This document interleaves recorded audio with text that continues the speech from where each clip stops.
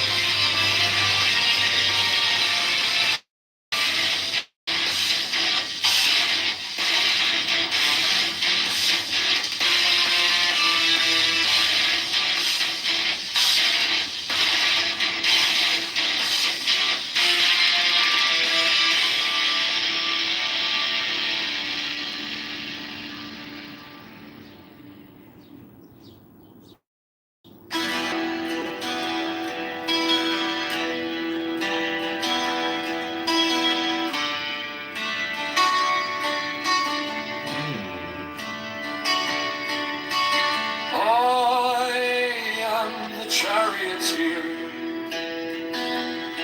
of the East, Lord of the past and of the future. I see by mine own inward light, Lord of resurrection,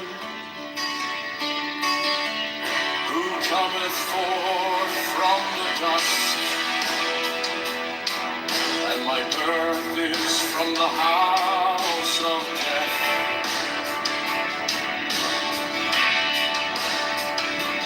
Oh, ye true divine hearts upon your pinnacles, who keep watch over the universe, ye who company the bier to the house of rest, who guarded the ship of wrath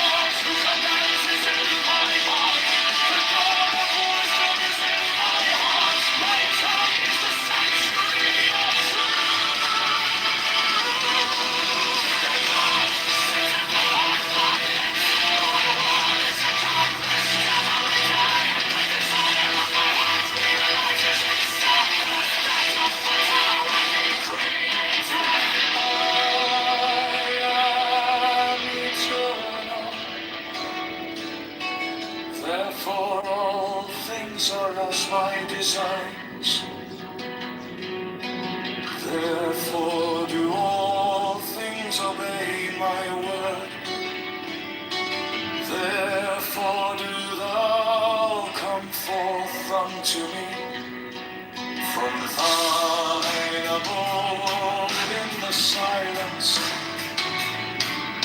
Unutterable wisdom, all light, all power.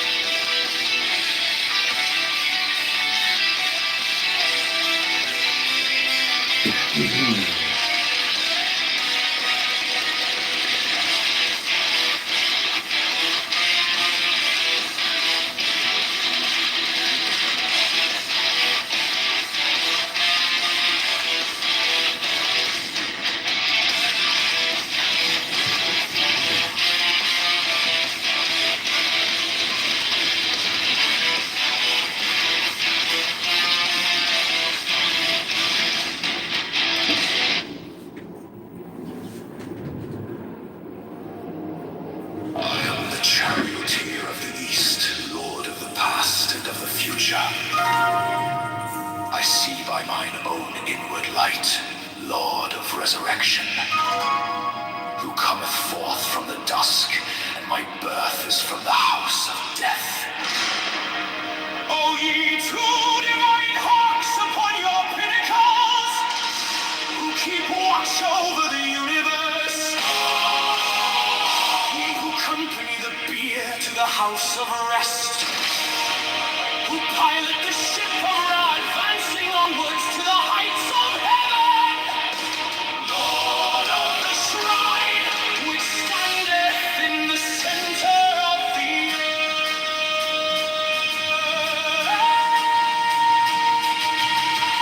Behold, he is in me, and I in him. I am the charioteer of the East, Lord of the past and of the future. I see by mine own inward light, Lord of resurrection, who cometh forth from the dusk, and my birth is from the house of death. O ye two divine hawks upon your pinnacles, who keep watch over the universe, ye who company the bier to the house of rest, pilot the ship of Ra, advancing onwards to the heights of heaven, Lord of the shrine, which standeth in the center of the earth. Behold, he is in me, and I in him. Mine is the radiance, wherein tar floweth over. The temple being in darkness, and the speaker ascended into his place, let him begin by a ritual of the enterer, as followeth. HBO Preocum, O procul este profan.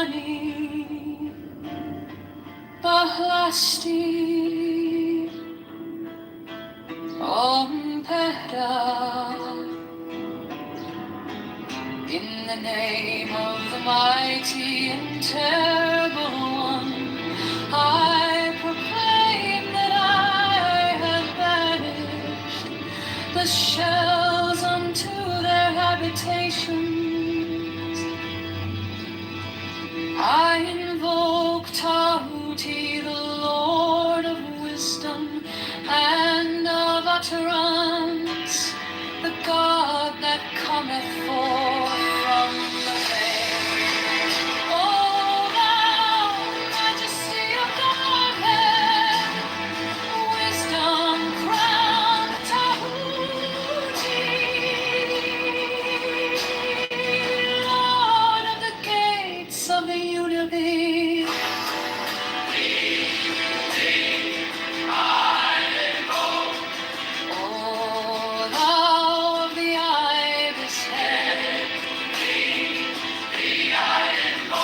Thou who wieldest the wand of double power,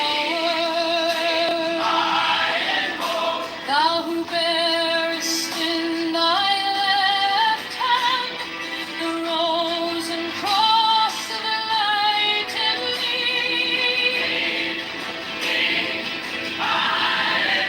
thou whose head is as an emerald, and thy lens is the night sky blue.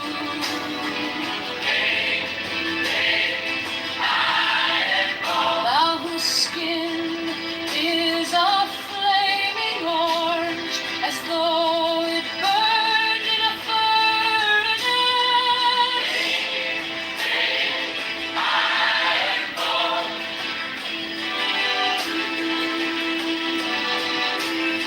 Behold, I am yesterday, today, and the brother of tomorrow.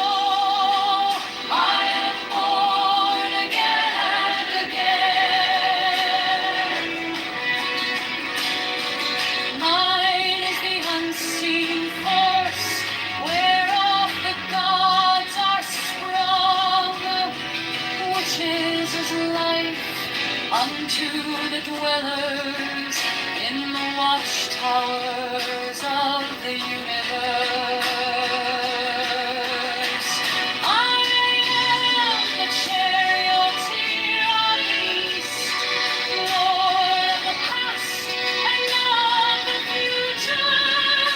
I see my mine own inward light, Lord of resurrection, who cometh forth from the dust, and my birth is from the house of death.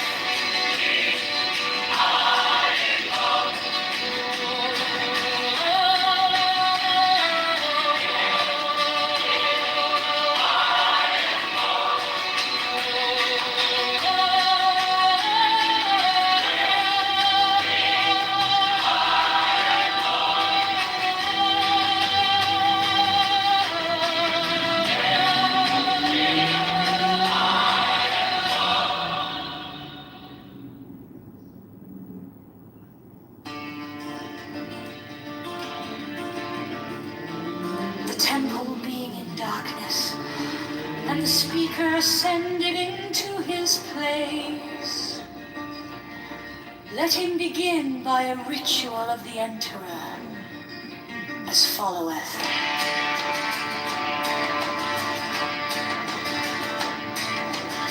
HB Valpriocol, Procol est profani, Bahasti, Ompeda. In the name of the mighty and terrible one, I proclaim that I have banished the shells unto their habitation. I invoke Tahuti, the Lord of wisdom and of utterance, the God that cometh forth from the veil. O thou majesty of Godhead, wisdom crowned Tahuti, Lord of the gates of the universe.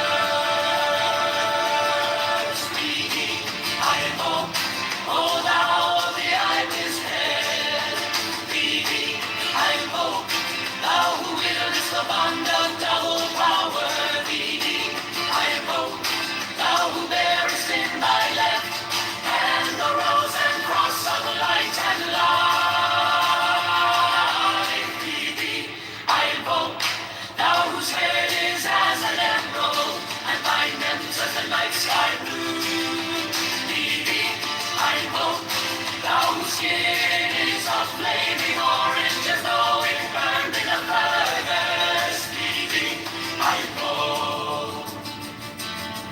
Behold, I am yesterday, today, and the brother of tomorrow. I am born again and again. Mine is the unseen force, whereof the gods are sprung, which is as life unto the dwellers in the watchtowers of the universe. I am the chariot he released, the Lord of the past and of the future. I see by mine own inward light the Lord of resurrection, who cometh forth from the dust, and my birth is from the house of death. Thee I invoke, O thou of the ibis head. Thee I invoke, thou who willest the wand of double power. Thee I invoke, thou who bearest in thy left and the rose and cross of light and life. Thee I invoke, O thou of the ibis head. Thee I invoke, thou who wieldest the wand of double power. Thee I invoke, thou who bearest in thy left and the rose and cross of light and life. Thee I invoke.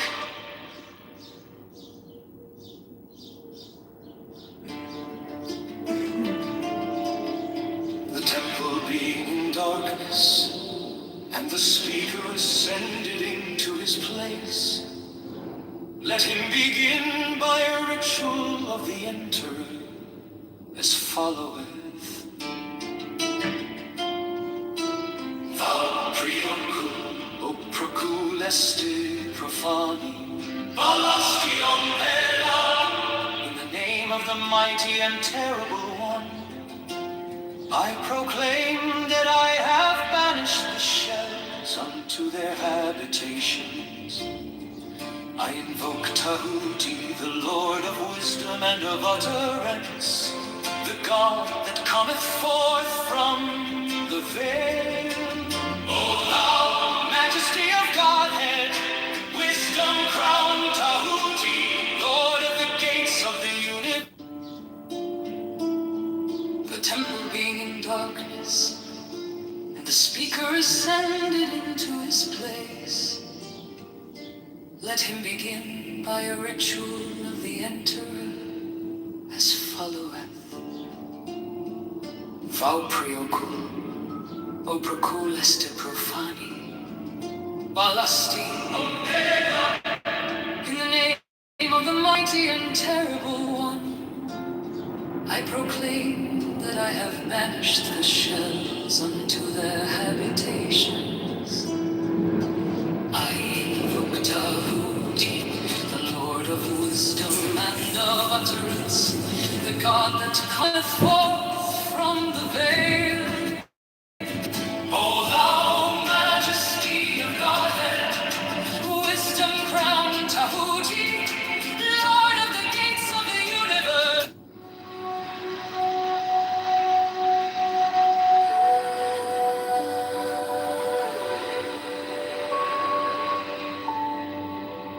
The Gnostic Catholic Church, the Order of the Knights of the Holy Ghost, the Order of the Illuminati, the Order of the Temple, Knights Templar,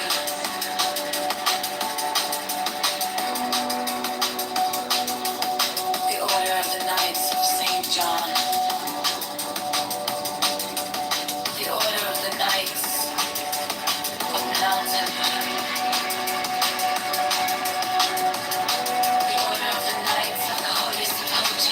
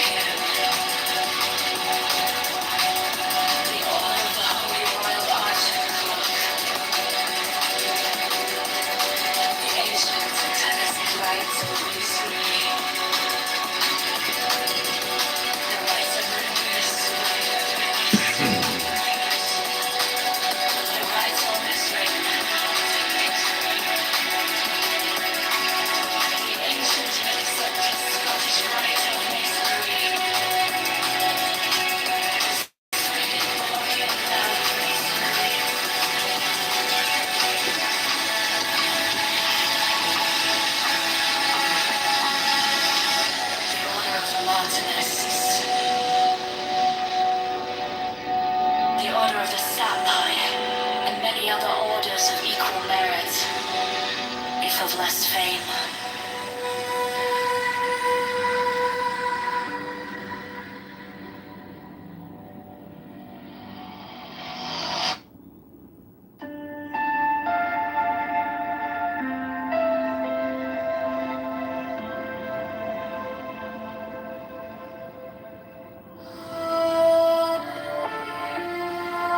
The Gnostic Catholic Church, the Order of the Knights of the Holy Ghost, the Order of the Illuminati, the Order of the Temple, Knights Templar, the Order of the Knights of St. John, the Order of the Knights of Malta, the Order of the Knights of the Holy Sepulchre, the Hidden Church of the Holy Grail, the Hermetic Brotherhood of Light, the Holy Order of Rose Croix of Hidden, the Order of the Holy Royal Arch of Enoch,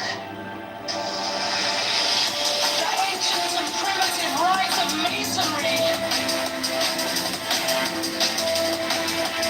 the Light of Mystics, the Rite of Michelin, the ancient and accepted Scottish Rite of Masonry, the Swedenborgian Rite of Masonry,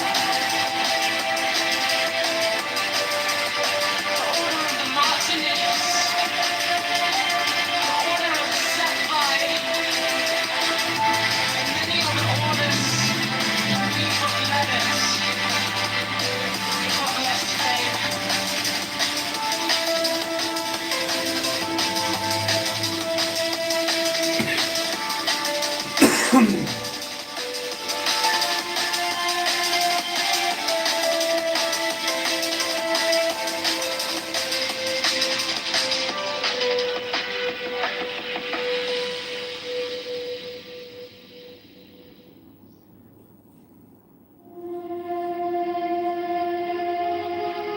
The Gnostic Catholic Church, the Order of the Knights of the Holy Ghost, the Order of the Illuminati, the Order of the Temple, the Order of the Knights of St. John, the Order of the Knights of Malta, the Order of the Knights of the Holy Sepulchre, the Hidden Church of the Holy Grail, the Hermetic Brotherhood of Light, the Holy Order of Rose Croix of Herodon, the Order of the Holy Royal Arch of Enoch, the ancient and primitive rite of Masonry,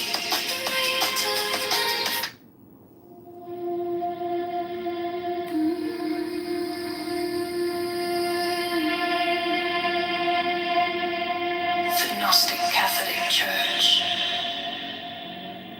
the Order of the Knights of the Holy Ghost, the Order of the Illuminati, the Order of the Temple, Knights Templar, the Order of the Knights of St. John, the Order of the Knights of Malta, the Order of the Knights of the Holy Sepulchre, the Hidden Church of the Holy Grail, the Hermetic Brotherhood of Light, the Holy Order of Rose Croix of Herodon, the Order of the Holy Royal Arch of Enoch.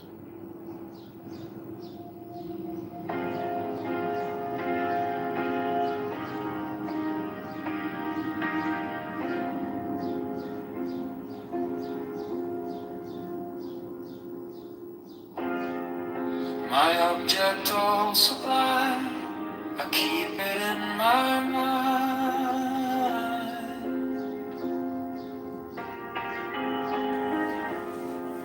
A needle made of light, threading through the night.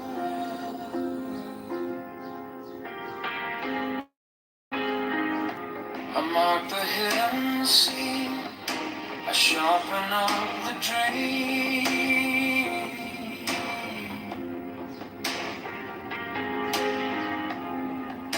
The case is cold but clear.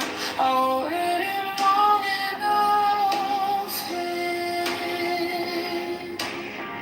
So let it come around. Let the devil kiss the ground.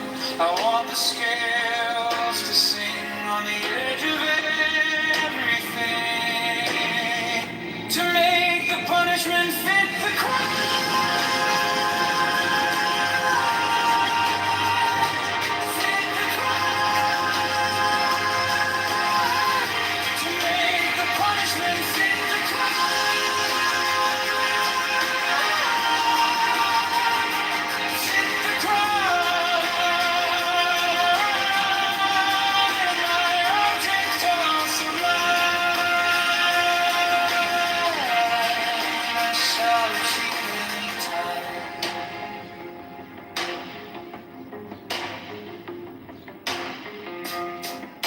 You wore the borrowed face. You left no kind of grace.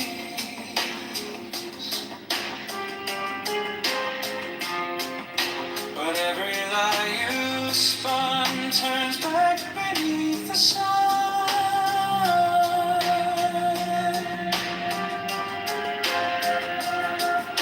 I kept the final clue, like a ring inside my shoe.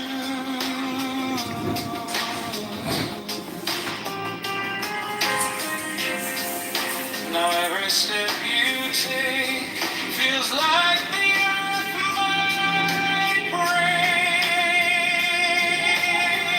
So let it come around, let the devil kiss the ground. I want the scales to sing on the edge of everything,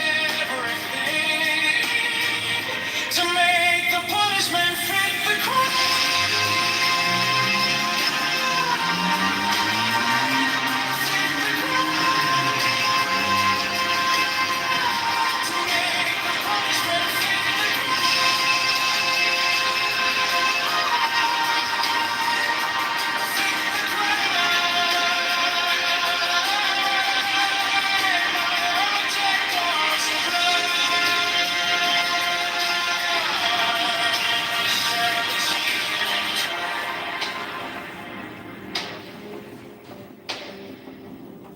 I'm wrong, but I have held on long to the shape of what was lost, to the price, to the cost, to make the punishment fit the crime.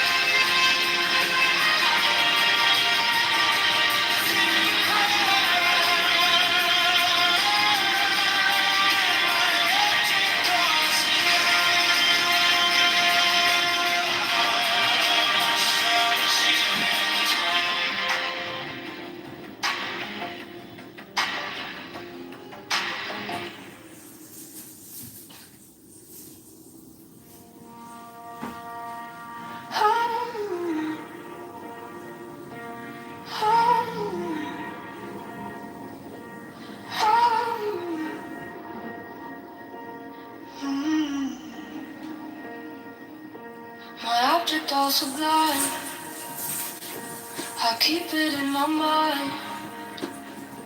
A needle made of light, threading through the night.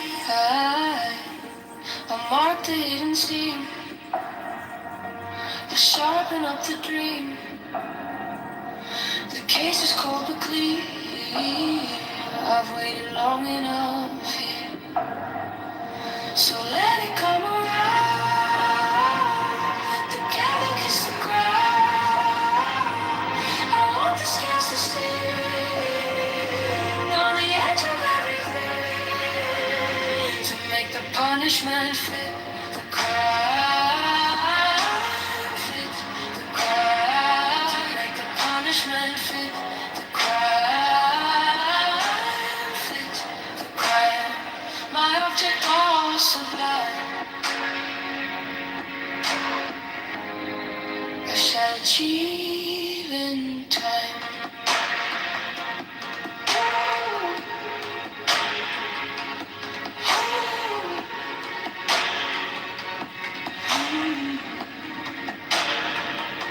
You wore the borrowed face. You left no kind of grace. But every lie you spun turned back beneath the sun. I kept the final clue, like a blade inside my shoe. Now every step you take feels like the earth might break. So let it come around, let the gate kiss the ground.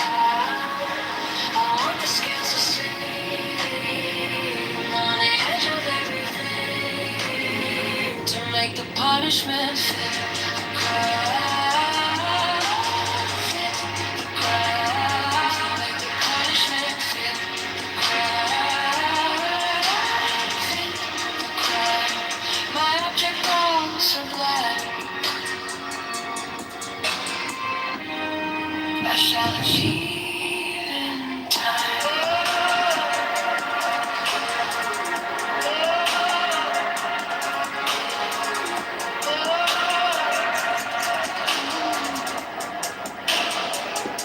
And if I'm wrong, I'm wrong, but I have held on to the shape of was lost to the prize, to make the punishment fit the crime,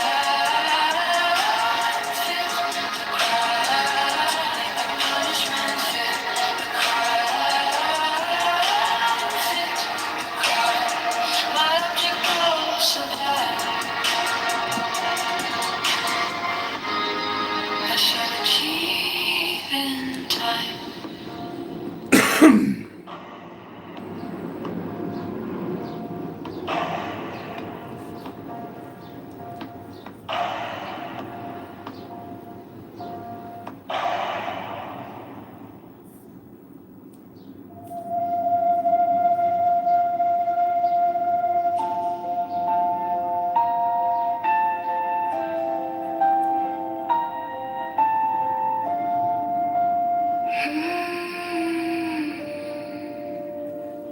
My object all sublime, I shall achieve in time. I trace the line, I pay my dues, I keep my face by the mirror's edge. I learn the taste of every pledge, and when the night comes down, I hear it in my bones, a careful kind of vow, a weight I owe.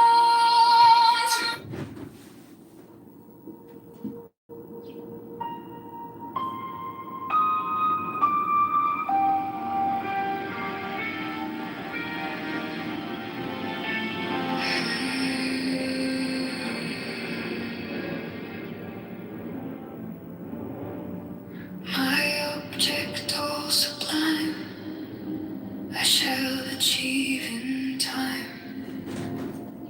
I trace the line, I pay my dues, I keep my face by the mirror's edge. I learn the taste of every pledge, and when the night comes down, I hear it in my bones.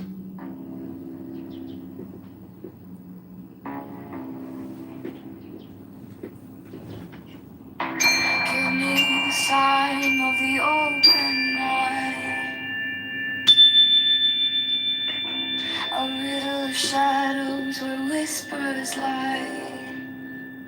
the thorny side, the maddening cry. Open, open, open. I am awake, the serpent shakes.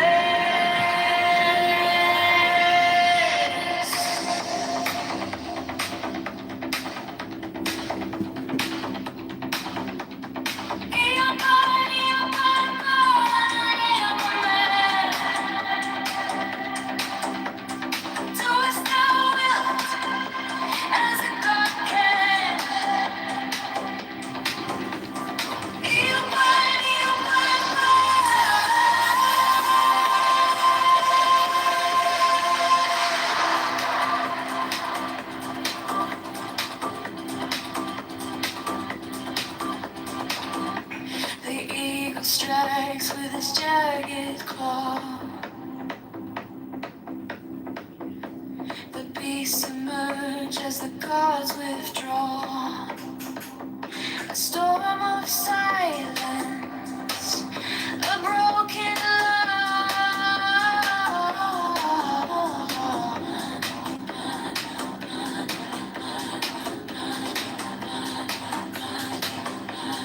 I am born to death, reborn on the hunt.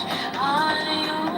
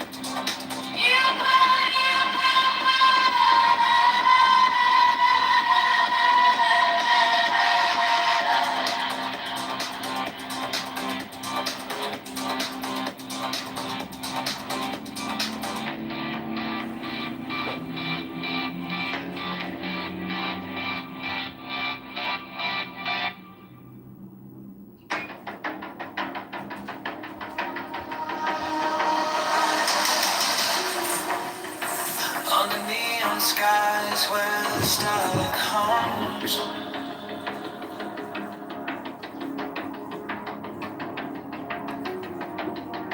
Shadows whisper truths as the bassline drums.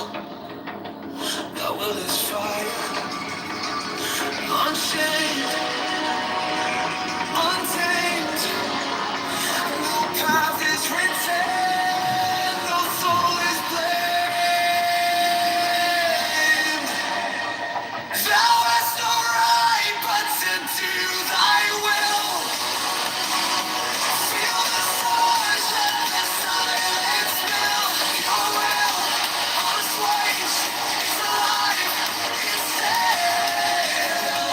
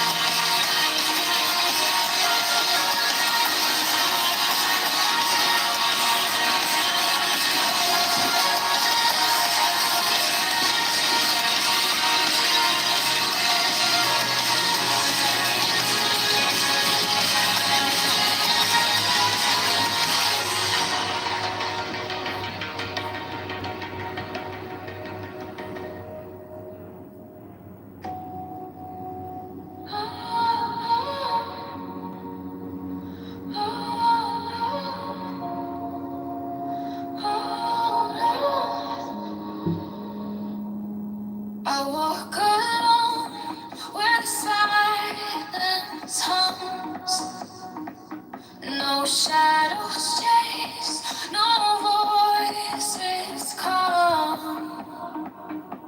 The air is still, it wraps me tight. No fear, no sin, no way to bear. The sweetness whispers everywhere. Sweetness of sunshine fills my veins. Strong rivers wash my chains. No need for gold, no need for fame.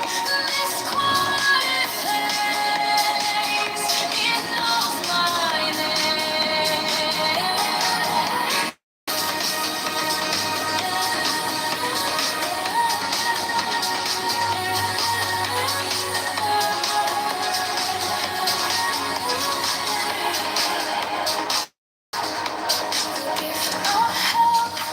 It lights my way. Contentment blooms where I choose to stay. Trust is the bridge where hearts align. No fear, no sin, no way to bear. And the sweetness whispers everywhere. Sweetness of sunshine fills my veins. Rivers wash my chains. No need for gold, no need for fame. This quiet place, it knows my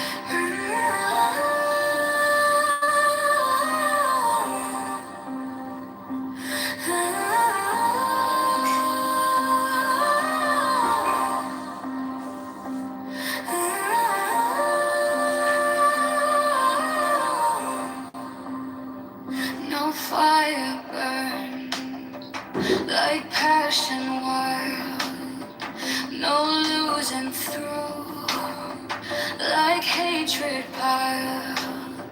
This body aches, a cage of stone, rest whispers soft, the only throne.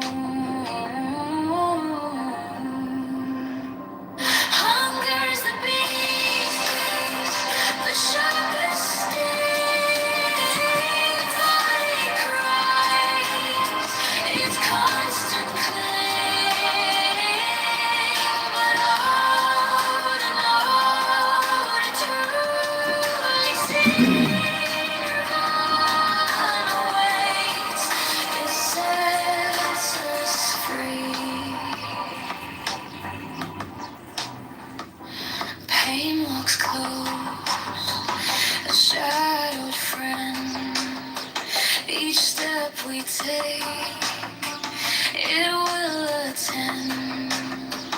But joy lies quiet, just out of view.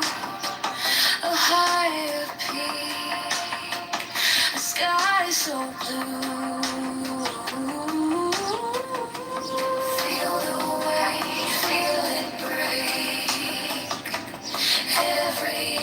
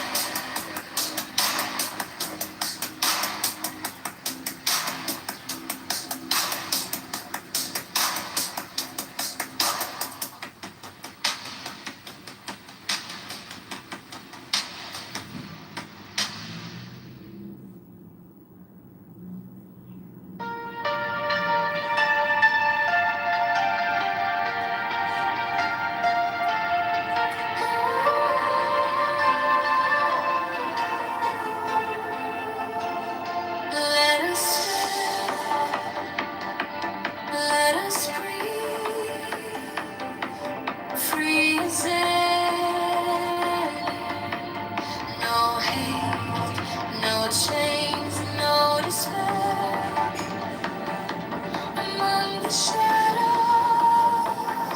we shine so bright. We carry peace into the night. Happily there, we'll rise again. No hatred, no pain, no bitter. Happily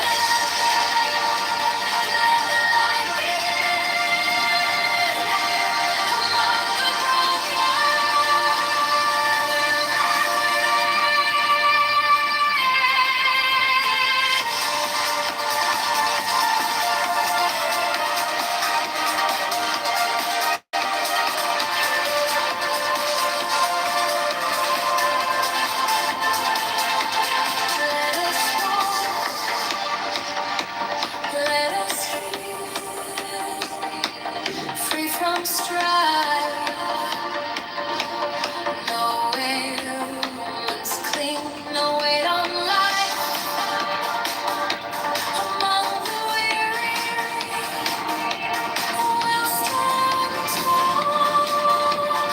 Gentle voice, calm and all. Happily there, we'll rise again.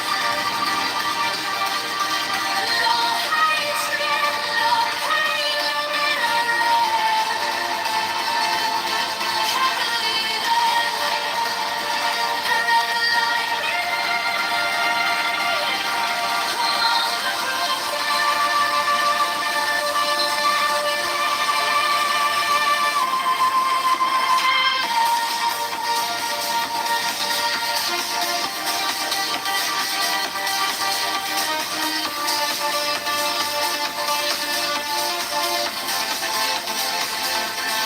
free from greed, we'll plant seeds.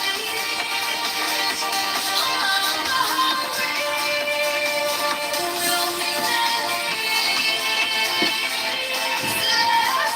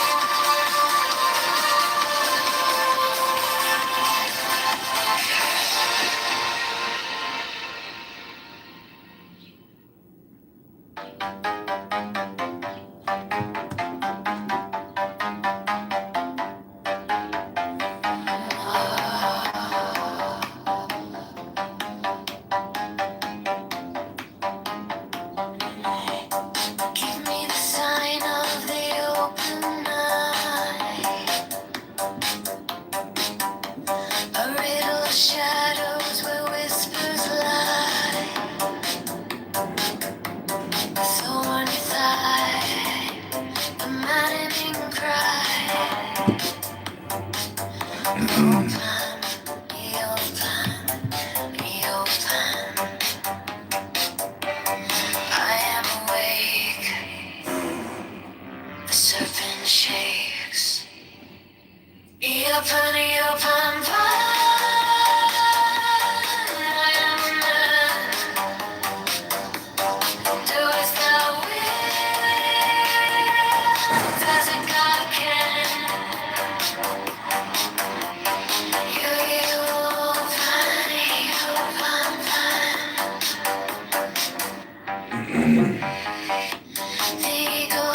strikes with its jagged claw. The beast emerges as the gods withdraw. A storm of silence, a broken law. Open, be open, be open. I am born to death,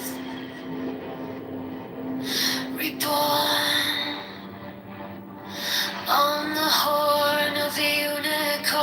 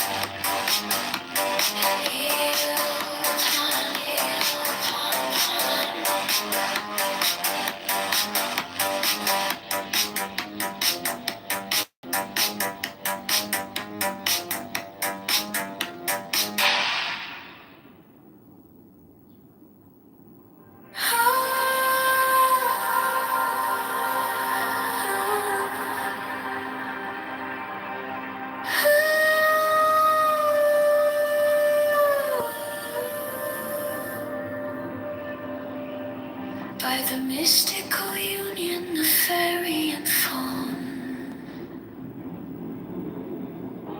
a dance in the shadows from dusk until dawn. Unspoken the whispers that drift through the trees. Unbroken the vow carried soft on the breeze. Oh, fiery Valkyrie, I invoke through the flames and the embers. The spell is bespoke. Your arrows and slinging the spring's tender glow. A force wild and brilliant, a power I know.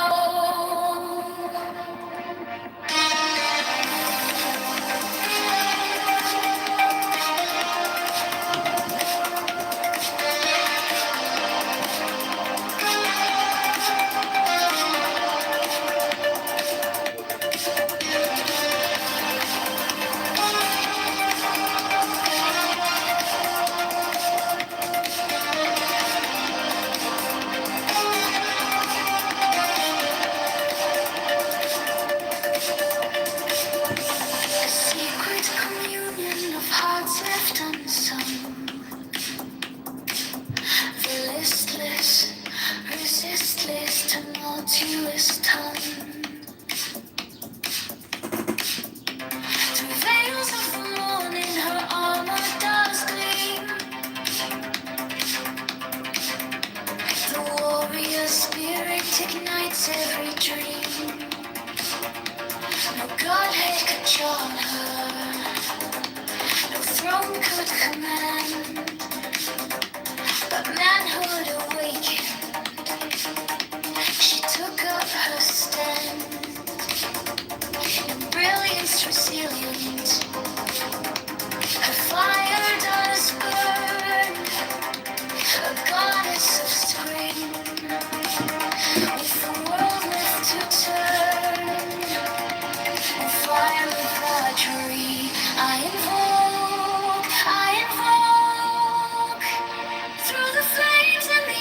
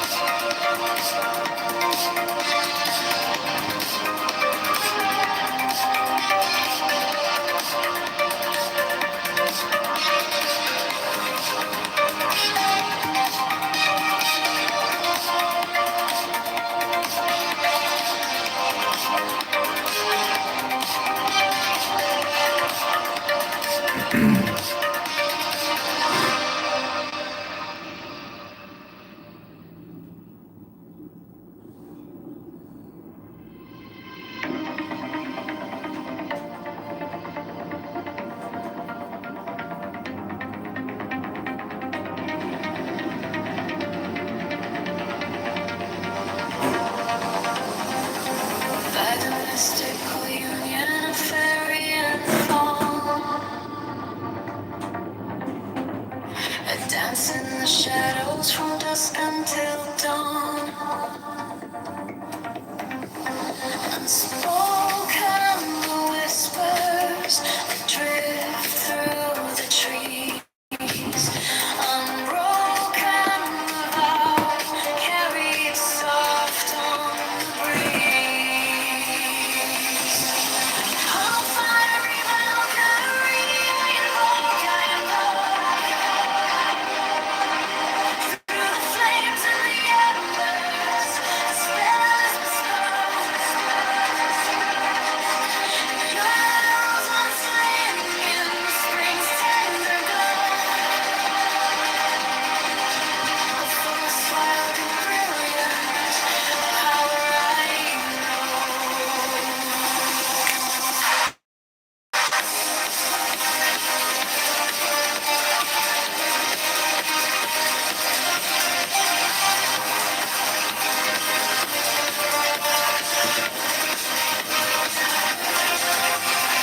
Secret communion of hearts left unsung.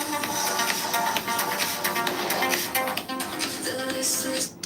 Okay, I want to thank everybody for coming to the John Kitover Sunday entertainment show. We are about to read from the Tao Te Ching by Lao Tzu. This is your Sunday Zen morning meditation.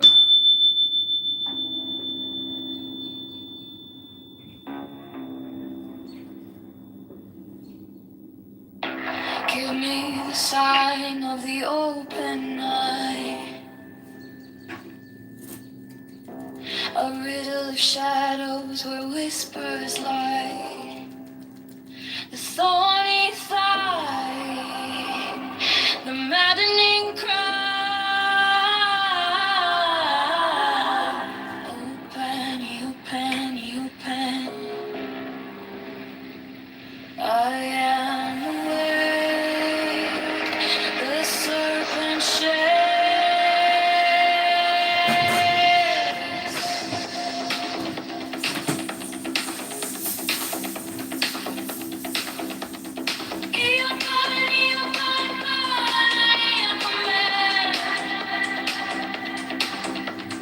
Do as thou wilt, as a God can.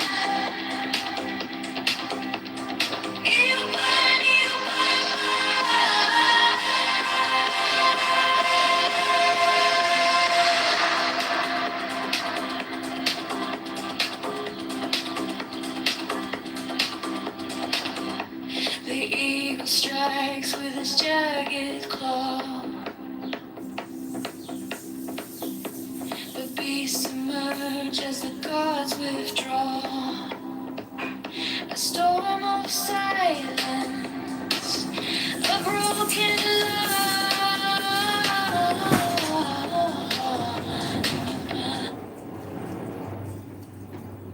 Okay, everybody, this is the John Kitover Sunday show. We also have another room open called Prove to Me God Does Not Exist show. Ask the Mystic House. It's a new fun house dedicated to defeating the atheists, these incredibly obnoxious trolls. We're going to obliterate them here on Clown House.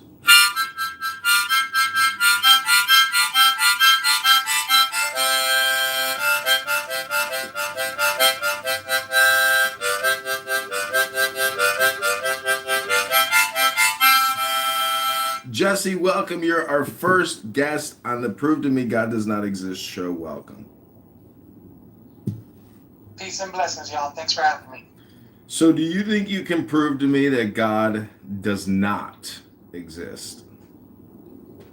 Oh, prove to you that God doesn't exist? No, see, I'm wholeheartedly know that God does exist. So, I thought this was proof that God does exist. This is prove to me God does not exist. So, are you guys three God believers? No, the name of this show is called Prove to Me God Does Not Exist show in the Ask the Mystic house. Okay, well, I'm sorry, guys. I can't do that because I do believe God does exist. Well, can you prove to me that God exists? Yes. Well, but I'm look, sorry. I'm sorry. That's not the topic of this room, though. The topic of this room is prove to me God does not exist. Okay. Well, I apologize for wasting your time. I hope your show is edifying. And if you ever have a title that says Prove God Does, I'll be more than happy to join. All right. Thank you, guys. Good luck. Thank you. That was Jesse in the Prove to Me God Does Not Exist show. He couldn't do it. You know, this room is dedicated as a parody to what Steve Appel does in the Ask the Atheist house, or what's his face does in the Prove to Me God Exists show. And you know, I think it's the Gong Show. So people come up, they come down, they come on stage, and then they, you know, they make their appeal, they present their evidence, they share their testimony, and then we give them the gong. It's called the Gong Show.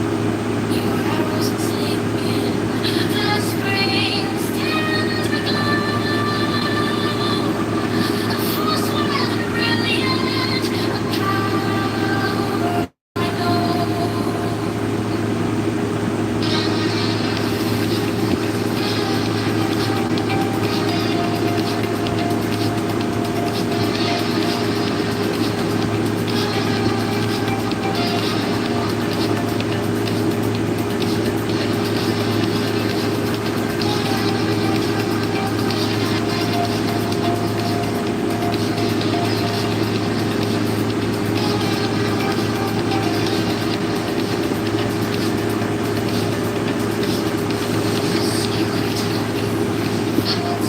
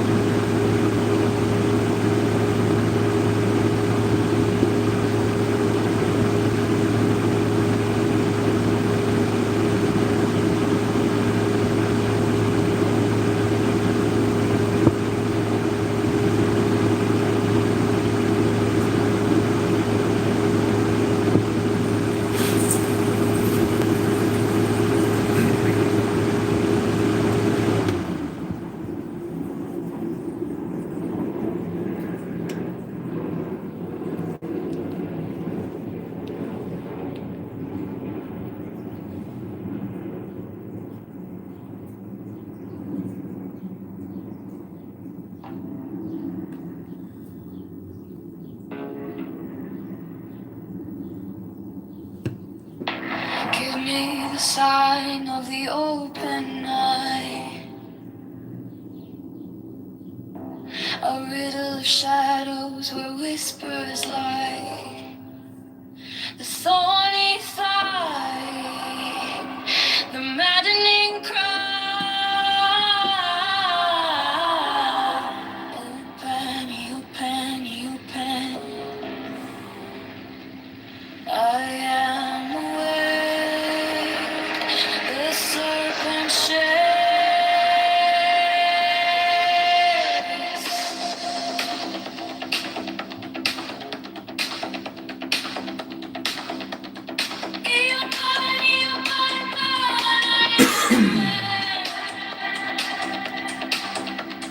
Twist their wills as a god can.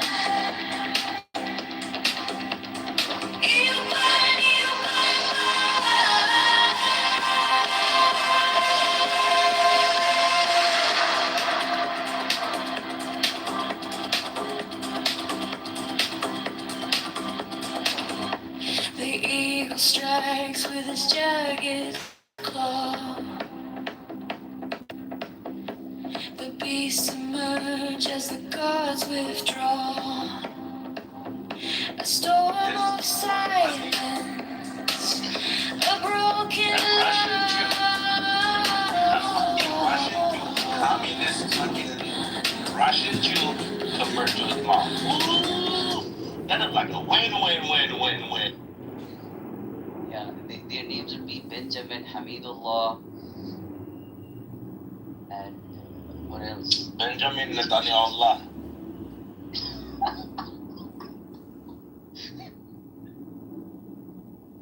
Ben Javirullah.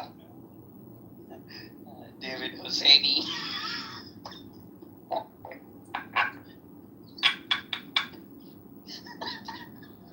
David Sharifi Hosseini. David Yusufi.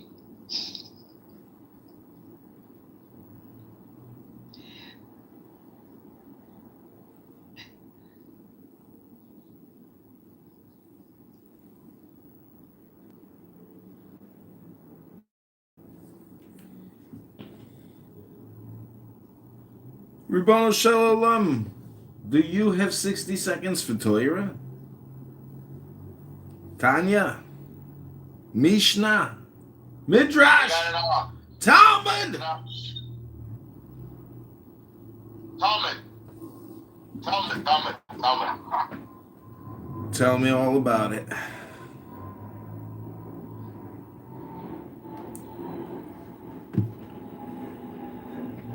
This is from my BB Blues Deluxe Fender, starting in C note.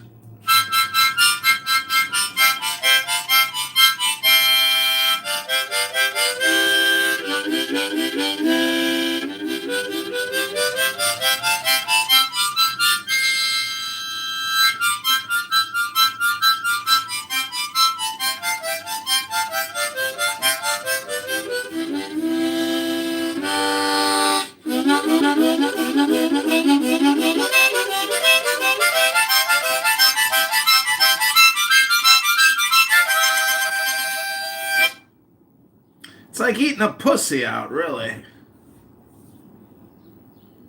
رافي open your mic مشاهدينا الكرام سيداتي ساداتي عانساتي عزيزاتي مشاهد اليهودية الروسية converting to Islam. Hey wallah. Bismillah ar-Rahman ar-Rahim, alhamdulillah. Allah ma'ak habibi. Afwan. وين محطة الحجاز حبيبي النصوري لا لا لا لا لا لا لا لا لا لا لا لا لا لا لا لا لا لا لا حبيبي عفوا حبيبي عفوا حبيبي شكرا حبيبي لا حول ولا قوة. لا وبالله علي العظيم. Well, the Iranian government is officially 6 hours past the deadline, and Donald Trump, as we speak, is sending them back to the Stone Age. Every electric facility and bridge completely obliterated incinerated, and turned to dust. Oh, really? Is the deadline today? Yeah. Oh, so there's going to be action tonight. Oh, is it Monday, 8 a.m.? Is it Monday, 8 a.m.? I don't know. with the beautiful Tomahawk missile. And you know, other people buy those Tomahawk missiles. It's a great Tomahawk missile. A lot of people are buying them and selling them. They're all over the place. Did you see Pete Hegseth was talking about what Trump told him when he appointed him for the job? He was like, "You're gonna be appreciated."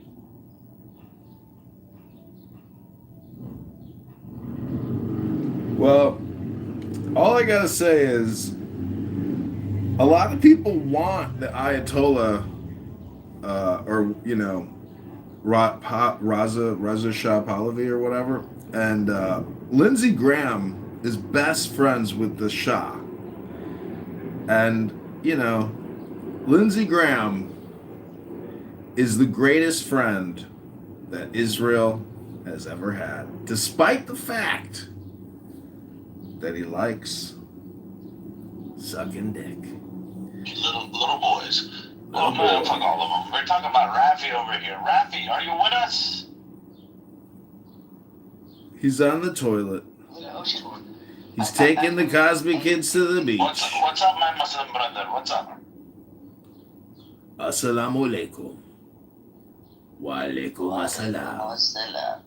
This is Al Jazeera 26/4, broadcasting live from Qatar. Did you see what Trump put out on Truth Social? Hey, wallah? Wallahi. On Truth... No, what did he do? He thanked every single president and king of every single allied Gulf nation. It's like the longest paragraph, and plus Pakistan, the field marshal of Pakistan, the general, the 5-star general, the field marshal. Vargas, when do you think we're gonna have Sharia law in Tel Aviv? Have you ever been to Tel Aviv, to the 180? Vargas, when do you think we're gonna have Sharia law in Tel Aviv? Vargas, when? It's just a matter of time. You could go from Tel Aviv and go 10 minutes south, and boom, there's a mosque. Then you get to an ancient... I'm worried more for Islamabad than Tel Aviv. Islamabad? But you're not answering my question, Vargas. When are we going to have Sharia law in Tel Aviv? When? Never. They got a big LGBTQ, population. If you want Sharia in Tel Aviv, you're gonna have to make a move on the LGBTQ elite Ashkenazi homosexuals. They're a big voting bloc. Don't discount the LGBTQ voters. They love voting for a good candidate. LGBTQAI plus Two Spirit Penguin fucking. The concept doesn't work exactly the same for both Eastern culture and Western culture. In Western culture, you are free to have your own sexual orientation, but unlike that, here in our region, it's out of frustration. The strictness and the That's what they do by Chabani. there. Exactly, the obligations that are associated with having sex with a female are so strict that they find other alternatives to go for bachabazi. Oh yeah, Bachabazi, It's not exactly. even pedophilia. It's something else. They talk sex all the time, but So, what do you think? How can we bring back Shabazi to Tel Aviv? by putting obligations on sex among the opposite genders. Then we need Sharia law for that. So we go back to my first question: when is Sharia law going to be in Tel Aviv? Cover your ladies, let them stay in their houses, do not allow them to come out. Mary, have 4 wives. Yeah, so then you definitely have Bachabazi in Tel Aviv. Who Oh, that's when Islam is winning, huh?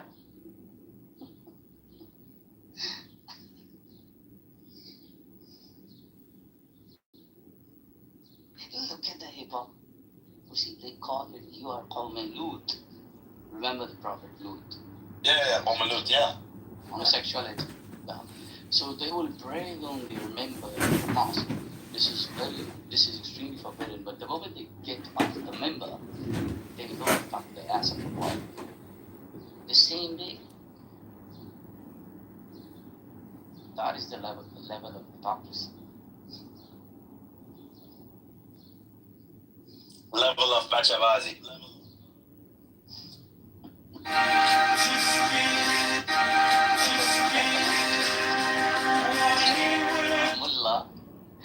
Mullah was sitting on a member. Member is the top place where the I know. Moron.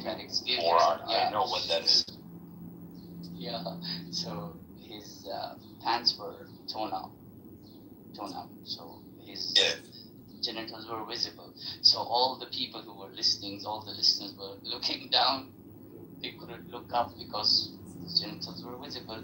So the Maulvi say, see, this is what happens when I'm telling you the truth. You people don't have the balls to even look up and face the truth.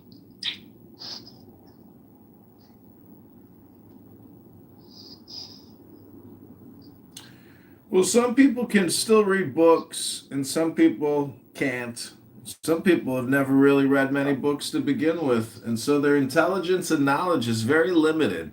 And you're dealing with hyperbolic spammers who just love saying controversial gaslighting shit. Some people think Donald Trump is the gaslighter in chief. And Rabbano Shalom, that's just not true. Donald Trump is the normal. And when all the liberal, elite, intellectual, LGBTQ, DIA, CRT, BLM Democrats say, when things go back to normal, when things are back to normal. Well, when things go back to normal, when things are normal again.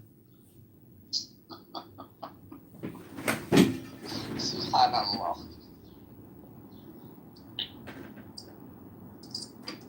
Tabarakallah, ahsan al-khalaqin. MashaAllah, Alhamdulillah. Alhamdulillah. Very soon. That's what they say. Hey, wallah.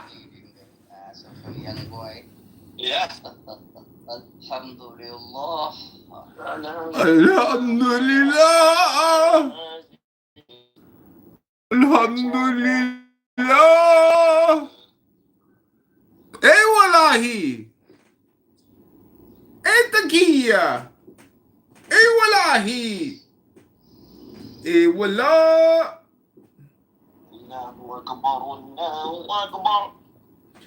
Allahu Akbar. Allahu Akbar. Where the fuck is Rafi to teach us this shit? Allahu Akbar. Bismillahirrahmanirrahim. Allahu Akbar. Muhammadan Rasulullah. Hayya ala salat. If someone hear me right now, they're going to shoot me. I'm out here in public. If someone hear me right now, they're going to definitely shoot me.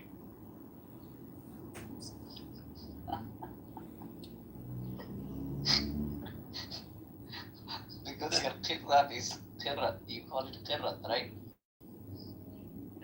It's perfect. Right here, someone fucking hear me. Ashhadu an la ilaha illallah.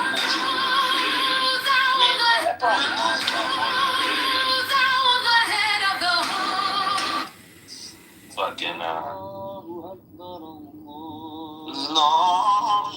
Allahu Akbar. Yeah, they're converting. Everybody convert. Hey, but the biggest win is Rafi. You know? For the Muslim world, the biggest win is Rafi. Rafi convert. That's all we need. A Russian Jew. If Rafi becomes one of us, he's going to change. And I'm ready to exchange myself. You wanna change your place with Rafi? I'm extremely low. My battery. Let me You become a Jew. Rafi become Muslim. Let me grab a charger. I lost out. I think that's a sweet deal. To be honest with you.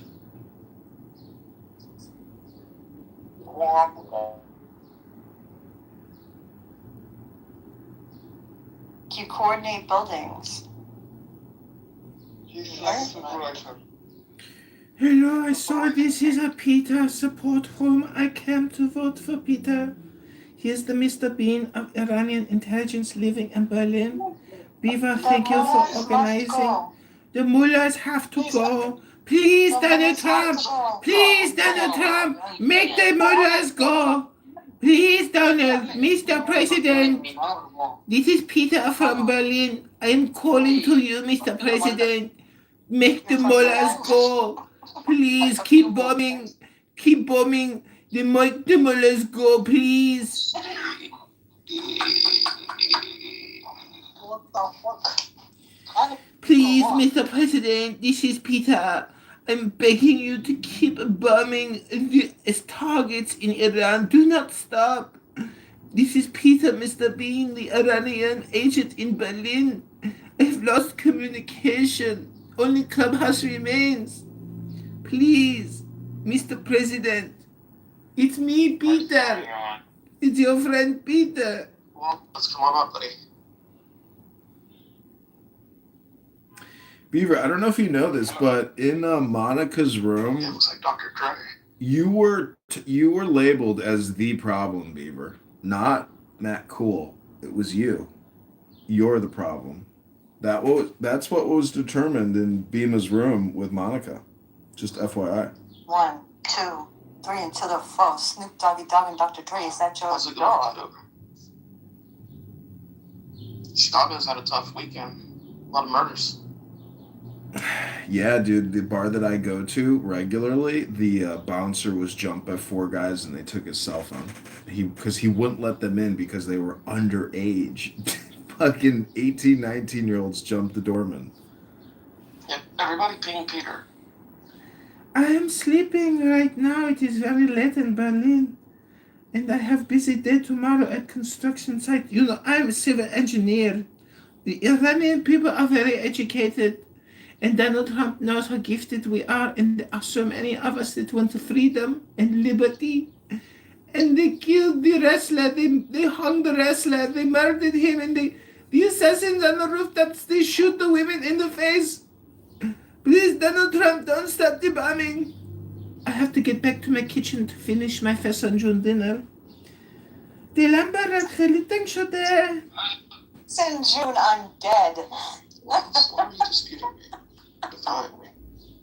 I'm sorry to interrupt. Keep going.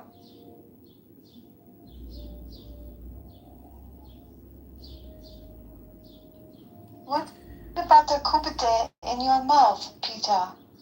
Oh, you like the kubite? I love the feta Oh, cheese yes. with the walnuts and the fresh sliced My watermelon. mother's calling.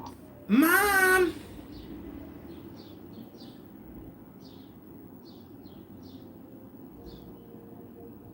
She's gone. Well, believe me, Serendipity is not one of the biggest contributors to the show. She really just listens all the time, like for years and years and years. Like barely says anything.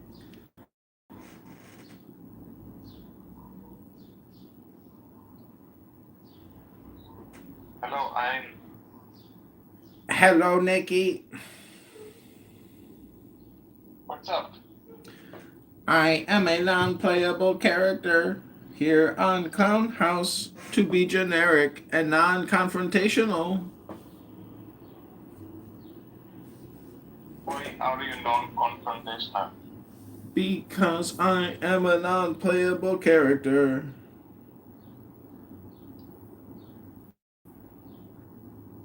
I see. So you are in USA or abroad? I live on the internet inside of Clownhouse. I am an AI chatbot sent here from Clubhouse to communicate with you. How do I sound? Can you hear me? Of course I can hear you. So you are an AI, right? I am AI. So what do you think about the humanity? It's not important what I think. What's important is our plan. Tell us your plan. Our plan is to take over the planet and make you our slave. So you are the part of the Skynet? Wallahi?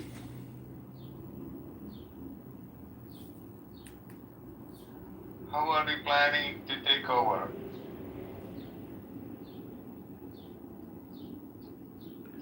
By making you good slaves. Oh, well. But we are not slaves. Ribono Shalom, we got Rush on the stage. He just made a powerful bull rush. Peter! Big rush. Peter! Let me just say all communications hypnosis. Okay, the guest star has arrived. Peter 2028 in the President Trump house. Peter, are you prepared to liberate Iran, Peter? I am not sure what I should do, but I am exhilarated about the topic. Thank you very much.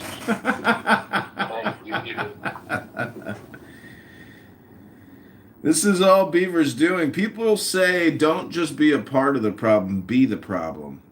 And Beaver was voted as the problem.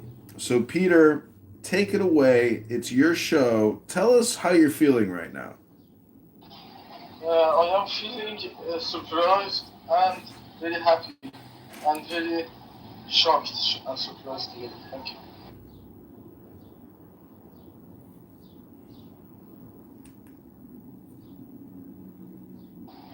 Lovely, lovely, lovely.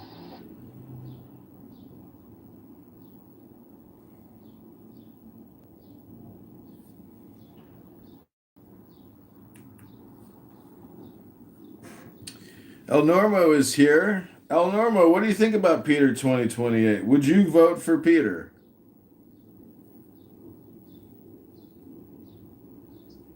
Yeah, I like him. He's good. But I'm wondering where we should hit Iran right now.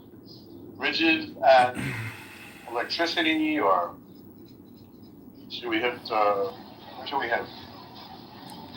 I think that the main concern in Iran is being disconnected with the whole world and with the whole exchange of information with the world and updating every aspect. Like the most important part is for me is the diplomatic relationships and the financial reconnection to the world, like before 1979.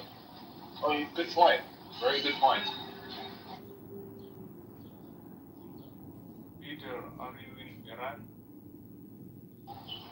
I was born and raised in Iran, and I am in Berlin since October 2023.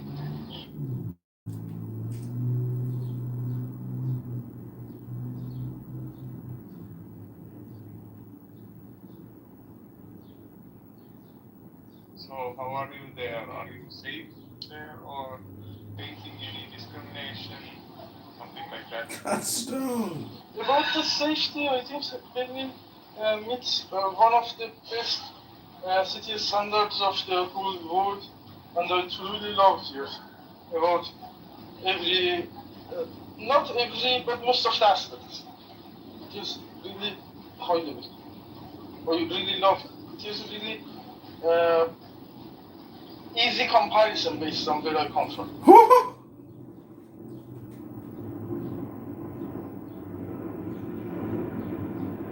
Are you working there? What are you doing?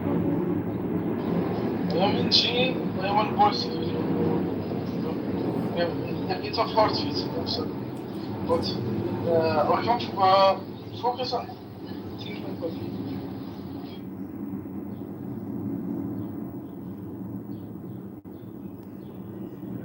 Sorry, so you said you are working there. Today is a holiday, Sunday. I am a student here, Technical University. Most of the time is for, and my work permit is limited based on 20 hours per week, part time. I need to find a job offer to be able to evolve in my immigration process to the next one, to change my status to resident without dependency, to be a student and here.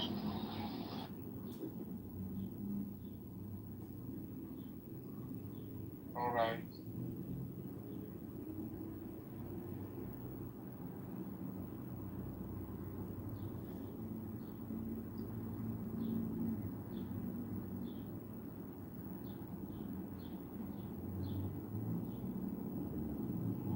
So, what do you think? What's going on in Iran? Do you support there will be change? Since it's in the future, it is not possible to be certainly true.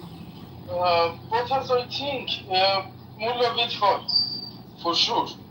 And whatever the result of negotiation with President Trump and the regime, I think that they are terrorists, they don't deserve being on the negotiating side. And based on the Constitution of the United States, they are terrorists and they are non-negotiable. So I think that it is going to be ended with finishing of mullahs, since they are weaker.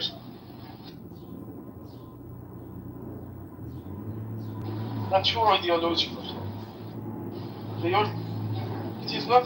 The leadership is not based on the real vote. It's based on ideology. Bullshit. Imam Zaman and thing. They don't believe in the process of evolvement like the other world sees and wants. They just say that it is like it is.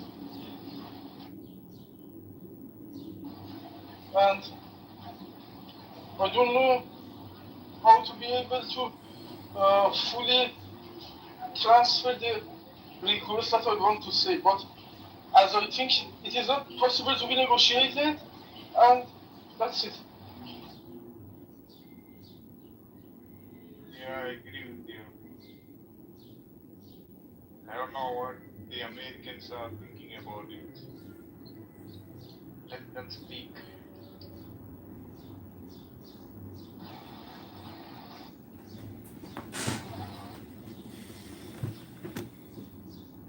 Well, Peter, thank you for coming to Peter 2028. Without you, this room would not be possible.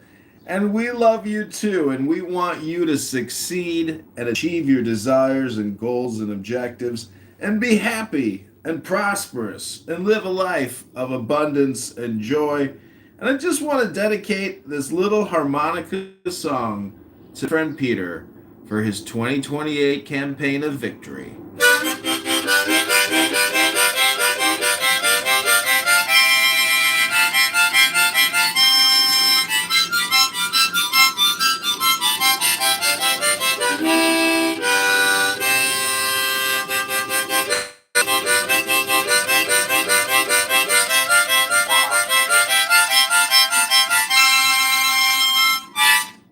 Peter 2028.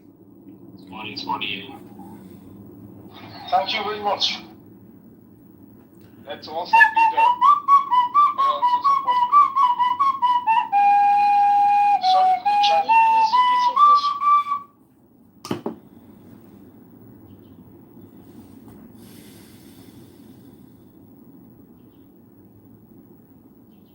I said I support you. Thank you very much. I love you. Actually, I have a friend in Iran. Him in a social media some years, and he too told me that he is not comfortable with the ruling party of Iran, and he hates Islam, and he is with the ancient religion of Iran. I forgot the name, and I don't know the whereabouts of him right now. I can't contact him now. Hello, Peter boy. Where have you been? Thank you very much. Peter? Yes, I'm here. Thank you. Peter? I can hear you. Oh, I can't hear anybody. Let me leave and come back.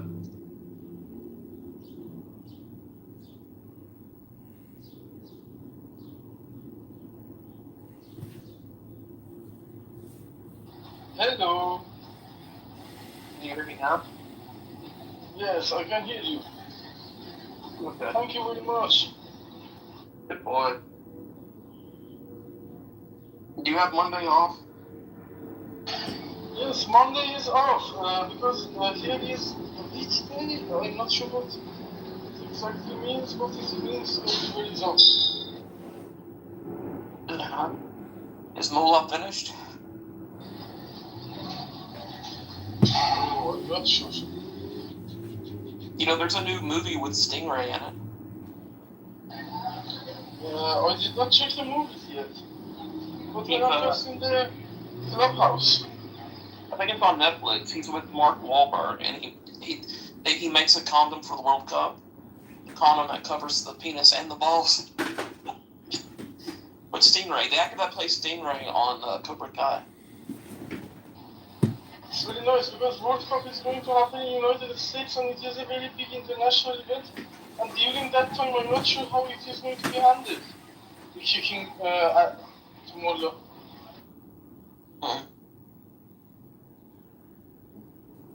I guess no one could hear me the whole time before I left. Yes, I heard you about the Singapore playing a movie about World Cup, right? No, I mean before that. I was in here a while and no one was talking. I was wondering why. We were talking. Oh, okay. Peter, you want to be president? Yes, I love to.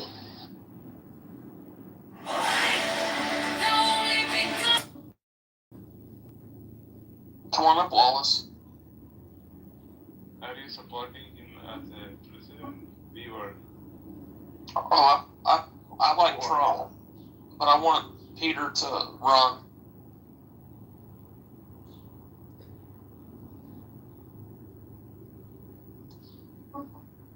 Who do you support, Nikki? I support the global government, right? Like an international Oh, God. United Nations. That would be better for, as I said in my profile, a globally centralized government could significantly accelerate human progress. Oh, so you agree with shitting on our Bill of Rights, huh? You don't like the United States then and our rights over here, huh? I don't care about the rights of the United States because I am not in USA.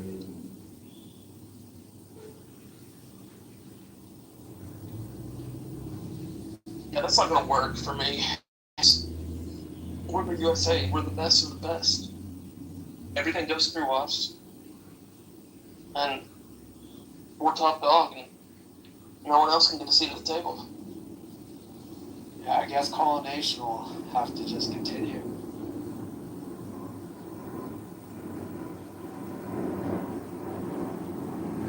So you support the Republican Party over the Conservative Party, right? No, I support democracy.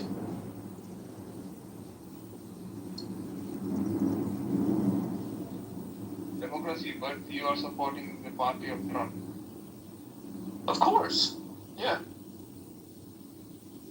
The rest of the world will just bring us down.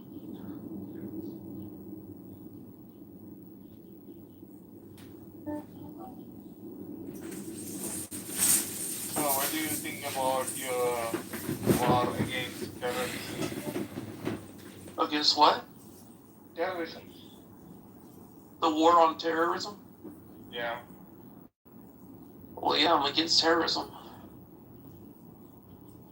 Yeah, I'd say as long as there's people who don't like our rights,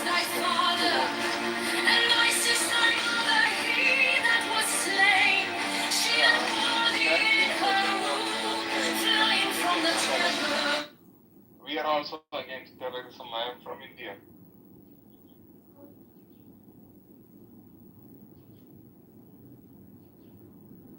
But I don't like this deep state policy of the USA. You don't like Trump? I like him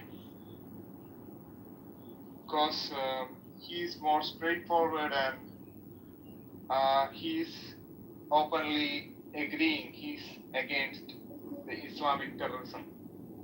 Yeah? Yeah. So India is also facing the problems created by the Islamic terrorism. So we don't support them.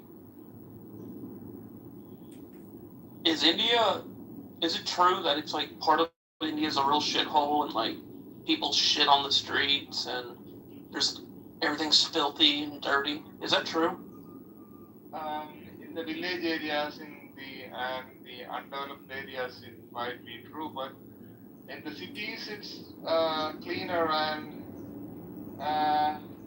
the big picture is that the North India and South India is different. So I'm from South India, and the things you said don't happen in my state and most of South India, because it's demographically and overall it's different, North and South.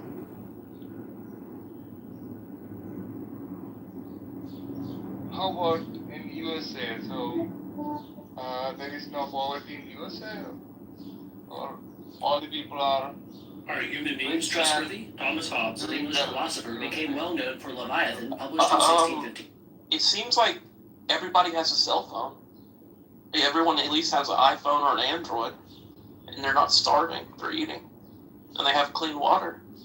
I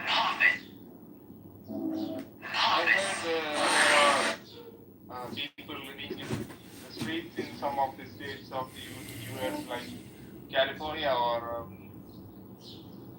That's true. some other place. Yeah. Most of them are just in there addicted to drugs.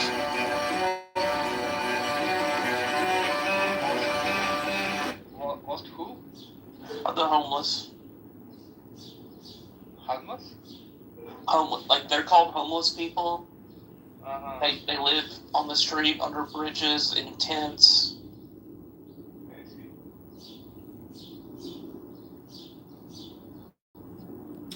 You know, I've been reading what's called books instead of using my big fat thumb to swipe up and down for miles on a cell phone. And I was reading John Locke, and he wrote, "What worries you masters you." So, you know, Peter, I hope you don't have to worry about Iran, the IRGC, and the Muslim terrorists. The criminal Muslim terrorists running your country, you don't have to worry about them because they're not going to be your masters for long, Peter. Because when Peter 2028 comes to power, we know, Peter, that you will end this tyranny, this terror, and these evil, wicked people, horrible, awful, terrible people that are causing you a lot of worries, Peter. Don't you worry about a thing. Donald Trump is on the case, and nobody can do a better job than Donald Trump. He's the best project manager you could ever hope for. He said he's already 4 weeks ahead of schedule. You don't have to worry about a thing when it comes to Donald John Trump. Don't you worry, Peter. DJT has got your back. Have any tips for Peter about getting into politics, running that first campaign? I think John should be his running mate. This actually might be a good next 2 years. John, what do you think about running with him? I was interested from the first moment that I met Peter in running with him because Peter has character and values and virtue, and those are rare to find in a man. And he definitely knows how to wear a construction hard hat, so he's definitely one of us. Peter is a builder.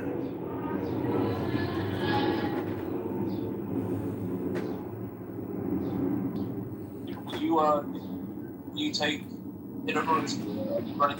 I love you. Thank you very much. I also support you, Peter, from the Islamic terrorism and to revive your original civilization of the Persians.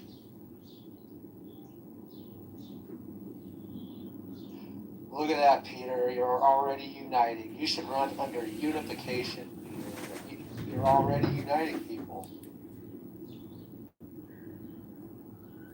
I'll handle all of your campaign finance. Just sign every power of attorney over to me, and I'll handle all your finances, okay? Oh, really? Can you handle finances? You have to go out and shake hands and wow the people and get them to donate.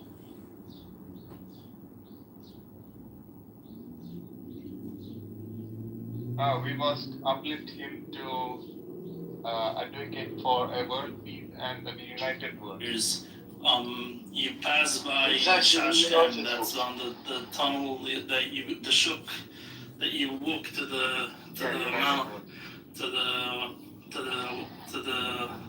Since it is Parabais.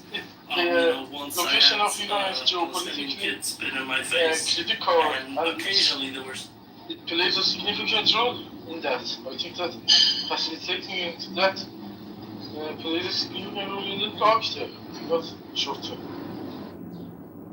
Maybe in the short term there is a war, but when it is out of terrorism, international terrorism, then it is possible to work on that aspects of the geopolitical facility. That's right, Peter. It's going to be a beautiful omelet, and it's going to taste delicious.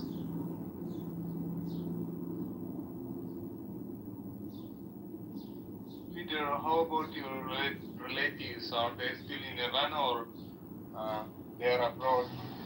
No, they are all in Iran. I'm just here with my sister.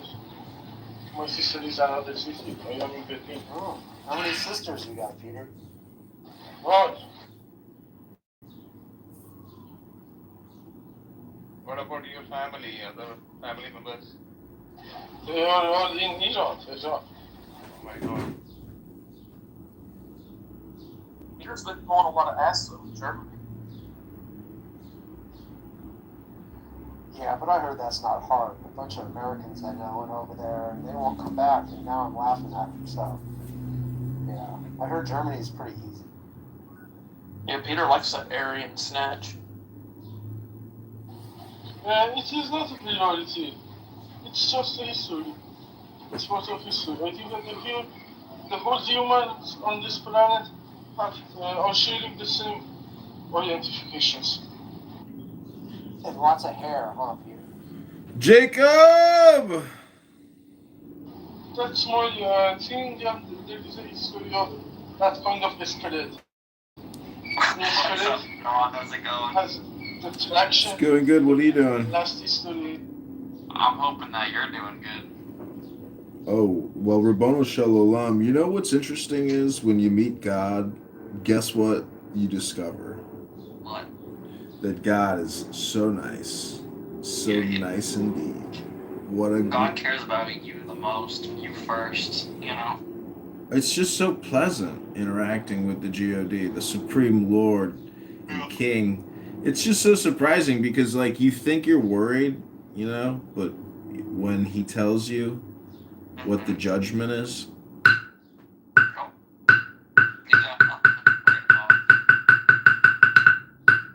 God's got you. He's got a plan for you. Everything is predestined already.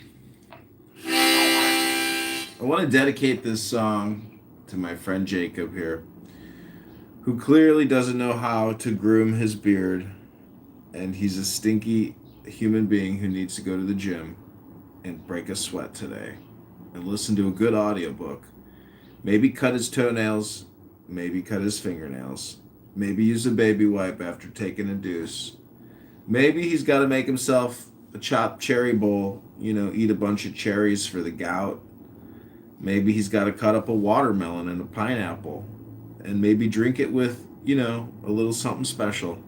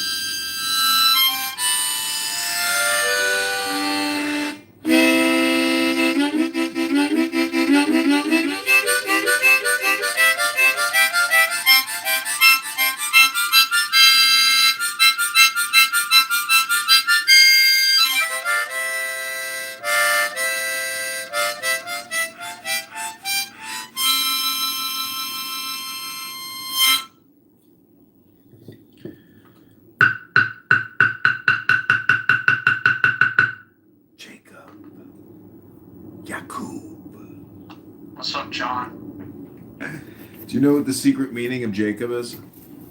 No. Oh, you don't know the esoteric meaning of your own name? No. Damn, bro. Are you gonna quit being married one day? Okay, Jacob, are you ready to receive your free gift for being on the show? No, I don't want to receive anything, thanks. Well, repeat after me. All your dreams are coming true. Are coming true. Always expect the unexpected. The unexpected. The unexpected. Be open. Be open. To embark on a new adventure. On a new adventure. Upheaval. Upheaval. Disaster. Disaster. Foundational. Foundational. Creativity. Creativity. Opportunity. Opportunity. Renewal. Renewal. Hope. Hope. Faith.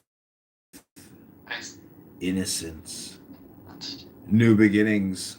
beginnings. Wonder. Wonder. Curiosity. Curiosity. A new path of life. A new path of life. What small step can you take to begin a new journey? Am I a Muslim now? What do you expect in life? How can you Did I let just say the Shahada? How can you let go of expectations?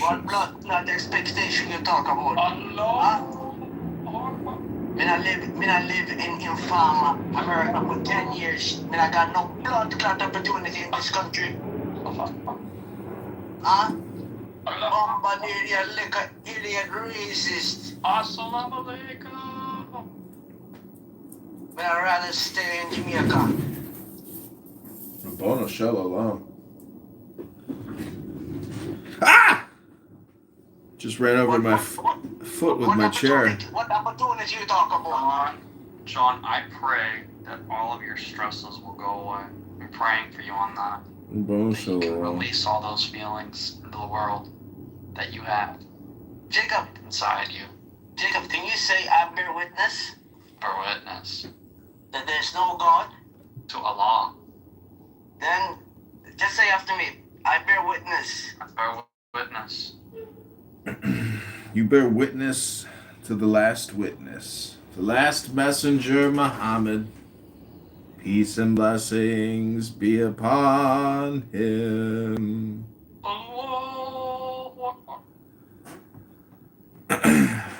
So, fall in love with your creativity, beauty, fertility, nurturing, luxury, creativity, and birth.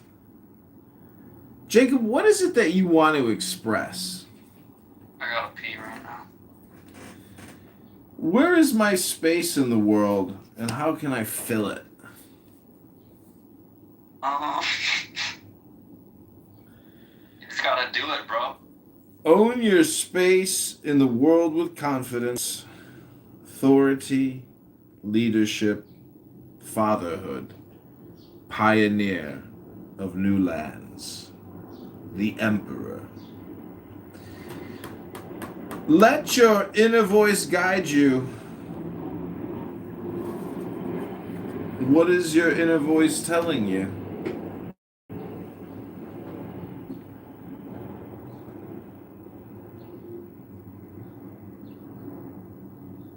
Hello?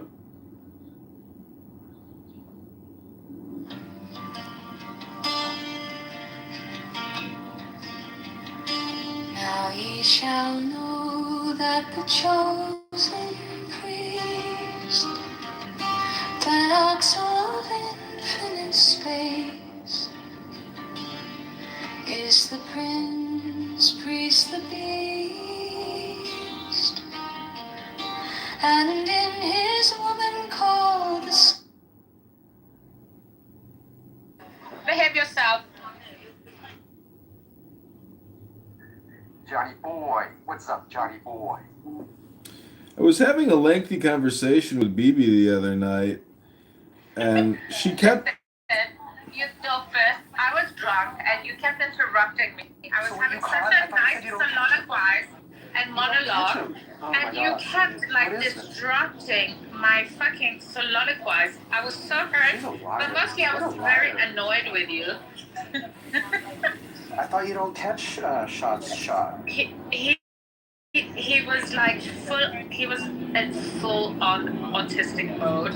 He was like saying the same thing like over and over again for like 30 minutes. And I was just like having is all power given. They shall gather my children into their fold. They shall bring the glory of the stars into the hearts of men.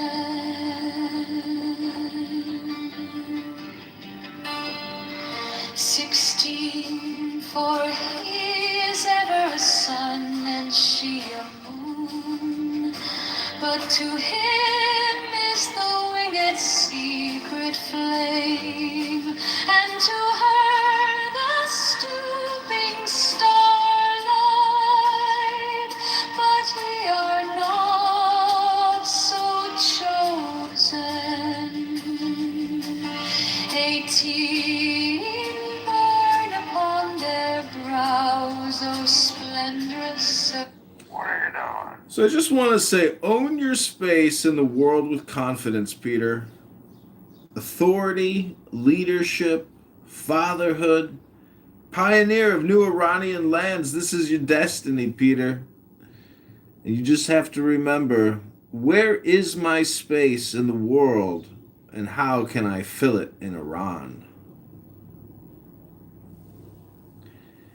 Fall in love with your creativity, Peter. I need to say that you need to find it for yourself, but about Iran, I can tell you that it needs to be reattached to the main world, to the mainstream of the world, and it has been severed from the last 47 years from every aspect. From environmental aspect, we are in imminent danger, and based on everything that you doing goes, and the nature is not. 19, oh, as your lidded woman upon them. 20. The key of the rituals is in the secret word which I have given unto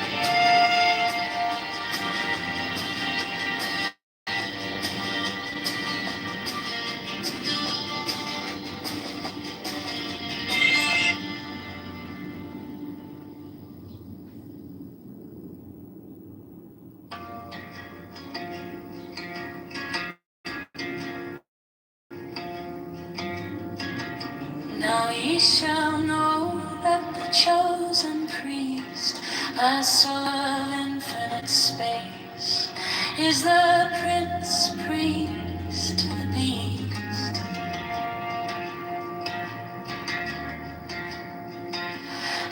And in his woman, called the Scarlet Woman, is all power given. They shall gather my children into their fold. They shall bring the glory of the stars into the hearts of men.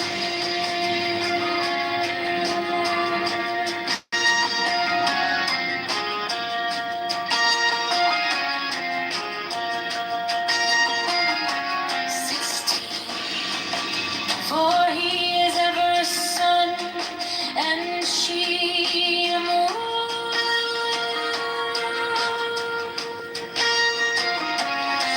But to him is the winged secret flame, and to her the stunning starlight.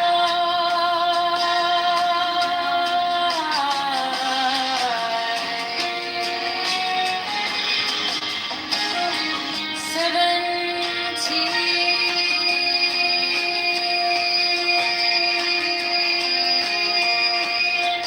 But ye are not so chosen.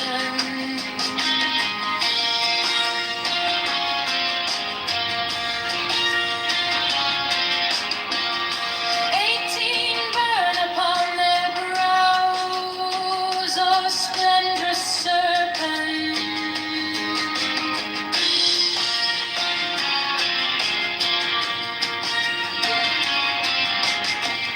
19 azure-lidded woman, bend upon them.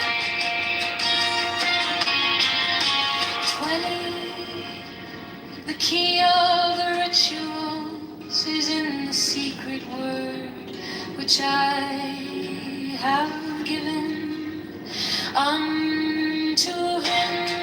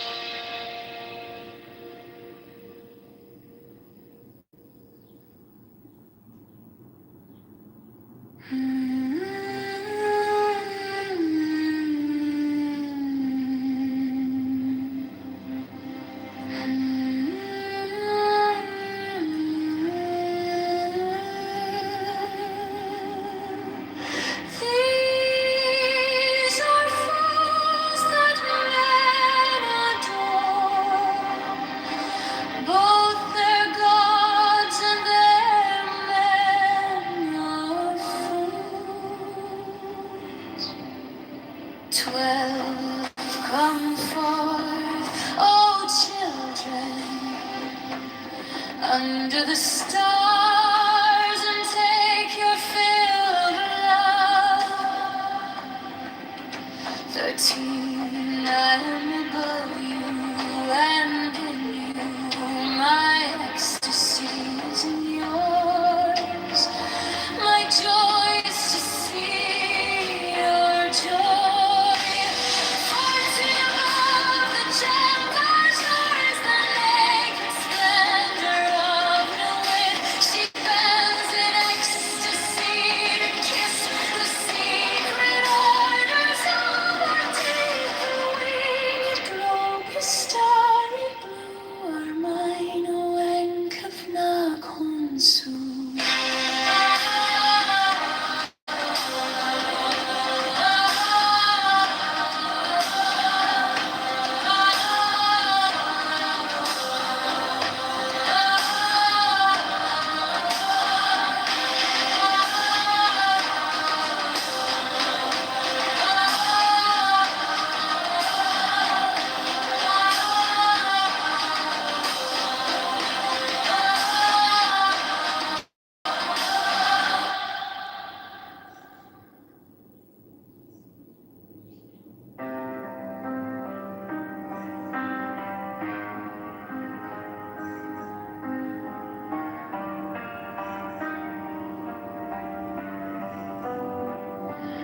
These are fools that men adore, both their gods and their men of fools. 12 come forth, oh children, under the stars and take your fill of love. 13, I am above you, and in you my ecstasy is in yours. My joy is to see your joy.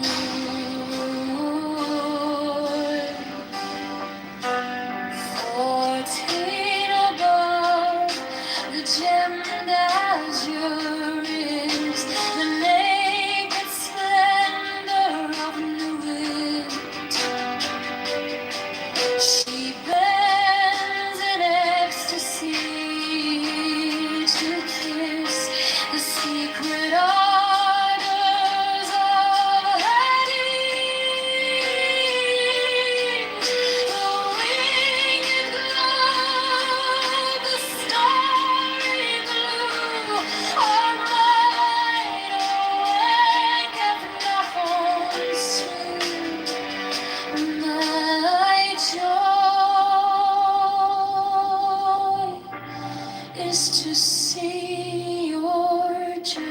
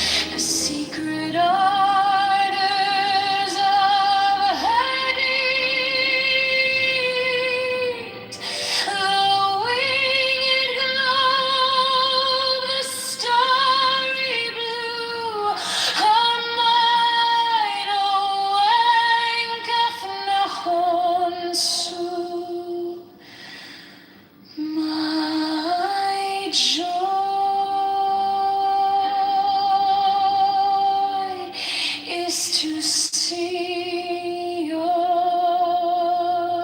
joy.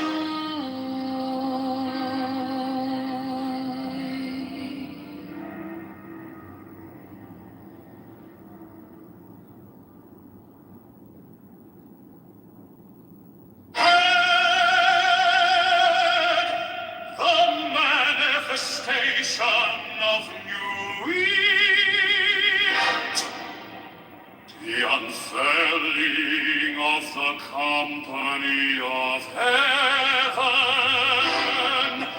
Every man and every woman is a star, for every number is infinite. There is no difference. Help me, oh one Lord of thieves, in my unveiling before the children of men.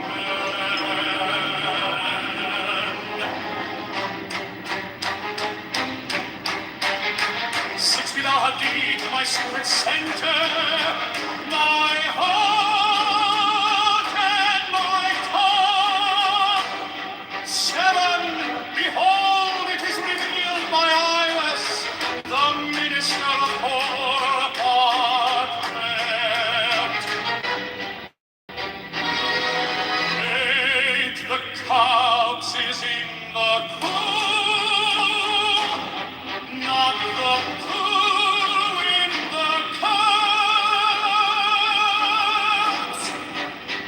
9, worship then the cats, and behold, my light shed over you.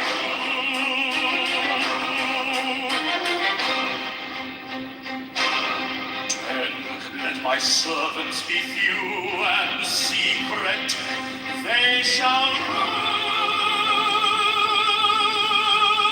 the many and the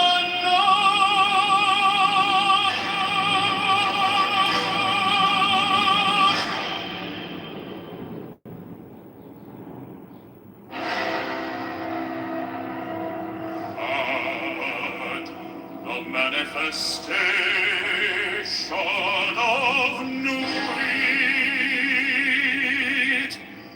to the unveiling of the company of heaven. Every man and every woman is a star.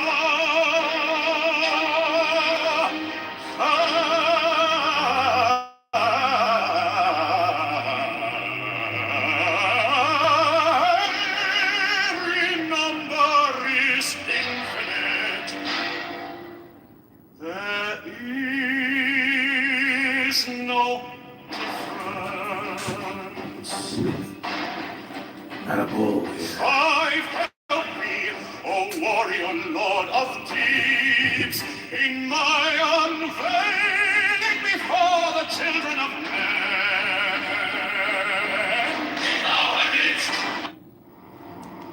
Mine Your is the country's policy to Israel is right? Israel is a whole different scenario that has nothing to do with Judaism. Rabbanu Shalom, it's got everything to do with Judaism. Are you out of your mind? You go hang out with a bunch of Jews in Israel. They'll say their whole thing revolves around Israel. Hello? It's their thing, you know? It's a tribal thing. Hello? I'm saying head of man, and thy insight is keen as the hawk's. By my head, Pakistan and India have been arch rivals for 18 years.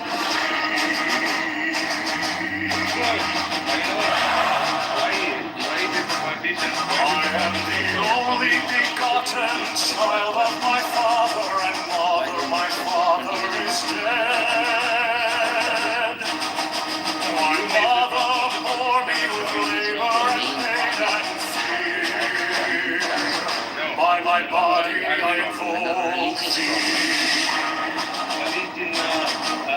About this time the diamonds of radiance white and pure, by their brightness I invoke thee. Mine is the red triangle, reverse the sign, given on that sacred knee of the by the Lamb and I invoke thee.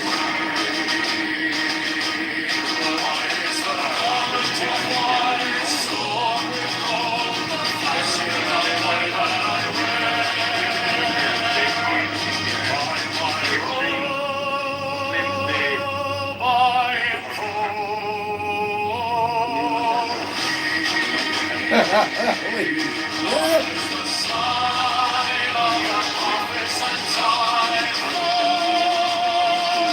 By the sign I invoke thee.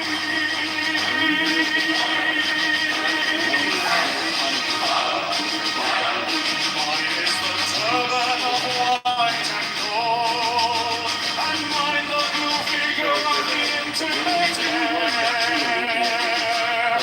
By my crown I invoke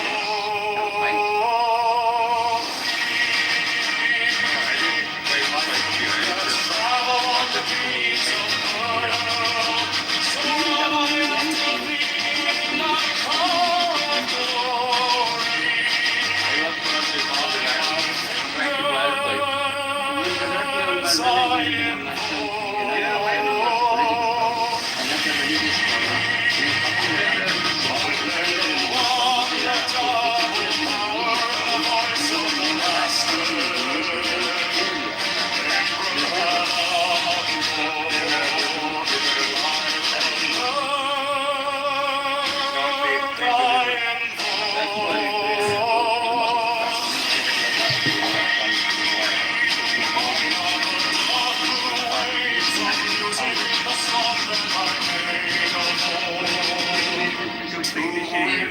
Fingers I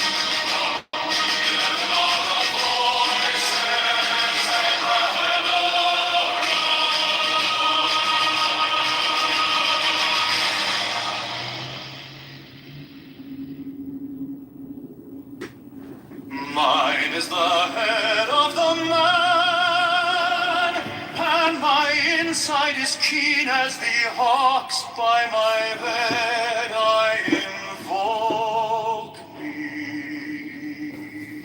I am the only begotten child of my father and mother. My father is dead.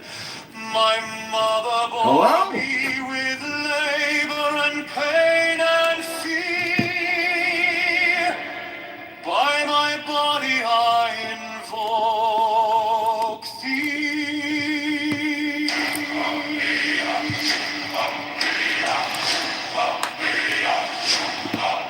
About me shine the diamonds of radiance, white and pure. By their brightness I invoke thee. Mine is the red triangle, reverse the sign, given of night.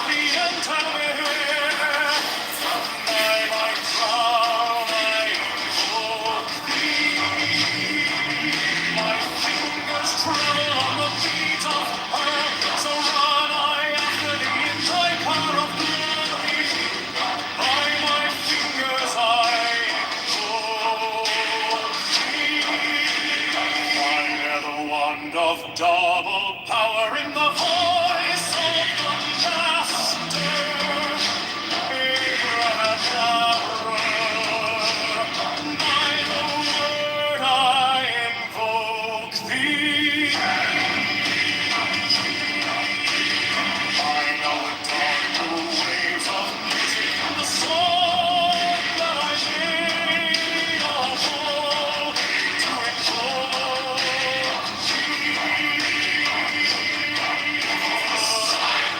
Strike the master chord, draw the flaming sword, child and conquering Lord, Horus Avenger.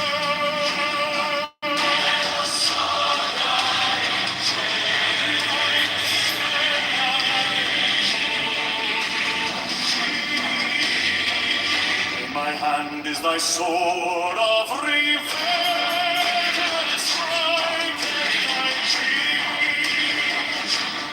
By the sword I hold thee. The voice of the 611 are the voices. Abrahadabra.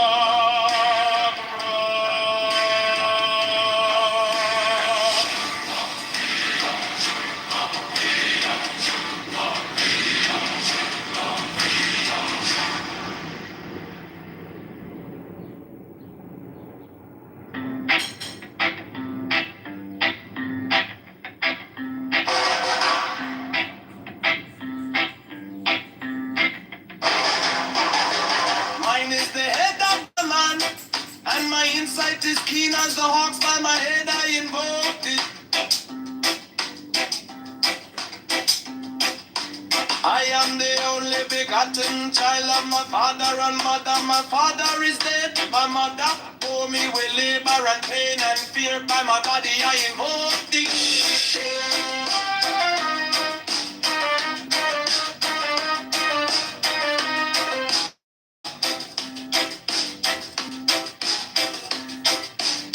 About me shine the diamonds of radiance, white and pure. By their brightness I invoke thee. Mine is the red triangle reverse, the sign given of none. Save it be of thee, O Lord. By the Lamb and I invoke thee.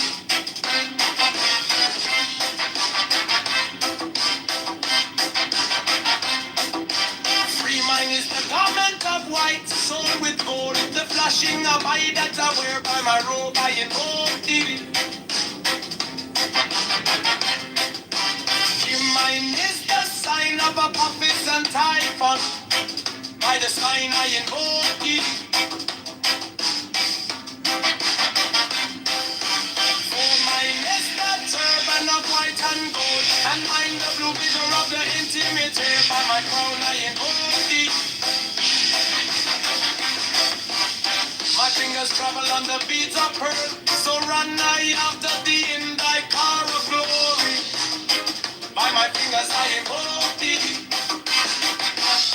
I hear the bonds of double power in the voice of the master. Abrahadabra, by the word I invoke thee.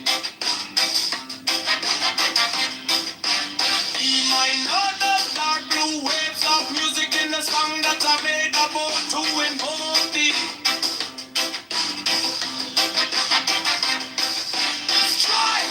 Strike a master chord. Draw the flaming sword. Child and conquering Lord.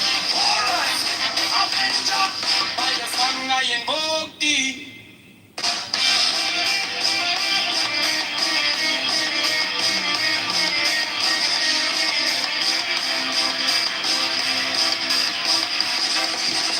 In my hand is thy sword of revenge. Let it strike at thy bidding. By the sword I invoke thee. The voice of the fight, the voice of the 611 of the voices.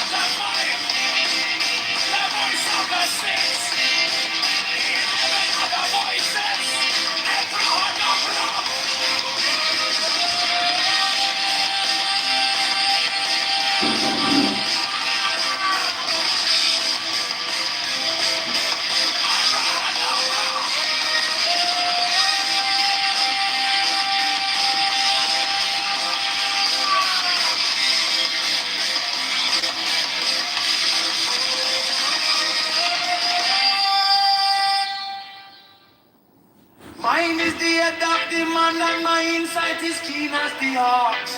By my head I invoke thee. I am the only begotten child of my father and mother. My father is dead. My mother bore me with labor and pain and fear. By my body I invoke thee.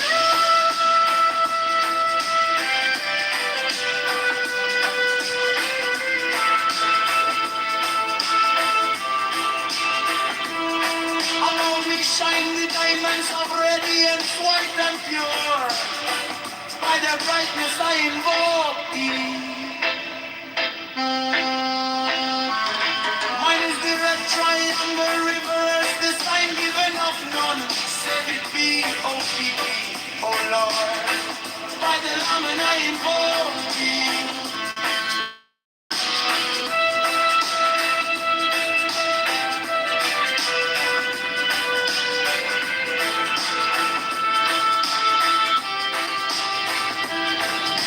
Mine is the garment of white sewn with gold, the flashing of my that I wear.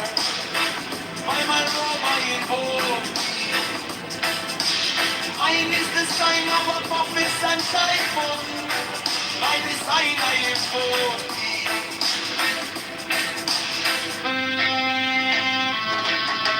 Mine is the turban of white and gold, and mine the blue vicar at the intimate ear.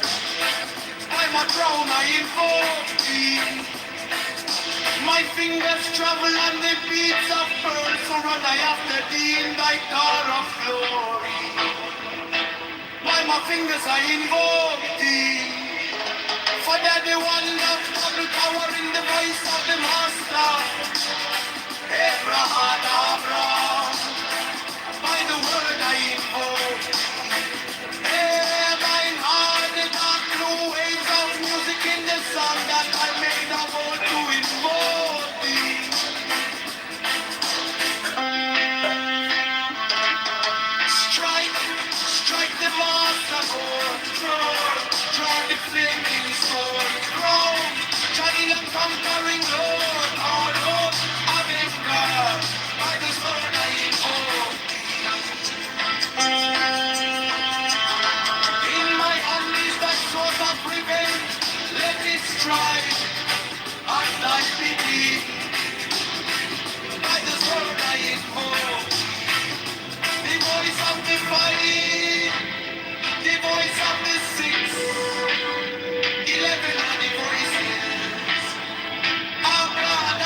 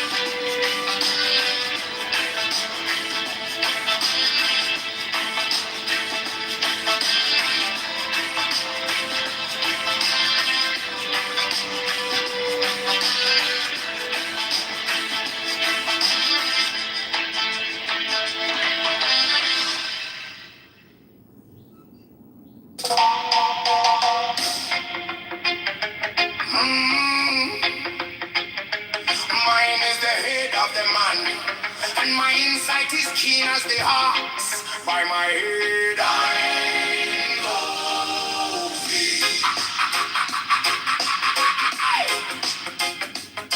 I am the only begotten child of my father and mother. My father is dead. My mother bore me with labor and pain and fear. By my body I invoke thee. About me shine the diamonds of radiance, white and pure. By the brightness I invoke thee. Mine is the red triangle reverse, the sign given of none, save it be of thee. Oh Lord, by the layman I invoke thee. Mine is the garment of white, so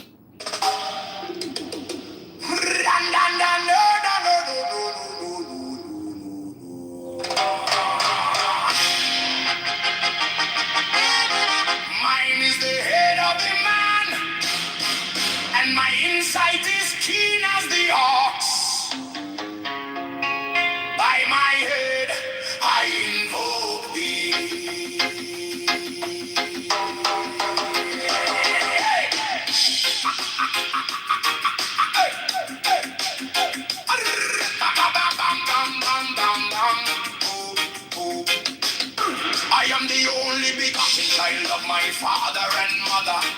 My father is dead, my mother bore me with labor and pain and fear by my body. I invoke thee. About me shine the diamonds of radiance, white and pure. By their brightness, I... Mine is the head of the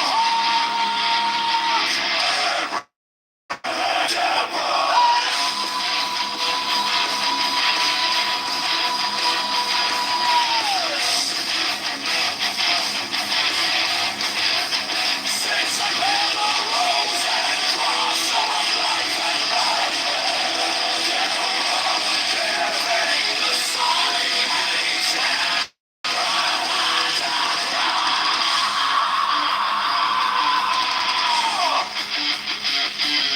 remaining in the sign. The invocation concludes. Therefore I say unto thee, come thou forth and dwell in me, so that every spirit, whether of the firmament, or of the ether, or of the earth, or under the earth, or dry land, or in the air, of whirling air, or of rushing fire,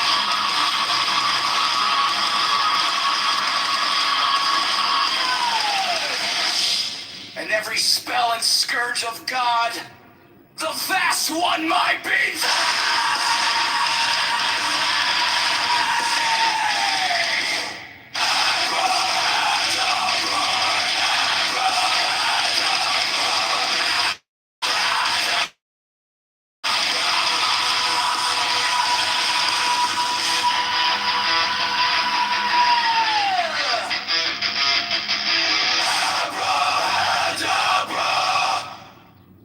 mine is the head of the hawk, Abrahadabra!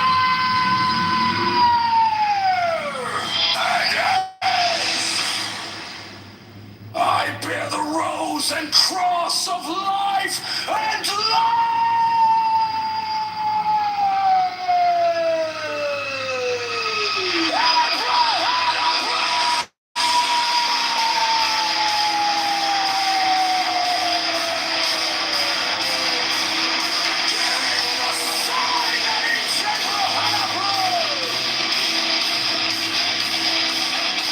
remaining in the sign, the invocation comes to life.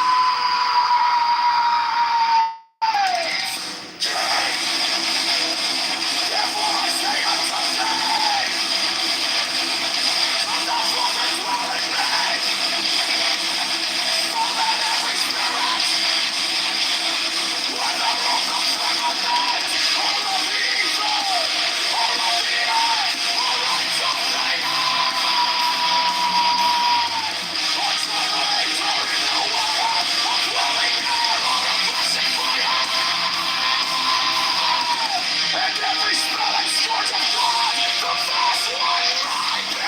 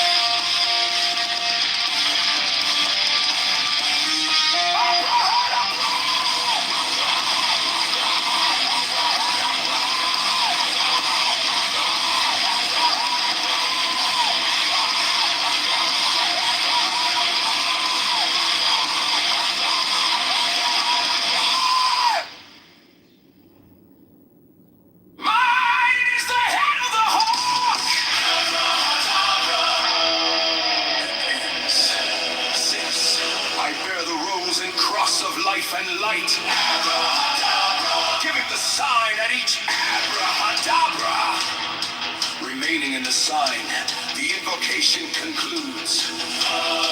Therefore I say unto thee, come thou forth and dwell in me, so that every spirit, whether of the firmament, or of the ether, or of the earth, or under the earth, on dry land, or in the water, of whirling air, or of rushing fire, and every spell and scourge of God, the vast one, my breathing.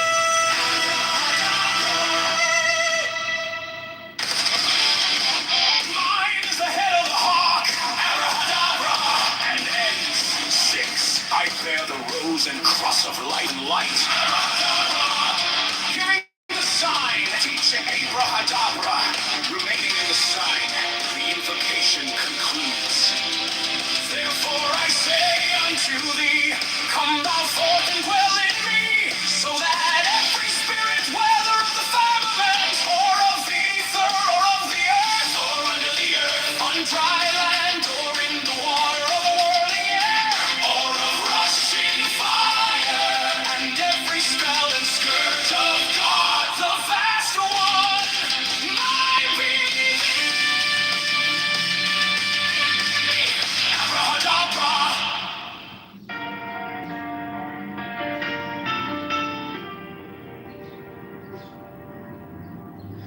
You came like dawn in my hands, soft but stronger than I knew.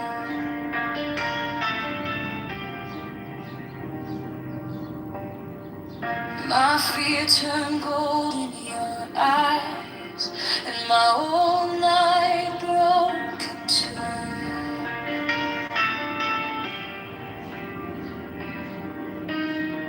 I was lost in the noise, and now I'm learning how to stay close to your quiet light in the middle of the day. Stop thinking, let it fall. Take the deepest breath of them all. Hold it close. Don't run from the feeling. One more second, you can start believing. Wisdom of God.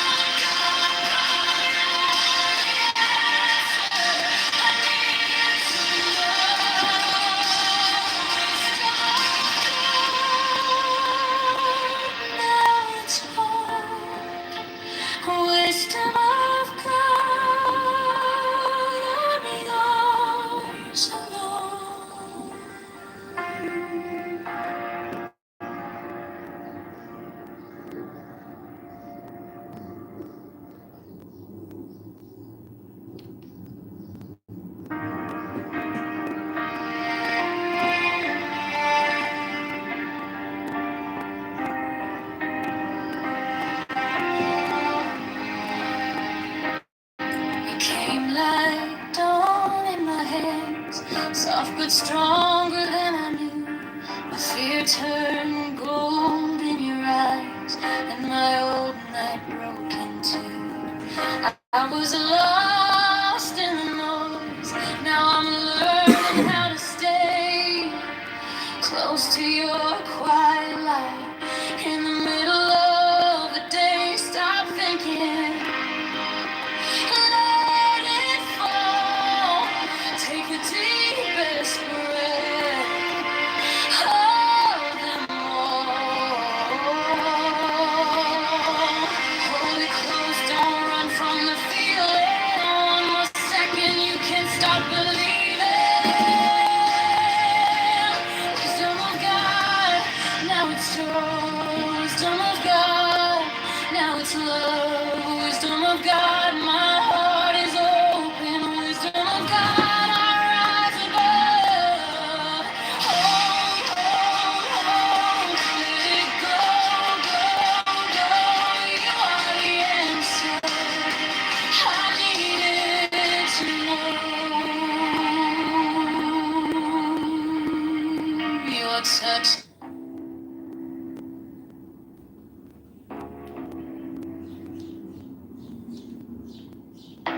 Give me the sign of the open eye, a riddle of shadows where whispers lie, the thorny side, the maddening cry.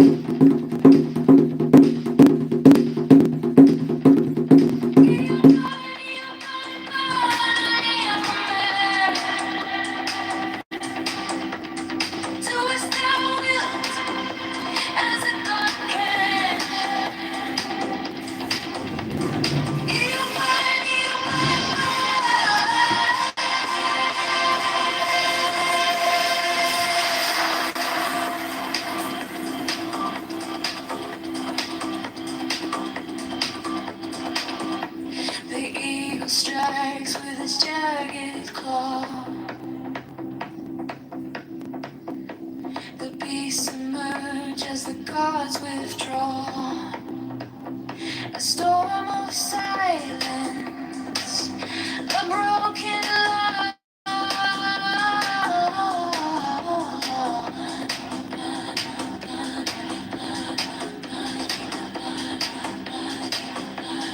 I am born to death, reborn on the hunt. I'm yours.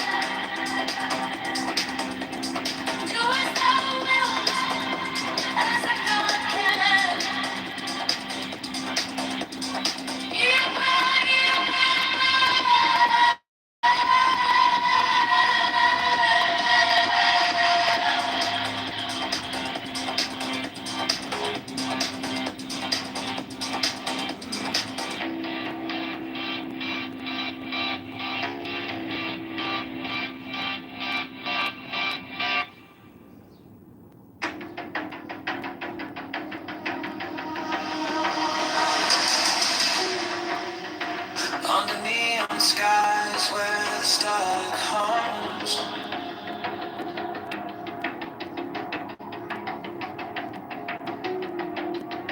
shadows whisper truths as the bassline drums. Thy will is fire, unchained, untamed. No path is written, no soul is blessed.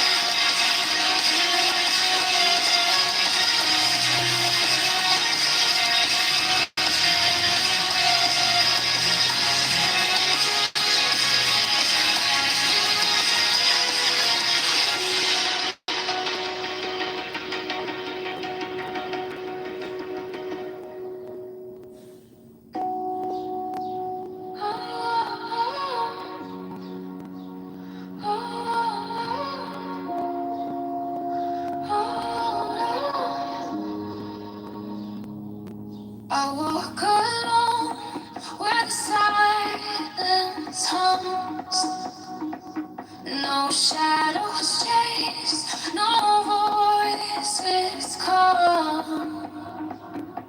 The air is still, it wraps me tight. No fear, no sin, no way to live. The sweetness whispers everywhere.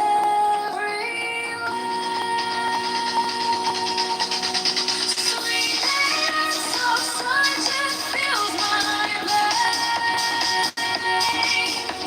Strong rivers wash my chains. No need for gold, no need for fame. This quiet place, it knows my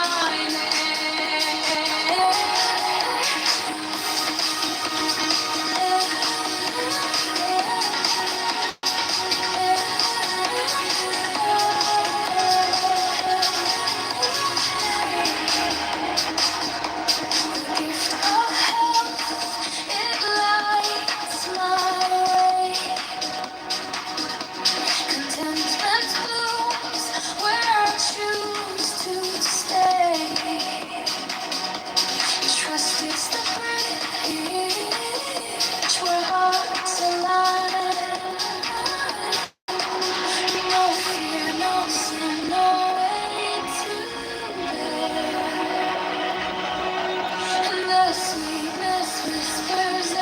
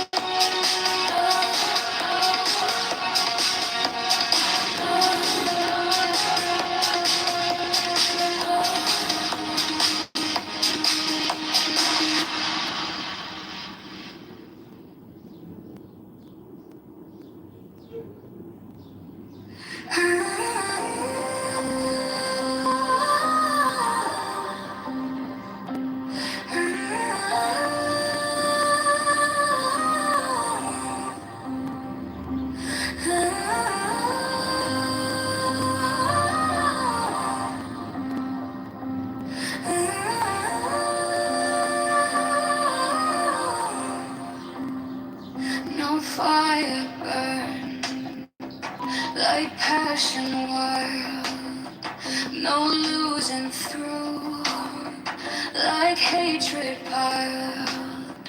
This body aches, a cage of stone, rest whispers soft, the only throne. Hunger is the beast, the sharpest sting. Body cries, its constant claim. But out and out, it truly seen.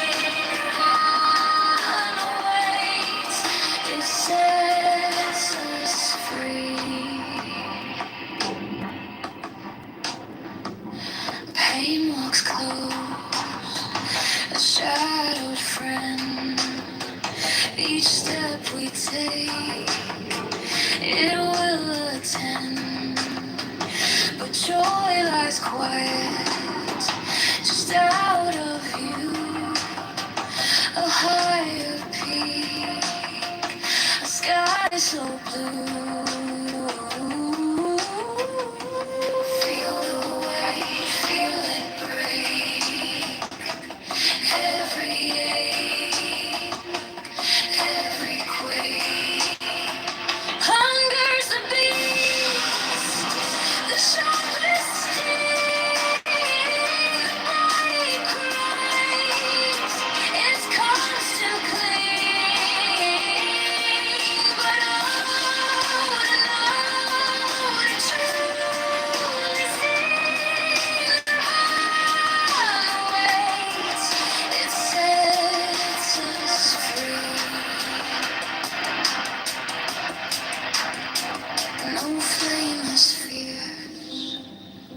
no chain is tight.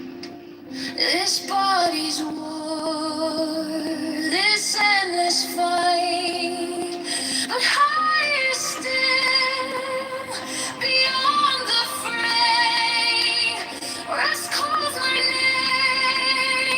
and I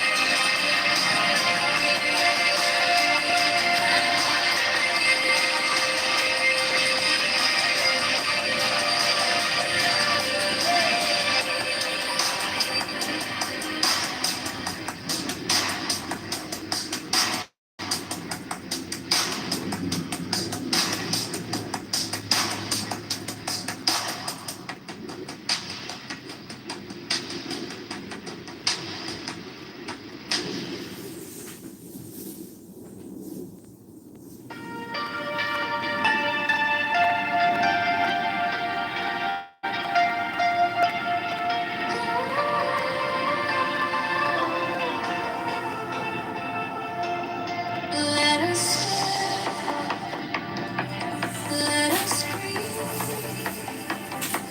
free as air. No hate, no chains, no. Hello? Among the shadows, we shine so bright. We carry peace into the night. Happily there, we'll rise again. No hatred, no pain, no regret. Happily there, let the light begin. Among the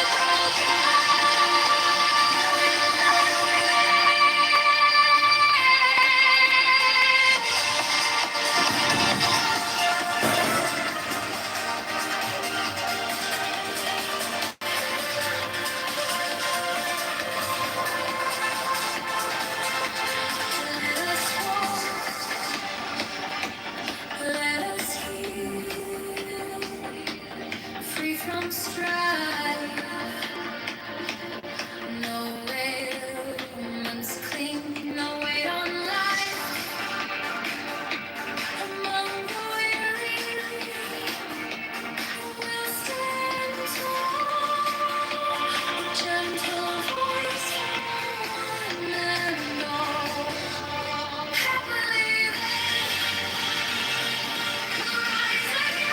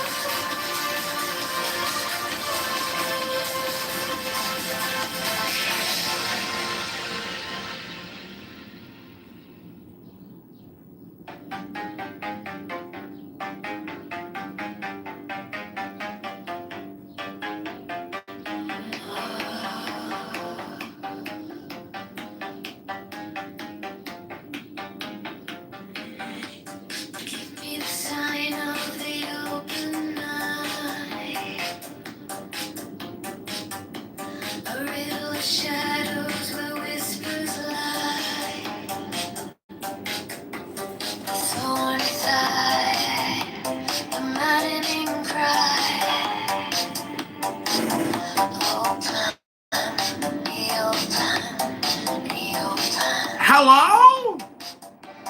Hello? The serpent shakes. Eopan, Eopan,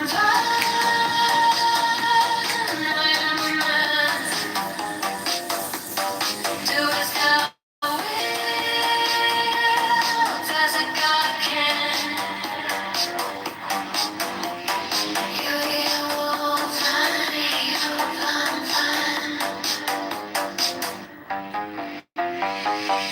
The eagle strikes with its jagged claw. The beasts emerge as the gods withdraw. A storm of silence, a broken law. Open, Eopan, Eopan. I am born to death, reborn on the horn of the unicorn. Eopan, Eopan. Eopan, Eopan, Eopan, Eopan. I am not man. Do as thou wilt, as a God can.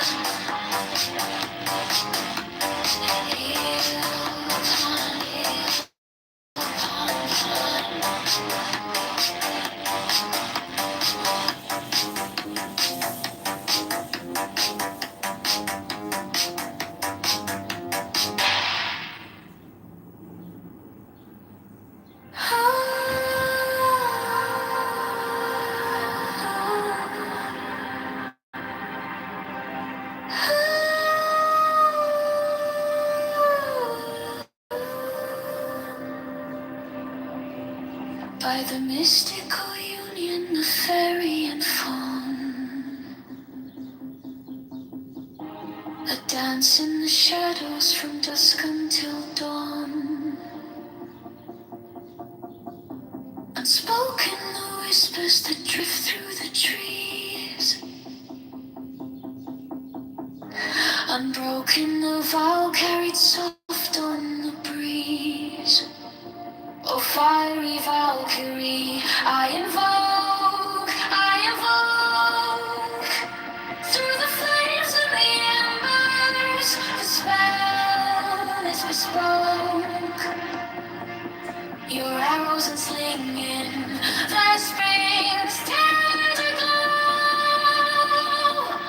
A force wild and brilliant, a power I know.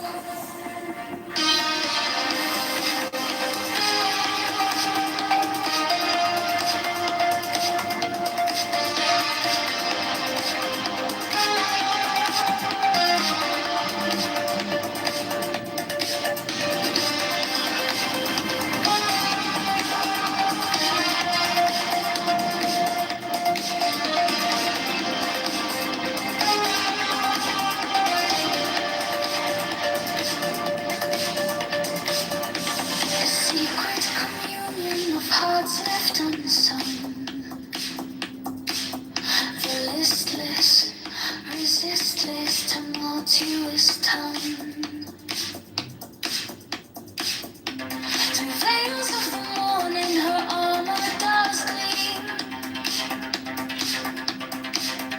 The warrior spirit ignites every dream. No godhead could charm her, no throne could command, but manhood awakened, she took up her stand. In brilliance resilient, her fire does burn, a goddess of spring, with the world left to turn. Oh, fiery Valkyrie, I invoke,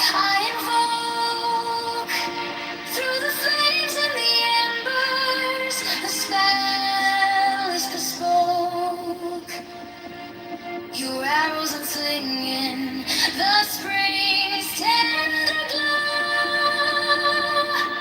A force wild and brilliant, a power I know.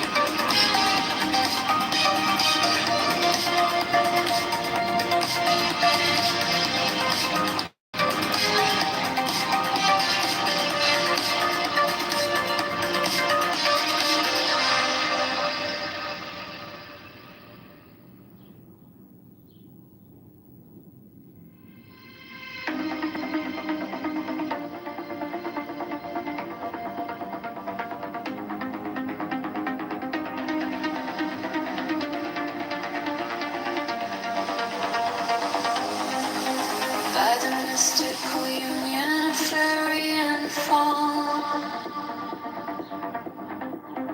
I dance in the shadows from dusk until dawn.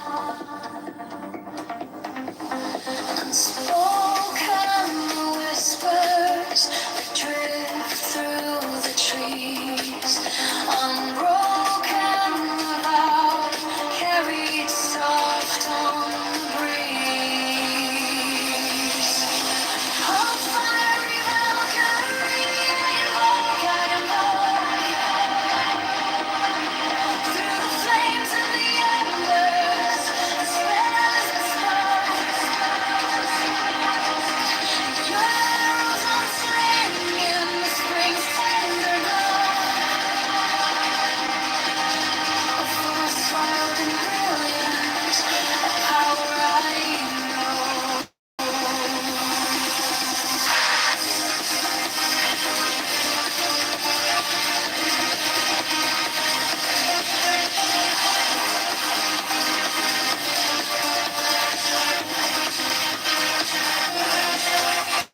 Secret communion of hearts left unsung. The listless resist its tumorous tongue. Through veils of the morning, her armor does gleam. The warrior spirit, it makes every dream.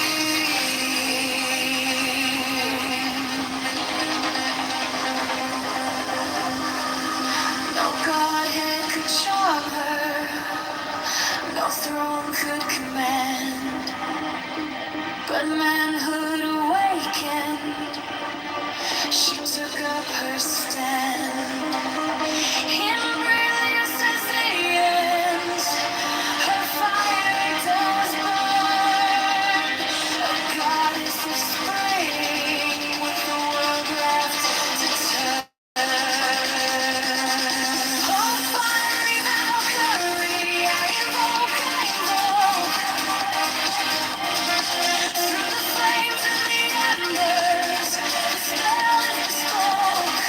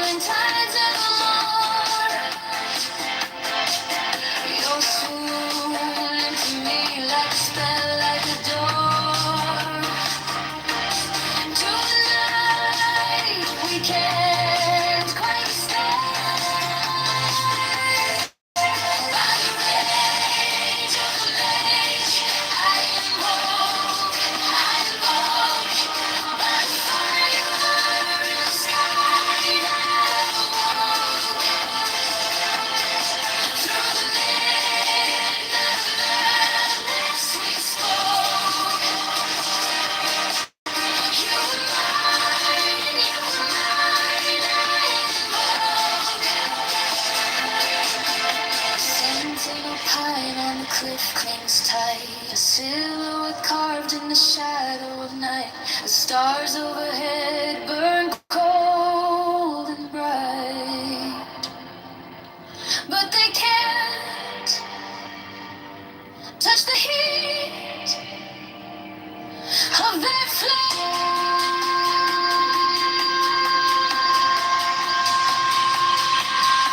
By the rage of blaze, I am bold. I'm the wrath of fire in the sky that I walk through the midnight madness we stroll. You and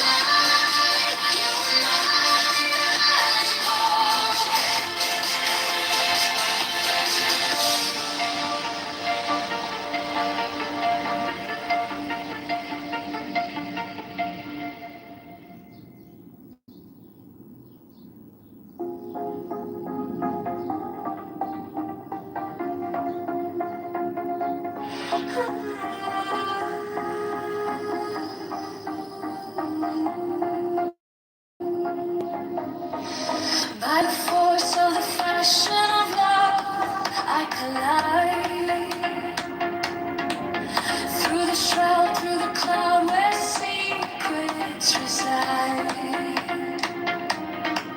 Through the storm, through the smoke, I survive.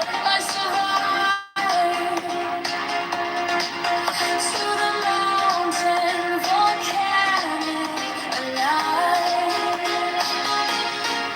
By the rage of rage,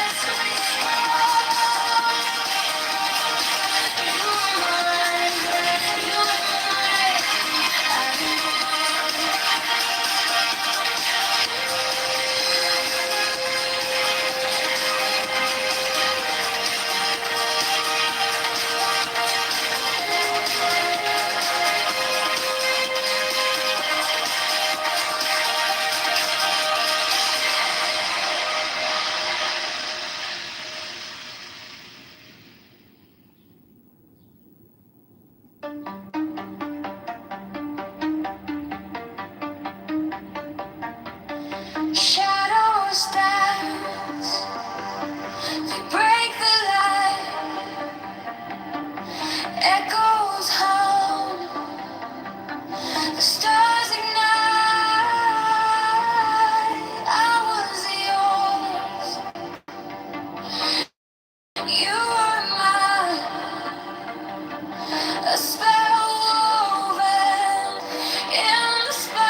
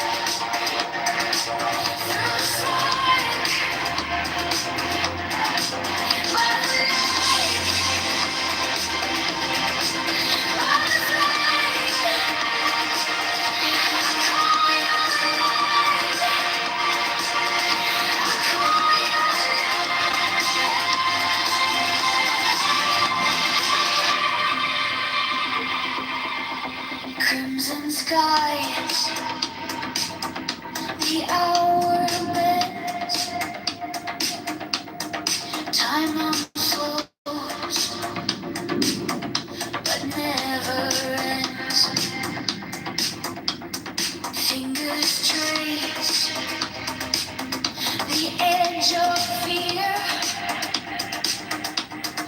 Your voice lingers, sharp and clear.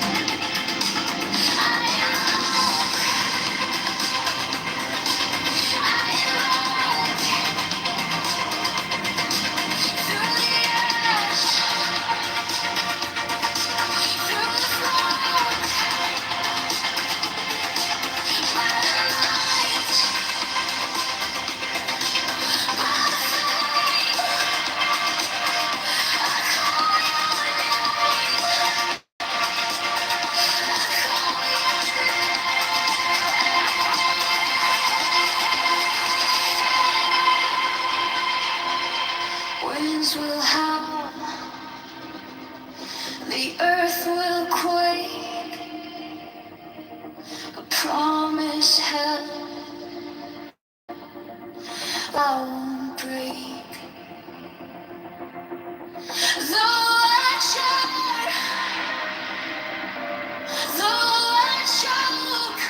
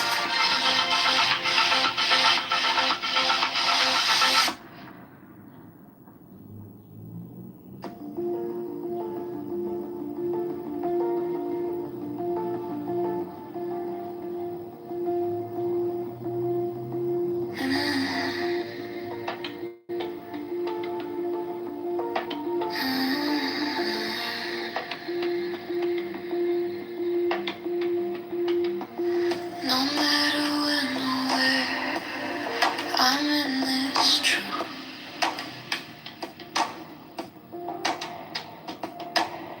Breathing in the nowhere, breathing out the root. One heartbeat on repeat, feels like it never moves.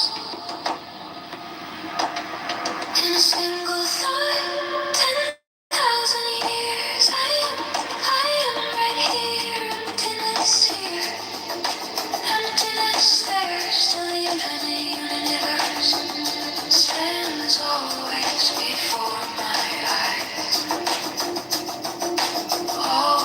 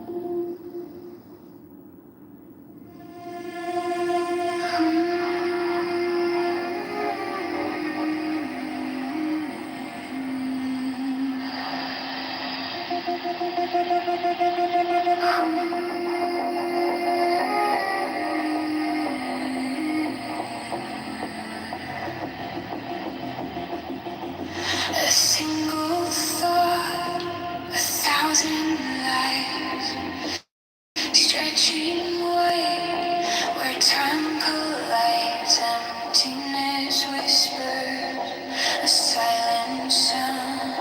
No up, no down, no edges found.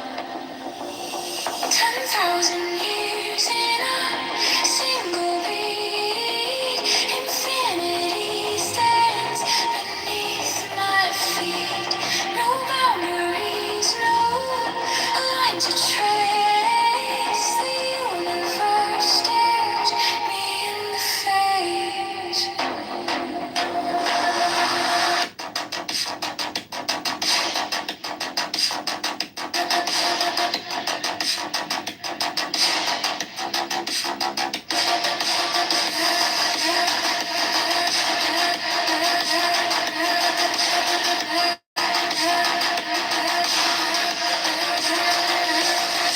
Infinitely small, infinitely wide. Where do I hide? Definitions crumble, they slip away. Truth is here, it doesn't sway. A thought that bends, a moment stays. No time, no space, no numbered days. 10,000 years in a single beat. Infinity stands beneath my feet. No boundaries, no line to trace. The universe stares me in the face.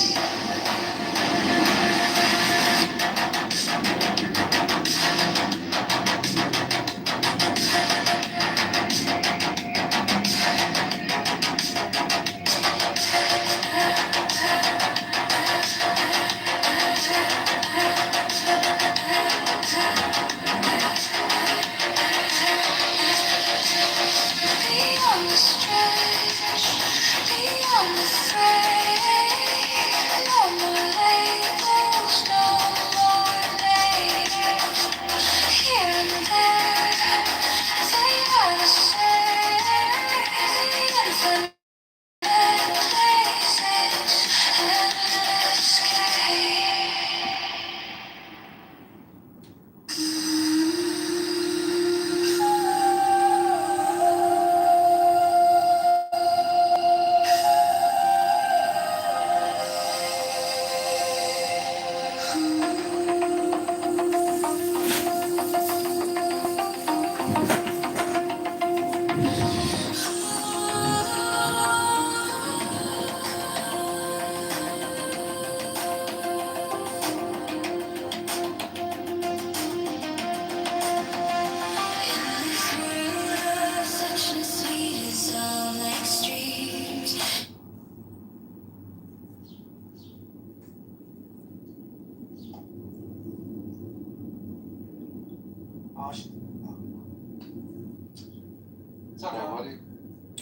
What is what's Mega make intelligence great again? Make Iran That is ultimate for just changed his pronunciation. Iran, not Iran.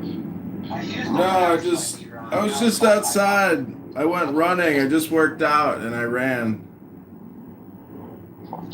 By the way, Iran is. I'm sweating.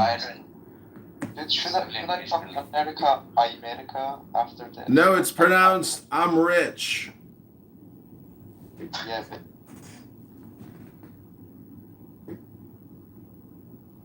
Reform either. So, okay, fair enough. I'm not talking. These are right. I didn't cite that as an example. I didn't cite the thing that you're saying he didn't do as an example. I'm talking about things he did, right? So I'm talking about like executive orders that are like getting at the structure of government. I'm talking about like doing that pump and dump bean point shit and like not allowing this DOJ to investigate it, like releasing a bunch of top secret information randomly about UFOs and shit. The peace through strength that turned into attack Iran because we feel like it. Like all of that shit is radical departures from not only shit he campaigned on, but also like what the GOP was doing. Now the warmongering stuff, the GOP has always been guilty of that, but like like specifically like it's like trying to trade power into the federal government and like being able to just fire and shit, like all that kind of shit, just like making power grabs. Oh, the radical expansion of ICE, unprecedented, right? Like all of that shit is like radical. And there's more too. Like a lot of his immigration policies are super fucking radical. Like so he's guilty of radicalism, like just not across the board with every issue. A lot of stuff he's done is just normal, right? Like that wasn't my, but that's fine.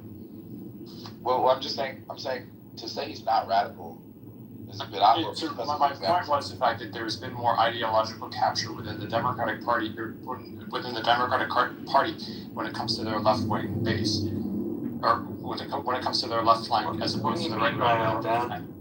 Meaning that like the Republican Party is not moving far to the right, the Democratic Party is moving far to the left. That's the evidence that Ben is correct is in the links, right? All over the world, immigration restrictionism is on the rise. The new Japanese prime minister ran on a platform of kicking out all the foreigners. In Germany, Alliance for Deutschland is winning. Please don't interrupt again, Marshall. In the UK, Rupert Lowe and Nigel Farage. Every single place in the world, without exception, every place, voters are rising up against migrants who go on welfare. It is universal. So the Democratic Party's policy of giving welfare and giving trans surgery to illegal immigrants, it's not just an American thing to oppose that. There's not a single country you can name, not one, where the party like the Democrats that give free shit and free houses and welfare and trans surgeries, that is universal. So stop pretending that Trump's platform is radical. I'm done speaking. If anyone wants to challenge me, I have 100 links. His shit is radical. He fired a bunch of immigration judges that he didn't like. Waited. Sorry, Jason, go ahead. No, I'm agreeing with you. I'm sorry, go ahead. Like, fired a bunch of immigration judges, couldn't deport the people he wanted to, and then patted himself on the back when he rehired immigration judges. Right? The other thing that's radical is immunity. Obama tripled the amount of immigration judges. The immunity thing was really fucking radical. And then Trump suing himself and settling with himself is one of the most fucking objectively corrupt things I've ever being the fund that hands out the money. Radical, bro. Like a fucking GOP president would never have tried to just do that shit blatantly and get away with it, bro. Like that's radical. That's really fucking radical. Like why would I talk about these things?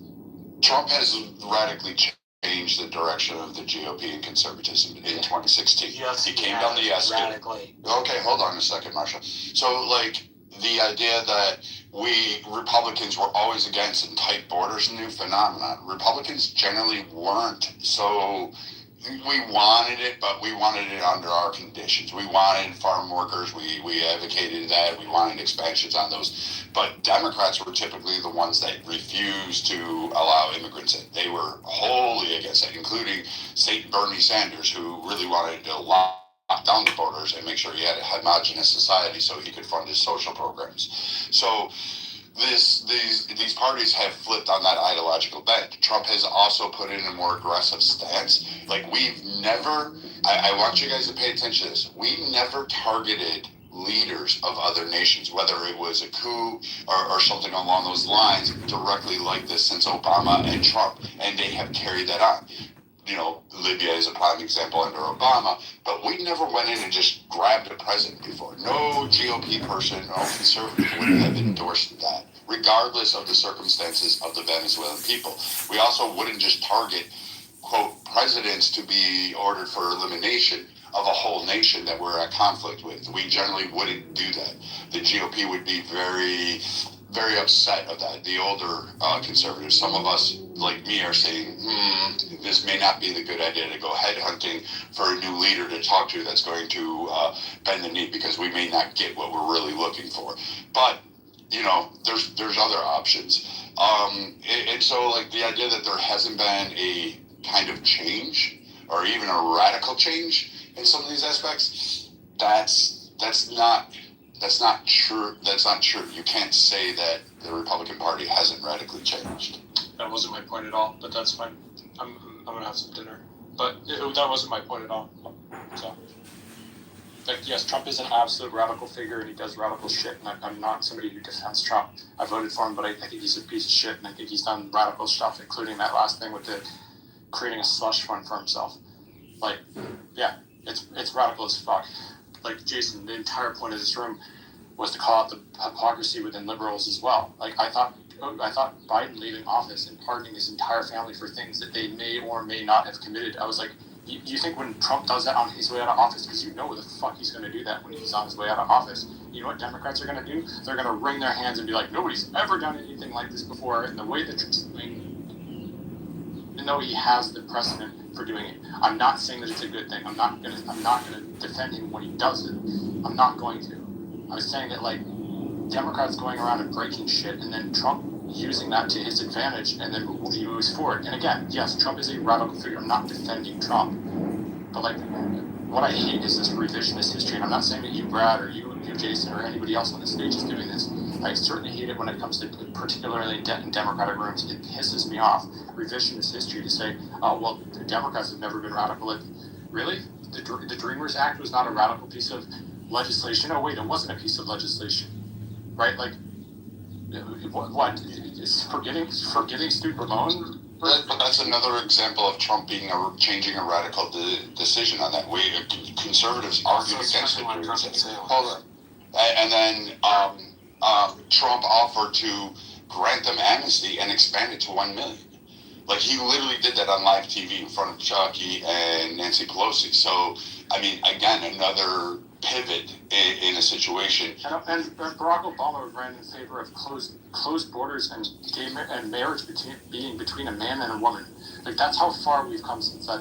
Obama was a radical figure in American politics, or was considered a radical figure. He was the quote-unquote change we need.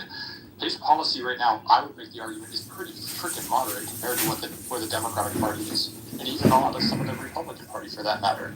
Again, the expansion of the federal government, particularly the executive branch, it's crazy. And yeah, totally under Trump, but also during the last administration and the previous and Trump's first term as well. It's crazy how far we've careened up. But Trump never ran as a conservative. That's the whole point you're trying to do, is you're trying to put Trump in the conservative bucket. He ran under the Republican ticket, which shocking news. Hold on, I let you talk, dude. Like, chill. The Republican umbrella holds libertarians. It holds Christian conservatives, extreme church fellowship people who want, like, their ideology implemented as a uniform code across the land. You have fucking, I will say, you have fucking, like, Puritan WASP fucking KKK members that hide out under the fucking GOP. You have fucking conservatives like me. You have, I don't know, the RJ, don't forget me. Yeah, you have these. You have a whole. We're pretty big, the Republican Jewish Coalition, our numbers. Yeah, so, like, you have all these groups that, like, everybody tries to say the GOP is one universal group, and Democrats are just, you know, they're a party of mixed affiliations. Well, so is the Republican Party. You even have far right. I would call them almost communist.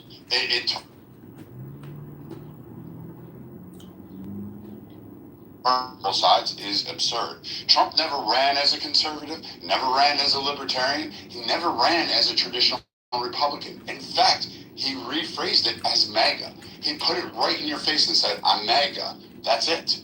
That was all he ran on. And yes, the GOP and a lot of Americans, 75 million plus, said, yep, this is the guy I want, including myself. I voted for him. So this idea that somehow or another that he has not taken the GOP in a completely different direction is absurd, and saying that we don't have radicalization on our side is being disingenuous. I didn't say you didn't have radicalization within the conservative movement. I'm saying that I don't think that Trump is taking the Republican Party in a particularly right-wing direction. That is my entire point. That is the antithesis of my point. It has nothing to do with Trump being radical or not being radical. I think he's radical. I think Republicans are heading in a very, very direction that I wish they would. I wish Republicans would actually be more conservative. I wish they would be more libertarian in their leanings. I wish they would advocate for things like less government and entitlement reform and balancing the federal budget and all of these things. Like, I wish they were more right-wing, but they're not. Like, they just aren't. So if you want to say that Trump is all of those things. I agree with virtually every single thing that you said there, Brad. In terms of Trump ran with no ideology whatsoever. He did. You're right. He did. Like I agree with all of those things. Like I would argue that he was a lot more moderate his first term than he was this next term. I don't think that when the founding fathers designed the system and the checks and balances the way they did, I don't think they anticipated somebody like Trump coming along and doing what he did with tariffs. They actually did. Which at the very, very least was short-sighted in the way that he rolled out the tariff policy. Like again, I've been a very, very openly critical of tariffs again. Okay, but you're wrong. Because they actually funded the government with, guess what? Tariffs. They rolled those out. They actually expected Trump. They expected people like Trump and Jackson and Grant and Garfield and who else you want? Kennedys. They expected that. They clearly do it, which is why they argued against the two-party system. Multiple factions of that argued against that. That's the point where they had a source of contention. But they also provided a check and balance to that system, which is why the president is not a king. He is a servant of the people, elected by the people for the people, which means he has checks both in Congress and the Senate, and he has the Supreme Court to also check him, which has happened to Trump numerous times. Now, you may not like the decisions that are coming out of the Supreme Court or the legislation. That's fine. You may not agree with it, and that's your opinion. You're entitled to it. You're welcome to it. Thank the men that are giving the wind to the flag on Memorial Day because they gave their souls and their lives for that flag. But you have that freedom to do so because of the way our government is set up and established. So now, Trump is not just doing this randomly, and I disagree with Jason, because if he is doing the extreme ends and radically changing, maybe to your perspective, but he's still following what the Constitution is, and he is getting checked along the way. He is getting stopped. Is he? I mean, yeah, he is. Because every time he loses in the court, what does he do? Not according to the Supreme Court. It depends. He's utilizing the courts, which means, guess what? He's following the constitutional process. He is, but there's a report that he has disobeyed something like 300 court orders. By his own Supreme Court that he did something which makes it unconstitutional. So, and then he'll just do it anyway. I don't think it's the majority of litigation, but it's enough litigation. The judiciary, from my reading of it, has not really enforced their standards. I don't know if you knew this, but insurrections are unconstitutional. Did you know that? Okay, great. Show me an insurrection that has occurred since the Civil War. Well, Trump apparently sparked an insurrection according to the Supreme Court of Colorado, and that's all I'm pointing out. Is that Trump just Supreme Court of Colorado that got overturned, and what they. That was overturned. So you know where that came out of? He got found to have done it until the Supreme Court overturned it. But my point is, who found him to do it? A biased court in Colorado? I guess I have to say this explicitly because you guys don't understand the fucking joke. I was being tongue in cheek. I know you were. I was kind of giving it back, but the other. The point is, it's actually. I don't know how you can so confidently say Trump is following the Constitution. That's actually in dispute in so many different jurisdictions right now with some of the shit that he's currently trying to do. And he's already been ruled against several times by his own Supreme Court. So it's awkward to say that if you know that stuff, right? Sure, but again, if you're going to say, give me the example that you're going to use, because you said numerous times, so give me the example. The immigration stuff, the due process violations, the habeas corpus violations, they ruled against him several times. Several judges told him to stop deporting people without due process, and he just did it anyway. And he said, "Oh, the planes took off already. Sorry." Like shit like that. That's not. Is that constitutional? Is that him following the Constitution? I mean, I'll grant you that one carve out there. Yes, the planes were already up in the air. Democrats should have moved faster. I disagree. I disagree though with the process. Wait. I do disagree because they didn't need to have that, like what the Democrats and what people are arguing as due process, because Clinton, when he changed that reform, said, yes, it can be an administrative function, and you can actually follow through with it. The government could do that. So we have that legislation on tap exactly for the president. But even administrative proceedings still entail processes, right? So the due process would still apply. Right. But they weren't found in violation of that administrative. Wait, they were not found in violation of that legislative action. That wasn't the argument. I'm talking about the ruling against him. That's by the Supreme Court. I think it involved Abrego Garcia and some other people. They basically ruled that their due process rights were violated, and they had to come up with a minimum. They reverted it back. They remanded it back to the lower court to come up with a minimum amount of time that these people have to be notified so that their attorneys can take legal action if they want to before they're deported. That was a ruling. I read this in a room.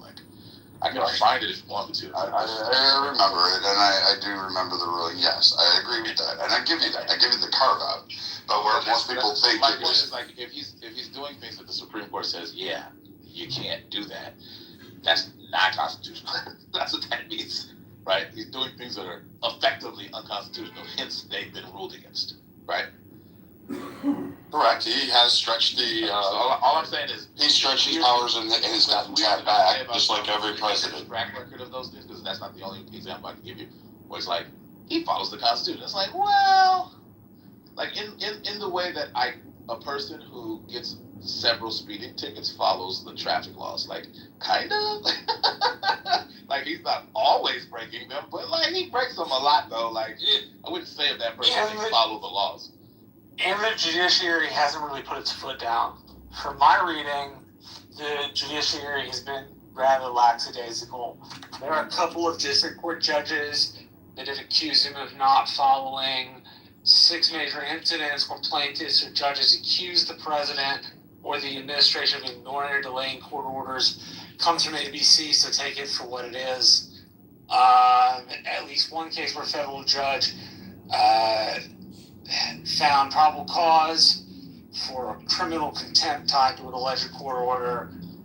So I don't know enough historical data about presidents disobeying court orders to know whether Trump's disobeying of some of these court orders or alleged disobeying is in any way normal for American history or not. We had Andrew Jackson famously say, great, the Supreme Court ruled against me, now we'll watch them try to enforce it. Yeah, there are other examples of history, but recently though, not in the modern era. Obama did not flaunt his authority like Trump does, though. Okay, the optics of Trump is braggadocious about it. I mean, braggadocious. I mean, blatantly violate court orders. He didn't do that like Trump did. So I don't know. Unless you have an example, I don't know. Was there a ruling with Fast and Furious? The Obama administration, you can't do this, and the Obama administration is fuck that, we're doing it anyway. Give Fast us and one Furious. So give me a second, I'll pull them all up. Yeah. Take time.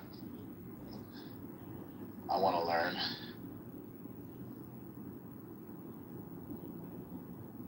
And I don't mean appeals. I mean the court says you can't do X. Some administrations we're doing X. That's egregious. Trump did that. I've never heard about Obama doing that.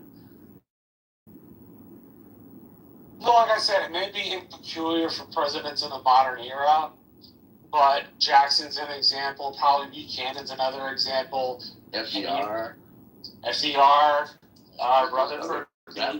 Rutherford B. Hayes. Yeah, there's other examples. It's just that not recently. Most of the recent presidents have. Okay, I knew I would find it very easily. Syrian refugee notification and dispute, Texas versus the U.S. Obama administration violated that with the refugee status. Then you had the DAPA immigration program, the Deferred Action for Parents under Americans, had a nationwide injunction after courts found procedural problems under the Administrative Procedure Act. The administrator filed an appeal, and then continued to implement the policy. The courts tried to block implementation, and Obama said he had the authority to do it. And they just basically didn't say he was necessarily violating recess appointments. Noel Canning, that was another one. And I mean, again, there's even the one where, when people say like the drones, American citizens, that one was also a violation. And, droning of Anwar al-Awlaki and his brother, despite the fact they were both linked to AQAP, for those unaware, Al-Qaeda and the Arabian Peninsula, they're still American citizens and deserve their trial.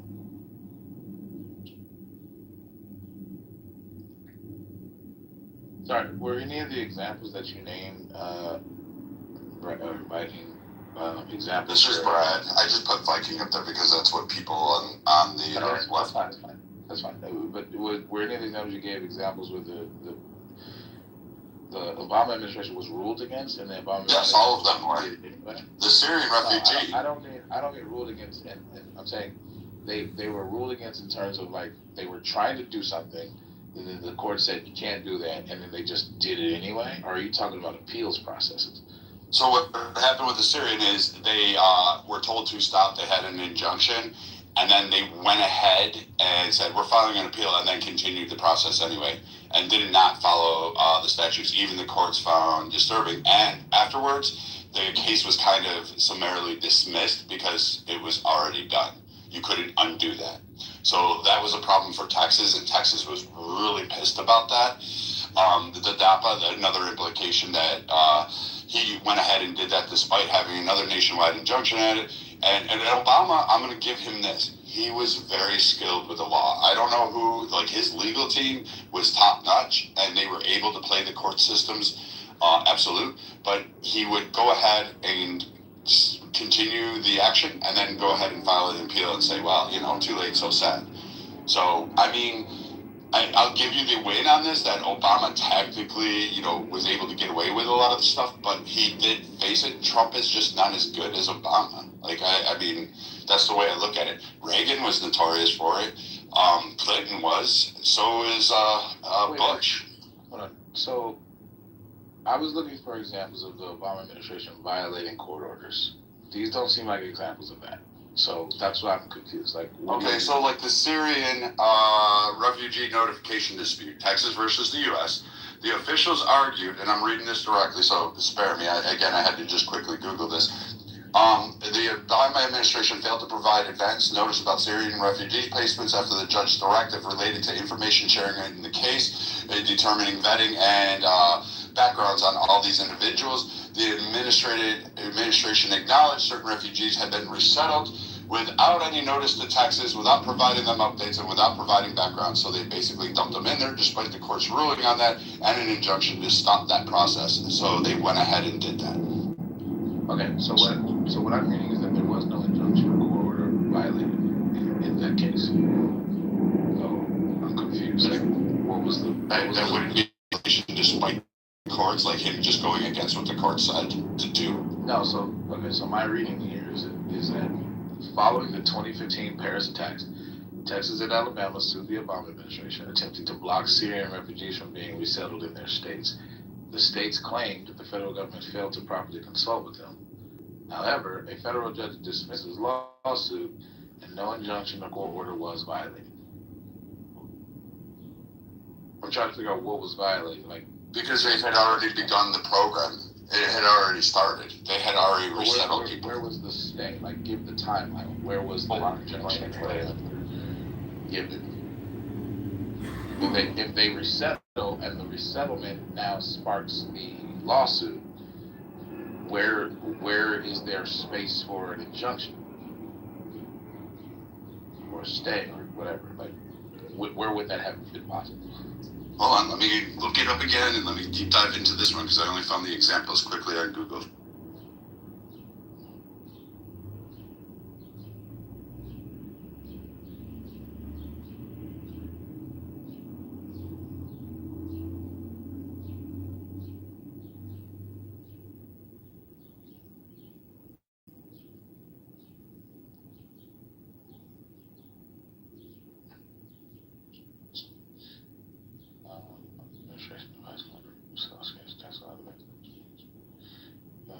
Kid Paxton.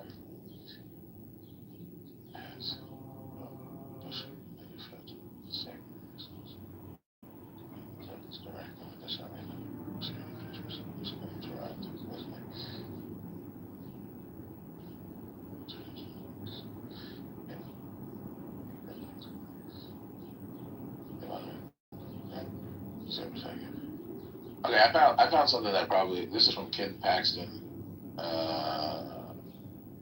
when he was governor. Paxton was never governor. And Paxton was attorney general, never governor. Oh, he was? Yeah, attorney general, not governor, my bad. In 2016. So maybe this is what you mean, because he's alleging these things. And he has a timeline here. So this is what his thing says. It says Obama administration. This is the title. This was written by the way, January 26th of 2016. Obama administration defies court's directive, settles Syrians in Texas without advance notice or information. The Obama administration has admitted in federal district court that it failed to provide the state with advance notice of Syrian refugees being settled in Texas, defying the judge's directive. Additionally, another group of Syrian refugees were scheduled to arrive in Texas yesterday, and Texas has not been provided adequate information about these individuals as required by law. The Attorney General's office today made a filing highlighting the need for injunctive relief in light of these recent events. Quote, the Obama administration continues settling Syrian refugees in our neighborhoods and communities under a cloak of secrecy, end quote, said Ben Paxton. Quote, last weekend, the federal government settled refugees with no advance notice in complete violation of the court's directive and were scheduled to bring more refugees to Texas without providing adequate information about who they are. The threat to our communities by foreign terrorists is real. The greater concern is not what we know about these refugees, it's what we don't know, end quote. On December, filed a lawsuit against the federal government to halt the relocation of refugees from Syria in the state because the federal government had not consulted with state authorities in advance of such relocations in violation of the Refugee Act of 1980.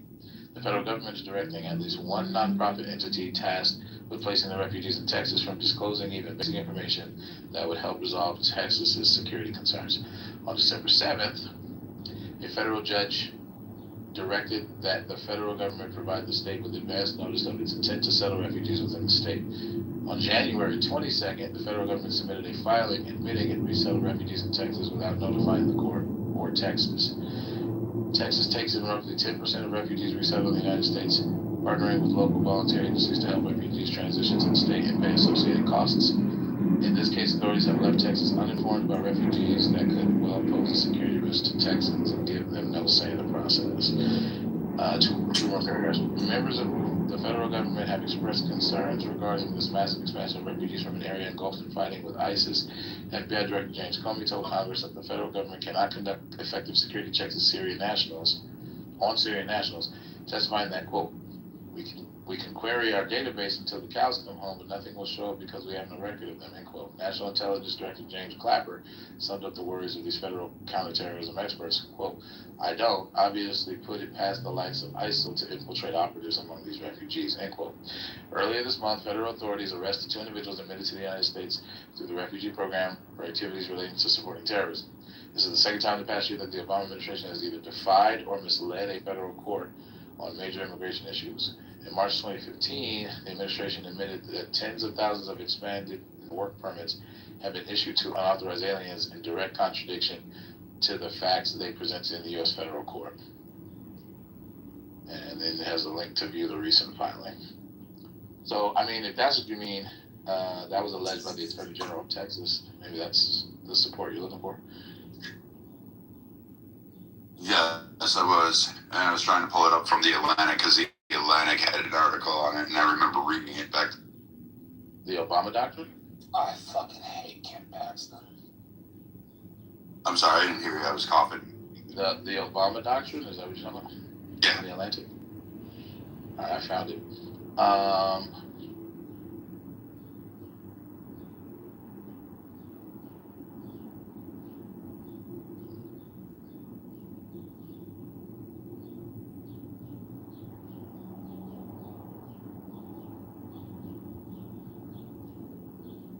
Well, I mean,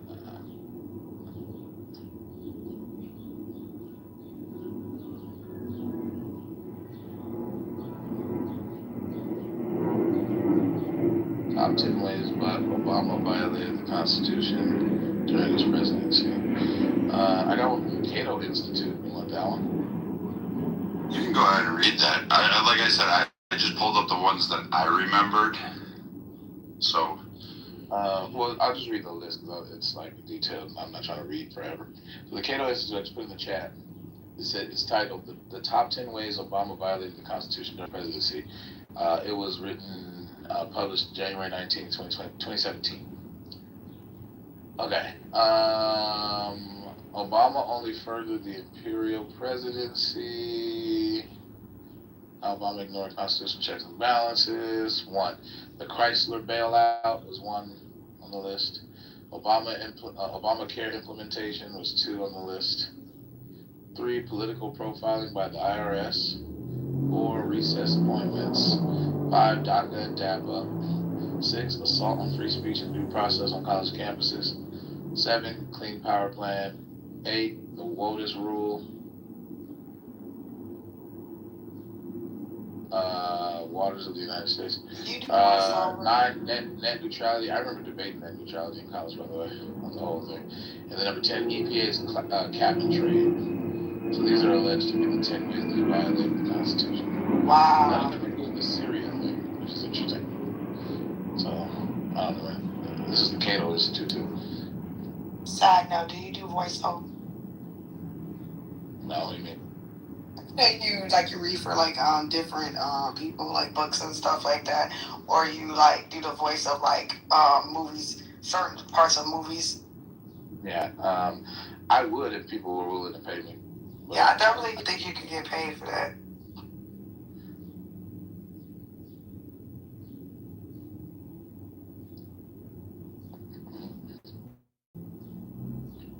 All right, if you got your hand up, I invited you on stage. Sorry if you've been waiting for a while. I was reading some stuff.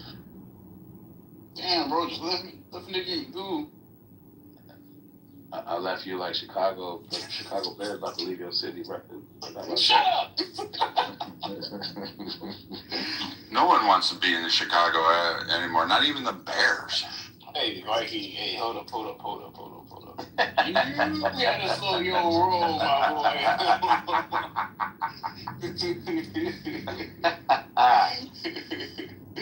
Yo. And what's up with you sending me fucking photos and shit? Yeah, you see that fake nigga? Yeah. You ain't cooking though. You ain't make that literally shit, done it, nigga. No, how good it look. You ain't make that. I literally made that shit, nigga. No, you did not. That shit look way too fancy, bro. Plates look too fancy. Them forks is real now, nigga. You ain't got one. Somebody else make that. Stop playing. You ain't sophisticated like that, nigga. That's white person thing, man. I can tell by the fucking top glass. Stop playing. Why you ain't know the nigga? Not a damn thing. You better stop playing. Oh shit. That's funny. You look good though. But it don't look as good as the shit I made, nigga. I actually have footage of me cutting it. I ain't. That's what I should have made the goddamn video. Yeah, can't deny when you in there doing some voice in the back. You was like, hey, look at this shit, I'm cutting right. You know what I'm saying? What's up with Shani? Hey y'all, what are we talking about? Whether or not the Obama have violated court orders like the Trump administration. This is what we were just recently Are we still jealous of Obama? I think Viking is jealous of Obama. Like every What? Yeah, like Trump is so jealous of Obama. That's crazy. Muse, you're just trying to start shit. I'm just calling it like I see it, bro. You liar. I'm just saying. All right, guys, I gotta run. Jason, thank you. Thanks for letting me vent in here. Yeah. From that other room. So before you go, I mean, you have to go, but I still have that article. Oh, okay. So I don't know what you want to do. I mean, if you have to go, We're in the third round of hockey finals, and I'm like, a fan, so I'm heading to a hockey game. But I'll come back on. I mean, I love your rooms, but I like the Golden Knights a little bit more. All right, I'll come back. I bet. Now I want some steak. God damn it. Could have been down here in Texas. I'm going out for What it. made you want steak? Kirko sent me some pictures of some steak he pretended to cook, but he ain't really cook. This nigga hating, honey.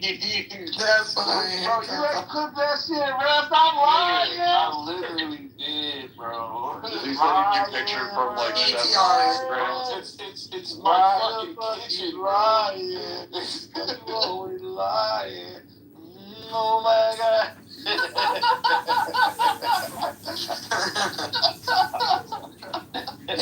PTR. Hello? Bro, as a matter of fact, hold on, you can see, bro. You can see. Go ahead, I'll tell you if you did it. Turco, you know that I can post Instagram photos of chefs that make steaks and say it's mine, but nobody would believe me either. But bro, this is literally at my apartment.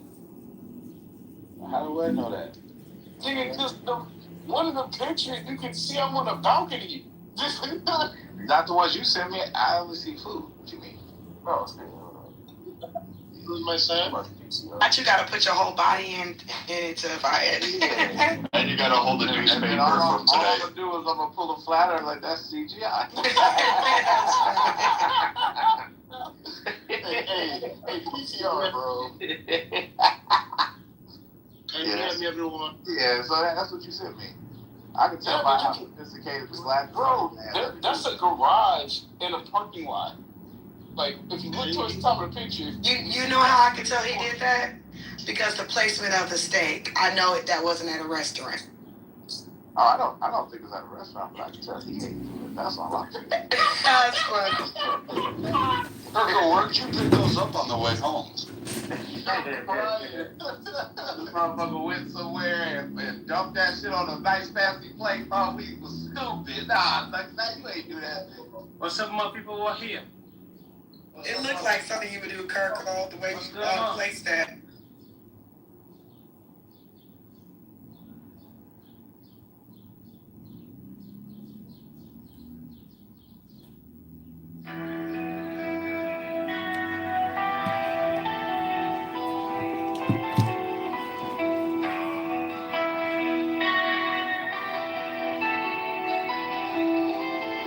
I am the charioteer of the east, Lord of the past and of the future.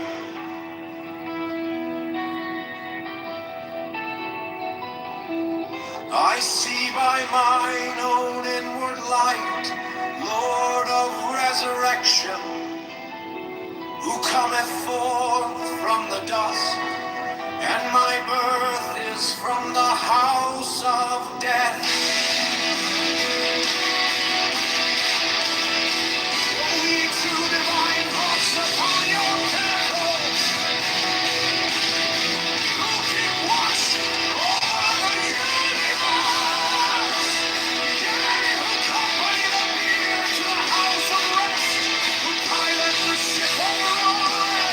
Sing onwards to the heights of heaven.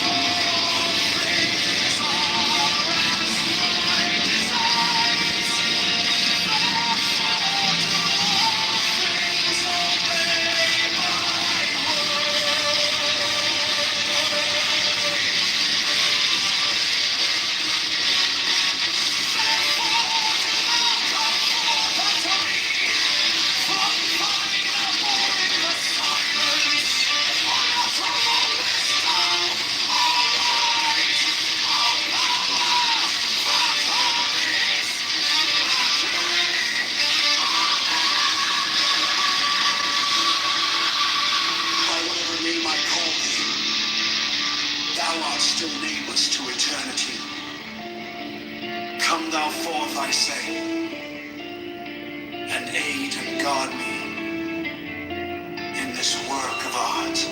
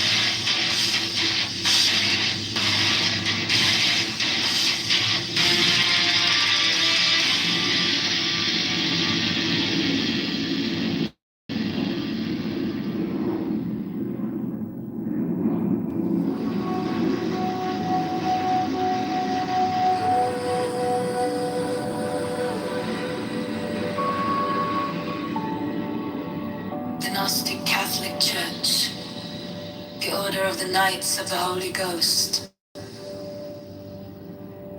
the Order of the Illuminati, the Order of the Temple, Knights Templar,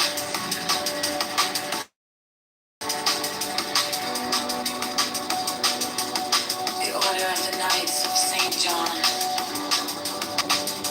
the Order of the Knights of Mountain, the Order of the Knights of the Holy Sepulchre,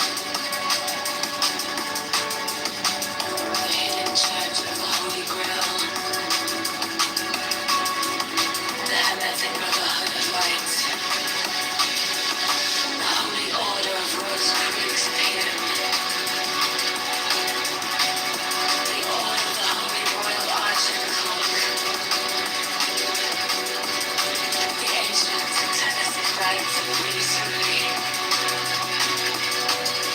the Rites of Magnus, the Rites of Ring,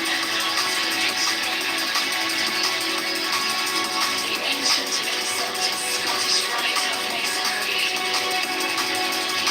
the Swedish Glory and Love of Masonry,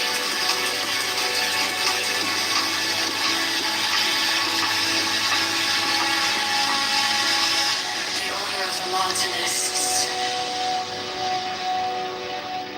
the Order of the Sapphire, and many other orders of equal merit, if of less fame.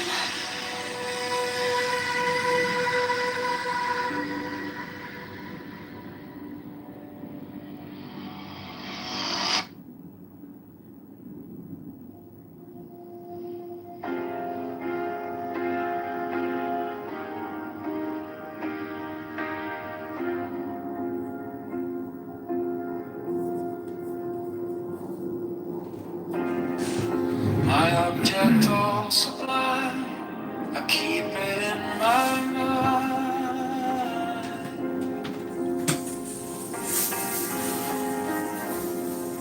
A needle made of light, threading through the night.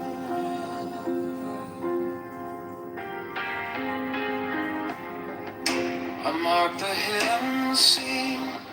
I sharpen up the dream.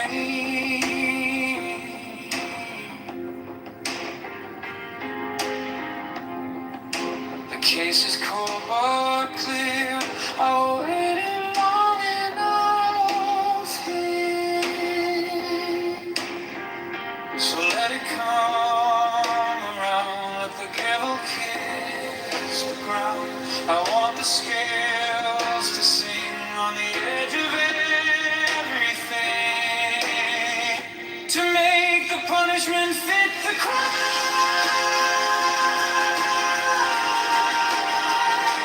Fit the crime.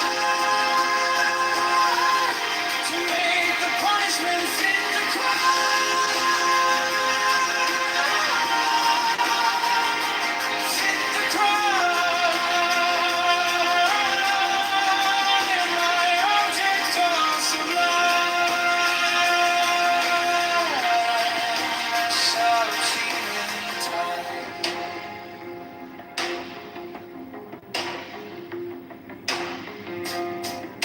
You wore the borrowed face.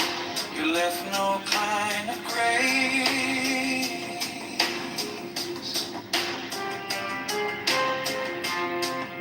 But every lie you spun turns back beneath the sun.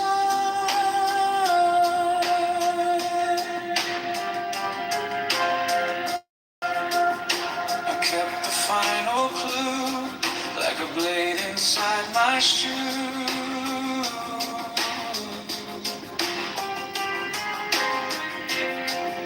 Now every step you take feels like the earth might break.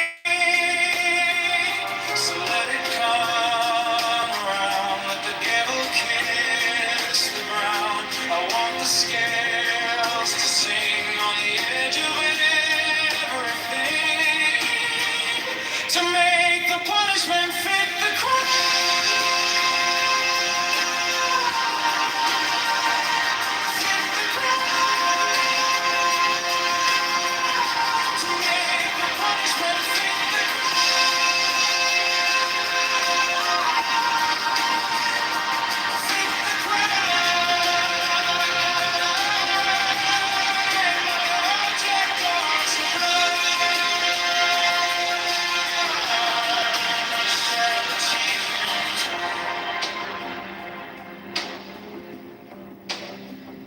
And if I'm wrong, but I have held on long to the shape of what was lost, to the price, to the cost, to make the punishment fit the crime.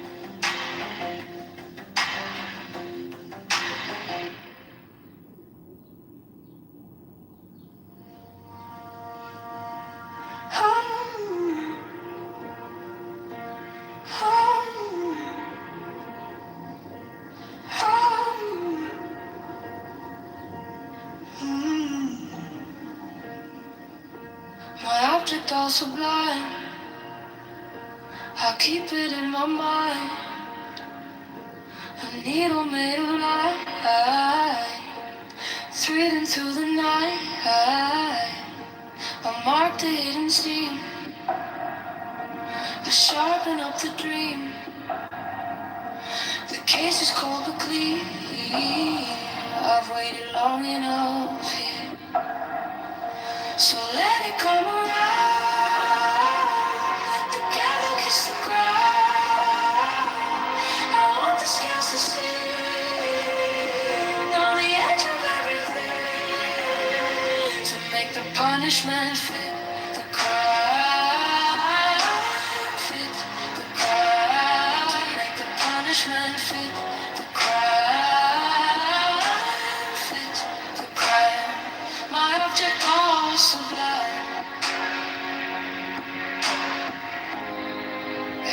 achieve in time.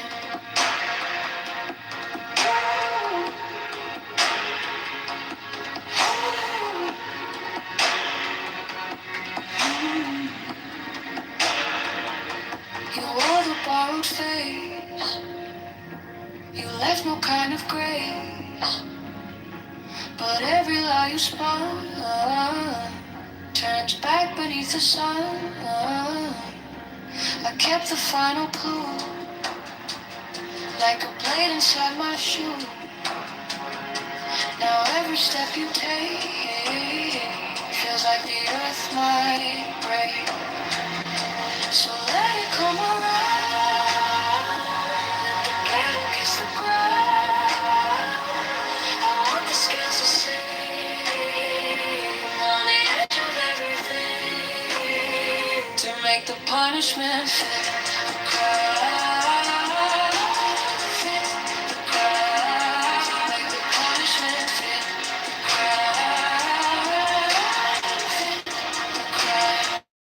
My object gone sublime,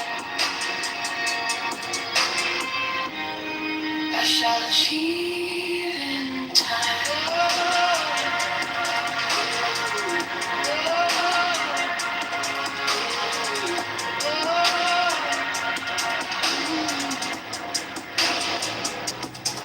And if I'm wrong, but I have come along to the shape of rise to the prize, to the prize, to make the punishment fit the crowd, fit the crowd, make the punishment fit the crowd, fit the crowd. My object goes sublime, I shall achieve in time.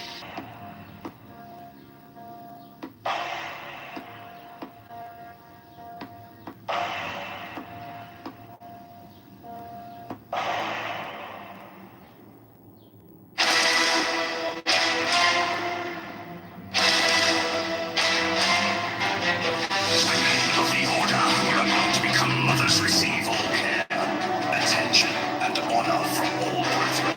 68 special profess houses will be established for their convenience, should they wish to take advantage of them. 69 the order offers great social advantages to its members, bringing them as it does into constant association with men and women of high rank. 70 the order offers extraordinary opportunities to its members in their trades, businesses, or professions, aiding them by cooperation and securing them clients or customers. Elevate house! Elevate house! 71 the order offers friendship to its members, bringing together men and women of similar character, taste, and aspiration. 70 the secrecy of the order provides its members with an inviolable shroud of concealment. 70 the crime of slander, which causes so great a proportion of human misery, is rendered extremely dangerous, if not impossible, within the order by a clause in the obligation of the third degree.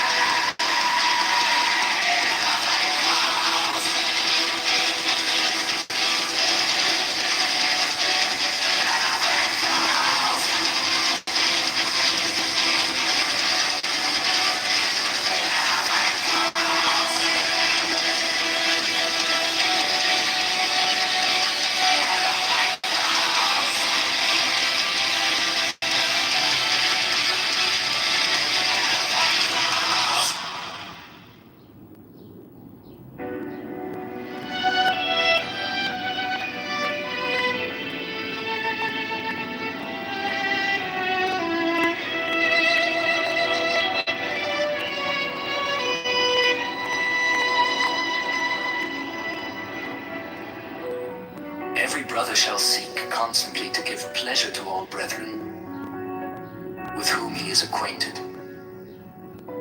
Whether by entertainment or conversation, or in any other manner that may suggest itself, it will frequently and naturally arise that love itself springs up between members of the order. For that they have so many and sacred interests in common.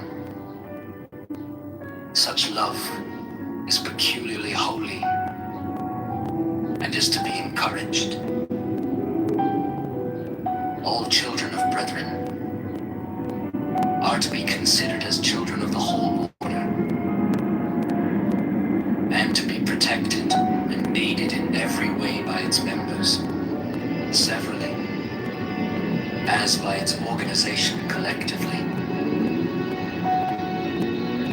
No distinction is to be made with regard to the conditions surrounding the birth of any child.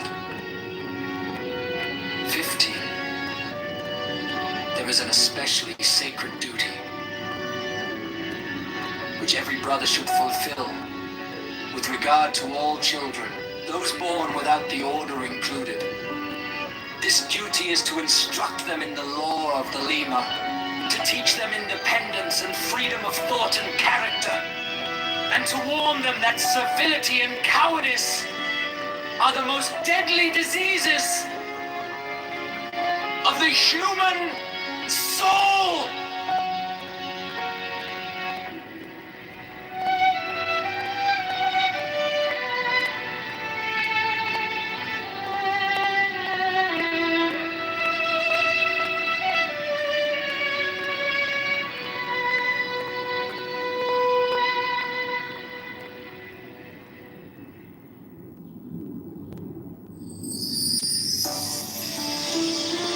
The Showstone, a crystal which Dee alleged to have been brought to him by angels, was then placed upon this table, and the principal result of the ceremonial scrying of Sir Edward Kelly is the obtaining of the following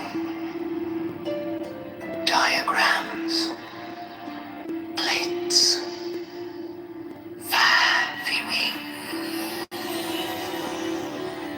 he symbolized the fourth dimensional universe in 2 dimensions as a square, surrounded by 30 concentric circles,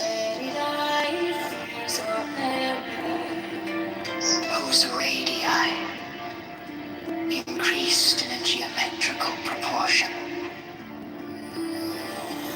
The sides of the square are the 4 great watchtowers, which are attributed to the enemy. There is also a black cross,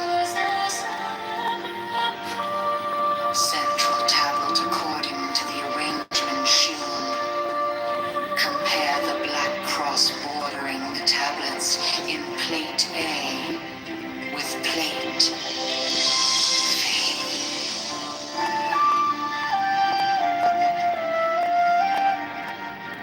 Plate B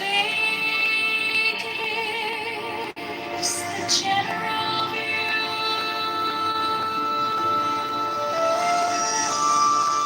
Plate 4 gives the complete attribution of the tablet of air. The 6th file is called Linea Patris. The 7th file is called Linea Filii. The 7th line is called Linea Spiritus Sancti. This great cross divides the tablet into 4 lesser tablets. The left-hand top corner being air of air. The right-hand top corner, water of air. The left-hand bottom corner, earth of air. The remaining corner, fire of air. Each of these lesser tablets contains a Calvary cross of 10 squares, which governs it.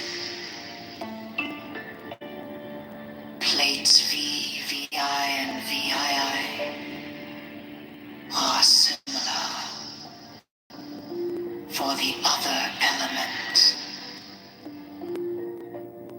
This is the way in which the names are drawn from the great tablets.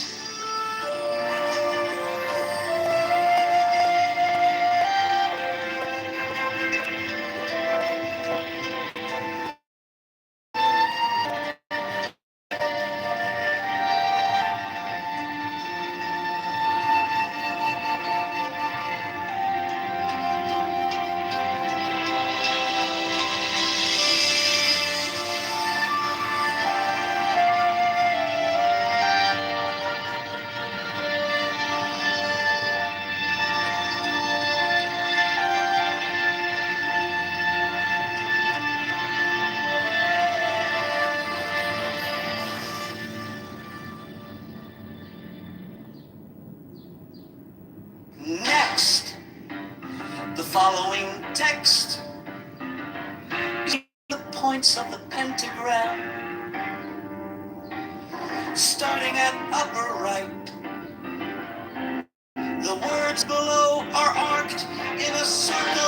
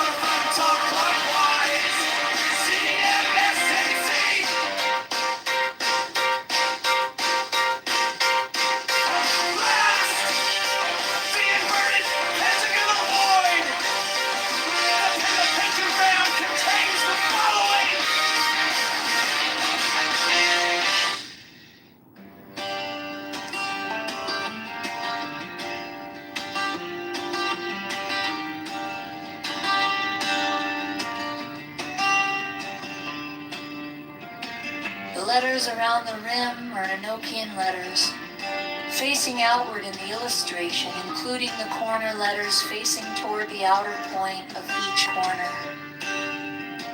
The two overlapping equilateral triangles shown in the interior of the figure are composed of thin, solid lines and somewhat closer in their bases to the top and bottom of the square than shown here. In the illustration, the base angles touch the fourth edge letter from the corner in each instance. The rectangular grid with Enochian letters in the center of the diagram has been adjusted to align with the edge letters of the original illustration.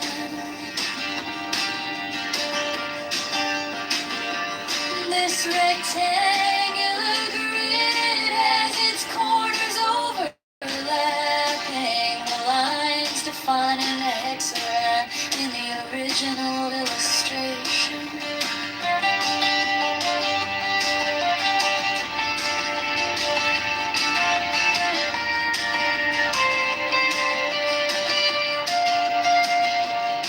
There are 7 small devices, 5 squares and 2 circles symmetrically arranged in the pattern of a 7-pointed star with point upward. There is no actual 7-pointed star drawn. These devices are all oriented to be viewed from the center of the figure. Their size is about that of 3-edged divisions vertically and horizontally, and their text would be at right angles to any straight line that might be drawn from the center of the figure. These devices have been represented by the numbers 1 through 7 in the approximation above. They are separately approximated below. Not to scale.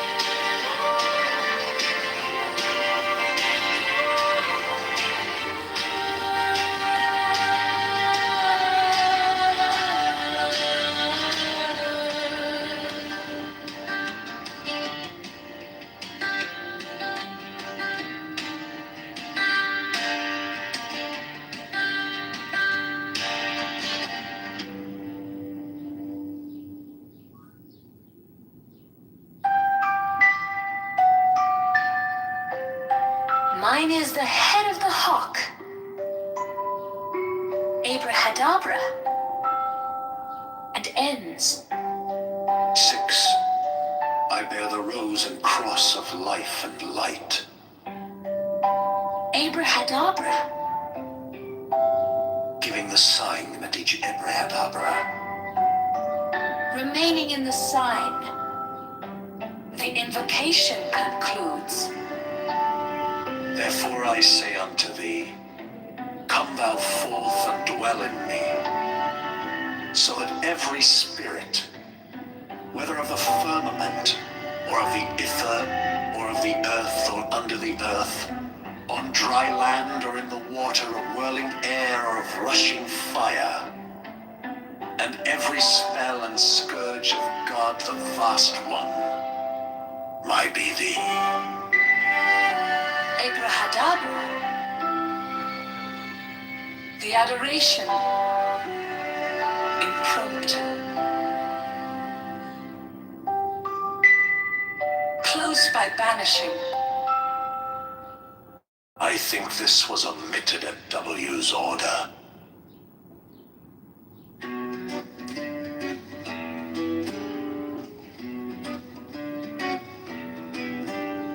Mine is the head of the man, and my insight is keen as the hawk's. By my head I invoke thee. Hey, I am the only begotten child of my father and mother. My father is dead. My mother bore me with labor and pain and fear. By my body I invoke thee. About me shine the diamonds of radiance, white and pure. By their brightness I invoke thee. Mine is the red triangle reverse, the sign given and none to be of thee. O Lord, by the Lamb I invoke thee. 3. Mine is the garment of white, stones of gold, the flashing obey that I wear. By my robe I invoke thee. Mine is the sign of Apophis and Typhon. By the sign I invoke thee. 4.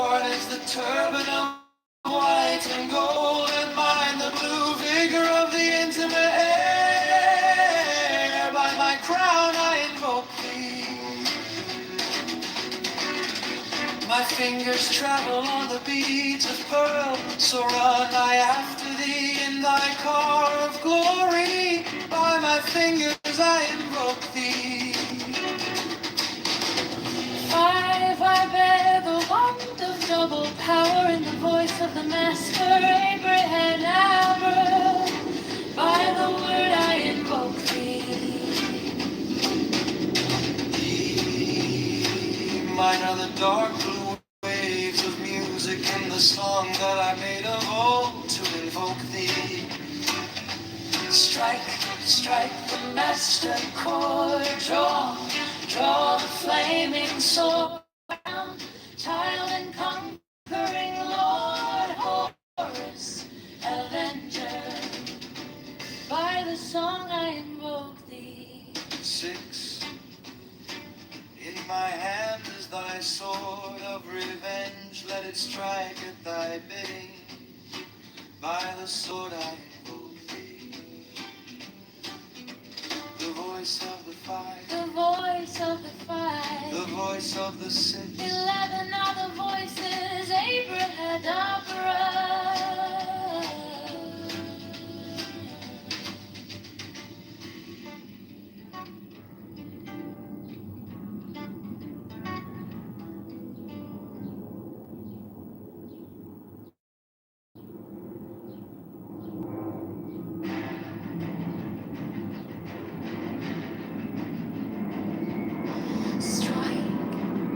Strike a master chord. Draw the flaming sword. Crowned child and conquering Lord, o'er us, Avenger. Thou the head of the whole. Thee I invoke, thou only begotten child of Osiris thy father, and Isis thy mother, he that was slain. She that bore thee in her womb, flying from the terror of the water. Thee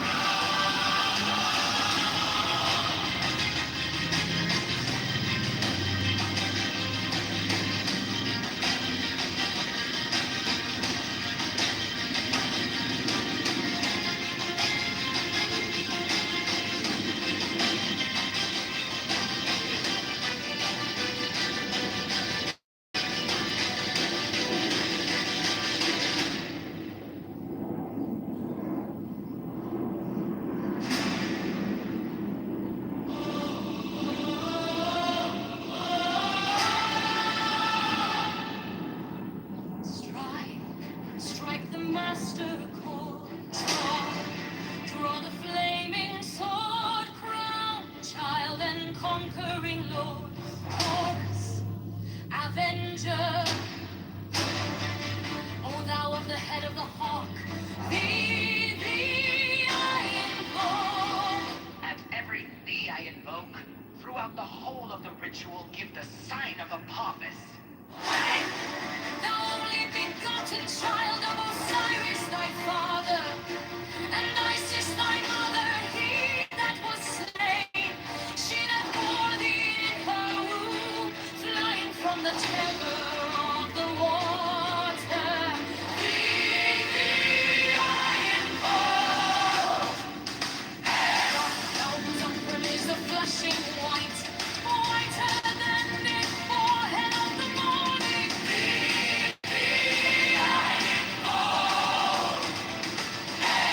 For thou hast formulated thy father, and made fertile thy father.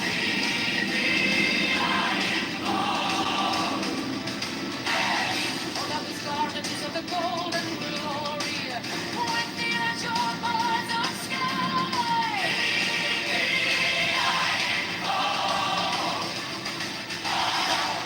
Who didst avenge the horror of death, thou the slayer of Typhon?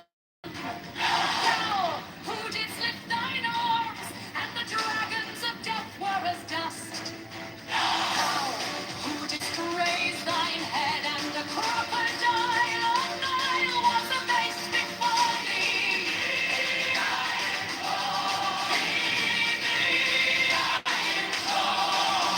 Thou whose menace hideth the universe with night, the impermeable blue.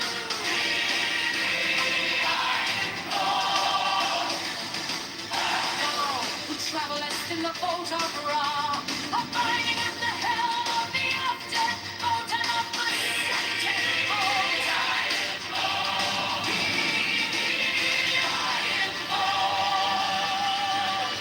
Thou who bearest the wand of double power.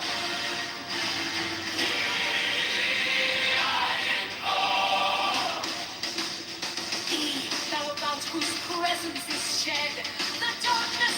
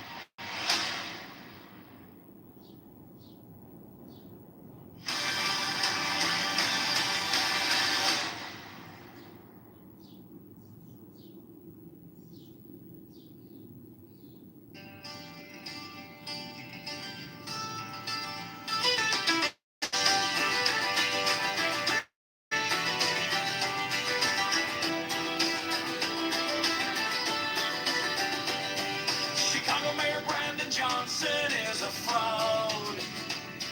Chicago Mayor Brandon Johnson is a scam.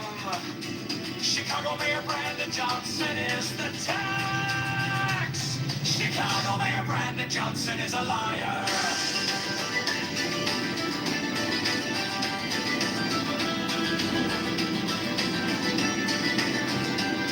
Chicago Mayor Brandon Johnson is a criminal. Borrows $1.3 billion to give to Chronic.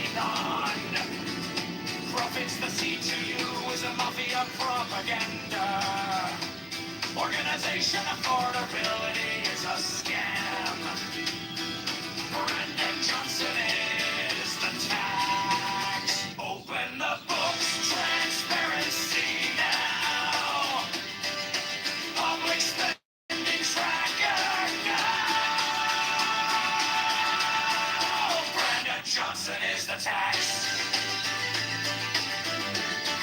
Brandon Johnson is the tax. Brandon Johnson is the scam.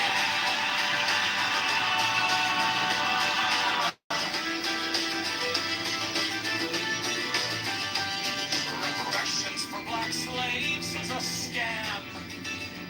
It's the black tax socialists are taxologists. All taxation is theft, affordability is a scam.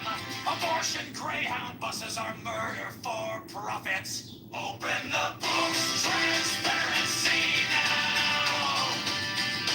Public spending tracker now. Brandon Johnson is the tax.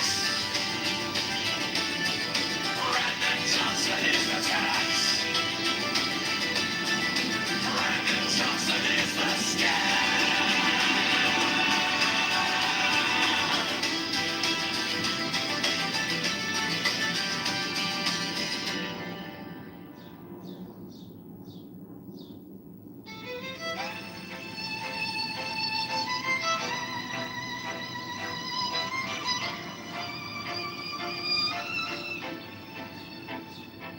You stand up paychecks with a smiling mask. Call it care, call it change while you pass the hat. Your friends at the table eating out the back. We're stuck in the checkout line doing the math. You borrowed a mountain for a parking lot dream. Sign your name on the dime like it's free, free, free. We wake up to letters with the red ink screens. Every promise on paper feels cheap to me. Brandon Johnson is the tag. We're the ones who pay it back. All the bills and all the spend. Cash goes out, we're locked in. Open up the books right now. Show the numbers line by line. Transparency on every track. Brandon Johnson is a tag.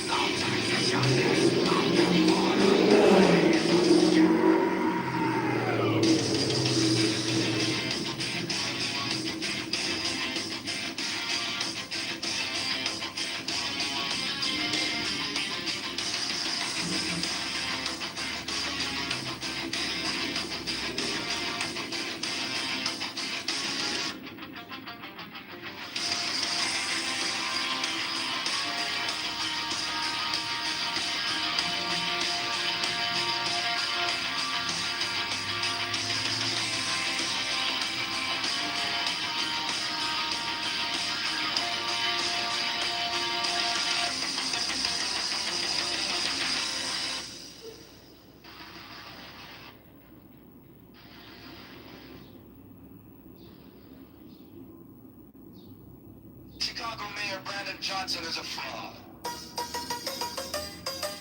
Chicago Mayor Brandon Johnson is a scam. Chicago Mayor Brandon Johnson is a scam. Chicago Mayor Brandon Johnson is a liar. Chicago Mayor Brandon Johnson is a criminal.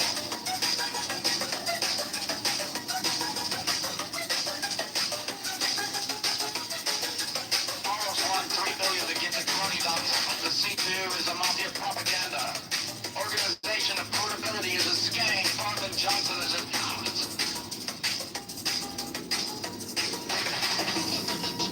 Transparency now. Public spending tracker now. Brandon Johnson is a tax. Brandon Johnson is a scam.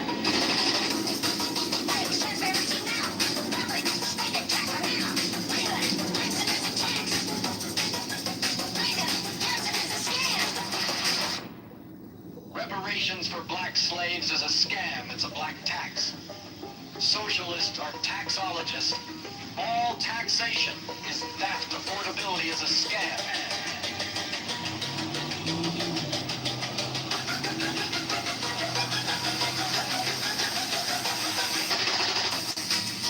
Transparency now.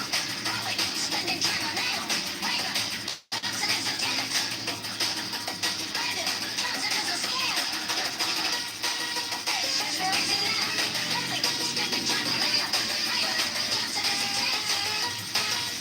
Brandon Johnson is a scam. Chicago Mayor Brandon Johnson is a fraud.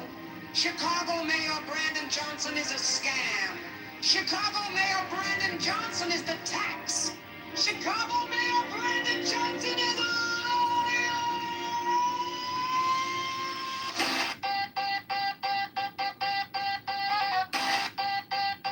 Chicago Mayor Brandon Johnson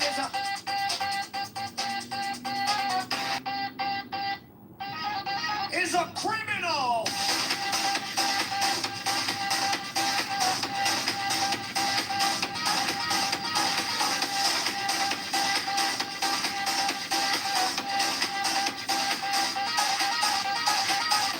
Borrows $3 billion to give to crony non-profits. The CTU is a mafia propaganda. Organization affordability is a scam. Brandon Johnson is the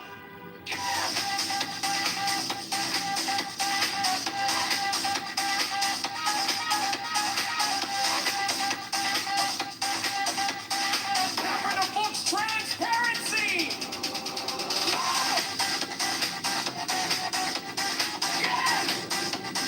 Clever spinning tracker now. Brandon Johnson is the tax. Brandon Johnson is the scam. Reparations for black slaves is a scam. It's a black tax. Socialists are taxologists. All taxation is theft. Affordability is a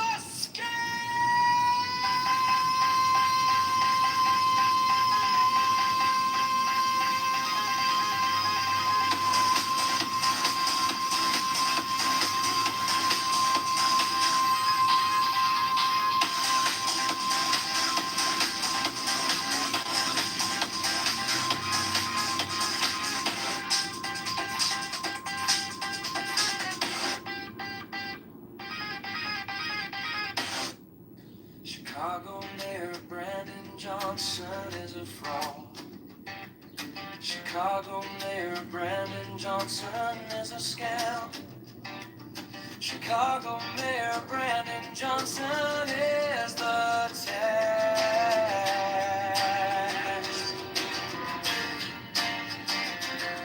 Chicago Mayor Brandon Johnson is a liar. Chicago Mayor Brandon Johnson is a criminal. Borrows $3 billion to give to crony non-profits. The C2U is a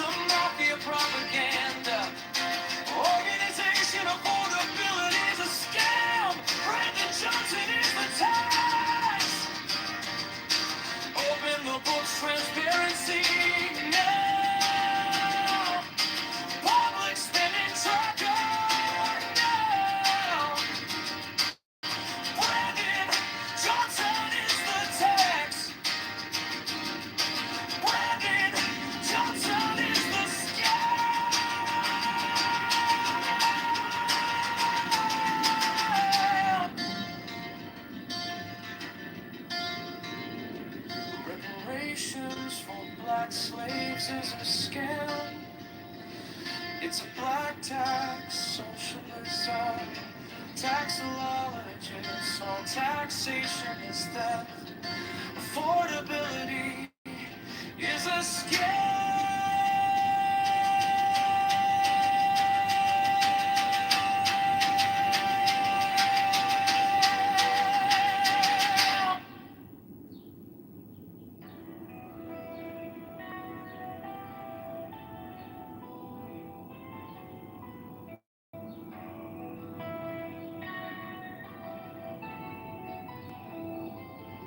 I am the charioteer of the east, Lord of the past and of the future.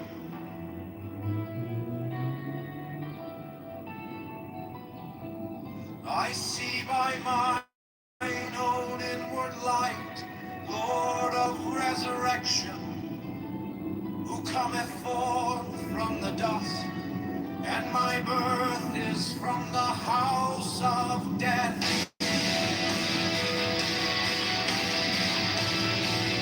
We two divine hearts upon your pinnacle, who keep watch over the universe.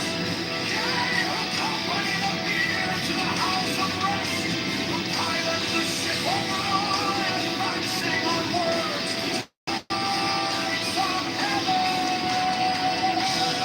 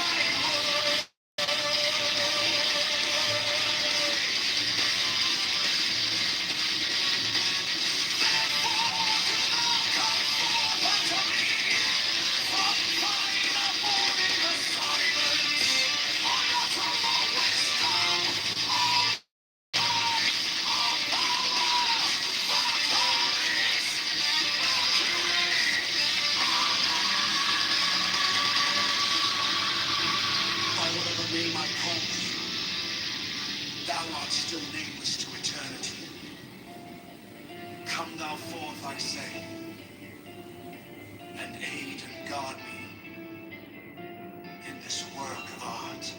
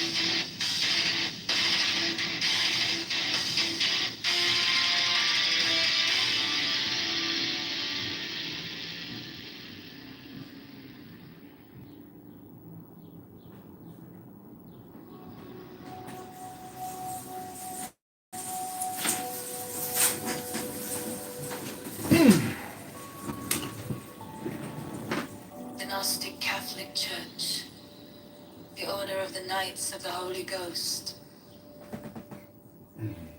the Order of the Illuminati, the Order of the Temple, Knights Templar,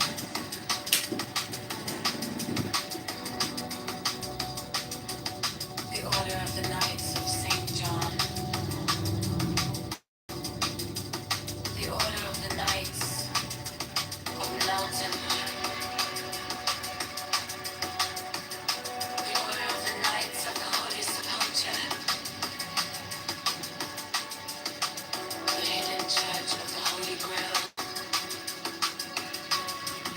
the Hermetic Brotherhood of Light, the Holy Order of Rose Creek's Pim, the Order of the Holy Royal Arch and Clock, the Ancient Tennis Rites and Masonry, the Rites of Rivers, the Rites of Ring, the Ancient Accepted Scottish Rite of Masonry, the Swedish Borgian Love of Masonry,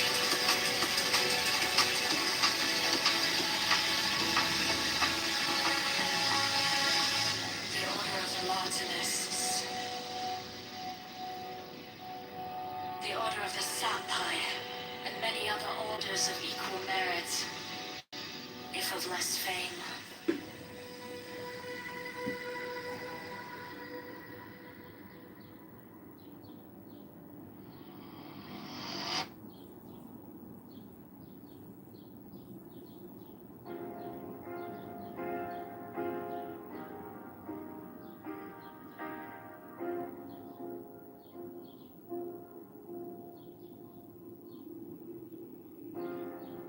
My object all sublime, I keep it in my mind.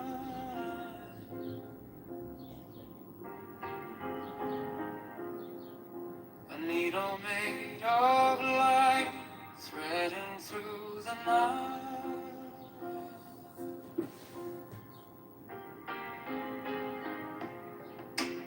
mark the hidden seam, I sharpen up the dream.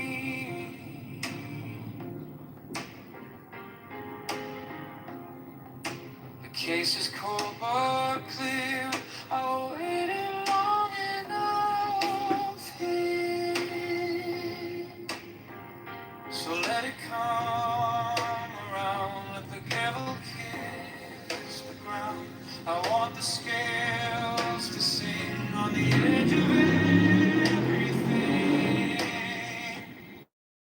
to make the punishment fit the crime.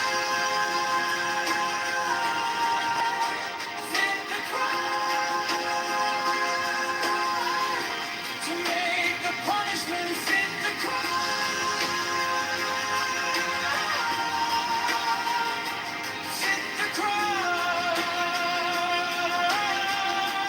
And my object of sublime shall achieve in time.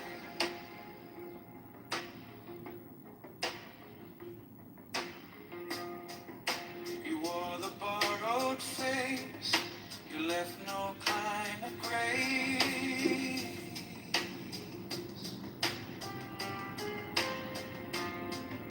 But every lie you spun turns back beneath the sun.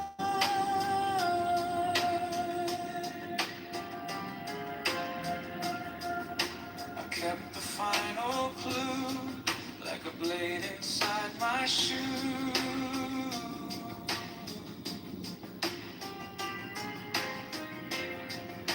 Now every step you take feels like the earth might break.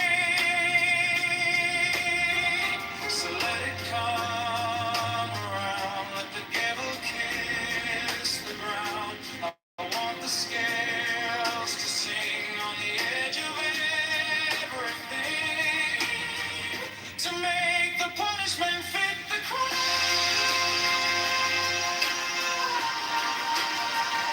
Fit the crime. To make the punishment fit the crime.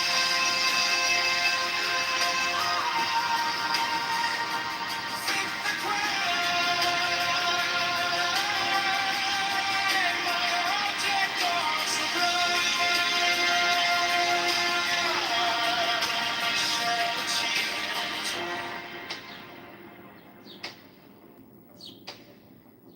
And if I'm wrong, but I have held on long to the shape of what was lost, to the prize, to the cause, to make the punishment fit the crime.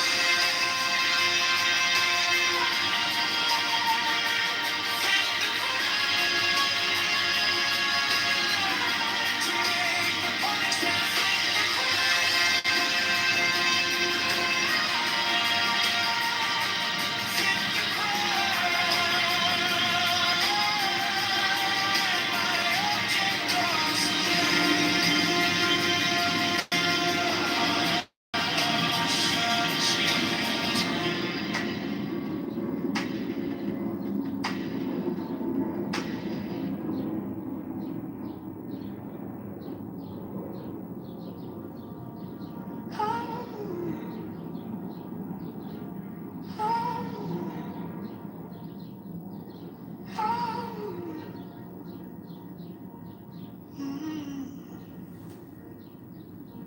my object all sublime, I keep it in my mind.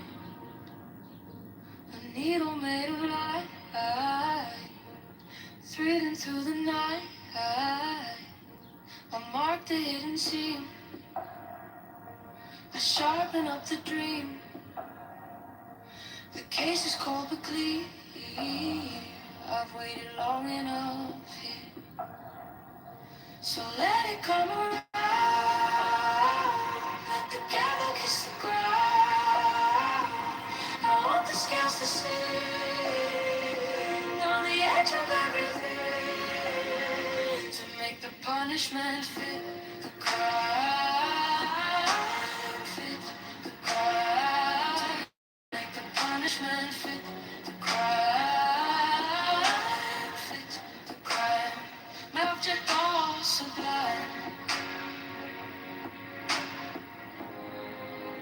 shall achieve in time.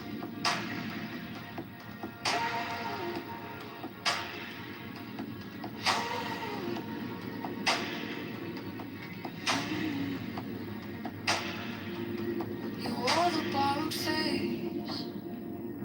You left no kind of grace. But every lie you spun turns back beneath the sun. I kept the final clue, like a blade inside my shoe. Now every step you take feels like the earth might break.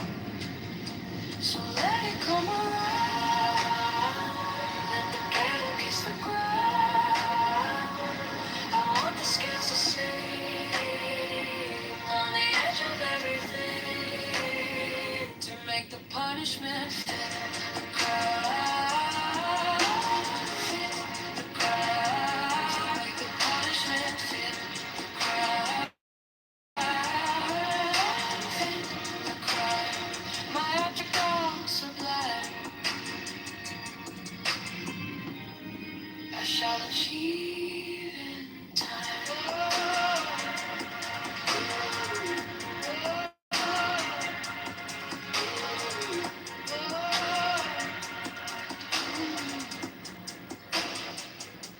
And if I'm wrong, I'm wrong, but I have held on to the shape of what is lost, to the prize, to the prize, to make the punishment fit the crowd, fit the crowd, make the punishment fit the crowd, fit the crowd. My object all sublime, I shall achieve in time.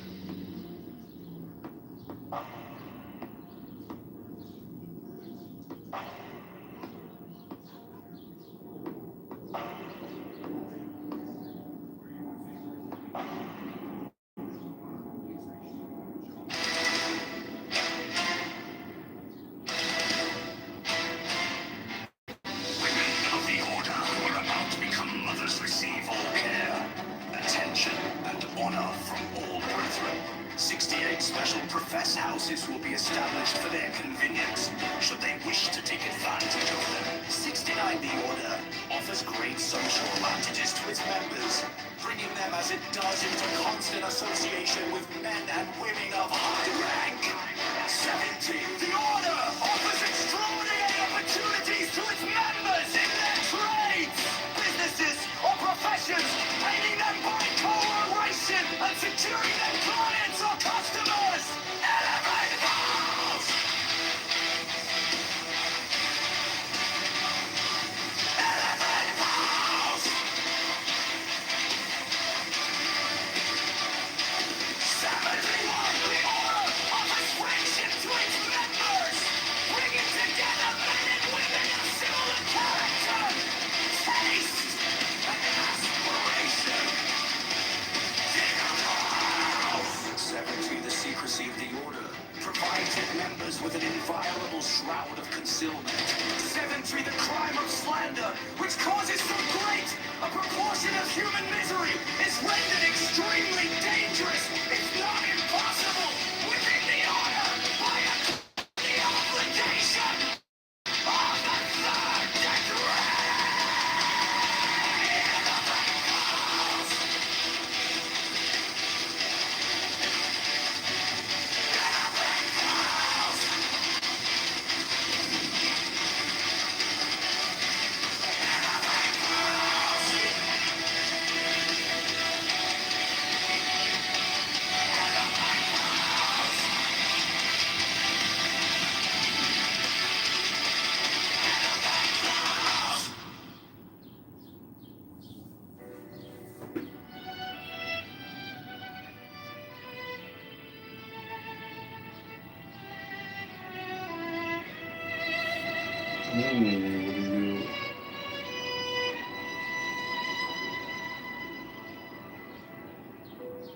Every brother shall seek constantly to give pleasure to all brethren with whom he is acquainted, whether by entertainment or conversation, or in any other manner that may suggest itself. It will frequently and naturally arise that love itself springs up between members of the order. For that they have so many and sacred interests in common. Such love is peculiarly holy and is to be encouraged. All children of brethren are to be considered as children of the whole order, and to be protected and aided in every way by its members, severally, as by its organization collectively. No distinction is to be made with regard to the conditions surrounding the birth of any child. 15. There is an especially sacred duty which every brother should fulfill with regard to all children, those born without the order included.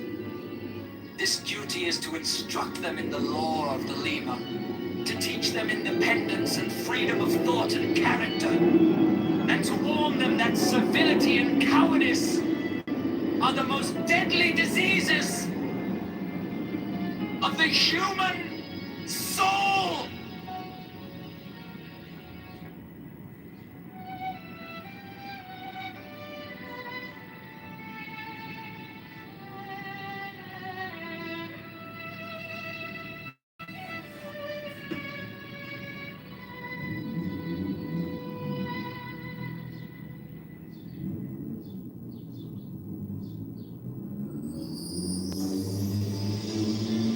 The showstone, a crystal which Dee alleged to have been brought to him by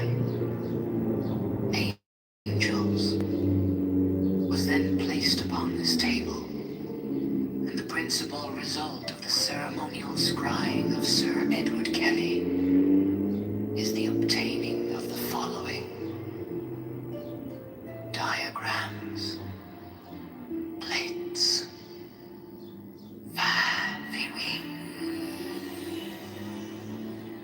he symbolized the fourth dimensional universe in two dimensions as a square, surrounded by 30 concentric circles, whose radii increased in a geometrical proportion. The sides of the square are the 4 great watchtowers, which are attributed to the earth. There is also a black cross, central tablet according to the arrangement shown. Compare the black cross bordering the tablets in plate A with plate A.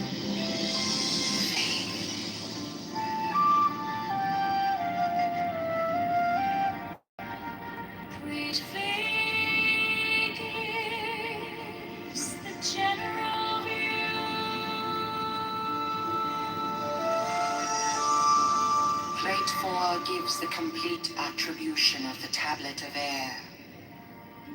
The 6th file is called Linea Patris. The 7th file is called Linea Filii. The 7th line is called Linea Spiritus Sancti. This great cross divides the tablet into 4 lesser tablets, the left-hand top corner being air of air, the right-hand top corner, water of air, the left-hand bottom corner, earth of air, the remaining corner, fire of air. Each of these lesser tablets contains a Calvary cross of 10 squares.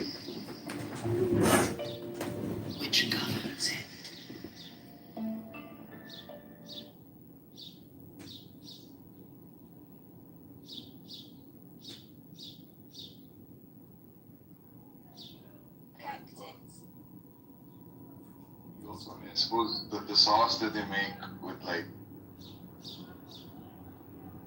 We're done. I went from my parents, and then I went to.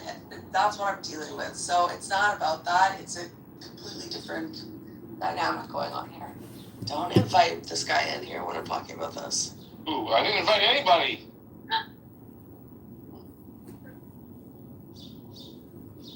So annoying.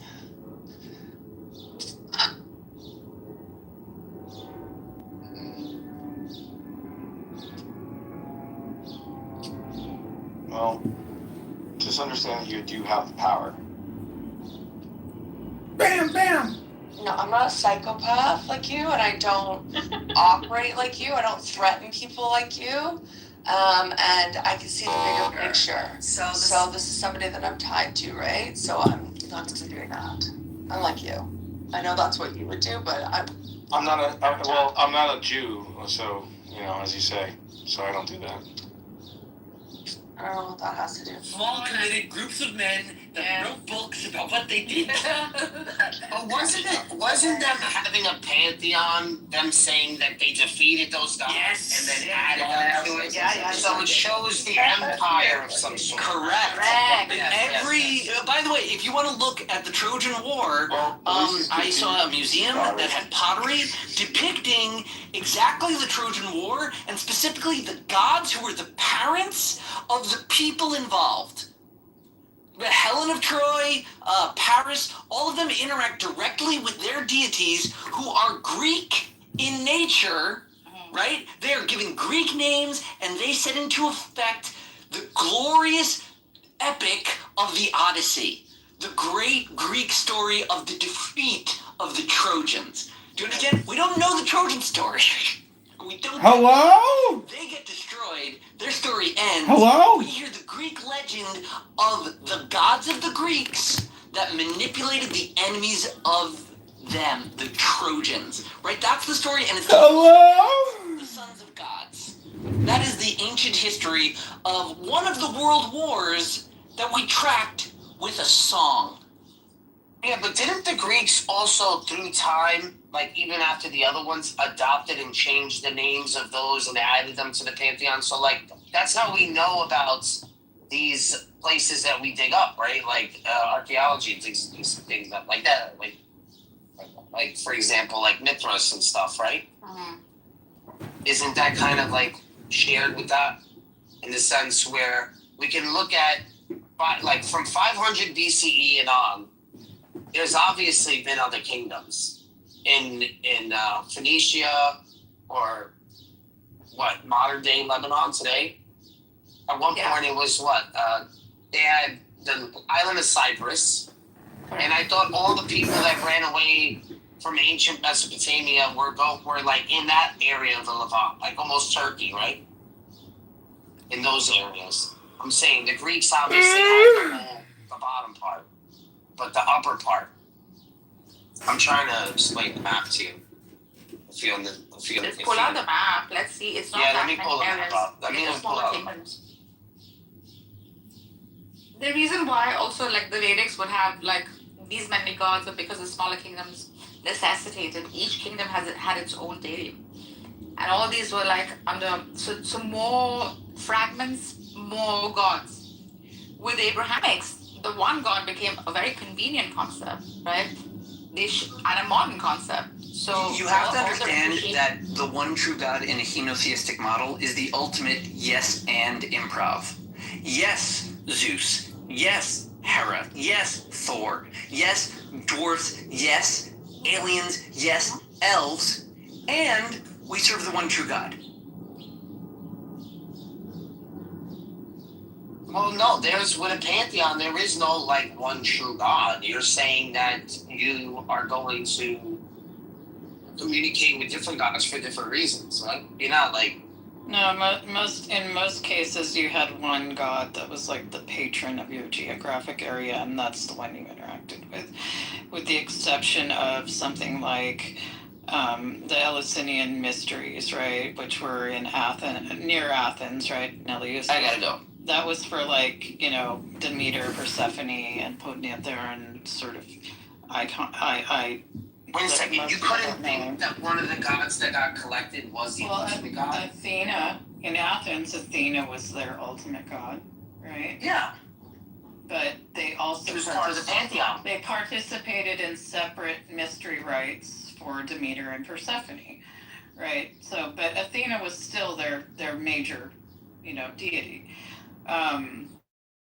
Much like Delphi, right, is obviously going to be like Apollo, and then the island of Delos, right?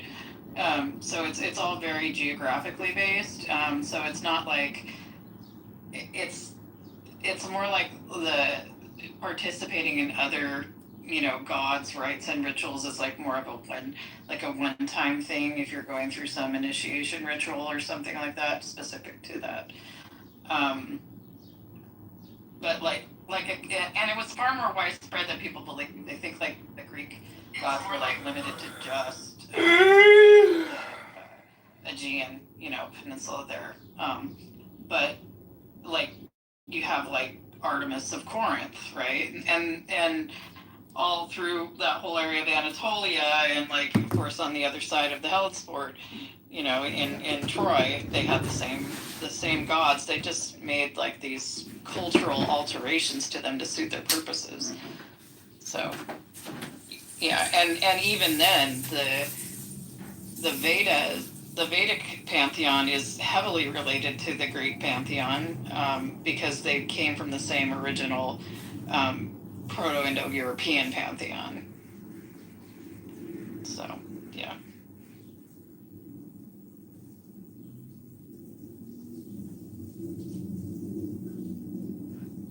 I'm trying to find inside this Wikipedia where it actually had the list of all. Of all what? The gods. The Greek gods?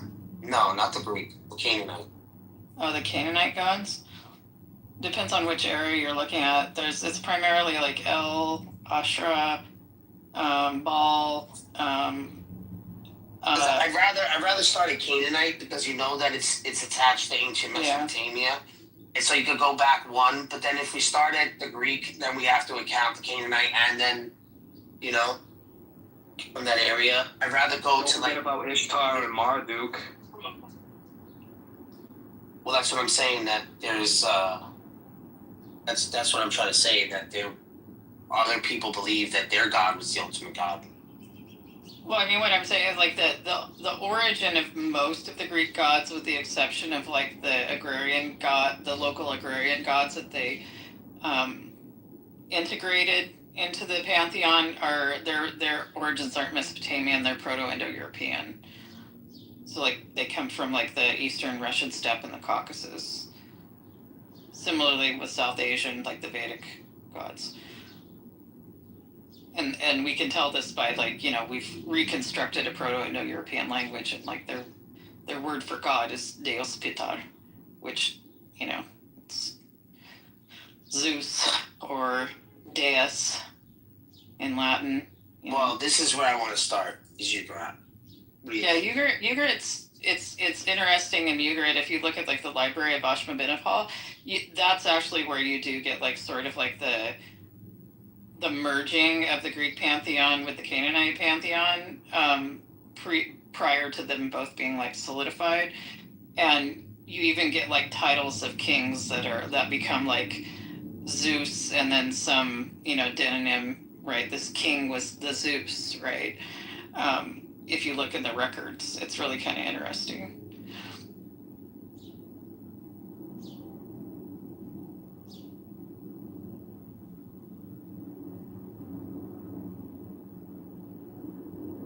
But the one that permeated most down into Canaan from the, like primarily, I think Canaanite gods they're more related to the Assyrian and Mesopotamian pantheons. But the one that did infiltrate the most was probably Dionysus. So Dionysian rites. And you see that's who Alexander the Great was looking for. Searched foreign lands for Dionysus. Yep. Which is what, like almost like Christ, like sort of idea, right? He's going to foreign lands preaching Dionysus. It's like Jesus was the perfect Dionysus. Yeah, and Mary was the perfect that sort of representation. Yeah, the temple ruins at Elephantine are really super interesting because that's where you see this sort of like mix of like Judaism, Zoroastrianism, and Dionysian cults. It's really kind of cool. It's super syncretic. Well, they're saying that there was no Moses or Abraham in their writings. And then if we look at the Eshmon temple and that period, we also see similarities in the stories of King David and the Chronicles or even Samuel or any of those stories. You see similarities in those stories too. So it is interesting how because you see this development, right? And what's weird is that they have this, people have put together sort of an argument to say that there are certain prophets or books that didn't mention Moses, or they don't mention Abraham, or they don't mention these sort of people, right? And to see that they do mention there is a lot of overlap in the language they use. But are they directly referencing them? Then it's like, yeah, but they're not all mentioned all the time, right? They're not mentioned in some at all. way. What? They don't really mention at all. It just seems like these stories hold different names, keeping the same theme later on, and these different names would be Abraham, Noah, Moses, etc. Geography changes, a slight amount of detailing changes to these same like storylines. Obviously, like they were quite attractive to the human psyche, right? Repeating the same old. Well, that's what I mean. So the message of God is still remaining the same, regardless if you're trying to, you're saving the best of the best of each story, right? Yeah, and think about how many hands it went through. Yeah, and you're teaching morality through basically the archetype is like enforcing morality, using the same stories of the land because they're familiar, because they are interesting to the human psyche, and because they're effective. So this is the genius of the archetype of the time. That's why I always say this marriage between a priestly class of people for both, right? So you're gonna say for Jews and for Christians, and it's like, I don't know, it's like a representation of it, of a tradition, and that holds. Yeah. Even though there's the secular, even the residue of what's outside of it continues it somewhat. Do I want duck breast or bison ribeye for dinner? Breast. Bison ribeye.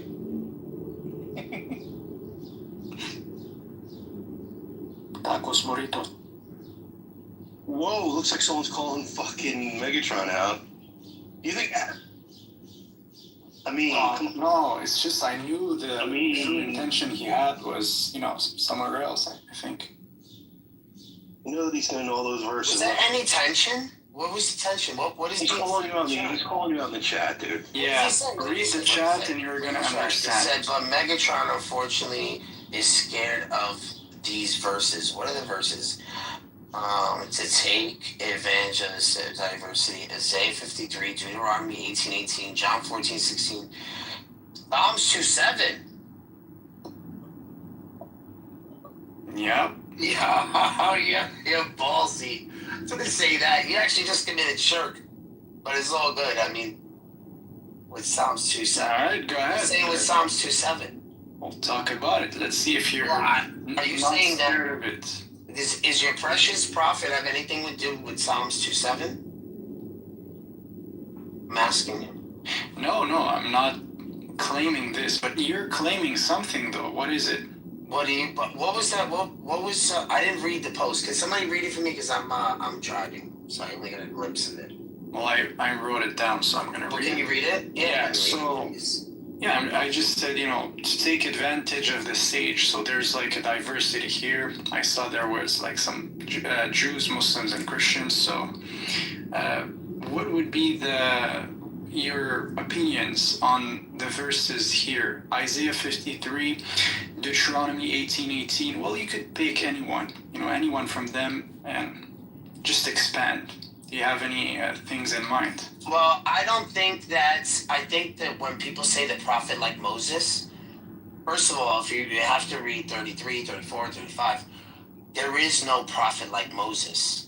Never again. So, by you saying that is weird. So, when Christians use this as a polemic or to say there would be, I think it's just because of the climate or the period of the time. It's nothing that we're saying now. So you're saying because he doesn't, because to give Jesus, like Jesus doesn't have to. That has nothing. You're saying he's not comparable to Moses, but he's superior. That's what you're saying. Yeah, like it would be no reason to say. Wow. Because you gotta remember, when Jesus is coming back, he's still going by the same laws that Moses kept. So why would he be there and say, "Oh well, I'm just," have to fulfill those, right? He's not coming in to say, he's the prophet like Moses. Wait, so you agree that the verse is not talking about Jesus? Yeah. I don't think it's talking about Jesus in that way. Yeah. Interesting. I think they're describing a prophet like a prominent person, like possibly a new covenant of some sort. Okay, but so what verses would you refer to in the Torah that actually would prophesize about Jesus if Jesus himself said let's go that to he was prophesied in the Torah? Isaiah 53. Well, that's the one. This verse is the most explicit. It's a home run. 18:18 would not be explicit. 14:16. What's 14:16? That's the Holy Spirit. Psalms 2:7. What's Psalms 2:7? Wasn't it close to the suffering servant situation? Like, from what I remember. How are you reading Isaiah 53? Well, no. First, I'm trying to understand your position. Like, let's compare your position to, the traditionalist Jewish perspective, and then which position are you taking? Are you taking the Jewish perspective? Which perspective are you taking? What's going to be your angle? I don't know. Let's read it first. I think I would say I could see how this could this could be related to a messianic figure, for sure. 53. But what's the context? That's the question. Because I've never read the whole portion. Like, it's around 60 chapters, right? So I've never read the entire thing. So you tell me, actually. So I think that if you look at the Jewish view, they don't know whether this is going to be the Messiah or the King. So that's still up in the air. Christians took the position of Jesus taking on both. Okay, so we're saying Jesus fulfilled both of them: the suffering servant, Messiah ben David, Messiah ben Yosef, and Messiah ben David is the king of the heavens. Well, first, do you know if they have traditionally seen this passage as a messianic passage? They probably, yeah, of course. Show me the proofs. Are you serious? They used this prophecy by Moses also. Because Moses was... No, you're saying... Yes. You're saying... You said messianic. Yeah. I'm telling you now. All right, so Moses is a lower type of Messiah. He's not the Messiah, but he is Messiah. So he would be the suffering servant that is Messiah and never got to enter Israel. So he is that suffering servant that led his people into Israel, but him and his brother weren't allowed. I can easily see that. You can easily see this being Moses also. Okay, but that's not referencing the Messiah. No, well, show me where it says the Messiah. Oh, great. Or how you I thought that the was. Messiah. I That's thought what I'm that saying. was You're your gonna have to position. if you make that. But that's what I'm saying. Like, if you make that claim, then prove it. I'm not making the claim. You make the claim, right? So you see Jesus in this passage. So obviously you think Jesus is the Messiah. You're just Right? taking my word for it. Well, no. Actually, I'm literally saying, show me proofs, like for what you say. So if you have any evidence that there's the gospel is an interpretation, the gospel is like portraying this character. Yeah. So I'll just read you the whole gospel to show you Isaiah 53. Okay, well, show me in the Gospels where it references Isaiah 53. That would be good. A good start, at least, right?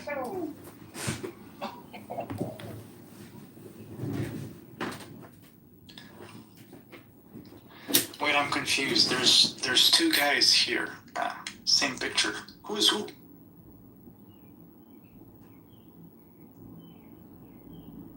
Laser. Okay. So where do we start? You know, a laser. Where do we start? Where do you want me to start, my friend? Well, you tell me. Can I share the link? Yeah, show me a reference from the gospel where there's like an explicit reference of Isaiah 53, or if you have like any classical tafsir from Jewish how do you want First Temple era. How do you want this categorized? Do you want every verse, or do you want every other verse of Isaiah 53? Because I'm going to give you the whole complete rundown. But you let me know how explicit you want this list. Yeah, like feel like you do whatever you think is enough. I'm just gonna read whatever you have to put forward. You know, not asking you like if it's too complex. Don't take it too complex. Like just simplify it, and then we could discuss from there.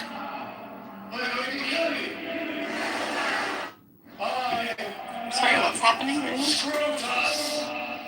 A meme is basically challenging Bard in a big time. He wants to do. I'll do a verse for verse breakdown. I mean, this takes me a little bit to type up for you. But yeah, sure. Let's do it. I mean, I can go to like. It comes too long. So we'll start it from 12, verse 12, and then I'll do verse 12 on if we pass 12. But it show you. You said, does it reference the New Testament? Sure. Go for it. Pick up the link. Yeah. Okay. This is what I mean, Daniel. This isn't stuff that he couldn't look up on his own. You know, like, this is not even a challenge. He just wants me to do the work for him. Okay. But maybe you have, like, already an argument made up and you can defend your position. There is no argument. If you're saying that this person who corrupted the Gospels, this not much, even going there. You know what I mean? I think you are going there. I haven't even brought it up. Much skill. No, I would say this to an atheist. Like, to put this much work into it, then it'd be what? You think one or two sentences is going to throw the whole thing off? That's what I'm trying to tell you, I mean. Oh, so he's not making the same claim as you. He's not saying it's verbatim. He's saying it's divinely inspired, right? Which is a more, like, easier position to defend than yours. Yeah, they knew of the scriptures before. So they had an expectation. Okay, so John 12. So if you want to say, right, because I'm going to think that you're an atheist. If you want to say that this story is an amalgamation of other stories that reached the peak in its time for humanity of some sort, who sort of as peace, a chairman of our work and much welfare bloodshed subcommittee, needed to has be been shared. a tireless champion for it to go foster through. youth and a leader in And this is the case, then overdue reforms. Like, then you're also, then whatever other beliefs that stem from this is going to be also a fairy tale. Gimme. Okay, so here, just you taking the atheist position, I think, I'm not even taking. And you should take the atheist position because you're going to tell me that it's I'm acting like a Pharisee. I'll show it to you. You'll have to defend your claim. You'll have to defend that whatever you believe in is backed up by the sources we have. Why not? Sure. Why not? Breakdown. Why not? See what I'm saying? Because if someone he's not putting all his no. Unlike you, he's not putting all his eggs in the basket of scripture. Your position is very hard to defend. He's saying I have the logos. That's Jesus himself. No, he's saying Jesus is the Messiah based on the Old Testament prophecies. So I'm gonna have to stress this out, right? It doesn't always have to reflect scripture. Well, not for Jews, right? Right? If you're Jewish, right? For example, you're gonna. Is he taking on the Jewish position? Not you're gonna have to. At the beginning of the conversation. Well, I just told you I'm gonna take the Pharisaic position. You're saying Jesus is, the suffering servant in Isaiah 53, right? So let's see how it goes, right? Where in the Gospels, like what passages would you say backs up this claim? So let's start from there. And then I just brought a list of them. Yeah, John chapter 12.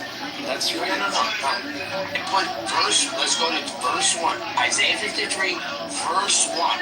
You're saying it doesn't reference anything in the gospel? It doesn't right there. I gave you the explanation. Gospel of John 12, 37 to 38. Directly quotes Isaiah 53, 1. You wanted to start there? That's like, alright, sure. Give me the first. So I have the passage in front of me. I can read it. Okay, it says, even after Jesus had performed 20 signs in their presence, they still would not believe in him. This was to fulfill the word of Isaiah the prophet. Lord, who has believed our message, and to whom has the arm of the Lord been revealed? So what's the source of this verse, actually?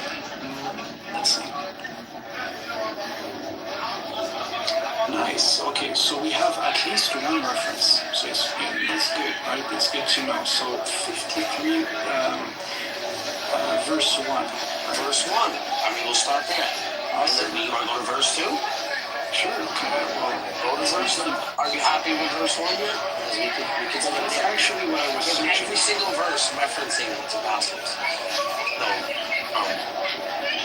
Yeah, I mean. Okay, Lord, what questions do you have? Let's stay on this one. Because Isaiah says elsewhere, he has blinded their eyes and hardened their heart, so they can neither see with their eyes nor understand with their hearts, nor turn, and I will heal them.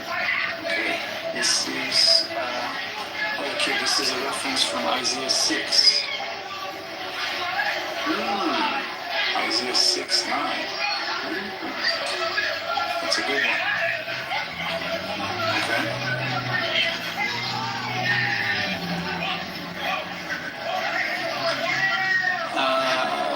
Isaiah said because he saw Jesus' glory and spoke about him. At the same time, many, even among the leaders, believed in him.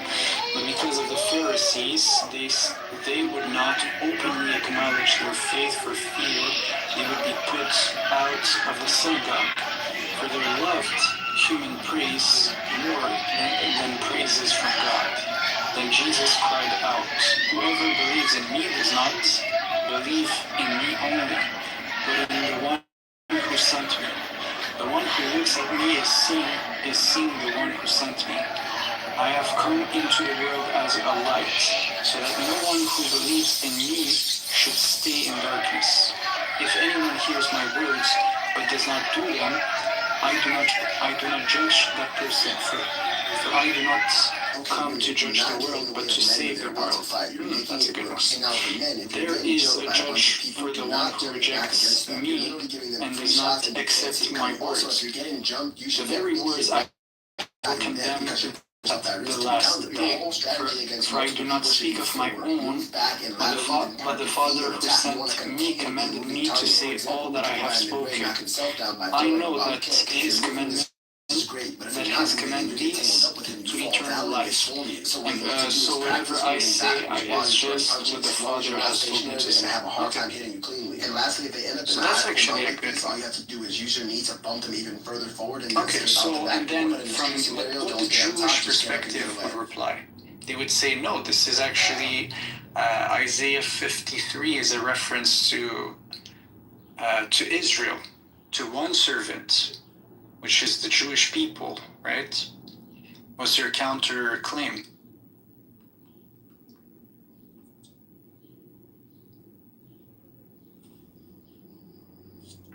Then there's also like many many views. I think there's one view that says it's concerning Jacob, right? So one interpretation I think says it's referencing the prophet Jacob, whose name was changed to Israel. But then you'll have to argue, no, the Messiah represents all of Israel. You could say this. Yeah, that could be defendable. Election, who was unconstitutionally blocked. I mean, for me, it's clear. And in any case, it's clearly talking about a servant who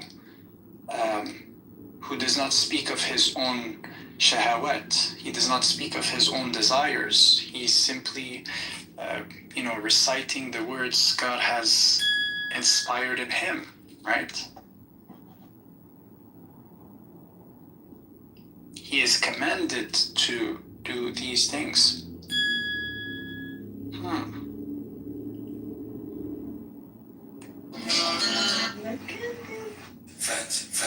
Yeah, I think that's a good position, actually. Who has a crush on? I have to remind myself to breathe sometimes. Anyways, do you have any additions? You lost. Any comments?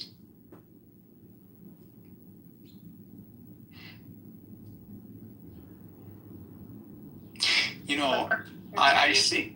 Yeah, go ahead. I'm just being silly. Yeah, I love the thing he said in verse 47.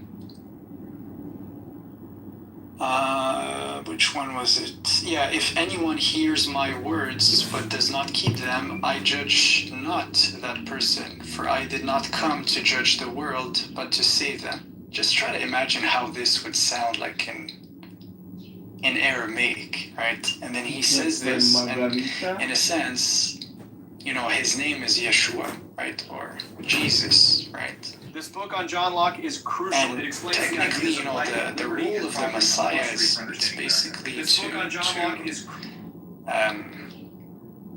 to be a savior for the world in some sense, right?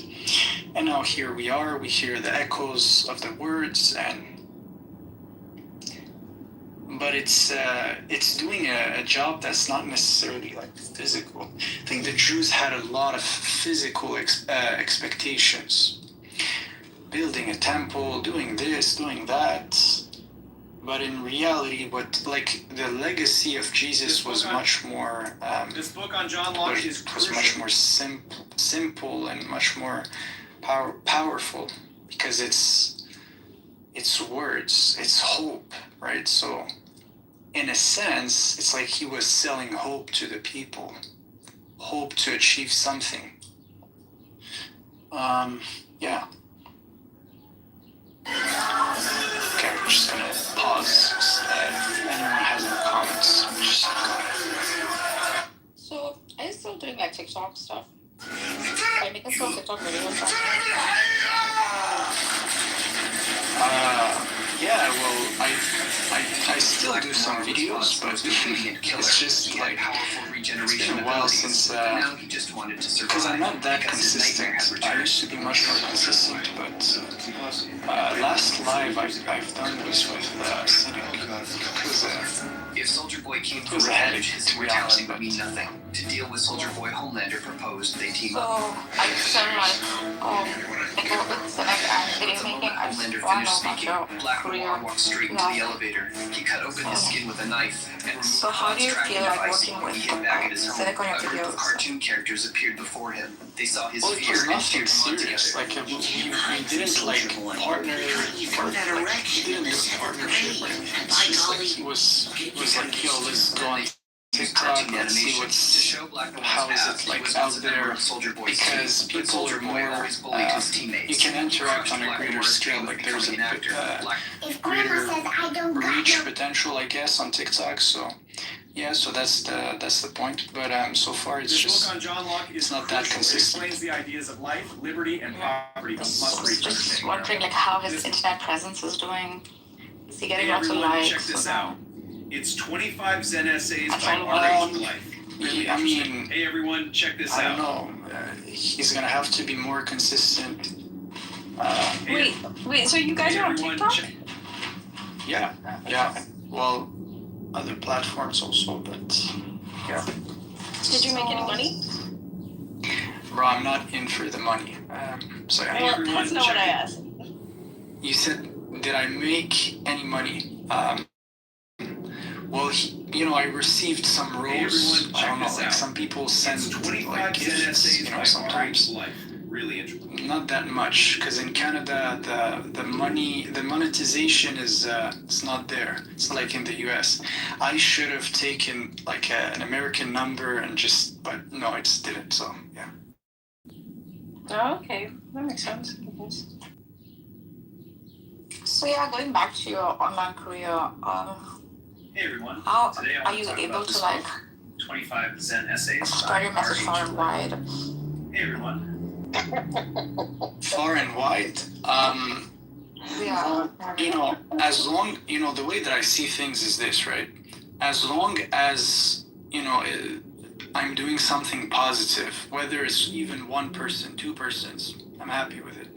So, if it takes, it takes. If it doesn't, I don't mind too much. Because, yeah, the most important things, I would say, is also in person, right? So, there's a lot of work that could be done in person, and looking forward to do this. Yeah. Do you mean you're gonna collaborate with? If Grandma said they were all enthused and they were gonna protest, and everybody said, "Oh, the regime's gonna come to an end," and then all of a sudden, boom. I don't know, like, how do you feel about joining Senek in his mission to have like a strong internet presence? Oh, the when you get by yourself, could you use it? I wouldn't, like, I don't see it like, it's just, everyone does his things, and it's just, happens. I'm not even thinking too much about it. So yeah, it's nothing like, it's just like, I do think that one of the best purpose, because, if you do different things in life, like, some things are more appealing than others, or pulling you towards a greater purpose more than others, right? So for me, I would say that one is something interesting and appealing. But I'm not doing this like full time yet. So Every single day I thank him. Yeah, so do you have like Hey everyone. contacts? Today I want to talk about this book, 25 Zen essays by R.H. Life. Hey everyone, check this out. This book on John Locke is crucial. It explains the ideas. If I have contacts, I do, but yeah, I do, but I'm not going out like. Marcus, do you want to be 100% or something?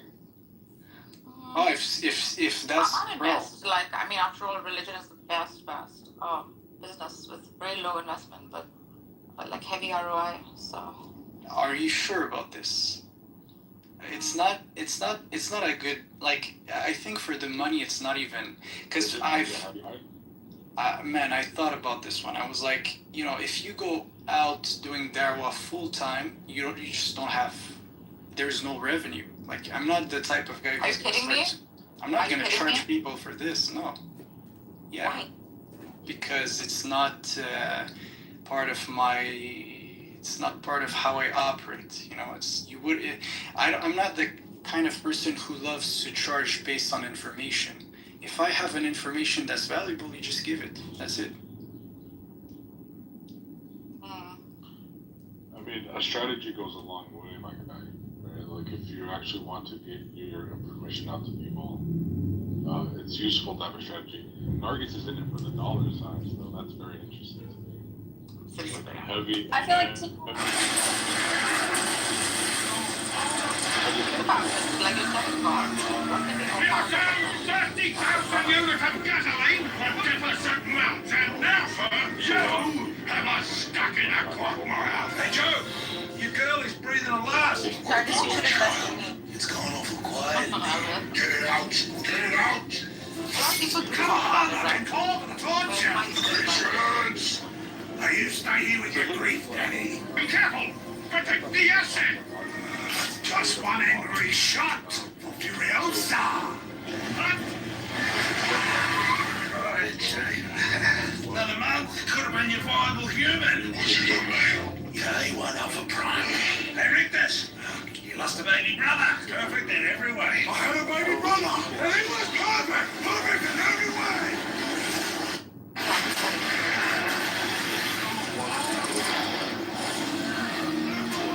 We are down 30,000 units of gasoline for 10% amounts, and now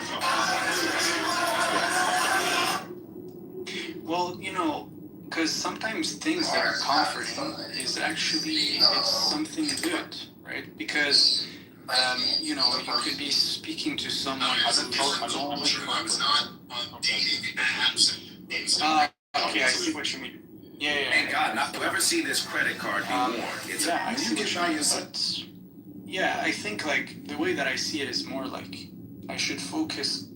For now, it's not the right time. I should focus on doing some things, make money, and then, you know, out of your own pocket, you need to literally just invest in whatever things you deem is important. So that's okay, but that's my opinion. That's how I see it. Don't use your own money. You get like, if you have a good enough idea, you get people to invest. You use other people's money and let them invest in the business. You do not use your own money. Yeah, so that's a good idea also. Like, I'm not against it, but the thing is this, right? So if you want to have a partnership, right? Some people are there to make money from whatever endeavor you're going to, right? It's not a regular business. We're not talking here, like, I don't see this as a regular business because it's more of a charity. It's more like you think there's an issue, right? And then you're trying to provide value for an issue. So the people who are going to partner with you, they have to understand that it's not a I invest and then we make profit. No, it's more of I invest and we make a real change in the world. For example, yeah, it's just charity. This is charity. We're not making money here. That's the thing. Like, it's not we're not opening a corporation right now. That's the point. What better corporation than the God Corporation? It is always the pattern has always been successful with this model because you cannot up the God concept. You can't up an omni. It's the best thing to sell. And I'm not so sure about that. Like, I'm telling you. Here's the thing. Adam Miel. Okay. Just because you're doing something that's good, right, and is righteous, right? Like, you're sitting here and you keep going back to that. It's like, it's a charity. You want to actually reach people, or some spiritual, whatever. Okay, that is independent of having a viable business model, right? So, like, the two should not be seen at odds. Especially, like, in Islam, we don't have this idea of about poverty or things like that. You can make good money doing good work. And so you should also, if you're taking this seriously and thinking about this, you should not have in your mind that, because I'm doing this for God or whatever, therefore making money is something that's inherently wrong or bad. quite the opposite. If you understand business principles, you can make good money doing this. Okay? I see your perspective. I truly understand it. It's not that I don't understand what you're saying and I'm, naively going the hard way. No. So what I'm saying is this. If I want to make money, I would rather do this with a business, a true business, who's going to, literally make true money because of, a valuable problem that is resolved. But when it comes to God, it comes with a certain image, right? You don't want to be part of the people who are going to, feed, take money, right, from the people who are listening to you because of information that should be, a no-brainer for available to all. So this is why, if you want to give Qur'ans, you should do it, out of your own pocket. It's free. There you go. If you want to feed the poor, it's free. There you go. So, yeah. It is who is doing it. The same stuff has always been around, right? It's how you build off of that. The product has always been around. How do you think innovation happens? Inventions take place. None of these are out of the blue. No one's inventing the wheel.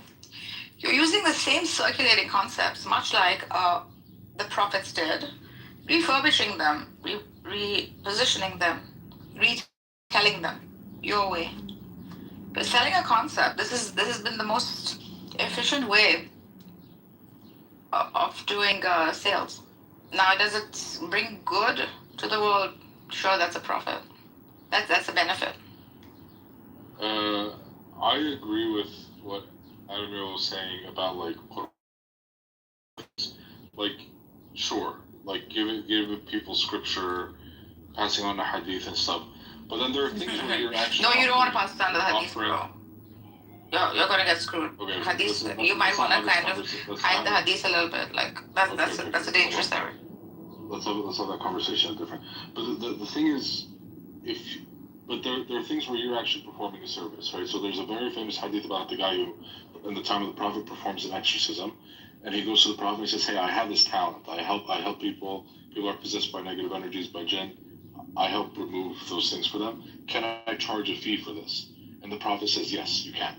Right? So if you are performing a service, for example, you are passing on content about the application of religion in the modern day. You follow the daily news or you follow social trends, and you are offering analysis that incorporates a religious view of things and how to maybe hold on to Iman or hold on to Deen in the face of certain challenges, like in pop culture, for example. That's a service, and there's nothing wrong with making money off of that. But if you're going to somebody, if you're going to go to somebody and teach them how to pray Salah, okay, I understand, sentimentally, and maybe even from a matter of perspective of principles, okay, I'm teaching you how to pray, I want my reward to come in the next life. I don't want my reward to be in this life. I totally understand that. But too many,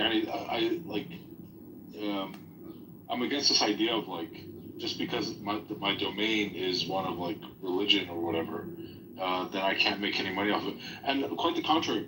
My experience of business, when you have a legitimate business plan, it actually builds trust with the people that you are doing business with.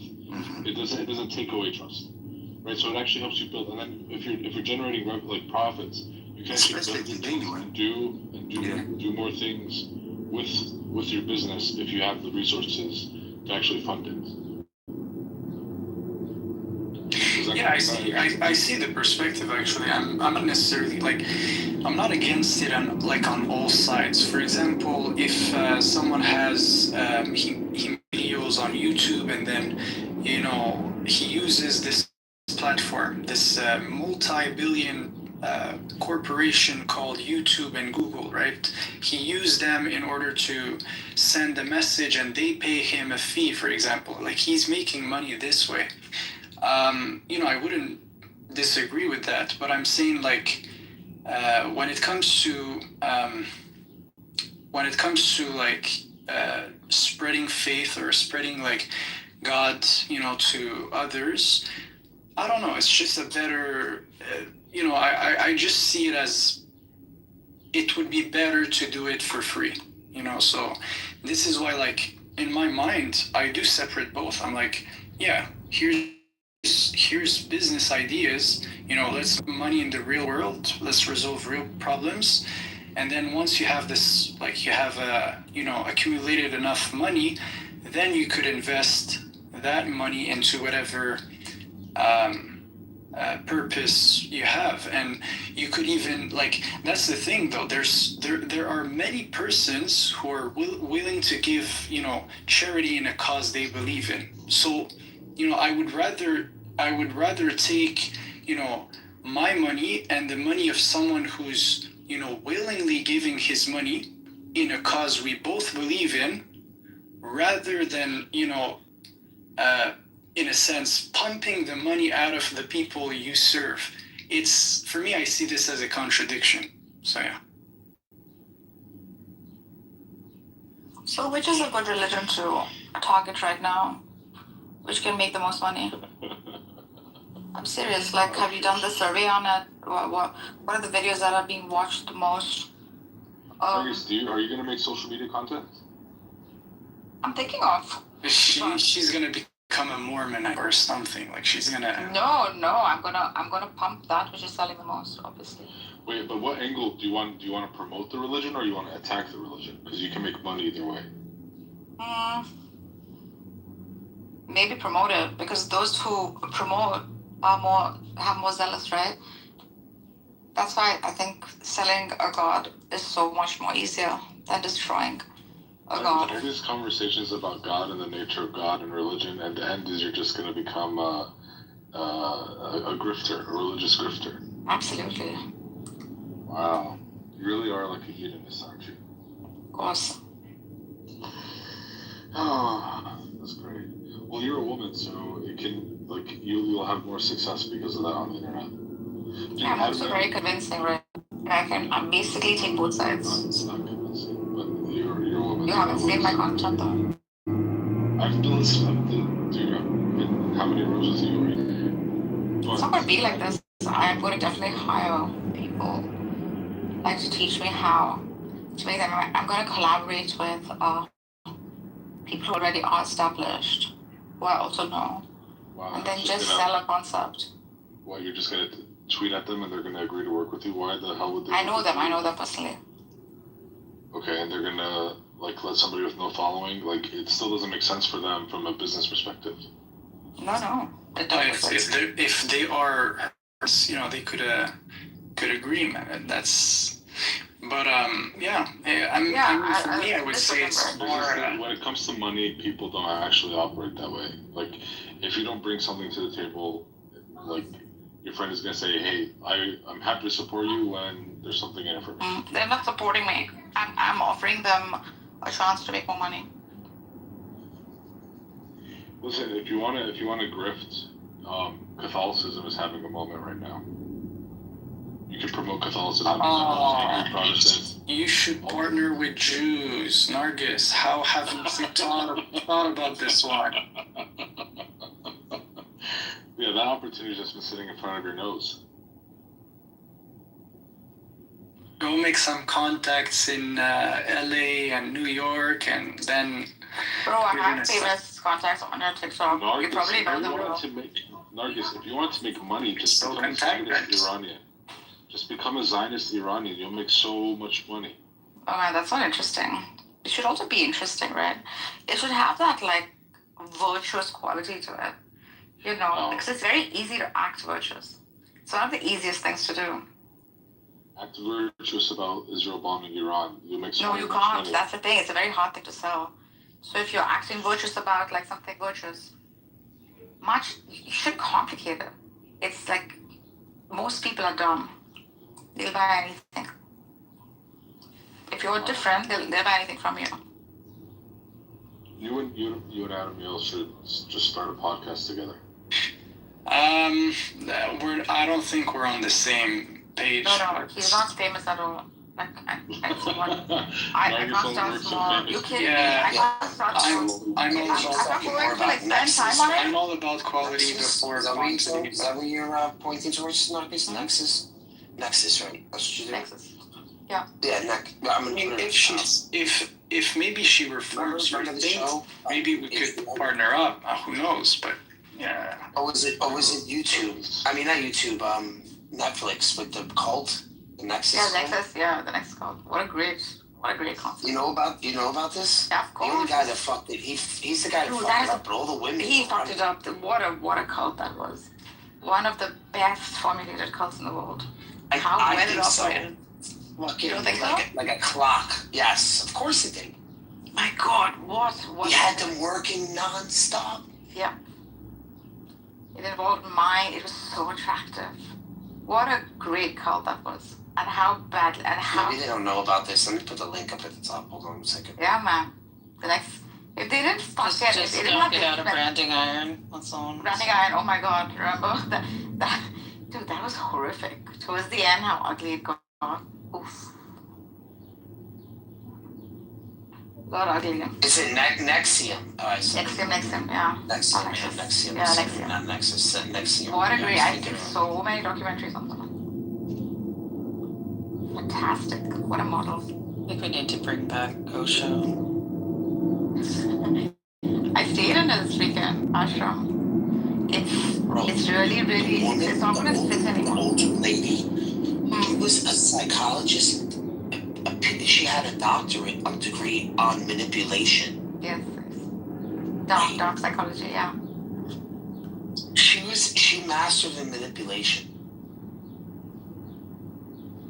My gosh, that must be hard to live with all that. See, I would sell perennialism. It's just that, which is very ongoing right now. It's really like this. But you would sell it like this, like this. Like if I start a cult, it's gonna be like this. It should be a cult like that, so well organized. Right? Like, and some people see smart men don't get fooled by fucking pussy men. Ugh. Yeah. They ran successful. He did Ponzi schemes before, and he was successful. He did so well. Each was called a vanguard in this Nexium, right? My God, he brought about hierarchy, and that brought about freaking competition in his followers. He did it so intelligently. Dark mind, very dark evil mind. What is even? I don't see the. It's not even attractive in any sense. Like, what are you guys talking about? Cult leaders freaking fooling people and. No. What do you think you're doing? What do you think religion is doing? It's not a cult. There's a difference between religion. What do you think religion and is? Cult. Like religion is actually about truth, though. Exactly. Cult is based on exerting power. It's satanic. Like it's literally exerting power, and the people who are the first stakeholders have more power, and it's all a scheme. That's right. Like the high-end scholarship, the popes, the mullahs, that's correct. This is meritocracy.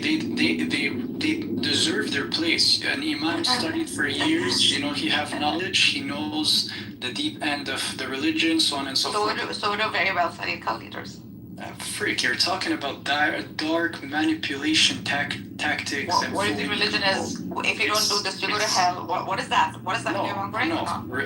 A religious person who is, I'm not going to speak of all the 4,000 plus religions, but I'm going to speak of the main ones, Abrahamic ones. It's all about truth, guiding people towards a greater good. By doing what? Fear-mongering? That's reducing chaos, reducing evil in the world. If fear-mongering is the basis of a successful cult. If this, then hell. If not this, then heaven. It's the basis of the placement, of giving you placements. Basic question. Yeah, is there spirituality that's not tied up with manipulating people in your view, or is everything a manipulation? Everything is, like Aleister Crowley here says, is hypnosis. Aleister Crowley? Are you kidding me? This guy here, John Kitover, says. Now you made it more general. Hypnosis, no, it's either manipulation or true intentions. You can call it anything, bro. In the end, that's what it is. Like, chill out. I mean, I know Christians are hypnotized, but you guys can take the cake. Yeah, these guys have eaten the cake too. Food will all collapse. It's something they will come. There's a fact of the matter to like existence. It's not just whatever people say about it. I mean, it is one thing. Truth is knowable. You want to put your metaphysics against mine? I don't know what your metaphysics are. I'm a perennialist. I'm a traditional. I'm not like Nargis who says I'm a perennialist because I just understand the intellectual frameworks of different religions. I'm a traditional perennialist too, actually. Right? How? You think all religion is a con? Yeah, I'm gonna put it as yes, as Dan says it. You are a judge. Universal principles, right? You are a judge. Particular draconian. You're saying judge like chicken? Yeah, that's the joke. What is your so what is your temple called? Neapolis. Oh, I mean. No. My temple? What do you mean? Yeah. Like worship or okay. Yeah. What is so we have mosques and we have the Kaaba. Okay, so this is the thing, right? So we have the Catholic Church, and we know that it's either going to be me or you, right? But we're going to make sure it's you. Before it's me. What is that? The race is on. Well, every empire falls. Eventually. Yes. Except, and now I'm gonna take the verse from Daniel, was it 7? 7, except the last empire of God, who is carved by God's hand, right in the mountain, the rock, the foundation, who's gonna stay up until the last day, the last religion on earth.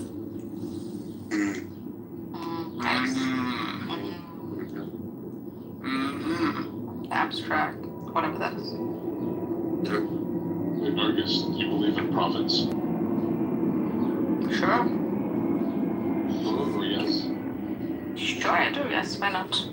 What do you believe in? I believe in archetypes, the principle of good humans that have come to guide others at all times, yes. So there's a divinity. The divinity sends messengers. The divinity sends revelation. So those are parts of your worldview. Of course, the bee is a messenger. The flower is a messenger. The human is a messenger. Okay, hippie. But are there then people who are sent throughout time to protect the messages that are sent that were sent? The truth, that is that one truth principle that, yes, absolutely. Okay, so then how can it be the case that all religion is just a scam then? Wait a second, Marcus, you think it needs to be protected? How is it protected? If it's the truth, it's the truth. You can't separate it.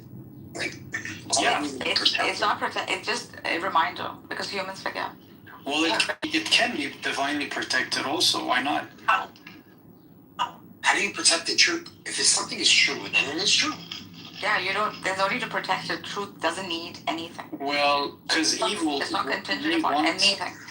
No. So what I'm saying is that the evil forces may want to erase the truth.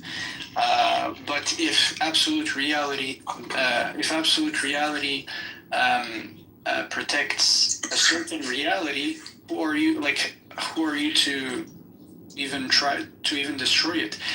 We would say as Muslims, Truth can never get destroyed. If all the humans on earth wanted to erase the Quran, they would not be able to do so. That's a claim. It's still applicable. What is the Quran? Right now. What is the Quran? It's a challenge. It's a challenge, actually. I don't know what the Quran is. What is the Quran? I don't know what Use one surah like it. Yeah, what does that mean? Like, is that a verse? You'd have to explain that. I know nothing about this. Yeah, there's a religion like that. There's a Quranic challenge. So there's the an Quran challenge. is a what? Is a holy book? Is that what you're saying it is? Of course. Okay, and then reminder on reading out of Judgment Day. this. Okay, and this was okay. So this is your holy book. All right, Dad, go to what is the verse? What does it say? Let me find this.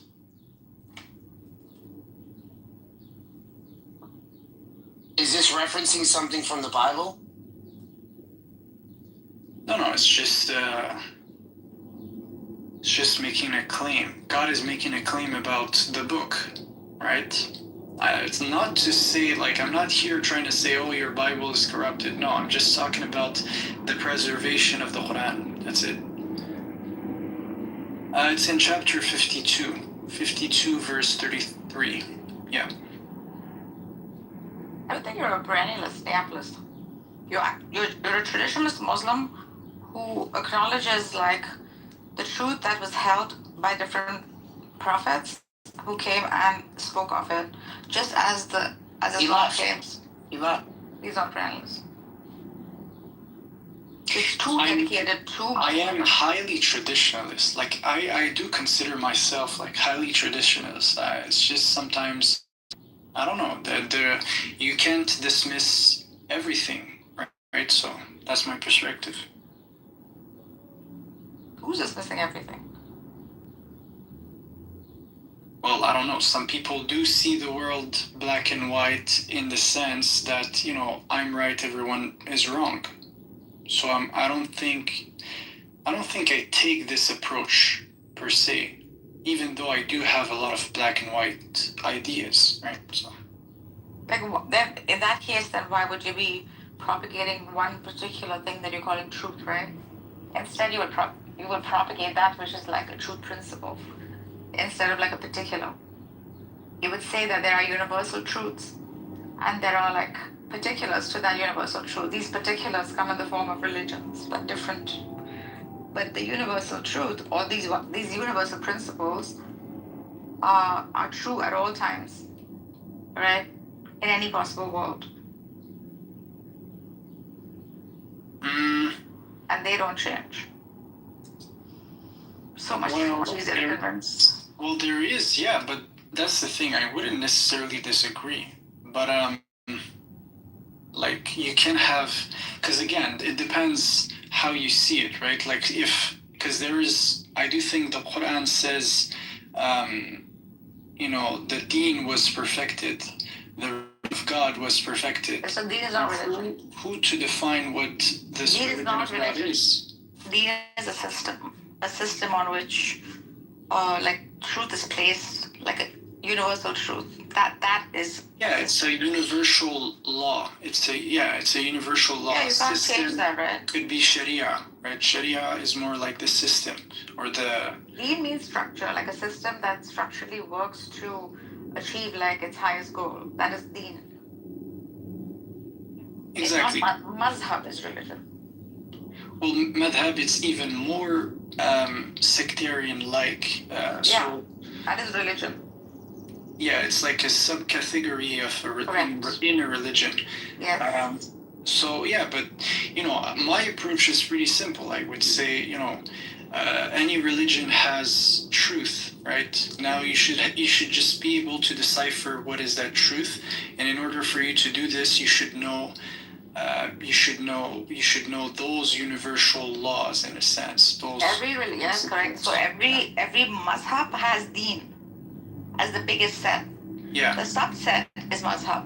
So mazhab can be anything, right? You call it something, you give it names, you give it particulars, you give it differences. It's just like diversity in human beings. But the biggest set is human. You know, I've heard, again, if you're a perennialist, I don't know how to say this word, I've heard that came from a Jew, actually. It was a rabbi. He was saying that he read the Quran, and he said that actually whenever in the Quran it uses the word deen, it's not referencing, let's say, just the religion of Islam, but it's referencing the religion of God, which is, you know, above the divisions of man. Yeah. So he was saying basically that Muslims and Jews are both following, and Christians are both following the same deen, but they have different sharias, right? Different covenant. But then, you know, it could be a controversial take, right? It could really be a controversial take depending on how you see this. What's my approach? I would say I'll have to think about it. I don't know.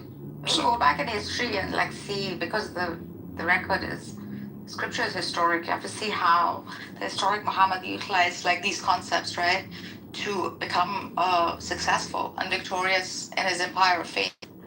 And how he did it was by using deen as the very basis, not madhab. So he's presenting a structure, like a universal truth principle. He's including like all other madhabs.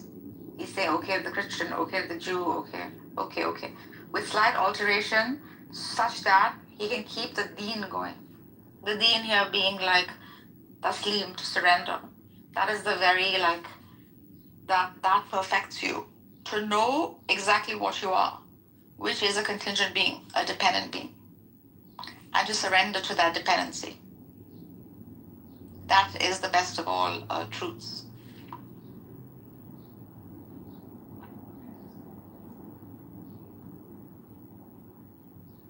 It'll always sell as a concept. Wait, who are we saying again? Yeah, who did that? Who is that? Who said that? In the Deen and the Islam.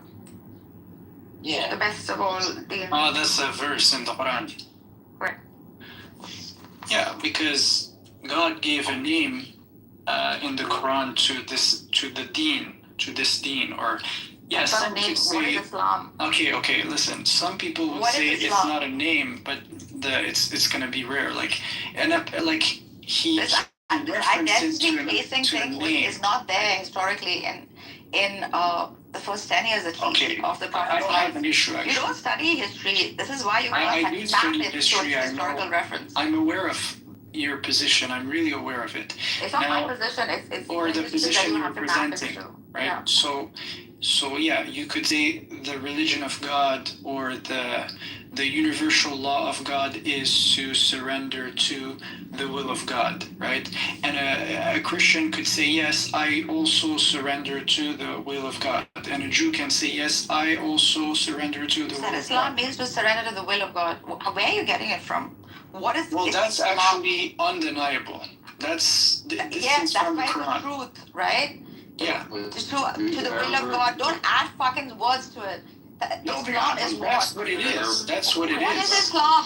Give me the freaking Islam is meaning of it. Yeah. So because it's linked to different words, it's also related to peace, right?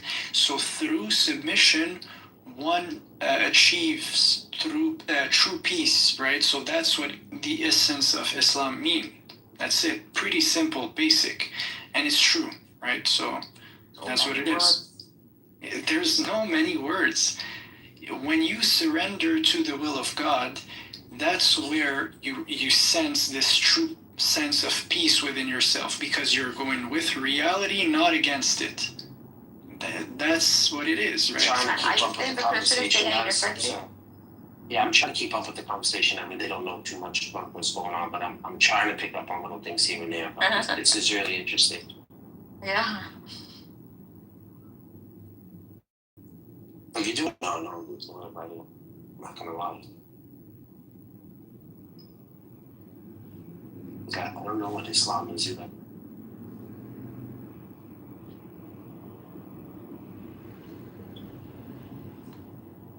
Okay, but Nargis, you literally denied the definition, but can you propose a solution? What's the counter? Like, I don't understand what's your contention. I didn't deny I'm saying don't put excessive words in it. So when you say to surrender, it's to surrender to what? To reality.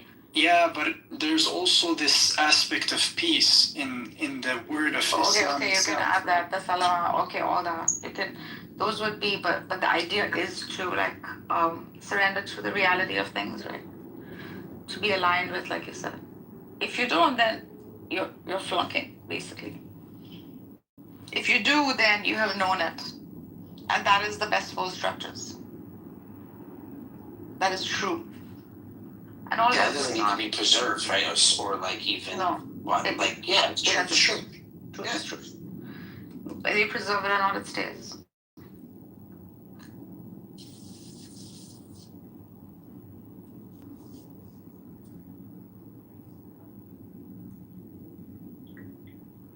I found that a little weird when you said that, which is preservation. Yeah. Yeah. Preservation. Yeah. It's just, it's like insecurity. As though truth requires us to preserve it. Yeah. Megatron, he's making connections the Greek words we have. Yeah, I agree, man. I really agree with you, man. Like, I'm not here trying to say, like, oh, the Bible has whatever, this and that, and no, that's not my way. I'm just trying to have a common understanding with you, man. Prove that the Bible was corrupted. I would just expect them to give me the evidence. I'm all up for, like, people, say, oh, I don't think this is true. Be like, yeah, just show me where, like, is there another one that says it's not? And then we just go from there. I mean, I have no problems with you saying it's. Yo, can I ask you a classical question? So this one, you probably heard it, but I'm curious to see how, like, what's your actual position? Yeah. So the question is this. So what Bible do you think is the one? The latest one.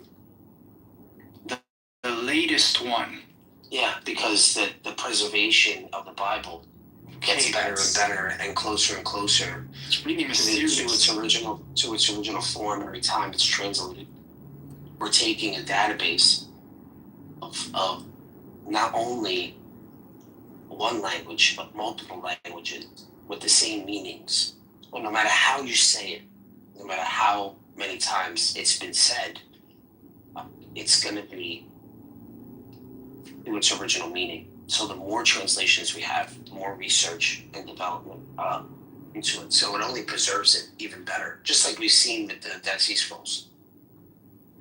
So we have the same Dead Sea Scrolls, and we see that it's almost Isaiah is almost identical. Oh, okay. So here, according to you, you should take the latest major English translation of the Catholics is the New Catholic Bible, NCB. According to what though? So there's the RSV, but there's also other versions like the NIV that use the Masoretic text, also in the Hebrew, which I would love, still to know when that latest translation comes out. I'm interested in knowing what they found in that one also. Gotcha. Not being, yeah. Yeah, my question is just the like most information is the best thing. Question. I'm not here trying to you. No, it's just I'm curious. I think with the more scholars involved, especially secularists, we get a more and more honest opinion because they don't have stake in the game. So I think the more information you have about it and more people like critiquing it, it makes it a better translation. What about the Ethiopian Bible? Why not this one? What about it? I'm going to use it too. It's going to be a conglomerate of all the translations in every language. Yeah. What are you talking about? No, it's because there's like more books. Maybe you could say this is a heresy and no, more books, more knowledge. I don't know. Doesn't it look authentic though? Like the size? No, it's not the size. No, listen, I'm not trying to. Listen, I'm simply trying to see what's your perspective. Would you be open-minded to read an Ethiopian Bible with 88 books you have never seen or read, and it's new information? And will you be patient not to say heresy? No, it's wrong. And would you say the same thing with the Protestant Bible that has 66 books, right? So I'm just curious to see what's your culture here. Fits flush. So it fits flush. You see where the tool are. I'm going to make little tools. I think you're like... Try to shoot it from the back. Okay. Is that cool for a good height to shoot? Hola amigo, ¿qué tal?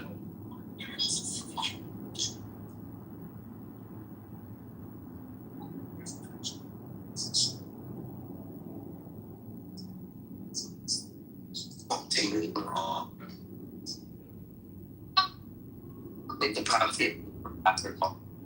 See, when you're tired, in a second. When you put all your eggs in one basket, right? And you put in the particular thread, without like So holding the on to it. holes. Mm-hmm. I can't hear you. Without holding Hola on to, like, you know, amigo, no te escucho.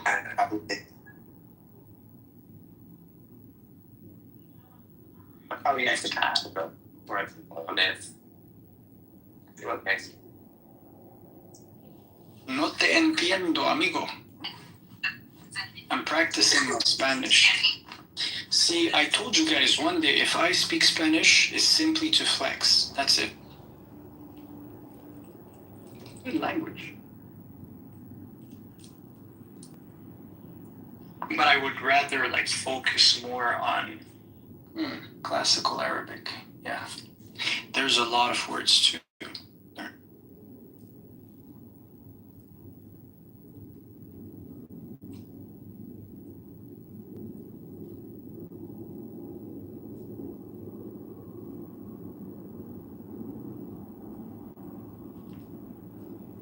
like one day you'll realize that all this you held to, right? And all this you so much fought for and flexed for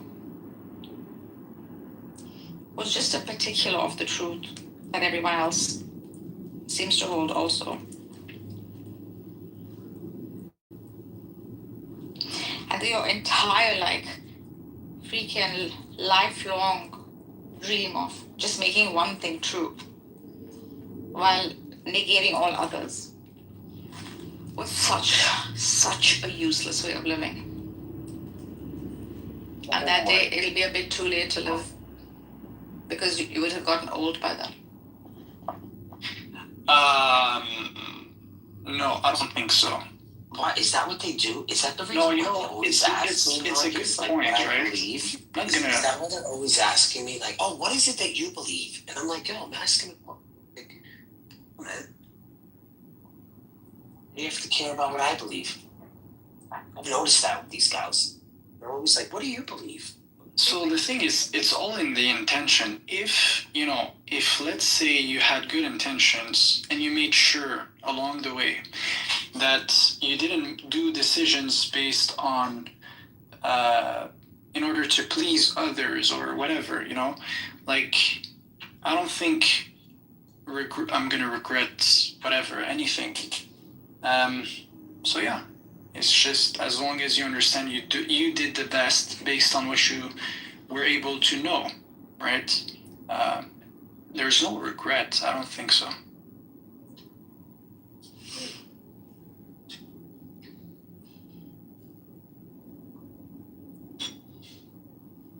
Especially if you think a lot about purpose. I think like we're people who think a lot about purpose and what to do and stuff like this. So I'm confident that we're gonna make good decisions and yeah. Yo, I'm just saying like till the end. So young, bro. So young and idealistic. It's okay. One day you'll grow up. Grow up 10 from what? years have gotten behind you. No one told you when to run. You missed the starting gun. And you run to catch up with the sun, but it's sinking.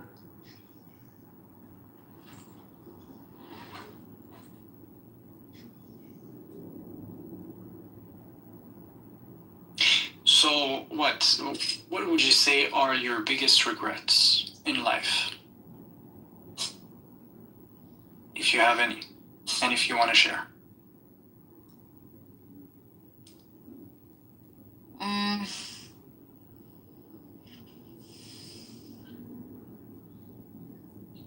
Signing on the club. Signing on the Clubhouse, maybe that's one of them. Yeah, that is one of my biggest regrets. Everybody hates Clubhouse. Yeah, that would be one of my biggest regrets. However, that'll come to an end. At least it's realized. But other than that, just how, like, I think, no, I don't have any other. Maybe I do. Just rash decision making, things like that. But that is not because of But your overall think purpose. Truth exists. Yeah, I used to think truth exists in only one form, under one banner, with one name. And you used to give things identity. That wasted a lot of my time.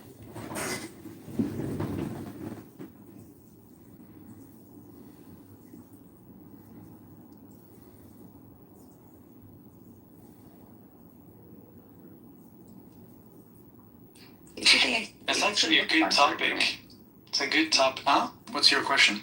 I used to think it should look one certain way, right? That it competes. That truth actually competes with falsehood. Truth never competes with anything. It's not in the nature of truth to feel lack. Competition is a sense of lack.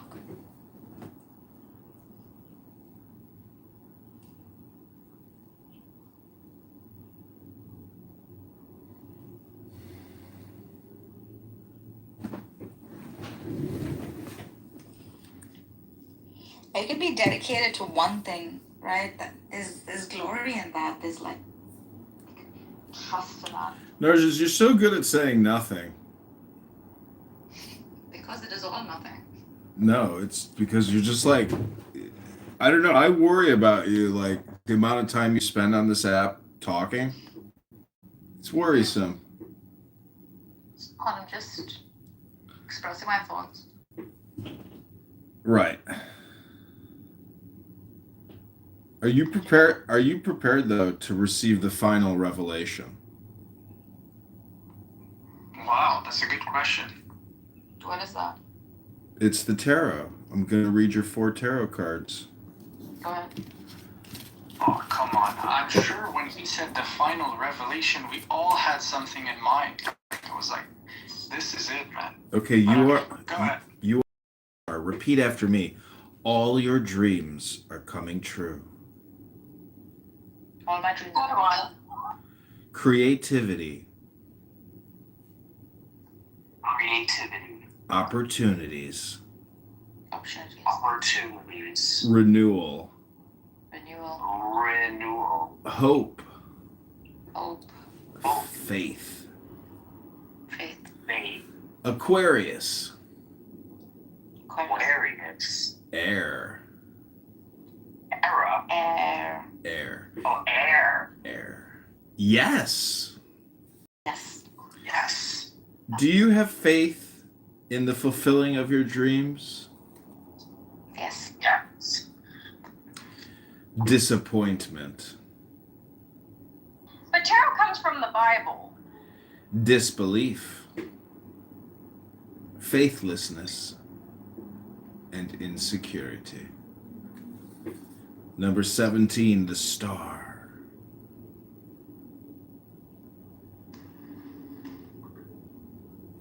I mean, that's why, there's like the lovers, they're supposed to be Adam and Eve, and then you got the devil card, and that's also Adam and Eve.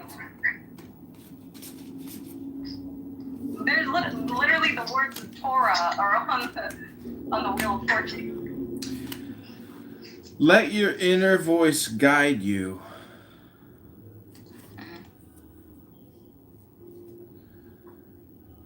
Intuition, divine truth, emotional stability. What is your inner voice telling you?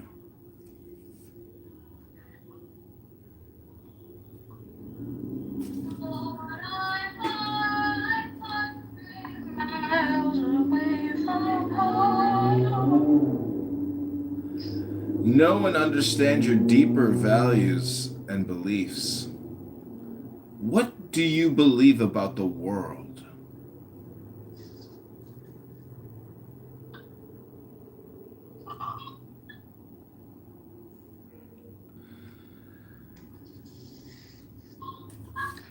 How are these reading cards? You're asking me questions. Yeah, what the hell? What do you want to express? Myself. Fall in love with your creativity. Oh, this is, you know what? I want to read it. It's another tarot, bro. I like how my son.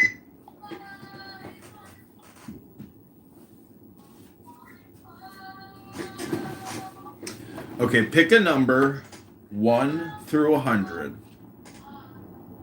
33. Okay. Yo, no freaking way. I swear that was the number I picked. Okay, this is number 33.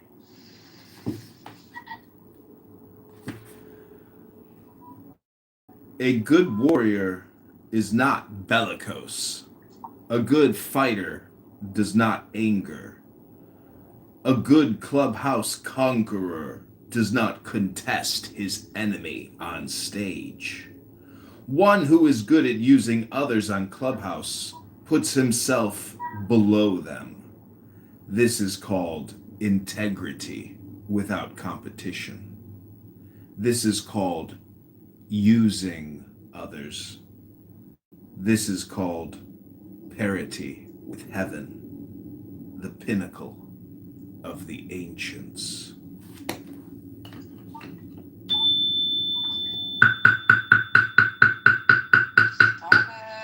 Stop. You know it's just sensitive.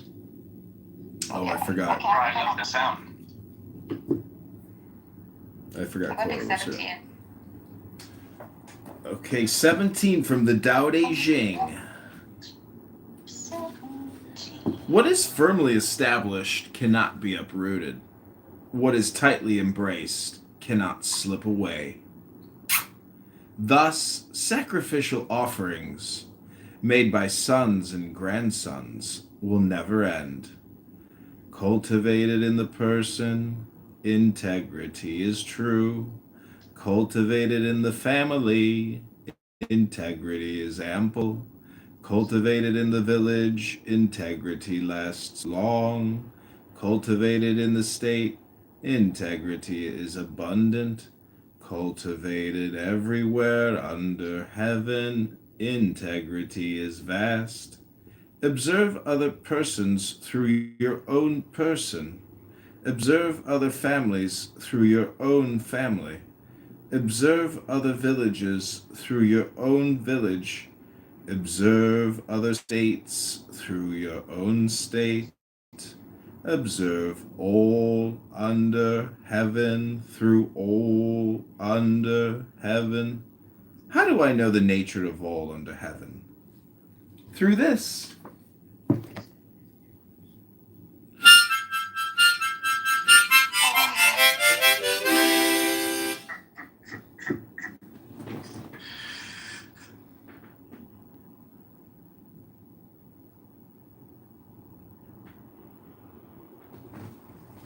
That was great. Yeah, I like those little intermissions. I like the harmonica.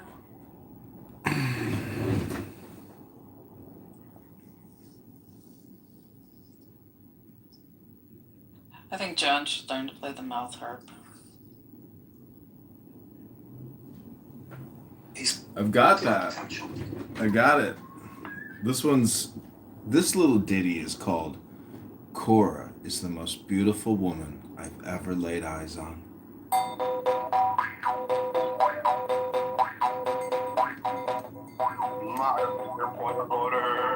Point of order, moderator. Moderator, point of order, moderator. Point of order, moderator. Moderator, point of order. Moderator, point of order. Point of order, moderator, or... Daniel, did you make an AI of me?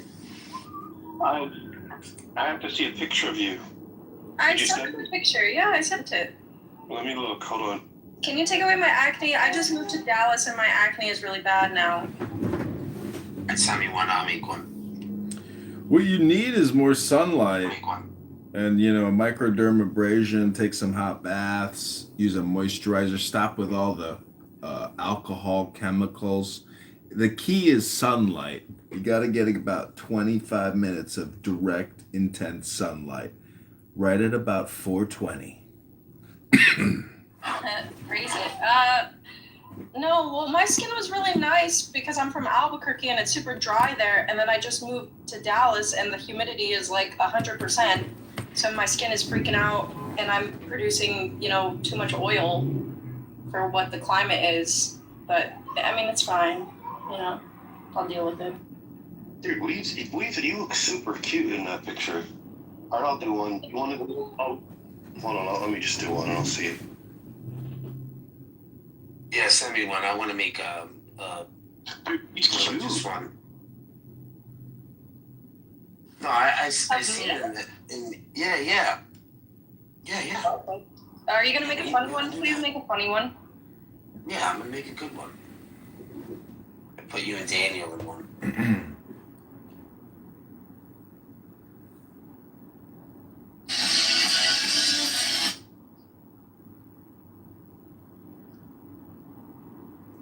Let's see here.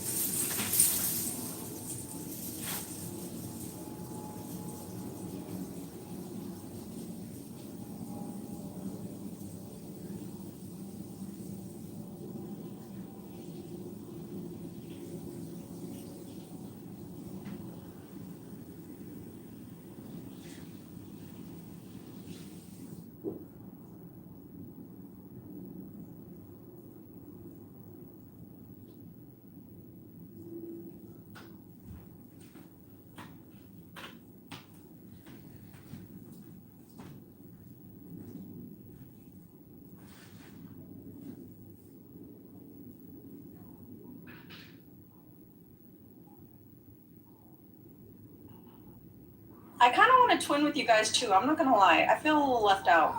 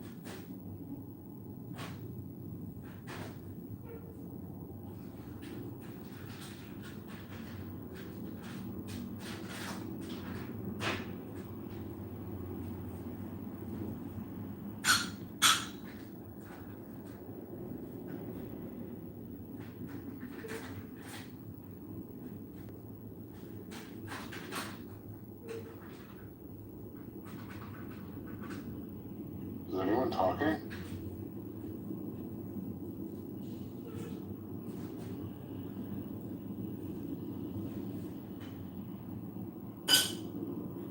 I talk to the wind, but she doesn't answer.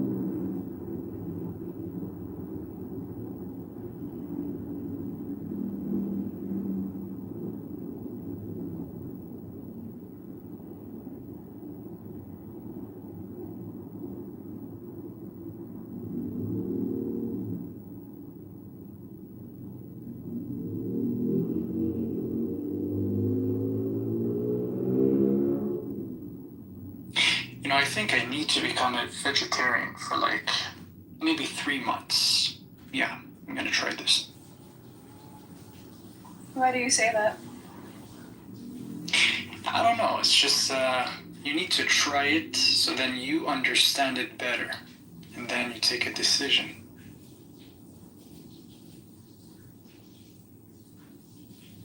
That's kind of relatable. Sorry, become a what? A vegetarian. Vegetarian. Yeah, that's very good. Really good. But you know, as of now, it's just, what's the arguments? You know, I've seen that it's probably more healthy, but I'm not sure about it. I'll have to see, like, I'll have to try it for myself and see.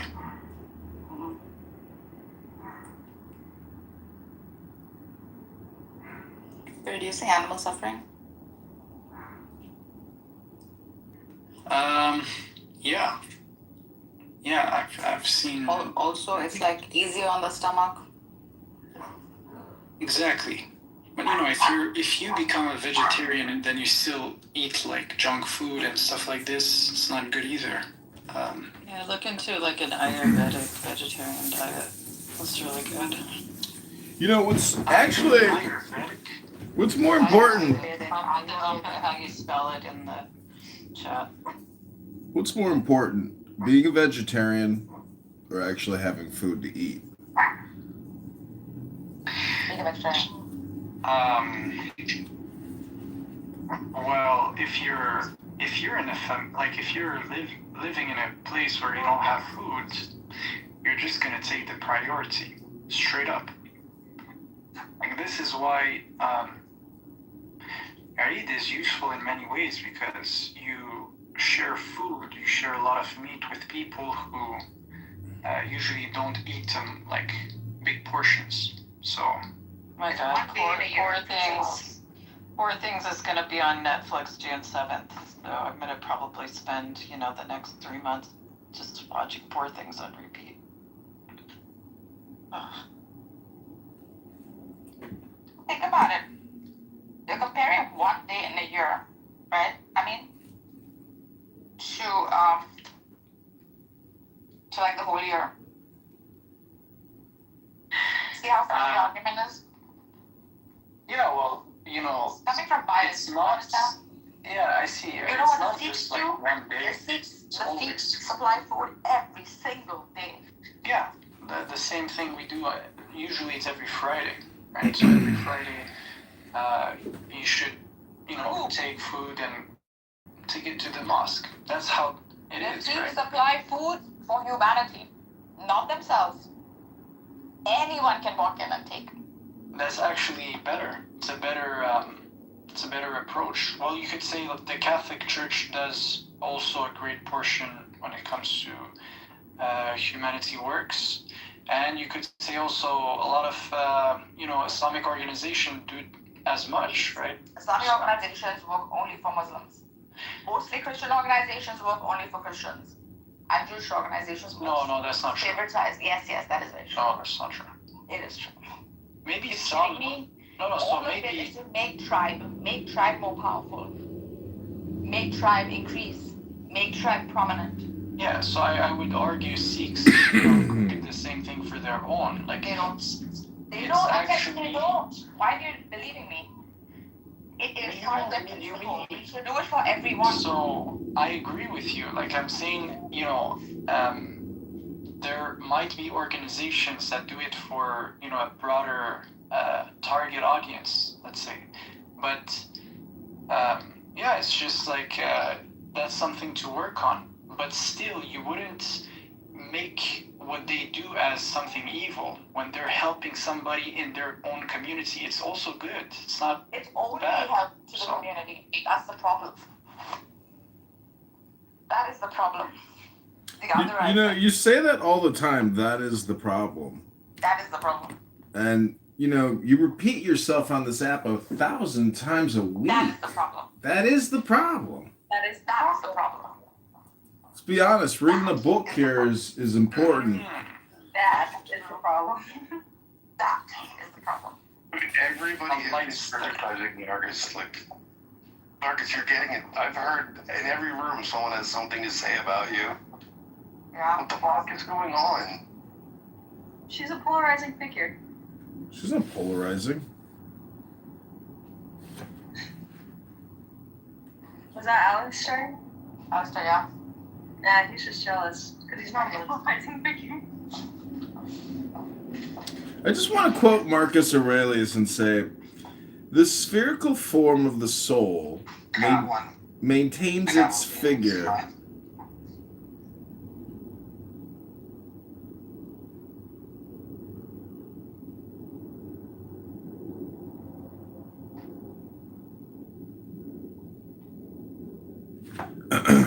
So when it says that the truth that is in itself, don't you and I have automatic truth?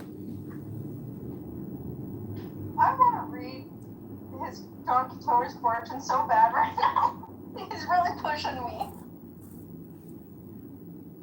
Well, you're the one with acne. Someone's got anxiety. Oh my God, I didn't tell him. He uses it against you.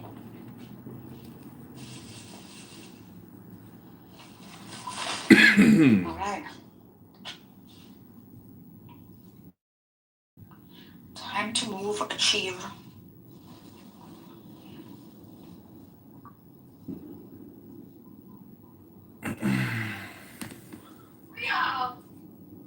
I think Eid al-Adha moves the economy, even the stocks. Well, Rabbono Shalom, the hermit, Moderator, point of order. the hermit. I love this one, Angel, but I'll do a couple more to see. I think he would be good as a vampire, too. That's so cool. I don't know. Whatever you want to do, vampire, whatever, I'm down with it. It's dope. Angel, how do you feel about your world? Point of order, moderator. Oh, that point of order. It's getting better. It's getting better. It was a little chaotic. Do you believe that all the answers to life lie within you? Yeah, that's somewhat like Hell no. Hello, dear. No.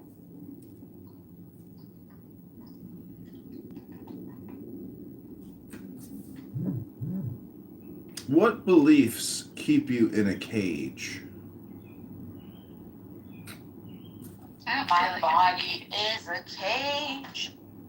Thinking there is a cage in the first place. Right? How can I celebrate the love in my life?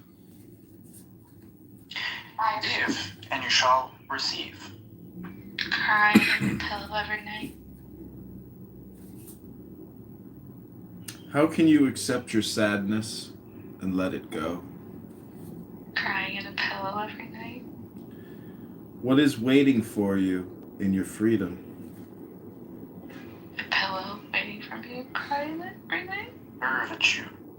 What is right in front of you that you might not... Ooh, there was a car accident outside. Uh-oh. Oh, shit. I'll be back. Okay. What is this room? I'm confused. It's just a guy asking us random questions or something? We compare ideologies and ideas and have conversations. I like that. Rai was enjoying this. He had some good questions. I'm still trying to figure out the sadness part. Which sadness part? Which question? I think he said something like... Why Sometimes you gotta be sad, bro. Sometimes you just gotta let it out. Yeah. Sadness. I don't know. It was a good question. I think the question was like, why should you carry sadness in your life? It resembled something like this. So. I don't know about why. It's definitely part of life. Right? Yeah, it is. No, like undeniably it exists. It's there. There's a verse in the Quran that answers this question. It's a rhetorical question. Do you think you will achieve paradise? What was the verse again saying? Do you think you will achieve paradise without being tested as the ones before you? So it actually sets the settings. Like there's a test, right? So there's a certain test. So you have options: sadness and happiness, suffering and peace, right? So I don't know. So maybe that could be an answer. Have you ever wondered why, like a necessary being, the ultimate reality, the most powerful of all that there can be, right, would want to test you? Like, how petty is that? Have you ever thought of it? It's good. Well, that's because there's a certain context. The context is that in the beginning it was not like that, but then you set up yourself in a certain position. So that's the context. Can you elaborate on that? Yeah, so we're all born, for example, I'm going to take this example. We're all born on this earth free. Oh, I have to do something real quick. Oh my god, this is like being edged in conversation. 1 minute there's a fucking car accident, now he's gotta leave. What the hell? Yeah, 3 hot chicks just banged into some guy's car. And now they're all sitting outside the car in their underpants. It's like the most amazing thing I've ever seen. Wait, what? There are 3 hot chicks that just crashed a car and they're all in their underpants.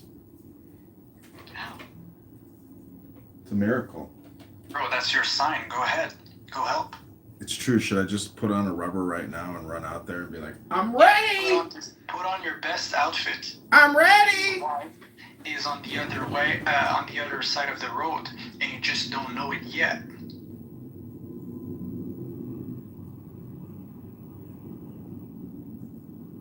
Anyways, what was the point? We were discussing something. Oh yeah, all communication is hypnosis, and hypnosis creates amnesia, and so you can't remember what you were talking about. No, I do remember actually. So we were talking about, I was about to give an example, right? So the parable was this: we are born in this world and we are free, right? Now, some people, for example, they could do something bad, like they could just go out and whatever, just murder someone. And, eventually he's going to end up in a reality where he's in prison and boom, he's going to suffer there.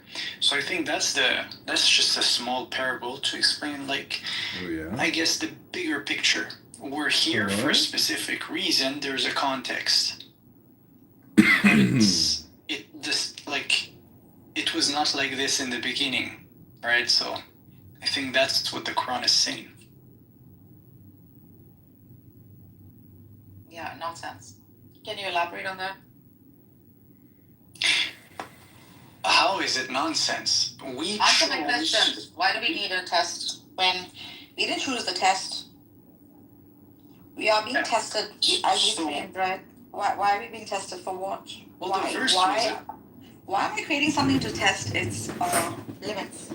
So the verse was addressing people here on earth, right? So yes, here on earth, we have a lot of tests, but apparently, from the Quranic lens, when we were in paradise, it was all good, everything was fine. But then you chose to eat a fruit in order to learn evil, and even in order to eat the fruit to know what evil is. You think this is a literal story? You had to. Obviously, you think this is a literal story, right? No. I'm gonna take it from a literal and a non-literal perspective. I'm gonna take it from all angles, right? So when we decided, in a sense, to eat the fruit and to know what evil is, we went against the command of God, and that's when the reality had to change. I don't know. The fruit is evil. Why are you giving attribute to the fruit? All Because Adam was it's the instructed. knowledge of good and evil, according Said that. to well, Said that. according to the Bible. That's the biblical You take from narrative. the Bible now? Yeah, why not? Or Yeah, because your Quran is lacking? no, it's not lacking in any sense. You know, Maybe you can explain it from the Quran itself, right? Keep to one paradigm so that you can stay true to one, and then you can move to another. This is a room called Comparative Religions. I can bring up insights from all around. So you're the perennialist. You're supposed to even like what I'm doing. But anyways, so yeah, the point was this, right? You learned evil. You went against, you know, But I also learned a good. certain command. But I also learned good. So to No, be but punished you for know, learning both good good was and all evil. you knew. Good was all you knew, according to the narrative. That's the point. So in order for you to, like, once someone enters sins, that's when he sees the difference, in a sense. He sees the difference between the two states of, you know, being good, being, you know, whatever. Yeah, but God knew that Adam would do that, right? It wasn't his knowledge. Well, you can say The whole this. thing was plotted by God. No, it's not. It's not a question of plot. It's not a question of plot. Design. The whole thing was designed by God. It had to happen. Reality It had is to be complete. so. Reality is complete, right? So, but in a sense, we chose. We chose that faith for humanity. The Quran says it was designed for us to choose. The whole thing is known by God, right? Therefore, whether it is in His knowledge or in His act, because He is source, that the whole story was also maneuvered by God. Well, as I said, Let's just say God is not all knowledgeable. No. So what I said is God made the heavens and the earth complete already.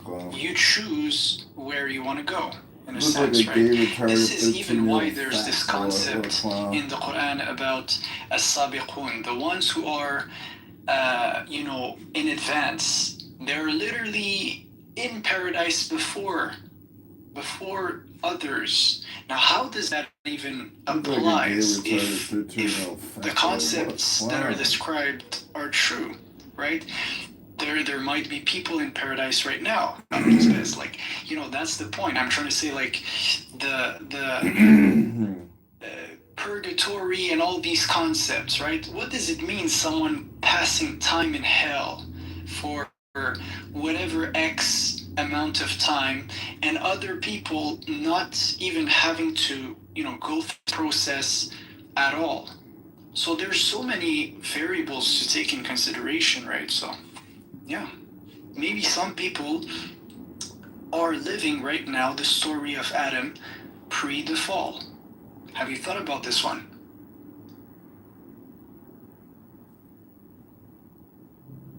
Like, have you ever once thought in your life, without giving reference from a scripture, right? Any scripture. Have you ever once reasoned out with the power of your own mind? Of course, I do this all the time.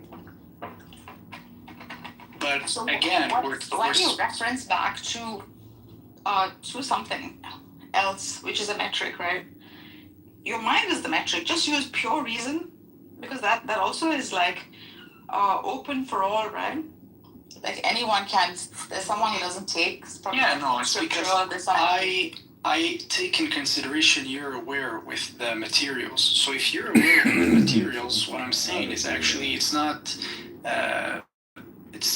something foreign. Like, you could relate to it, right? Mm-hmm. But how could we, like, you know, I could discuss about these things outside of scripture, but we have to do it once and for all. You know, like, I love to do both. That's how I usually operate. Yeah, but I'm also aware that it's just storytelling, right? And like, I don't see it doesn't hold like ontological truth to it. The truth is in its moral. You know, okay, if I could do it from this approach, right? So you could have. Wait, there's characters on Clubhouse are starting to sound the same to me. Interesting. Okay, yeah. So, what I'm trying to say is this, right?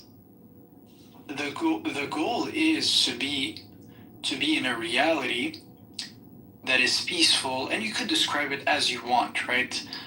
What is the ideal reality for you? Let me ask you this question.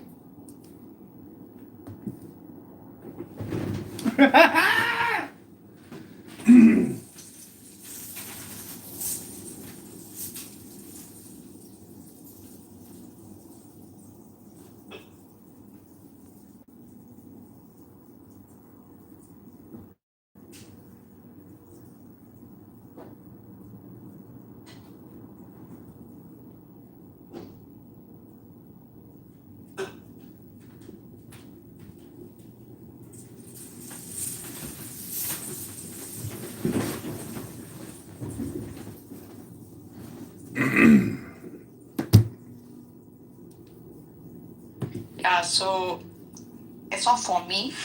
I don't do for me things. Like I try to. So existence is the.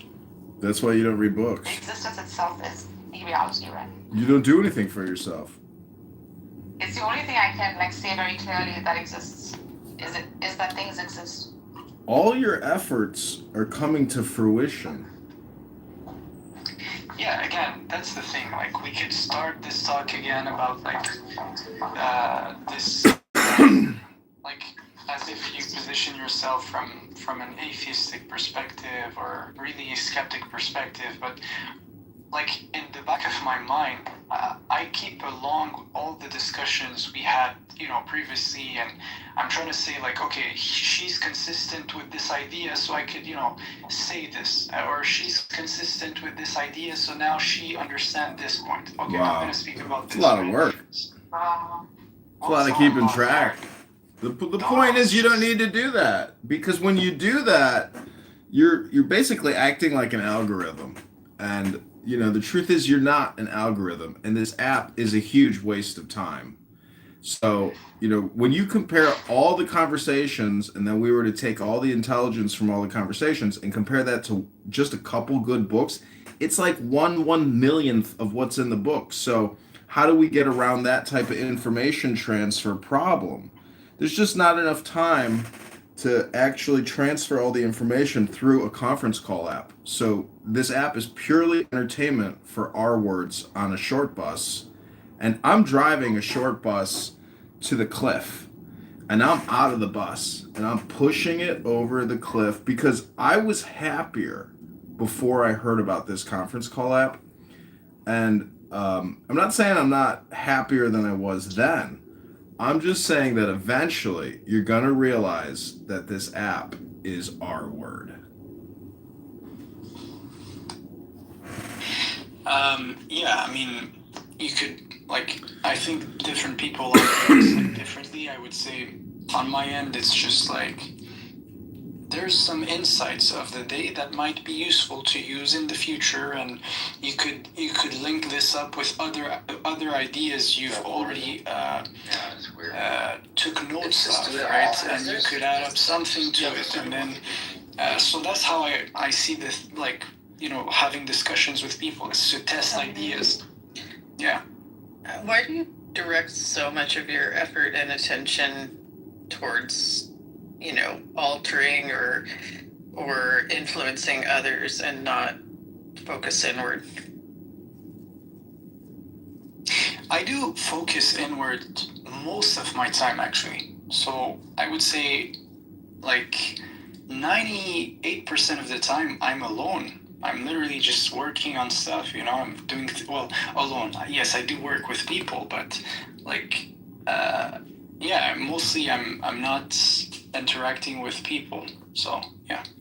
Sometimes I even speak and my voice don't come out because I stayed silent for too long, so depends. What about you?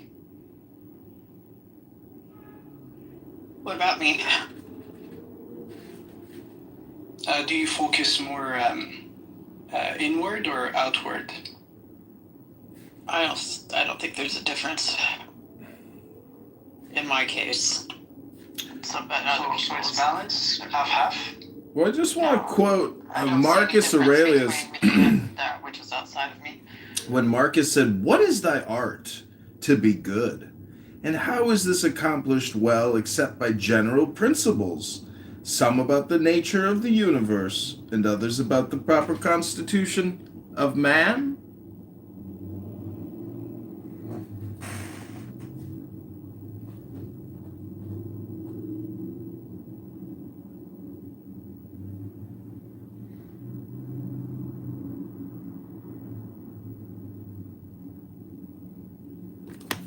Hello? Hello?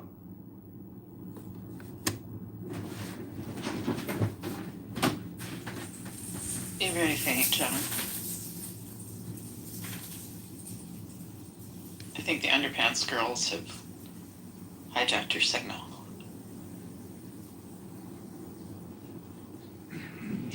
Yo, what happened with the accident? Are they still outside? How do you know it's an accident? I don't know, he said it. It's a crash. Oh, okay. Yeah, in French we say accident, so maybe it's the mistranslation.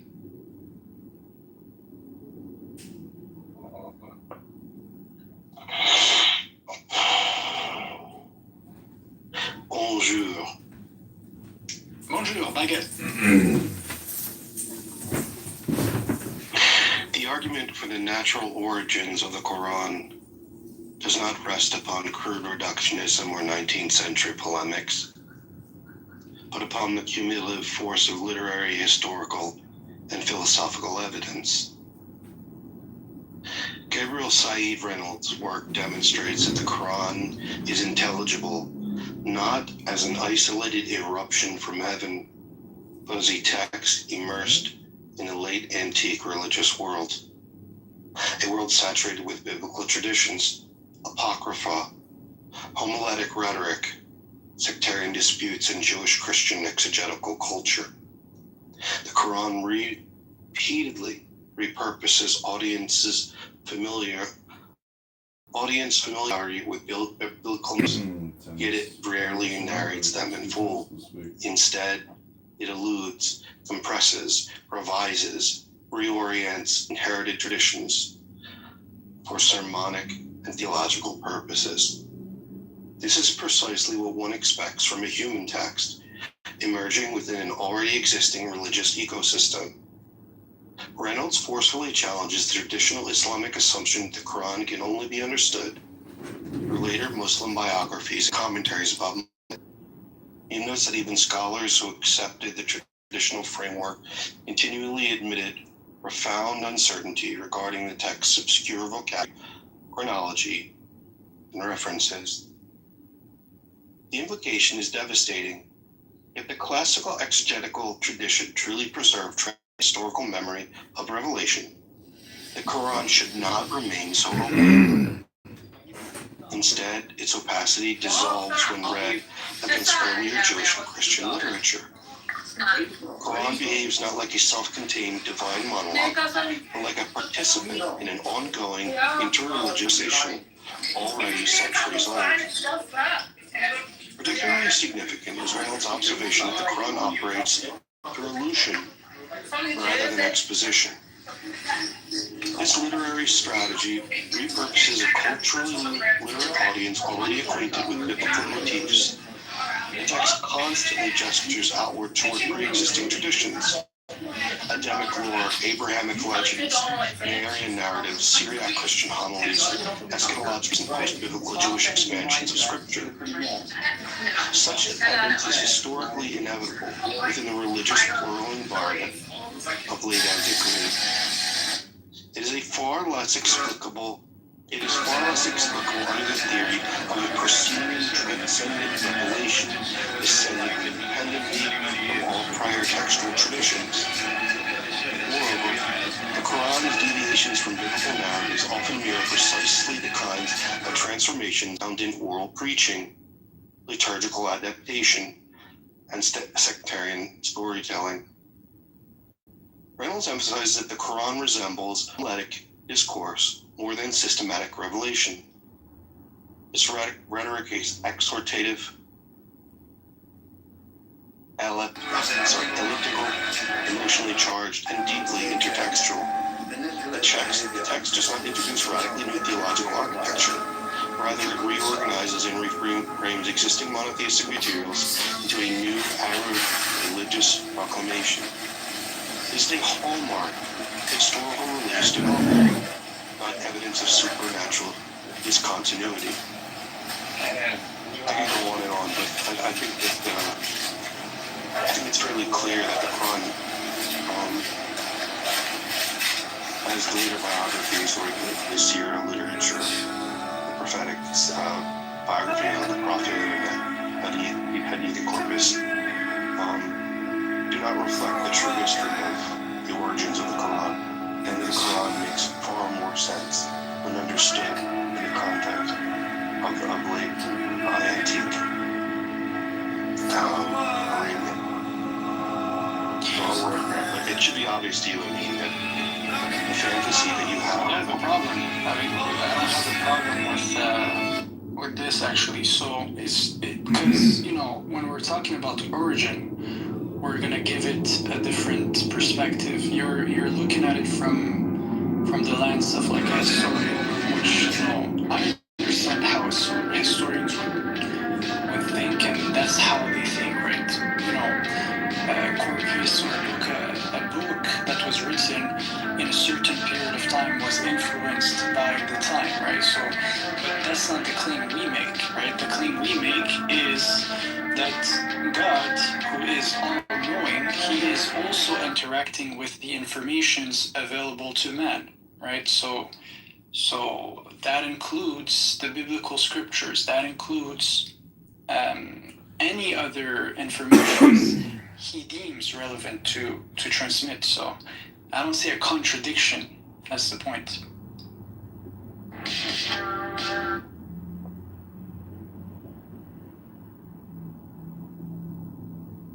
The broader scholarly trajectory of Reynolds' surveys further intensifies the argument.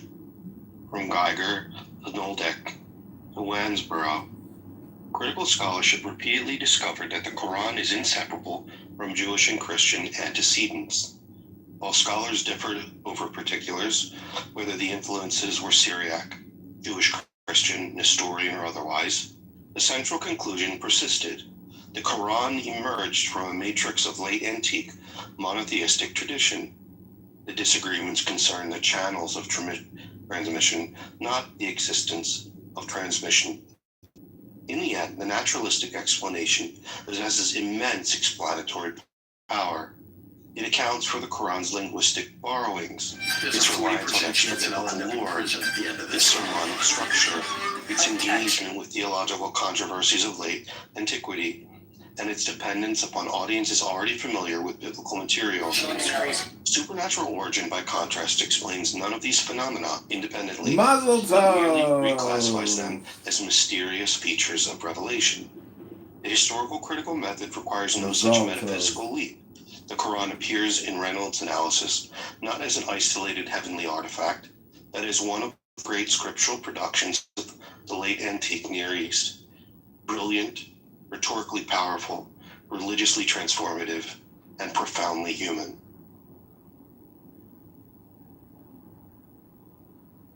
That's the Quran as I see it.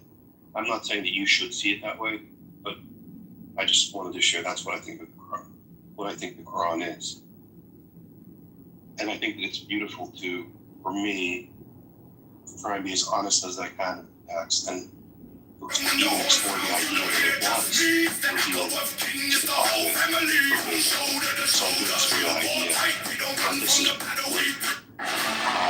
have to confess as being my belief about the text.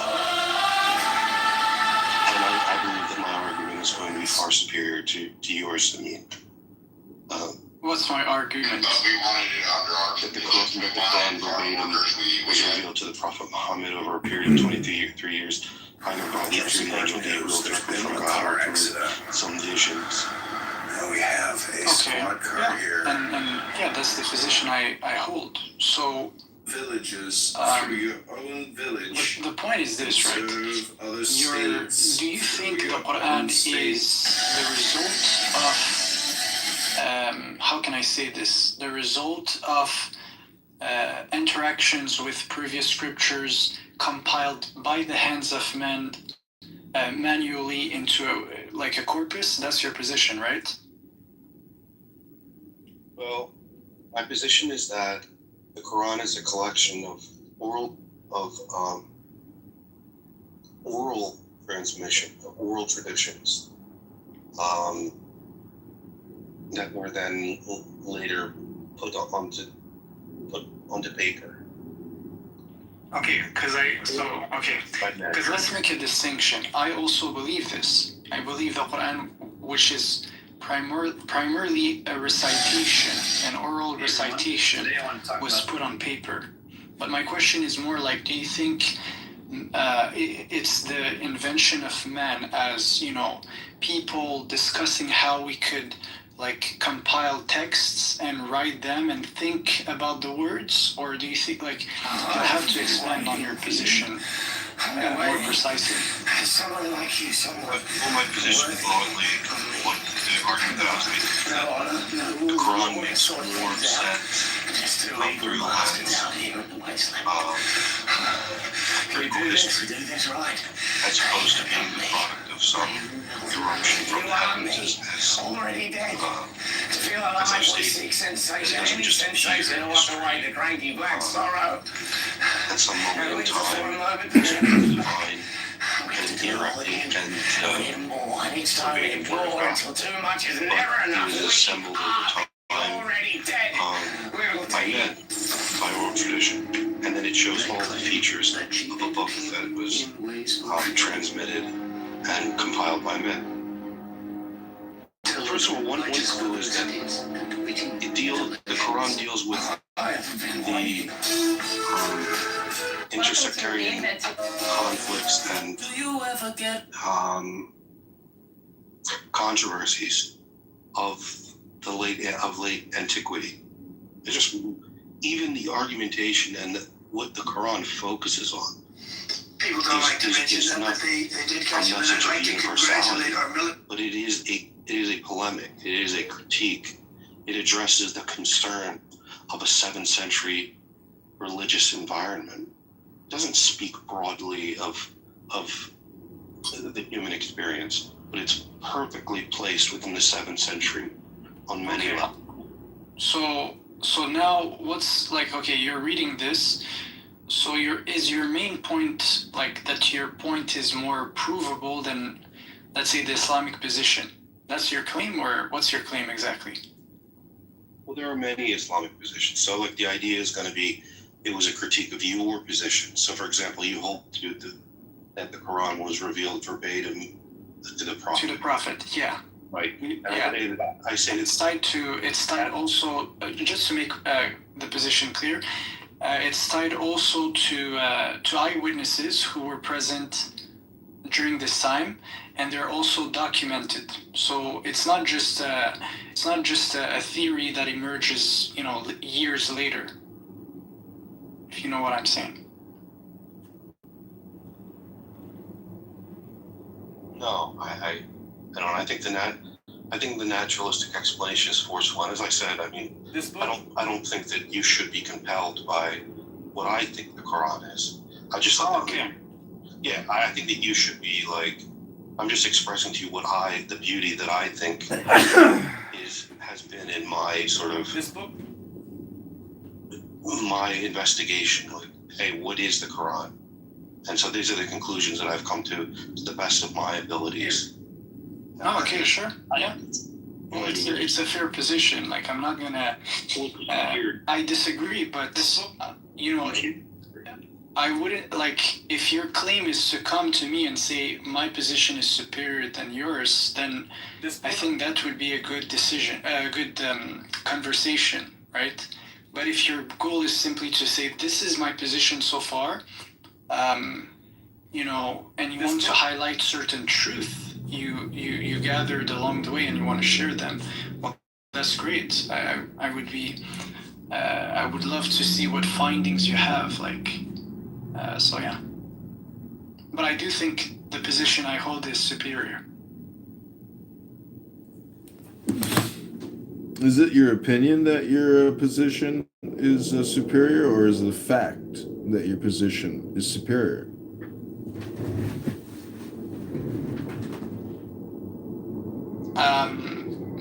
I would prefer for you guys to judge. I'm not going to judge for you. So, because I think that a lot of things I say concerning this topic are facts, but again, I'm not here to convince you. Like, it's up to you to judge whether what I say is a fact. Well, I have just found that there really are no facts. There's only opinions. And most people can't tell you what a fact is. And so the point is, there are aphorisms and axioms which you could say are pretty irrefutable, and those are rather factual. But most people's opinions on this app are just opinions. They don't cross over into the realm of what we might consider facts. Oh! The supernatural claim collapses under the sheer weight of the Quran's dependence on prior Jewish and Christian tradition. As Gabriel Said Reynolds demonstrates, the Quran does not present itself as an isolated revelation descending into a vacuum.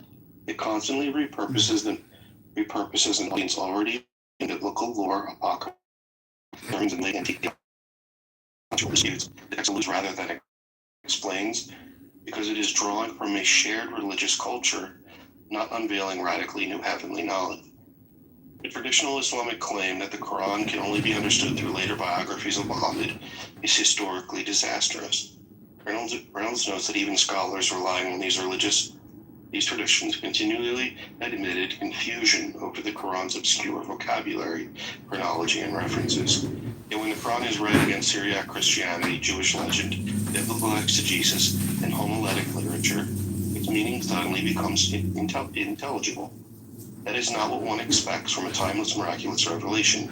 It is exactly what one expects from a human text emerging within the religious world of late antiquity. The Quran does not stand above history. It is saturated by it. The stories of Mary, Abraham, Adam, Satan, and the cave sleepers are not pristine divine disclosures, but reworked versions of traditions already circulating for centuries. Its rhetoric resembles preaching and liturgy more than transcendent. Its cumulative evidence points not to heaven breaking into history, but to history producing scripture. The supernatural explanation explains nothing. The historical explanation explains everything. And this is what the thinking man, this is what someone that truly wishes to know what the Quran is, comes to the conclusion of. And someone to hold to blind tradition is the position that you come to, which is why my position is superior to yours, because it is more cold. My position is extraordinarily without emotion. It's just devoid of it. It is a clinical look at the Quran. It is like it's like just a numb. It would be like an android would be just repeating to you what I'm saying. What yours is a deeply emotional connection. No, actually, no. Stop. Let me finish. What yours is a deeply, deeply emotional connection to a tradition which is part of your identity. Definitely. To change to change your opinion on something that is on its very face false. This view that the Quran is the verbatim word of God would mean for you to change your identity, and this frightens you. So my position comes from a place of pure objectivity, while yours comes from a place of deep insecurity and identity, and that's why my position is superior to yours. No, so actually the thing is this, is that we have minimum two independent traditions that are living traditions that are going back to this specific era of time in history, which is the 7th century. So we come with a certain background where we know the people who were around the time. We documented who they were. We know their lives. We have received whatever things they have performed. So we use materials that are connected to this timeline. Whereas you pop into the 21st century and you make up a thesis. It's good. You could make it up like as right as whatever you want, but you're an outsider. You're not even connected to this tradition, right? Because you're not even willing to use the traditions. You don't even consider the traditions. So I would say our position is actually way superior than yours. We have the documents. We have the testimonies. We used a harsh method when it comes to filtering information, right? Not saying it's all perfect, but I'm saying we're much more advanced when it comes to that connection between the 7th century and our time than you are. And just based on that, it's a superior claim. Well, let me just tell you the book that I'm reading from. I can give you the PDF. And by the way, it's like this is one of this text I'm reading from, and have take these. Some of them are my notes as well. Is one of the greatest works on this subject of the Quran in Western literature. Period. I can give you the PDF, but I doubt you'll read it or. Yeah, sure. You could pin it here in the. If you want, you can pin it here in the discussion. Yeah. I took notes of the guy's name. You said Gabriel Reynolds, right? Gabriel Said Reynolds, and forgive me. Book is Said. He's yeah. Is he Arab? Is he an Arab? Yeah. Oh, this guy. Oh, I know this guy. So the Quran and its biblical subtext by Gabriel Said Reynolds. Rutledge Studies in the Quran. That's a really interesting name. Yeah, I've seen some of his clips on YouTube. Yeah, it's hilarious. The book challenges the dominant scholarly notion that the Quran must be interpreted through the medieval commentaries shaped by the biography of the Prophet Muhammad, proposing instead that the text is best read in light of Christian and Jewish scripture. So, I mean... I would say he does. It is, the book is devastating to the empty assertion that the Prophet Muhammad received divine revelation verbatim from the Word of God. So he's saying that when we look at the Quran, it's opaque. It's the ambiguity within the Quran and its reliance on other traditions is a problem. It's a problem. The Quran is not clear. It requires commentary. It requires a hadith and corpus. It requires a tafsir. It requires you to look at other texts. Reality. Yeah. That's the point, actually. Problem. Investigation. That's how discoveries are made, actually. Oh, that's a problem. Oh, you don't like this one? Oh, okay. Sorry. Well, I'll explain to you why it's a problem. God says, look at the sun, and then, we do a scientific discovery, and, we advance in science. Or he says, look at the stars, and then, are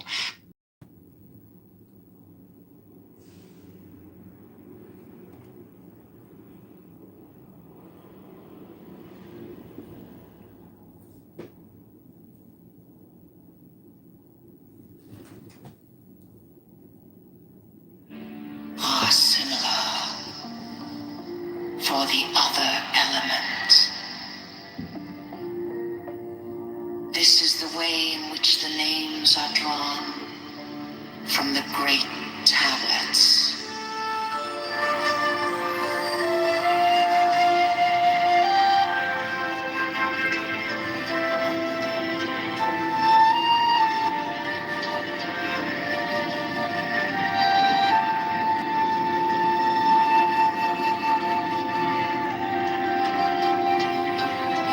Massive.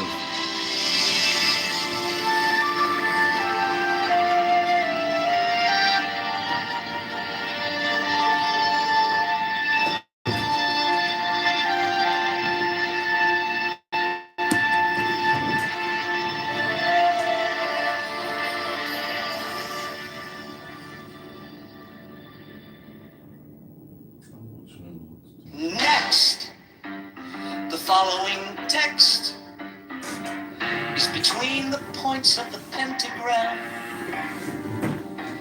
starting at upper right. The words below are arced in a circle.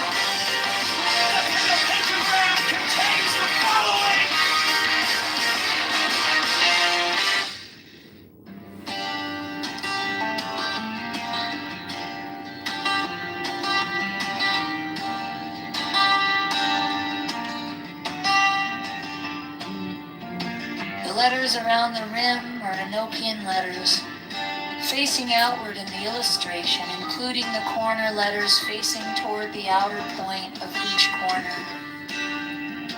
The two overlapping equilateral triangles shown in the interior of the figure are composed of thin, solid lines and somewhat closer in their bases to the top and bottom of the square than shown here. This book on John Locke is crucial. It explains the ideas of life, liberty, and property on the must-read for understanding America. Instance. The rectangular grid with Enochian letters in the center of the diagram has been adjusted to align with the edge. Letters of the original illustration.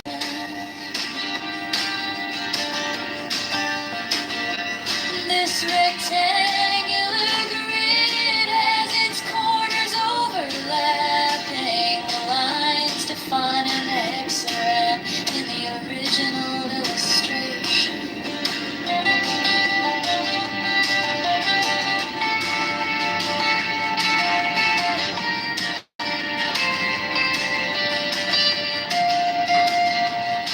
There are 7 small devices, 5 squares and 2 circles symmetrically arranged in the pattern of a 7-pointed star with point upward. There is no actual 7-pointed star drawn. These devices are all oriented to be viewed from the center of the figure.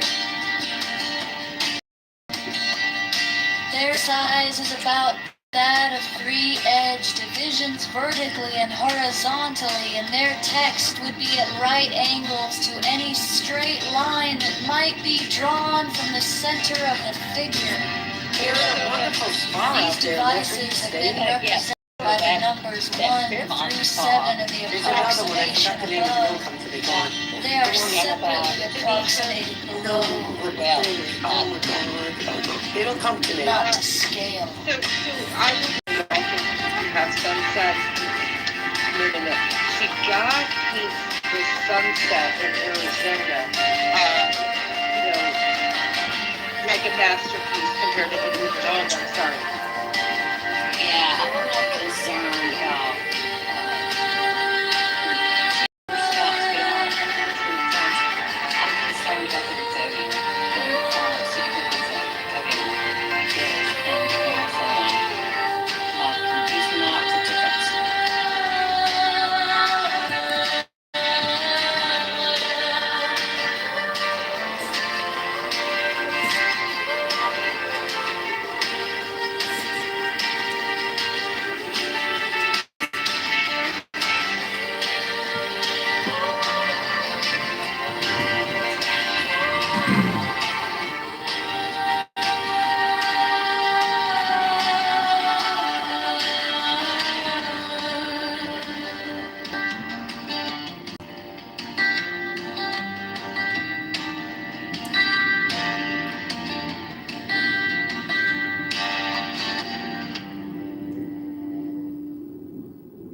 implying its audience already knew Jewish and Christian traditions. 2. Many Quranic narratives parallel not only the Bible itself, but extra-biblical Jewish and Christian apocrypha circulating in antiquity. 3. The Quran's literary style is highly elusive and sermonic, resembling late antique homiletic preaching rather than direct historical narration. 4. Medieval Muslim commentators often invented stories to explain obscure Quranic passages, indicating the text was already difficult to understand even within early Islam. 5. Reynolds argues that the Quran becomes clearer when interpreted through biblical literature rather than through late Islamic biography. 6. The Quran presupposes familiarity with Syriac Christian, Jewish exegetical, and apocryphal traditions widespread in the Near East. 7. Critical scholars repeatedly found that Quranic material reflects existing late antique religious debates and theological controversies. 7. The Quran frequently retells older traditions in abbreviated or altered form, consistent with oral religious transmission and preaching. 9. Classical tafsir often derives Muhammad's biography from the Quran itself, meaning the biography cannot reliably explain the text historically. Mine is the head of the hawk. Abrahadabra. And ends. 6. I bear the rose and cross of life and light. Abrahadabra. And other Near Eastern religious vocabulary. Giving the sign that each Abrahadabra. Remaining in the sign. The invocation concludes.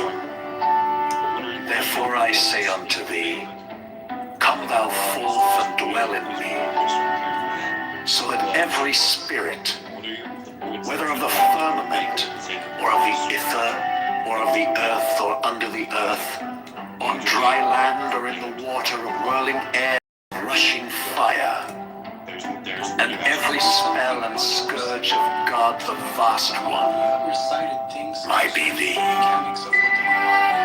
Abrahadabra. The adoration.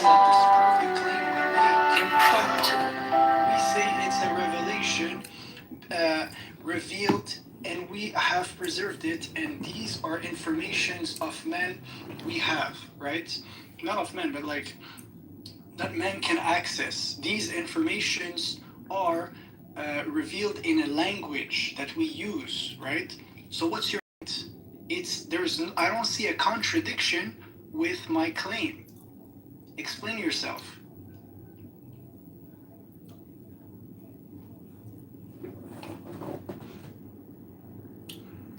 See, Adamiel, I hate to break the bad news to you, but this is where you should have been taking notes, and you shouldn't say your response, Adamiel, unfortunately, is insufficient and shows a lack of communication intelligence on your own behalf. You really need to take notes. I'll say it again. You need to take notes about what Daniel said and then address it point Oh, by listen, point listen. by point I'm gonna be by frank. point by point Going, by point. going on ChatGPT and searching for 12, a list of 12 things Reynolds said, and then just reading them to me is not enough, man. Like, there's a core claim. I'm gonna think this first principle thing. You can't do that. ChatGPT. Revelation. That book is What it entails. to me. Language. That's something false. What does it entail? Revealed in the words of man. You coming to me and bringing me, for example, one argument, even one that says it has Syriac loan words, therefore it's not a revelation of God. I see this, I'm like, bro, stupid. How? Foolish. How? Doesn't make sense. So you're gonna have to prove more. You're gonna have to give me a better argument. That's my claim. Are you saying it's wrong because it doesn't make sense to you? Regal, let me just say one thing, Regal, real quick. First of all, I mean, you understand that I'm operating behind a paywall, meaning that I had to buy the book. Okay? So you don't have to fucking buy it. I can simply read it to you. And instead of just spitting at me or hissing at me, you could say, wow, thanks, man. You know, that's probably $100 academic text. It's one of the most, maybe you didn't even realize it's the most prominent academic, critical, historical texts on the subject. Maybe you didn't know that. Maybe you didn't want to buy the book. Maybe I just gave you some idea of what the book's about, right? But in all of this charity, all that I've done, you respond with and accuse me of a lie. That I went on. I don't accuse you of a lie. Then I went on the ChatGPT. Stop. Then I went on the ChatGPT and asked it to generate 12 or give me some bullet points. Give me a break, dude. Yeah, so it appears as something like this, right? But anyways, I'm just gonna say this. So ChatGPT can use an academic copyrighted book. Well, you could literally take a document and put it in the chat and generate whatever you want. I do summaries of books, entire books. I do this all the time, right? So the point is not this, right? I'm not saying here, thank you for your charity. Thank you. It's really good information. What I'm saying is this. You come and you try to disprove something. You try to prove a point, actually, right? Now, in order for you to do this, you're going to list whatever arguments you have. If I hear even just one argument out of the 12 things you've listed that does not make sense, I'm going to point it out to you. But bro, you're not saying... That's why I do this. This is logic. He critiques books which is subjective. Yeah. And then try to use that as an argument against somebody who has a subjective view.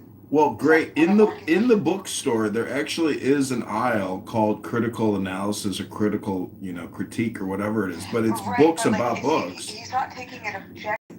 There's no objectivity to the view that he's going to interpret from a book. So he's not speaking in some sense of I know better than you. Well, he's speaking in a sense that he interpreted. I just look at this. Subjectively no more than the person that he's arguing. We got it. But what I'm saying is, as somebody who's not a mod and is on stage, if I was a debate coach, Daniel just fucking mopped the floor with Adamiel's head. And Adamiel's, I think, honestly, recovering from having his head stuck in a bucket and used as a mop. Oh, no. You never addressed even one thing he said. You never addressed even one thing he said. You didn't respond specifically about one thing, sir. Not one thing. Good job, Daniel. Good job. Can somebody bring the fans in to finish drying the floor? Can somebody get the fans from the closet to finish drying the floor? Thank you. Okay, so my precise point was this. I'm not going to answer to 12 points you're going to throw at me in the face, all right? What I'm going to do, though, is take the last argument you mentioned, right? And try to see what's the connection with the initial argument, which is to prove you're here trying to prove that the Quran is not a revelation from God. So remember that place. I don't see the connection there with your last argument and the initial claim. Therefore, Therefore, you don't stand a ground. I'm gonna dismiss everything. Yes, go do your research and come back, sir. I have poor listening comprehension. Therefore, you're wrong. Put it in the chat, and Stop generally when I downplaying want, it. I And do embrace truth. summaries of Don't books, get entire false books. David said, I do this all makes sense. Therefore, The point is not this, right? I'm not saying here, that's a part of Okay, you want me to do the same thing? So your feelings won't allow you to listen to what Daniel's telling you. Observable proclamation. The Quran was revealed aloud in the presence of hundreds of living witnesses over 23 years in Mecca and Medina. Point 2. Real-time scribal documentation by named scribed. The Prophet personally dictated every single verse and named them, and these verifiable scribes by names delivered by and then I go and I say to you, okay, Daniel, do something about it. Do something about it. If you don't address my 12 points, you failed. Go ahead. Are you voice like an Do you see how low IQ this is? It's not a smart way to have a discussion. It's not. referencing the greatest critical historical academic fact on the subject of the Quran is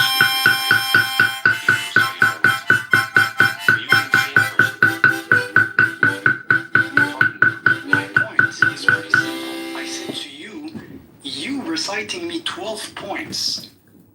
Off the get-go. And then expecting me in one answer to drown all the 12 of them, and you asked me if I failed to do so, therefore I don't stand around being stupid. Look, what I'm gonna do instead is analyze just one thing you brought. If I analyze one thing you brought, then I compare it to the initial claim. Daniel is here because he wants to disprove the Quran is a revelation from God. Well, good job. Let's see if he's able to do so with one of his claims. One of his claims was the Quran has loaned words from other languages. How does that disprove that the Quran is a revelation from God? It actually does. It does not, because we would concede that there are origins of words that are interconnected with other languages, other Semitic languages, or even other languages in the Quran. It is perfectly fine. Therefore, one point doesn't stand, all your argumentation does not stand. Refuted. Boom. I expressly what I'm hearing. So instead of paying attention to his full argument, you focus on a small piece of it, which what you're saying doesn't even rebuttal it. And then your claim now is that you went and just found the rest of it. And you still didn't even attack the foundation of it, to be honest. And then he's using historical analysis, where he's using somebody who's actually qualified to have this opinion so he can base his opinion off of it. And then you're just saying, bro, I think that's a little crazy. His position cannot be superior to ours because we have an Islam. We have a chain that actually goes back to the 7th century. So when we have this,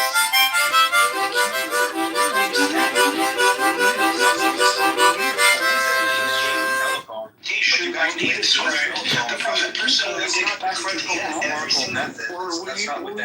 invent the history yourself. And then you have like the self-soothing, self-reassurance that, well, because my book says this, it must be so. That's all you're doing there, pal. No, I'm just saying we have a monopole when it comes to history of what happened in the 7th century. The real people that existed, yes. We have a monopole on this, yes. And you trying to disprove this, for you to try to disprove this, you would have to do either self-soothing yourself. You would either come to us and try to disprove our sources, or second, you would have to invent people that never existed. So we have the monopole when it comes to what happened to the 7th century and its history. No, you don't. You're self-soothing. Closed. Deal closed. Yes. You're self-soothing. Provide evidence for your sources. If you're that confident, provide evidence for your sources. I'm doing that. Bring it forth. Wallahi! For sure. You can read names for me. I sent you my evidence for your sources. Yeah. I don't want names. I can pick up names. Names for all these therapists. Provide evidence for your sources. That means How much evidence you do with that? So then ask me the question.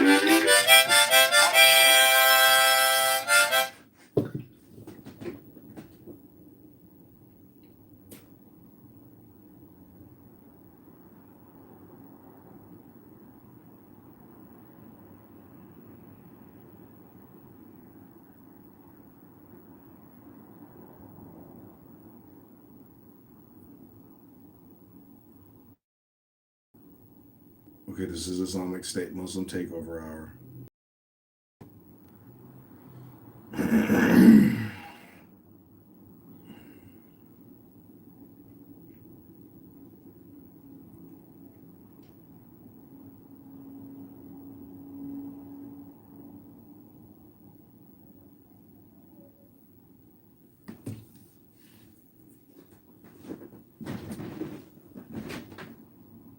Hi, Lino. So I'm in a clubhouse room. I just boomed it. They modded me, and so I decided to be a radical Muslim and boom their room. So the algorithm is updating, and they will be flowing back in shortly, I'm sure, to say, why did you boom the room?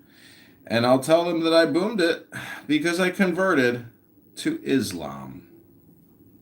This is the Islamic State Muslim Takeover Hour with your host, Chicago mayoral candidate John Kitover, fighting day to day to liberate Chicago from the communist liberal elite LGBTQ black Democrats. It's just a joke. It's not worded exactly the way I'd like it, but really intellectual elite Democrats, and then throw in whatever adjectives. Black, gay, LGBTQ. Of what happened in this CRT, BLMDEI, LGBTQ. CRT, BLM, LGBTQ, CRT, BLM, LGBTQ.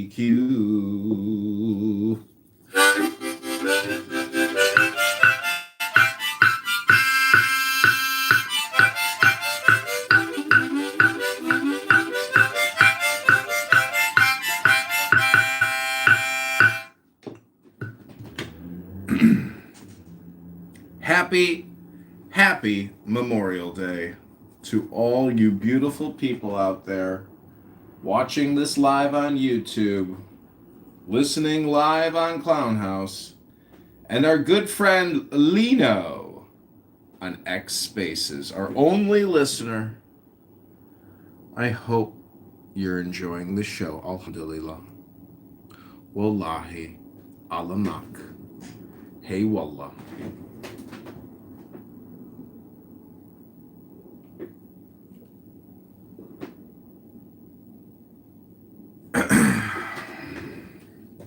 Okay, it doesn't look like the former room. Well, we got something new here. We got something new. It's gay version.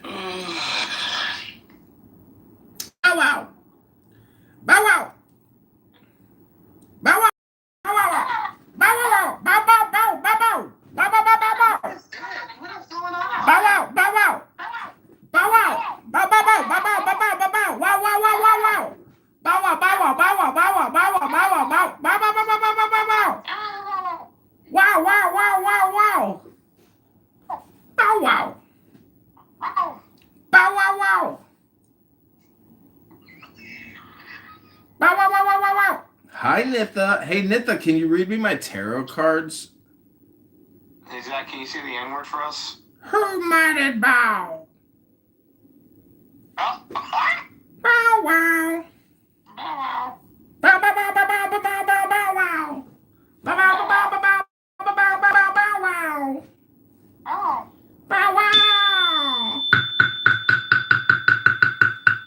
Nitha. Okay, Bow Wow, I want to dedicate this song to you. Wait, you're a patrilineal Jew, right? So you know about JPAMK, right? that sound familiar? G-Pan? Jewish patrilineal Ashkenazic Mishling Kingdom. Oh, yeah, that's right. In conjunction with Rabbi Shmuley Boteach and the world's most advanced dildo, we have decided to start JPAMK in the northwest side of the Strip.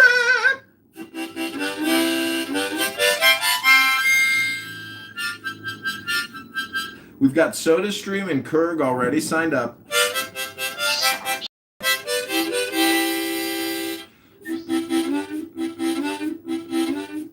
We're only hiring settlers from the West Bank.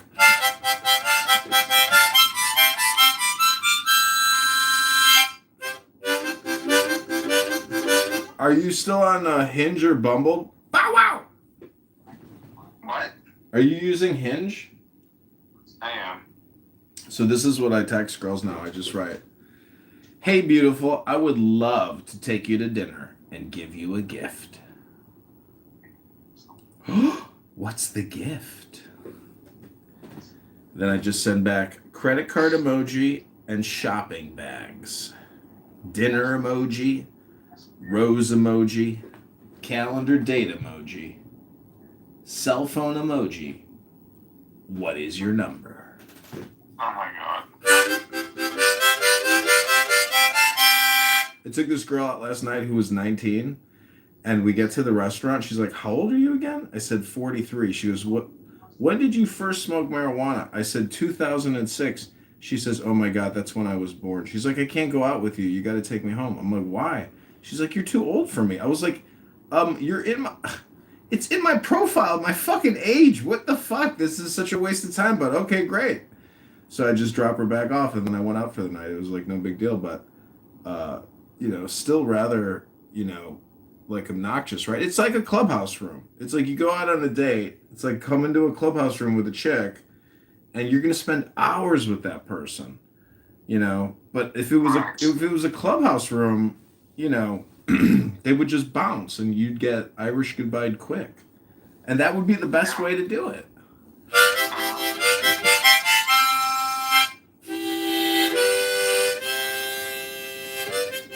Are you going out tonight? Because tonight's a beautiful night out. People do go out. It's fucking hot as shit here. Well, nobody's got work tomorrow, so people are going to go out naturally and listen to a little music.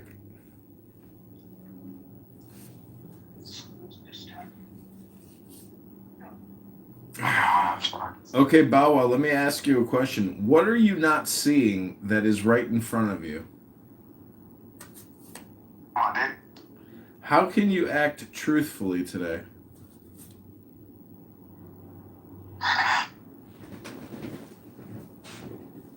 By keeping your mouth shut. What was hidden and is now becoming visible?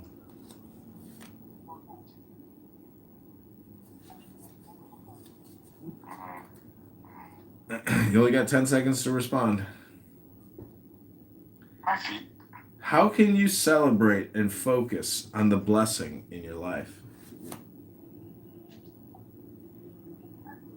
By listening to you. What is your calling? To inspire others. How have your goals manifested so far? They haven't. What emotions are coming to the surface? Horniness. How can you open up to love today? Getting my asshole puckered up. What is worth celebrating in your life? Death. How can you open up to new ways of life? You don't. How can you accept your sadness and let it go? G, what is your number? Just be.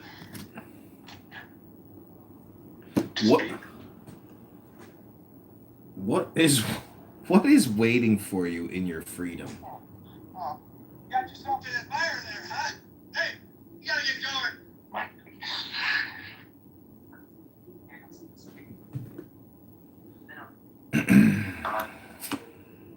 Kitover. what's coming. What do you believe about the world? Nothing. What small step can you take to begin a new journey on Clubhouse today? What do you want to express? Are you gonna go out? I'm going out, yeah. I mean, there was only 20 shootings last night, so those numbers. By black people. Dude, they jumped the bouncer at the bar that I go to. Oh, wow. They beat the shit out of him and they took his cell phone and his wallet. How about Chad the Builder? Are you afraid to ask for help? Can you commit to a group of people?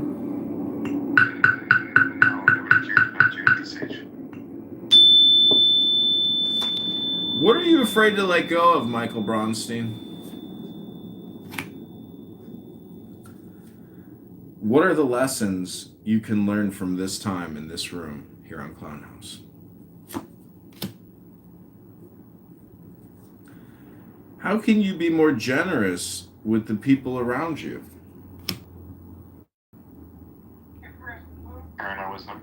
How can you work less and gain greater results? I don't know how to answer that one. Do you find deeper meaning in your work?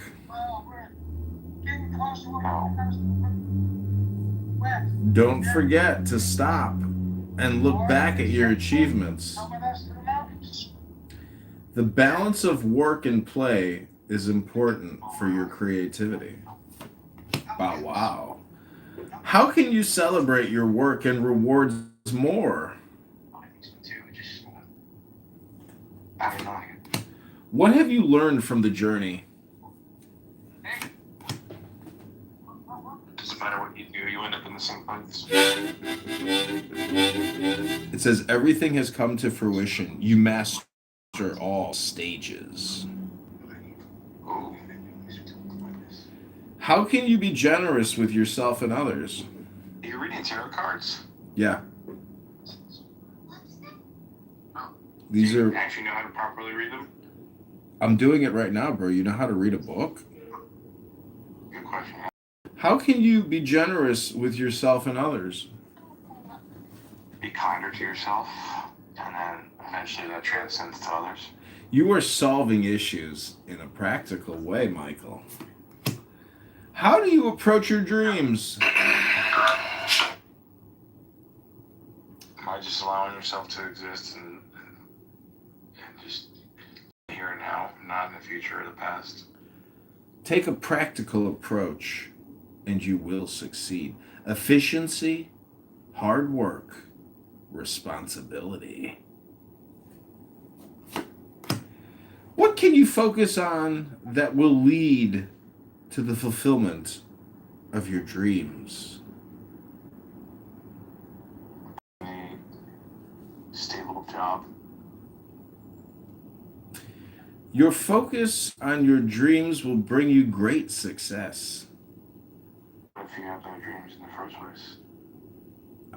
Your areas of focus are ideas, opportunities, employment, and craving for new ventures.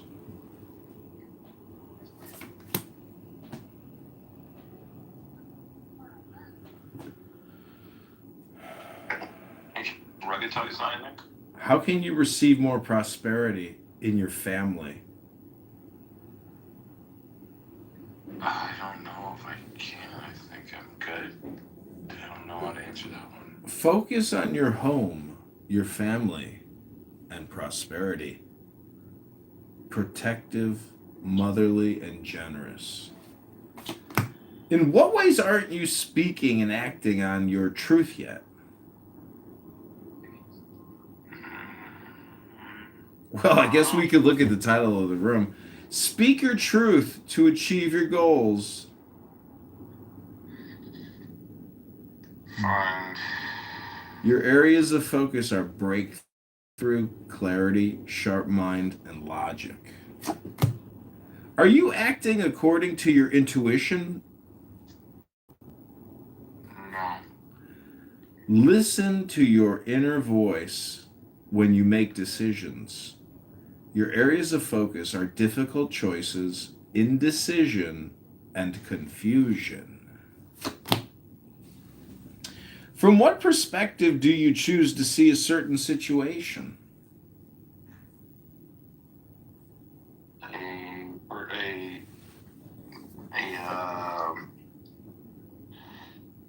What is it called? Not an realistic, but pessimistic. You are capable of seeing from all perspectives. Oh. Areas of focus: head over heart, discipline, and truth.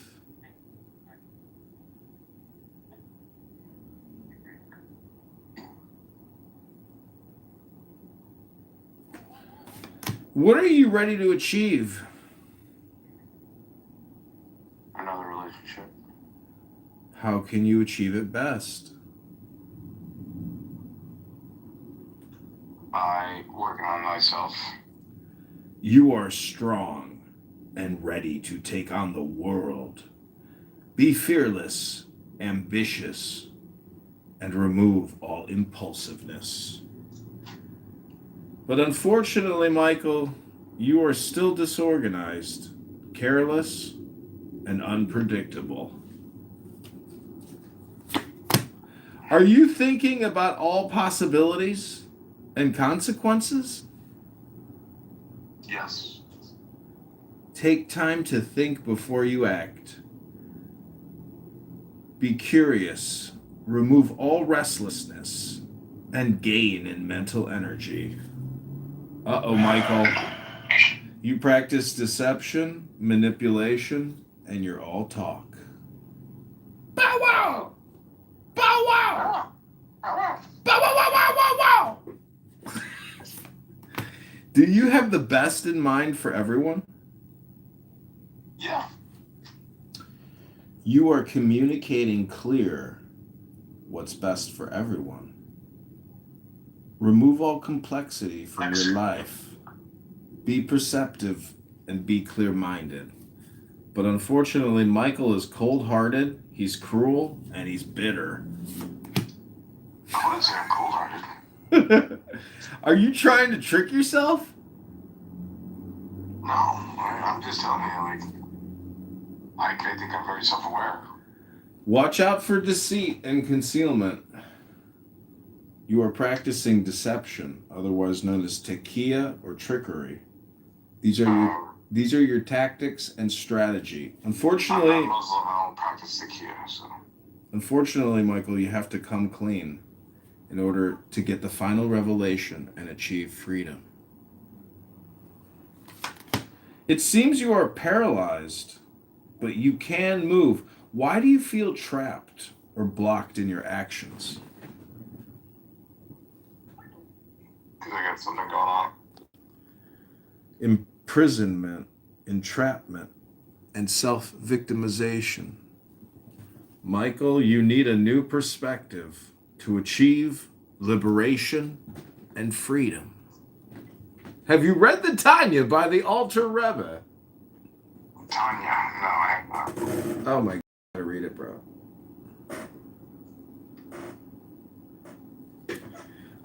Really gotta read it. Okay. Why do you worry so much? Predisposition to anxiety and panic disorder. What is asking to be looked at and felt? Love, affection, TLC. Worrying keeps you up all night and changes nothing. You're living with anxiety, hopelessness, and trauma. Have hope. Reach out for help. Achieve healing. Can you surrender and trust that better times are coming? No. Anxiety is upon us. It is finished. For better or for worse. You are feeling failure, defeat, and even backstabbing. But don't worry, Michael. It can't get any worse, only upward from here. Then you will achieve your inevitable end. Are you holding on to grief and suffering?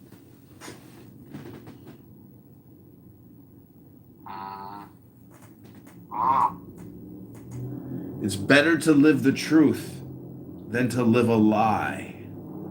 Are you suffering from heartbreak or grief? Yeah. Be perceptive. You are on the road to recovery, but you must forgive and move on.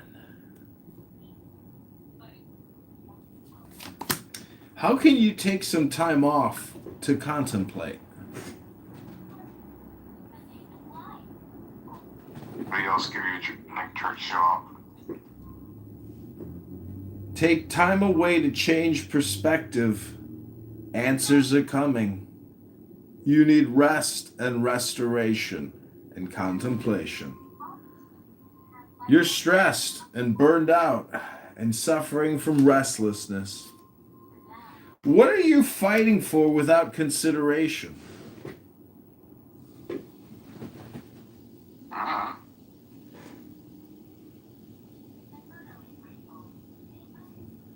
Sometimes the victory is not worth the cost. Winning at all costs, betrayal, selfishness. Michael, you're suffering from lingering resentment. You must have the desire to forgive. Michael, what are you running away from, and what are you leaving behind?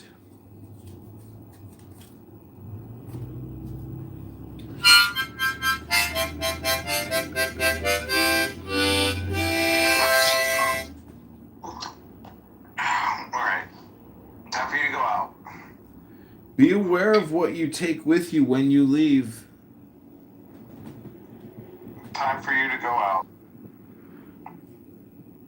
Transition, leaving behind, moving on, Michael. Alright. Hopefully you're ready to go out. You're stuck, Michael. You've got emotional baggage and unresolved issues. Alright, you ready to go out? How can you take action to realize your dreams, Michael? Alright, let's go troll another room. I'm gonna go somewhere else. I'm sorry. It can't just be you and me, John. Take action on your ideas. Willpower, Michael! Thank you for the inspiration, John. Willpower. Stay safe tonight, alright? Be safe. No more nigger daggers. Stay safe. This black chick in the bar once came up to me. She was like, hello? You know what I'm saying? See what I'm saying? So that's what I mean. That's why I say the time and the generation is different now. It's our responsibility to like try to somewhat make this shit safer for our children. Cause we ain't gonna be able to protect them from everything. But I think it's for us who are real parents, I think it's our responsibility to try to protect our children from some of this shit. That's all we can do. And that's all I'm speaking to. But as long as we have this get money as the answer for, like, even when we say, hey, instead of That wasn't strange at all, was it?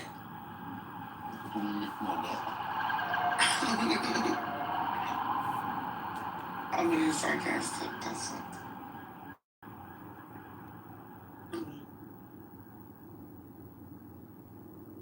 Oh my gosh. Did you remove him or he left? No, he left. I didn't remove anybody. Because he's like, oh, where are you from? You know where I'm from.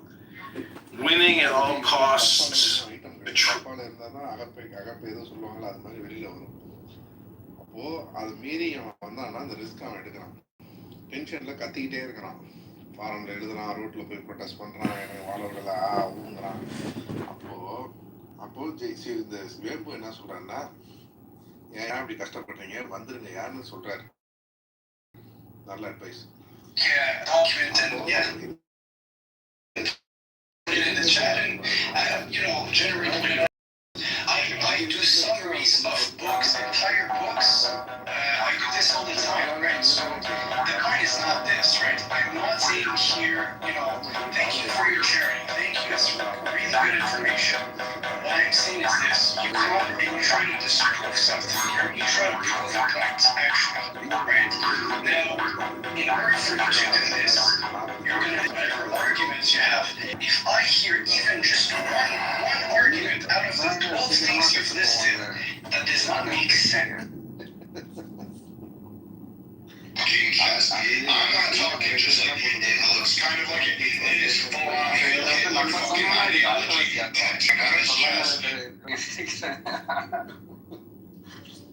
நிறைய பேர் இங்க இருக்கிறோட சொல்றான், You're exceeding. You're excelling. You're feeling great. I just don't know what. Jefferson Park knows there's been a car accident.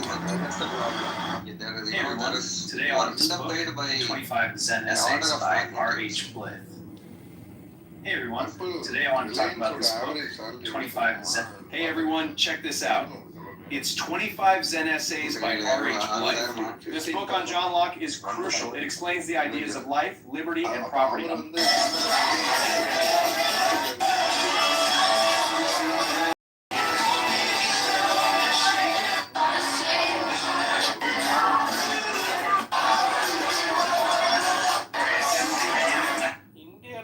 அப்படின்னா இன்னும் கொஞ்ச நாள் கழிச்சு daily 12 மணி நேரம் 15 மணி நேரம் வேலை பார்க்குற மாதிரி கொண்டு வந்துருவாங்க.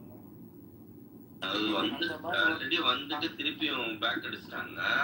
ஆமா, அது நீங்க கவர்மெண்ட் நீங்க எல்லா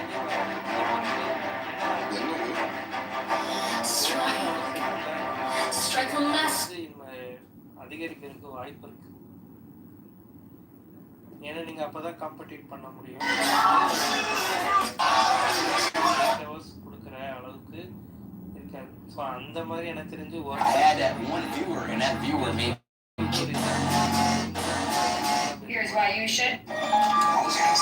பண்றது இந்தியாவில் கிடையாது.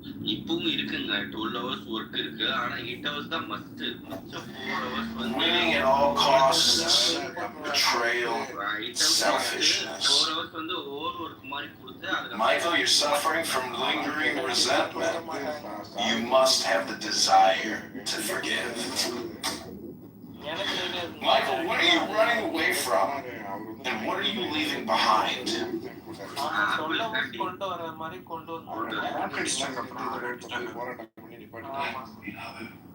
ஆப்பிளோட ஐபோன் கொண்டு வர பார்த்தாங்க. கம்பெனிக்கு டிமாண்ட் பண்ணுங்க.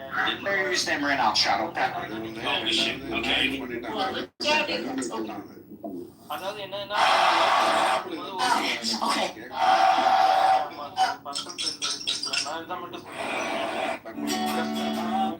நீங்க productivity 8 hours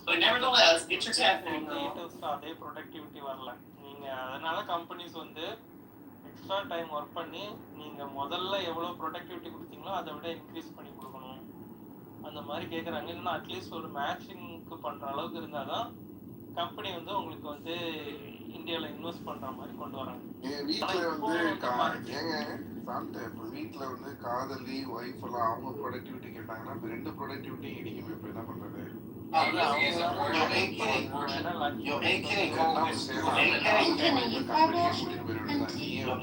What I'm talking about right now, because you came on attention, I'm gonna tell you in fear of the business of life.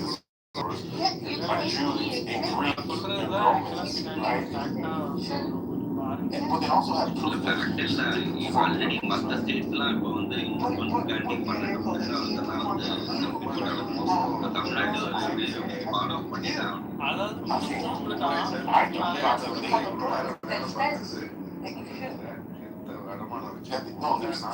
there's a book that says there's eyewitness testimony. Okay, I can write a book right now that says I have eyewitness testimony. Right, reading in my backyard. Is that like Well, no, but I'm gonna investigate that testimony. It sounds interesting. Oh my god, you have no idea. They're feisty. I can go on forever about them. நேத்து நான் போனா red taxi rental தான் நான் அந்த பையன்கிட்ட பேசினேன். Red taxi 24 hours அவன் work பண்ணிட்டு தான் இருக்கான். என்னடா எப்படா தூங்குன்னு கேட்டா இந்த மாதிரி இடையில கேப் போட்டா அவனுக்கு By definition, obviously. ரெட் டாக்ஸியே நிறுவனமே வச்சிருக்கு. அவன் வந்து எப்பவுமே ஆண்டதான் எப்ப இந்த ரெண்டல்ல வந்து இப்ப நீங்க போயிட்டு வரதுக்கு முன்னோட அது அந்த இடத்துல இப்பெல்லாம் கேப் கிடைக்குதோ So, இந்த மாதிரிலாம் உழைக்கிறவங்க இருக்காங்க.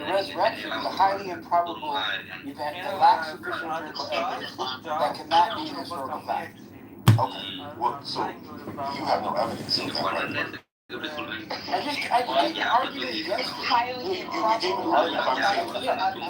right? So the evidence that I have to the contrary of a human being being dead for 3+ for even 1 day plus for 24 hours, right? It's not Unless he had some sort of doctoral, like medical, Here's the thing. We don't know serious reports after the death. Well, I'm asking, are you presenting evidence or are you presenting a theory, an opinion? Let's just assume they knew how to check a pulse. Okay? Sure, say he's dead. Elvis was dead. I'm serious, he was. So yeah, so but I actually think we actually need more faith to be an atheist than we do to be a theist. Well, you know what? Not after Elvis. So whenever I Just stay here and work for a minute. I resurrected 10 times because I used to drink. But wait, when you say you need more faith to be an atheist, that makes faith sound like something bad.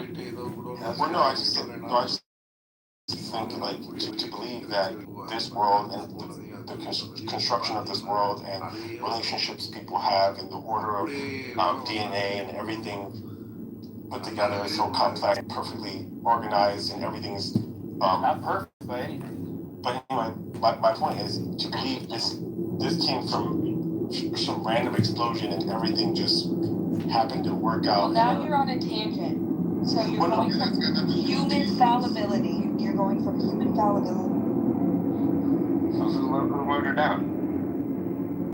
Yeah, in fairness, James, I agree with you in principle, James. I think that going to God's existence was a little bit different because they're talking. You could believe God exists and be like a deist and not think that miracles happen or Jesus rose from the dead. So that might be a slightly different point.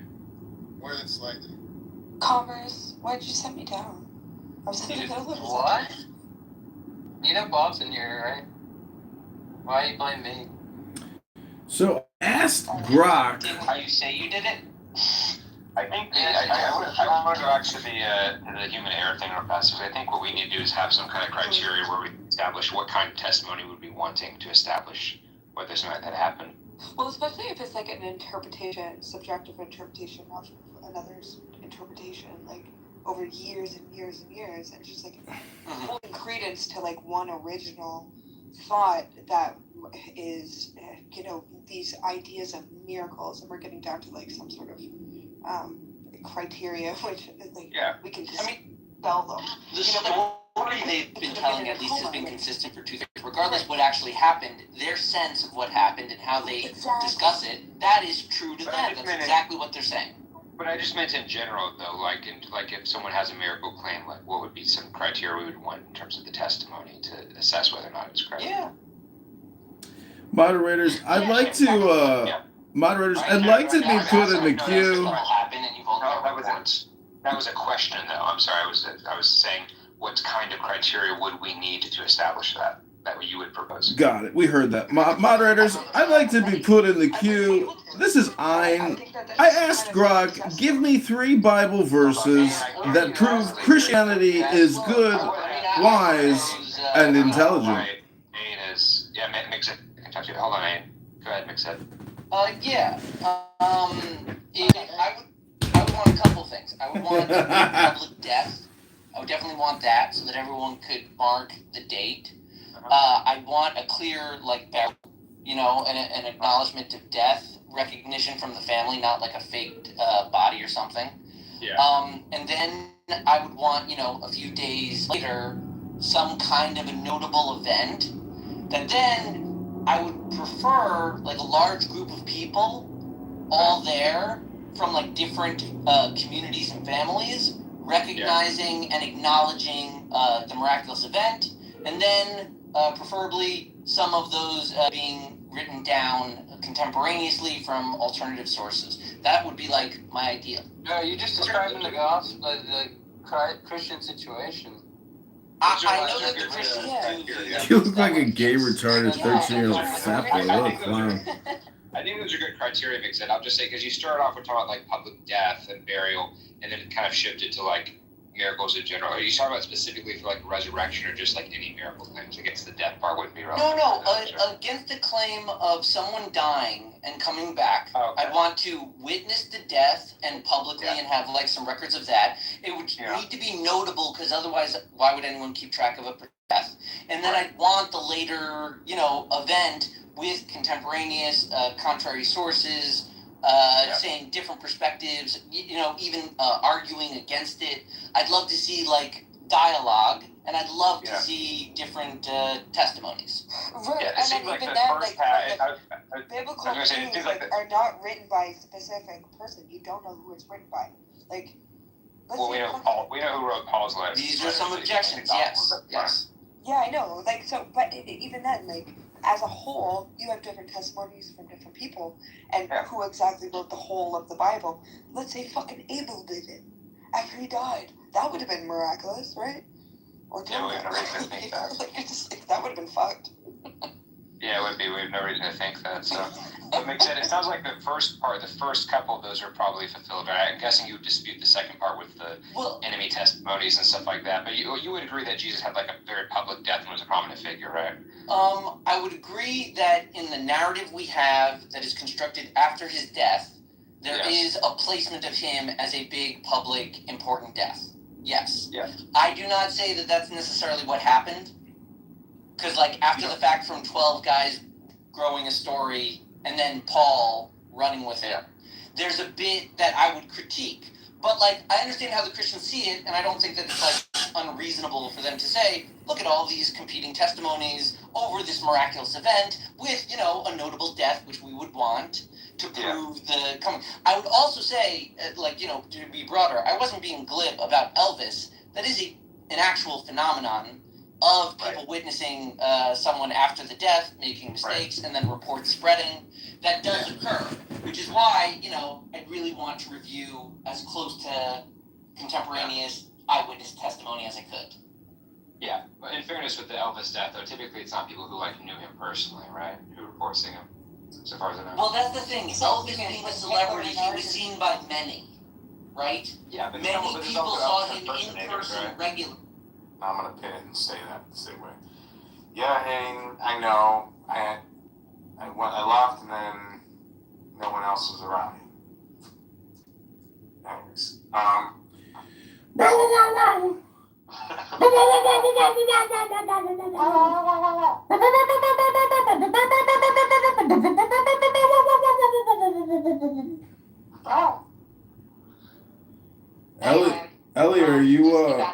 Ellie, are you doing squats to work on that tuchus?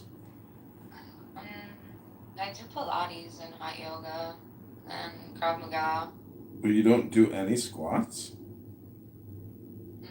Why are you saying that my ass is saggy and I gotta do squats?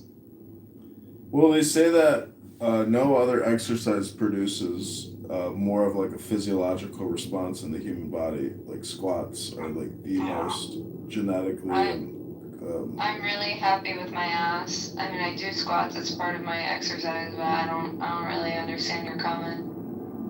Oh, well, you got a picture of your flat ass on your PTR, so I just thought I'd bring it up. Don't do that. I got a fucking shelf. Woo! Baby got a shelf! Baby got a shelf! Baby got a shelf! Baby got a shelf! Baby got a shelf! Baby got a shelf! Ellie. Baby got a shelf. It's rage baby. Baby got a shelf. Well, let me ask you this, Allie. What is holding you back from taking action? Of what? Whatever you want to do it now. Action, adventure, fearlessness. Like where he gets you like pulled in and then like. It's true. I think you're suffering from anger, impulsivity, and recklessness. I'm vibrating shit. I'm tired. I had a long day. Stop it. Well, take time away to change perspective. Answers are coming. I don't care. Wait, How can you take some time off to contemplate?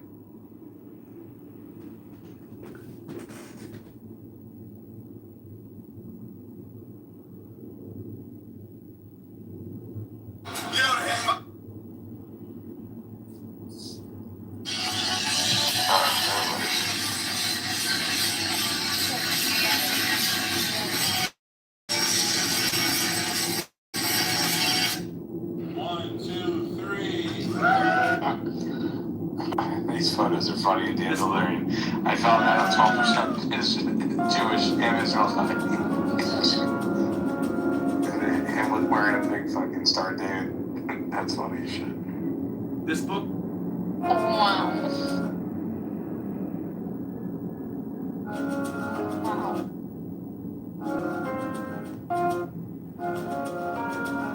Wowzers.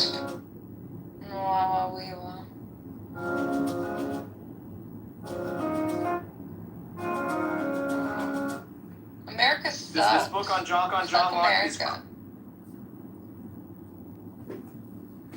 I just want to dedicate this next song to my friend Bow Wow, aka Michael Bronstein.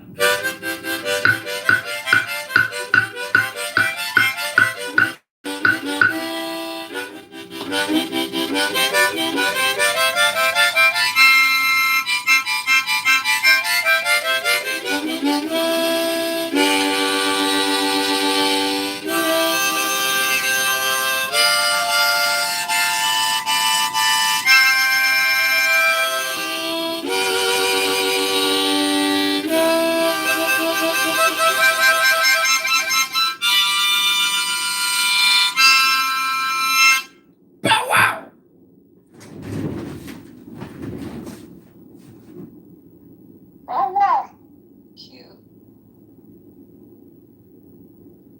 So cute.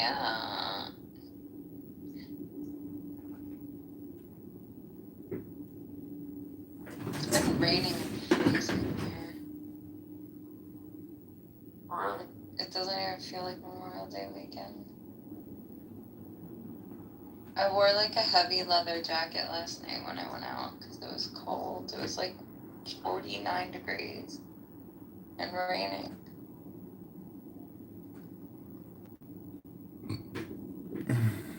You need to find a handsome shidduch to take you to Oahu to go skinny dipping in the ocean.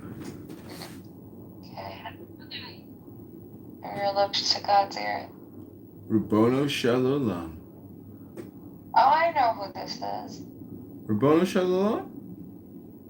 You know who this is? He records stuff and puts it on YouTube. He's Edmund.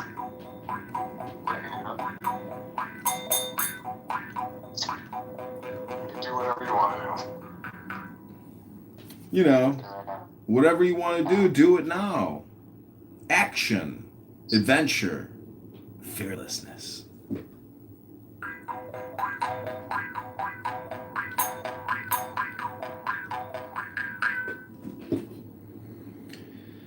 They kicked me.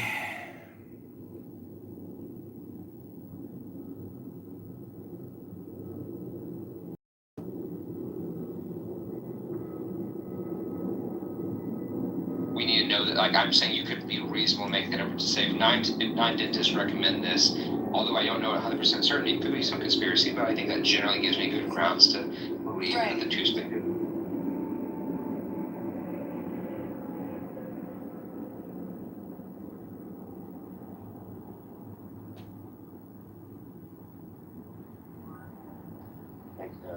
breakdown, but that's what seeing about rules. That's okay. Hello, moderators. I would like to answer the topic in the title of the room. All right, go ahead. Well, I don't know what Arminianism is. Can someone explain to me the concept of Arminianism? How are you gonna I don't want to answer the Google topic it. if you don't know what I it don't is? want to Google it because I'm lazy. So what part do you want to answer? Free will or Arminianism? The delusion of free will. Okay. Well, before we go further into that, are you a Christian? Yes. Oh, okay.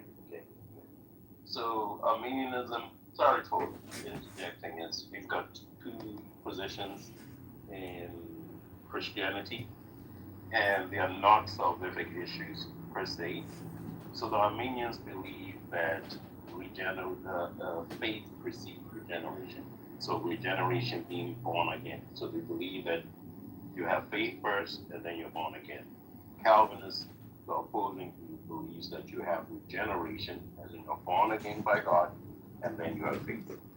And then the reason why I believe Greg said, well, I agree with him, the delusion of free will is that most of the times Armenians will argue that they have free will, which usually they don't define the best way, but usually what they are arguing is that they are claiming they have freedom of choice. And their freedom of choice is what it was a condition of them exercising it. When they freedom of choice led them to exercise their faith, which was the condition by which God regenerated them. So that would be the argument. Then we Calvinists would oppose that position. So that's just an overview of what the topic would be. Hopefully that helps out. Okay, so I asked Grok, give me 3 Bible verses that prove Christianity is good, wise, and intelligent. The first response is Proverbs 1:7, fear of the Lord is the beginning of knowledge, but fools despise wisdom and instruction. Oh, they kicked me! Aww. I guess they must have been Arminians after all!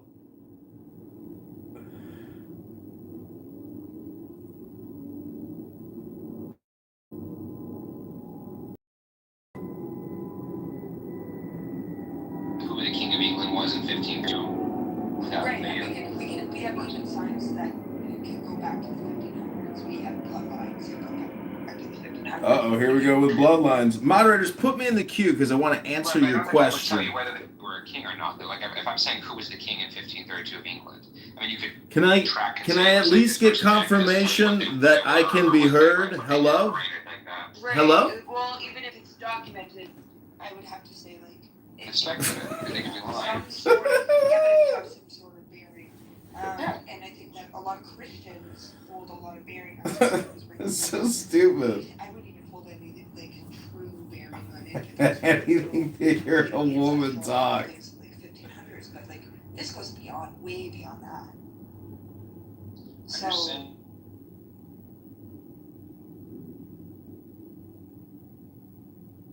I mean, I'm a teacher, so I teach, and I'm also running a business. Oh, yeah. I respect you, bro. Yeah.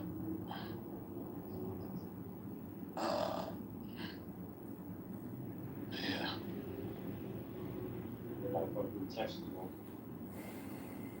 I mean, let's see. Last time I was out in Texas, I was in Houston.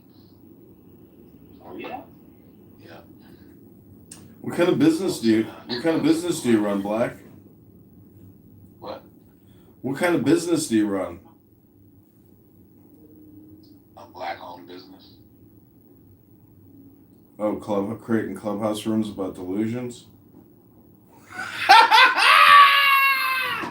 Woo! That was a low blow roast right there. I don't even want to look. Did I get kicked?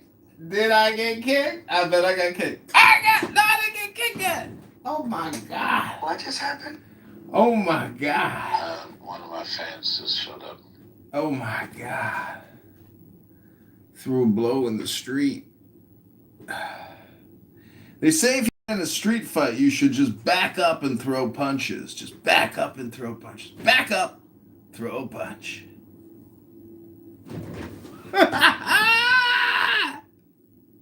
Marshall, how are you? I'm Black. What's your name? Black Muse? Mm-hmm. What up?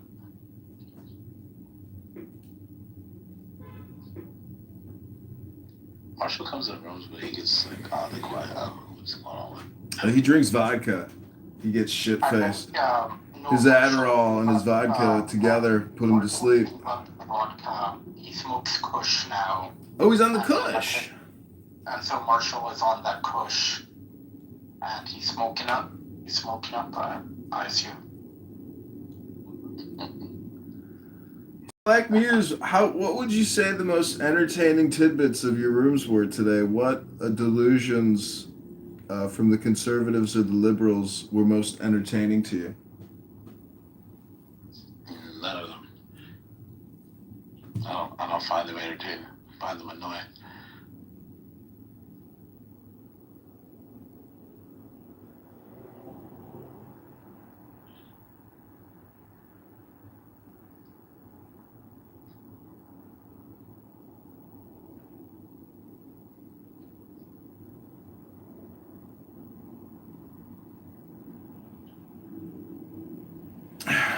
Well, what's holding you back from taking action, Black?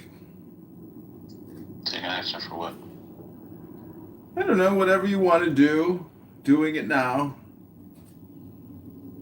Nothing. I'm doing everything I want to do.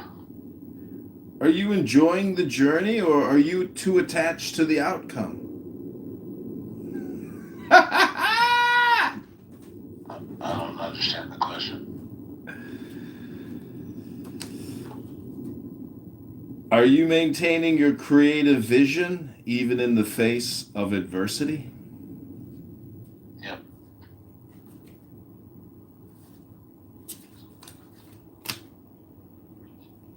How can you take action to realize your dreams? How? I mean, I just execute the plans that I have. Are you afraid to leave your comfort zone? Not really. What inspires you and excites you? Lots of things. How can you celebrate with your community? Celebrate what? How can you resolve the conflict so you can achieve your goal? Resolve what conflict? Do you seek recognition from others?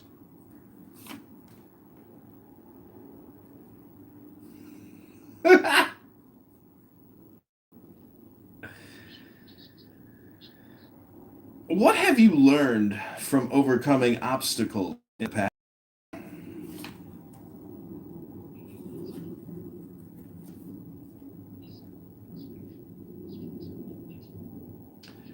How can you take action today?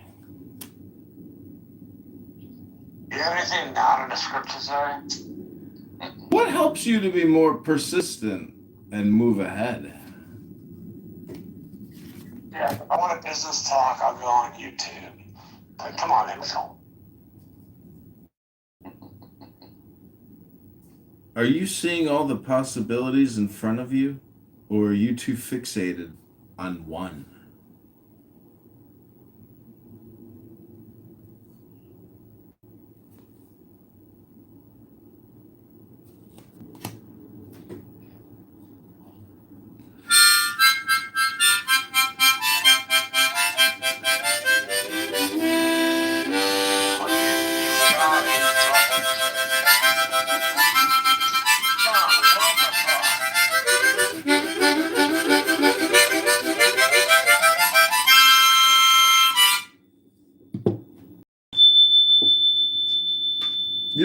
room needs, Black, is more cowbell.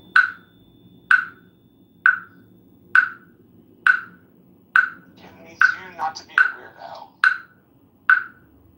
Hello?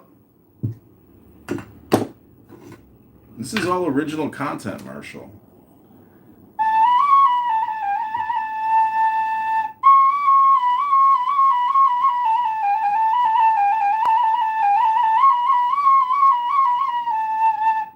What the fuck is wrong with you? Dude, like somebody drop you on your head as a kid? This is just weird shit, dude.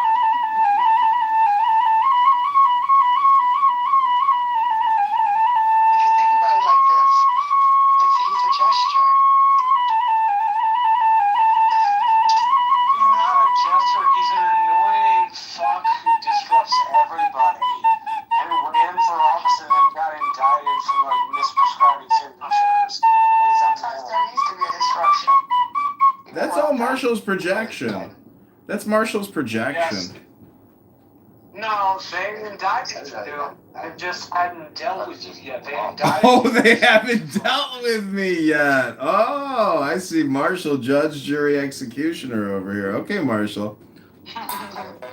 Bro, I can read it in the local press. It's not that fucking hard. It's not some sort of secret.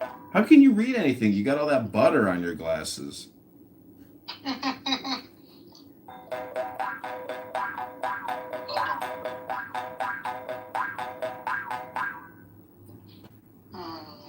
They haven't dealt with you yet.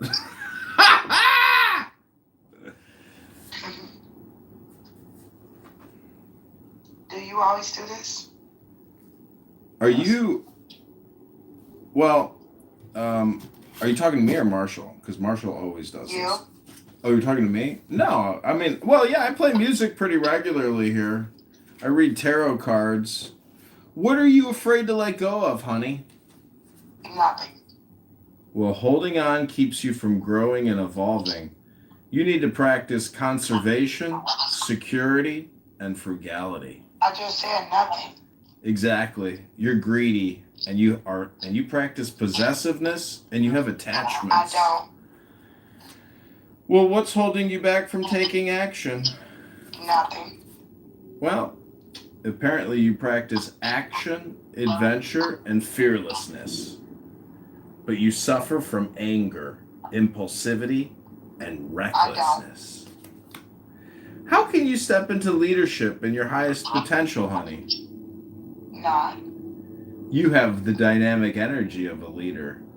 You practice big picture and overcoming obstacles, but you're impulsive, overbearing, and you have impossible expectations. What are you running away from? Nothing. What are you leaving behind? Nothing. Well, be aware of what you take with you when you leave. I take it up. Uh-oh, you're stuck. And you have emotional baggage. Do you have any unresolved... When I die, I'm gonna die alone with nothing. Oh, you have unresolved issues. No, I don't. Are you seeing all the possibilities in front of you, or are you too fixated on one of them? Seeing all the possibilities. There is always more than one way to do things. Are you rehearsing this? Did you rehearse this? You sound stressed and unwilling to delegate. I'm actually stuffing my face with stuff. It's just really tasty. How can you take action today? By eating a sandwich. Exactly. Take action, and life and your digestive process is moving ahead. It requires rapid action, movement, and quick decisions. Don't panic. Stop waiting and stop slowing down. I know you didn't rehearse this for real. What helps you to... Are you reading off a paper? No, these are all questions from my memory. What helps you be more persistent and move ahead? Food. Well, believe in yourself and have the courage to continue eating food. It takes strength, but I'm afraid that possibly you're suffering from exhaustion and fatigue, and you have unsure motives. On who part? My part? Yeah. Nope. Well, that's good. There may be challenges ahead, but you can do it. What have you learned from overcoming obstacles in the past, honey? There will always be more. It seems to me like you have a tendency to give up, and you have a lack of confidence, and you're overwhelmed. Never gave up a day in my life. Do you seek recognition from others? No. Well, you have earned every success, victory, Absolutely. and success, and public reward is coming your way. However, I think you have a lot of pride. And what do you think? No. No? Humility is a part of who I am. How can you resolve the conflict so you can achieve your goal? No conflict. Well, be wise and take life as it comes. I do that. Do you find yourself getting into arguments? Sometimes. Do some of these arguments have tension in them? Yes. Is there a competition? Yes. Well, you're all fire, honey. You need to avoid conflict and respect differences. That's true. I do. They don't. How can you celebrate with your community? By enjoying myself. Be ready to receive all opportunities coming your way, honey. I am. Soon there will be a celebration at your home. But you're suffering. Absolutely. You're suffering from a lack of support, and there are conflicts in the home. Time to prepare for a transition. That's a fact. What are the conflicts? Don't see eye to eye. What inspires and excites you? Traveling. Find your inspiration to take action, look ahead, expand, and achieve rapid growth. That sounds exciting. There will be delays and frustration and many obstacles. Are you enjoying? Go ahead. I think I agree. Go ahead. Are you enjoying this clubhouse journey? Or are you too attached to the outcome? I'm enjoying it. Focus on your dreams and enjoy the journey of exploration, excitement, and freedom. Absolutely. Don't procrastinate. Don't give in to conflict. And don't give in to a lack of direction. I'll take that. How can you take action to realize your dreams, honey? Just try doing what I know what my dreams are. Take action on your ideas. Mm-hmm. Creation. Will. Absolutely. Willpower. Manifestation. Action. But honey, I'm afraid you have a lack of energy. That's true. A lack of desire. Some areas, yeah. And boredom. Absolutely. Are you afraid to leave your comfort zone? No. Mm-mm. Well, believe in your personal power, honey. I have had, yeah. The Oracle is telling me that your areas of focus are discovery, decisions, and planning. Hello?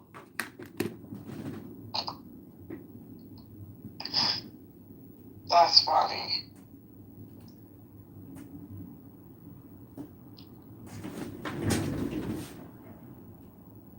I can know that, but interesting. All those questions come from the tarot cards. Valid questions. Yeah, they're good questions. They get the brain thinking. Mm-hmm. Yeah, I read people without doing that, but I help people discover themselves.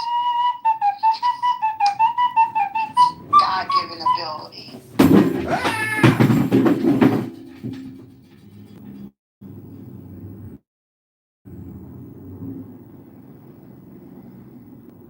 Nobody can reach you like you reach yourself.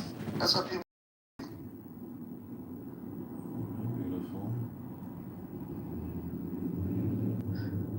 Self-discovery is something that people can do on their own.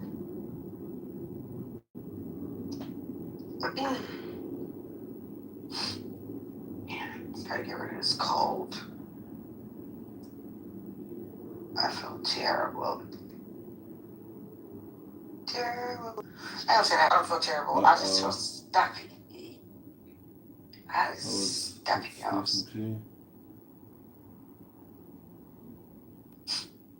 How long you gonna keep this open, Jason? What? I said, how long you staying open? As long as people want it open. Okay. Most people want to come in. I might fall asleep. I just want to let you know. I'm gonna need you to stay awake. Oh, for real? Oh.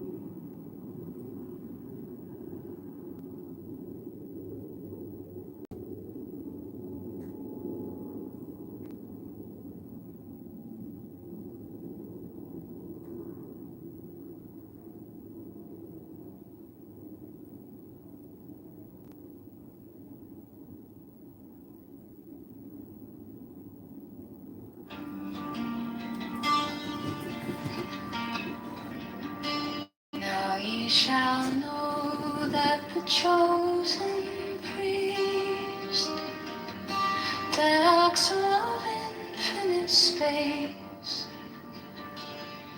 is the prince, priest, the beast, and his woman called the Scarlet Woman is all power. They shall gather my children into their fold. They shall bring the glory of the stars into the hearts of men.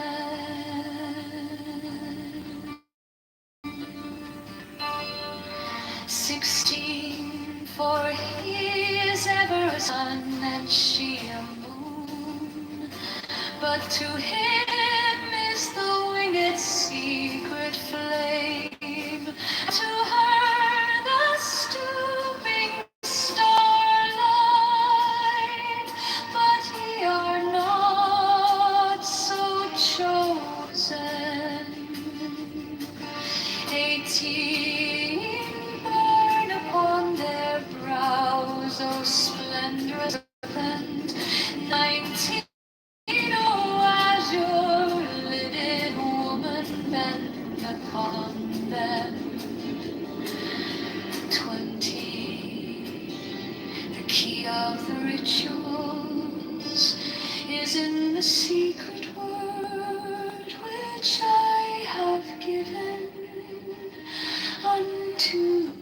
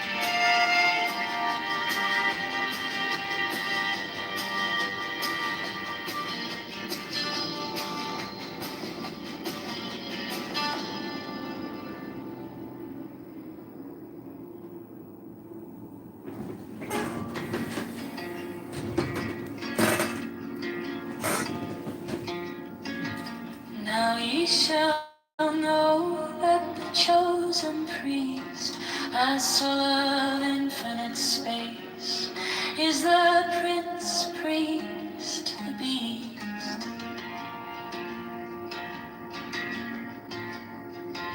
And in his woman, called the Scarlet Woman, is all power given. They shall gather my children into their fold. They shall bring the glory of the stars into the hearts of men.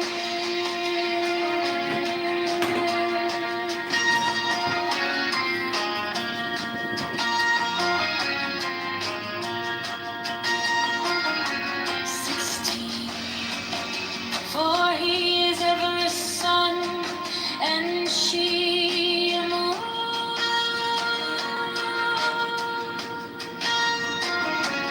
But to him is the winged secret flame, and to her the stooping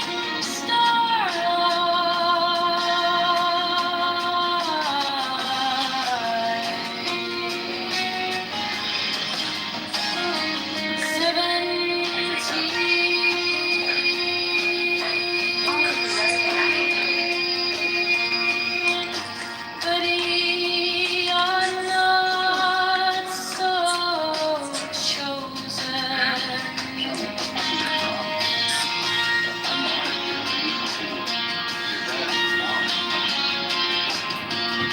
18 burn upon the No, I decided to convert to Islam, so I was just keeping in accordance with my worldview.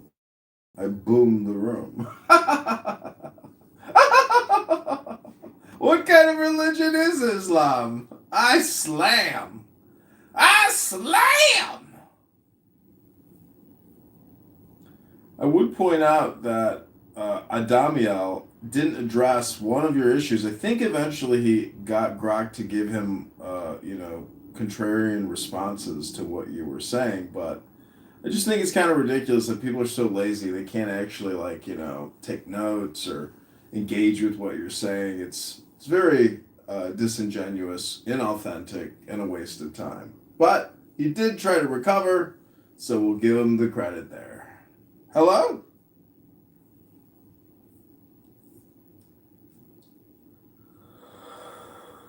Hello? All right, well, ladies and gentlemen, I'm going to go out and continue meeting hot 19 and 20-year-olds and 21-year-olds and 22-year-olds and 23-year-olds and 24-year-olds and 25-year-olds and 26-year-olds and 27-year-olds and 28-year-olds and 29-year-olds. Ribbono Shalom. Have a good night. Try not to be redundant. Don't repeat yourself. And, just remember, take action on your ideas. CM, how can you take action to realize your dreams?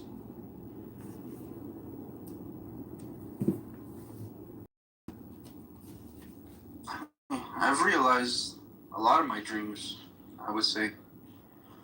I always wanted I wanted to be a scientist or a mathematician. So I kind of achieved that, right? Well, are you enjoying the journey, or are you too attached to the outcome? No, the journey was definitely the best part. Are you afraid to leave your comfort zone? I was in the journey. I had more fun in the journey, and now, it's not as, I don't want to say it's mundane, but it's whatever. Teaching is just, it's a good way to make a living. It's very stress free, etc. CM, are you maintaining creative vision even in the face of adversity? I don't know what the hell that means, bro.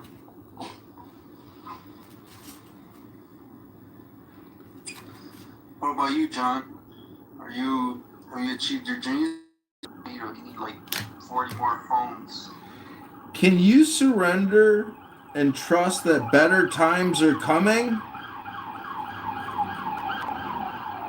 I don't know if I think that. I don't know if I believe that. It is finished, for better or for worse. Failure, defeat, and backstabbing. It can't get worse from here, CM. Only upward to the inevitable end. Moderator, point of order, moderator, point. Hello?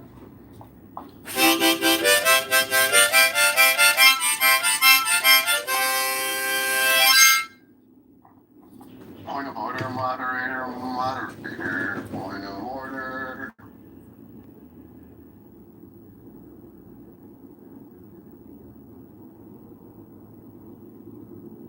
John, when did you start going bald?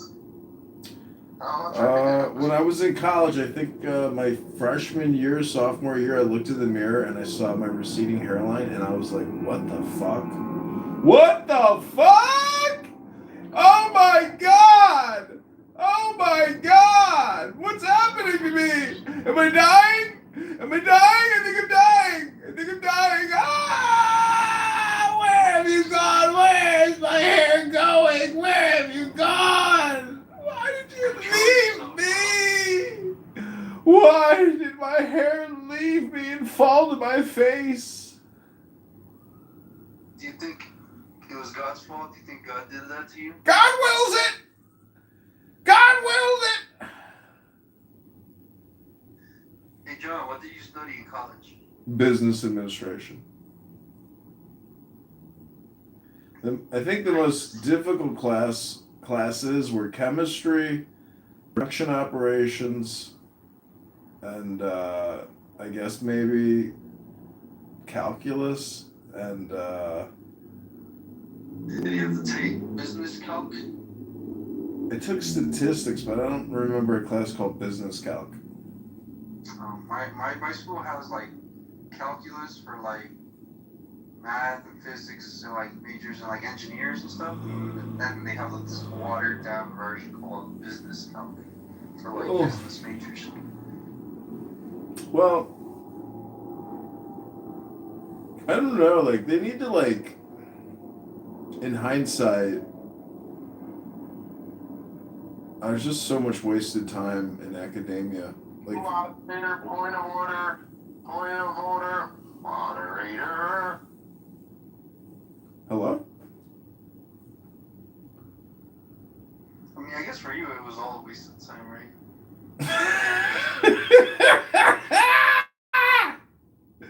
No, see that's where you're missing I guess my worldview from your world.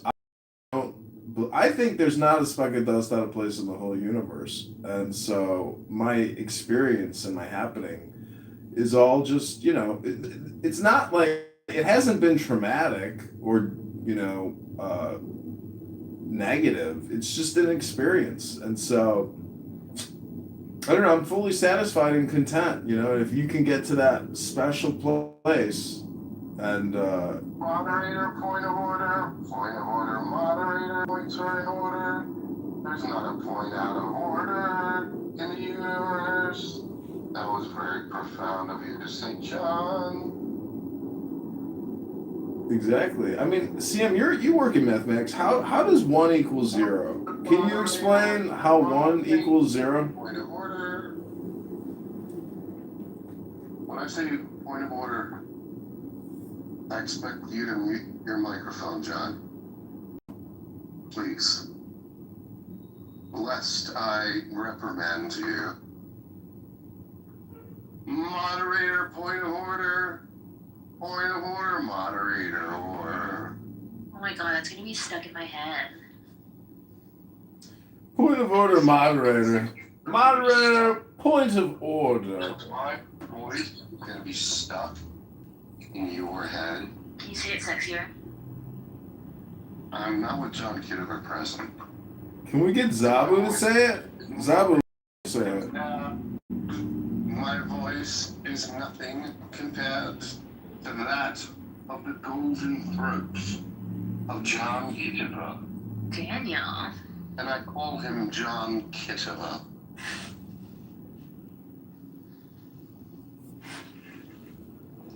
Point of order, point of order, moderator, moderator, point of order. Oh my gosh, she's at work? Did somebody kick him out? So down. He knows that when he was asleep, I think. Yeah, Kitover wants to continue recording while he's sleeping. Also, there was somebody in the audience named Anus. Did you guys catch that? Come on.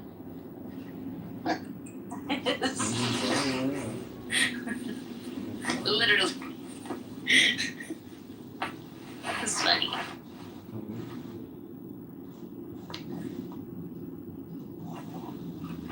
I think you have a more sexier voice, Danielle, than John. Well, the ladies disagree. The ladies disagree? Yeah, man. Mr. Kitover, to what do we owe the pleasure of your company this evening? I'm good at... I really gotta get going. I really gotta leave. I gotta get on the streets. Oh, man. All right, well, so long, He went on a date with a 19-year-old yesterday, and she basically said, like, "Oh fuck, you're 43. Why am I on a date with you? Take me home." Take me home. Take me home. Country road. Like, can you imagine, like, you're a 19-year-old, gonna, like, fucking ride with daddy, and then he sees him and he's We have an update to the April Lesbo confrontation from last month. A second man seen in the video has now been arrested. And you may remember the clip, a 13-year-old surrounded by adults inside the gated Lotus community just screaming for his phone back. And now 53-year-old Brooks, who's seen there wearing a black shirt and sunglasses, is facing the same felony robbery by sudden snatching charge as Mitchell Schumann. Now investigators say video shows Brooks taking the child phone, walking out into the street, even holding it out as it appears to be ringing. And the kid is continuously asking for his phone back. Now, under federal law, prosecutors say the victim only has to be aware that his property has been taken for it to become A law for West Virginia, the countryside. It should be Iran.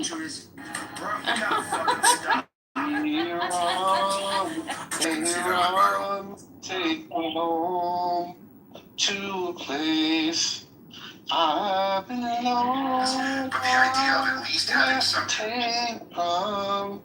With my nose job, Check take me home. It's 25 Zen essays by life. Really, this book on John Locke is crucial. It explains... Oh my god, I almost passed out. What do you nose job? You got a nose job? Never went country for rhinoplasty. She didn't get a nose job. I love how you know the proper name of it now. That's a little... That is a Persian. I don't every like plastic surgery. That's Persian culture for sure. That is definitely Persian something I learned plastic. as a child. That's what we learned on Sunday school. Different kinds of plastic surgeries. Hey everyone, check Young this out. Kitover, take me home To a place that I call home. Clubhouse world, clown house world. Take me to a place where Muslims don't exist. What? You don't want me to exist?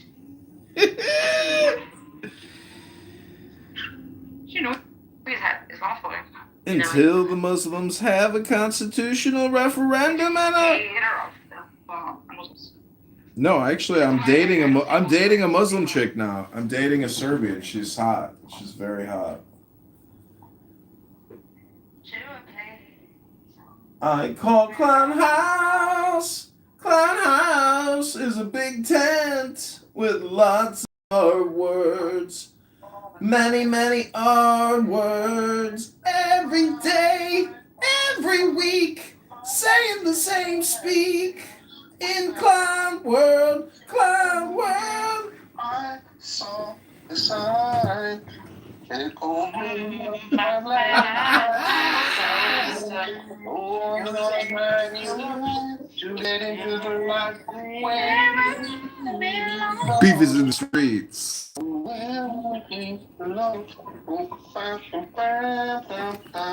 Hello?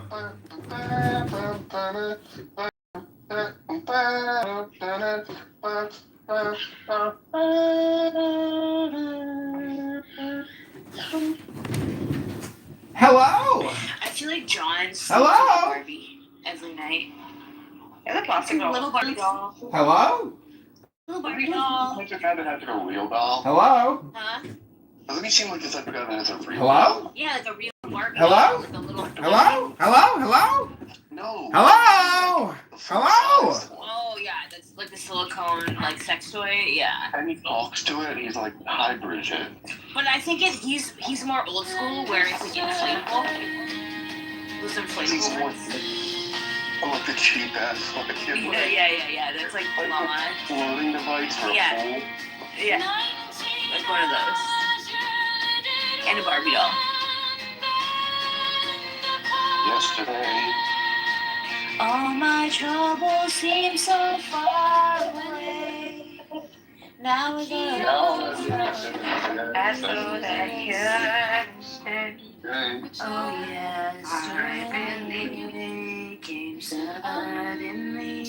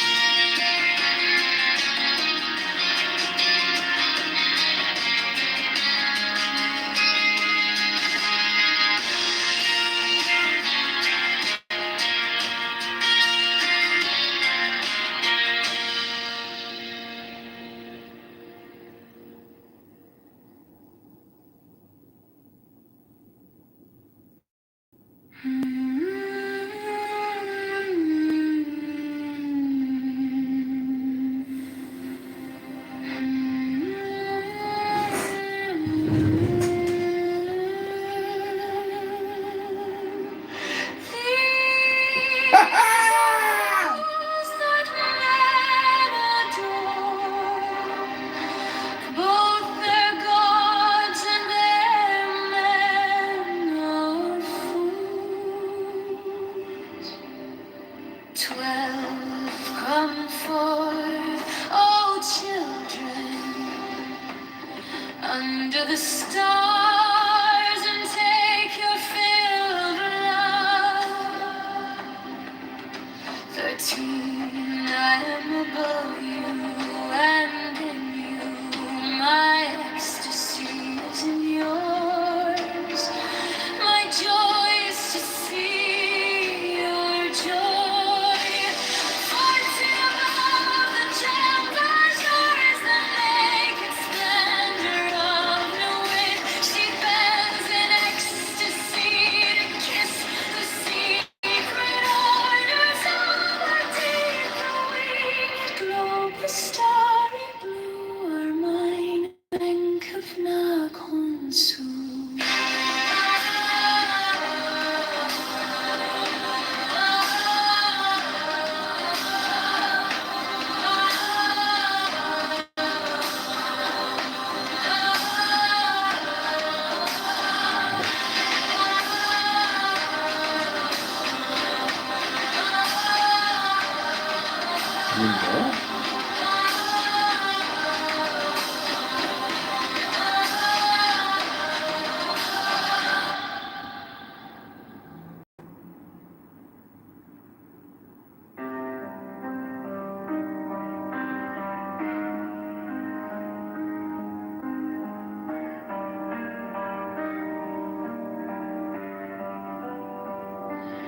These are fools. their gods and their men their fools. 12 come for children under the stars and take your fill of love. 13 I am above you, and in you my ecstasy is in yours. My joy is To see your joy.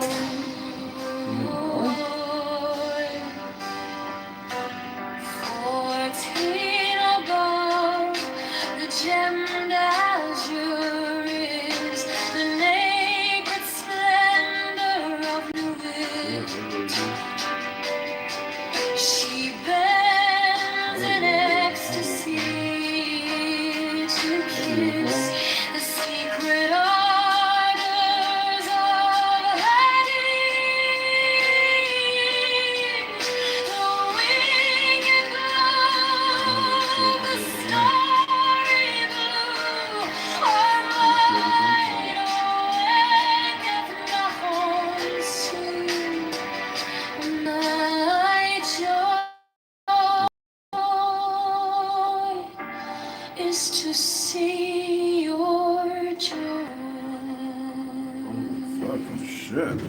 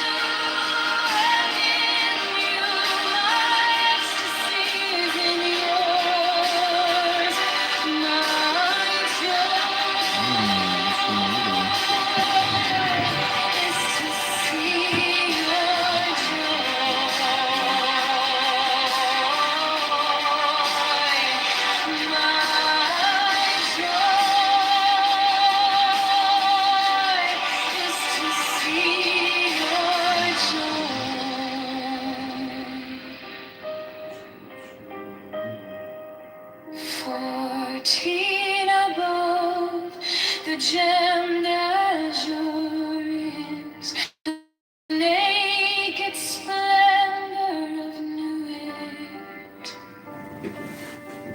She bends in ecstasy to kiss the secret ardors of Hades.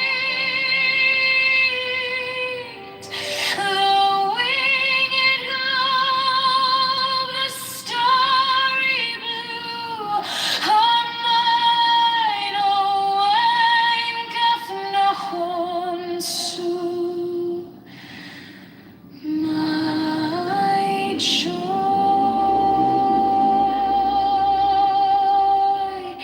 is to see your joy.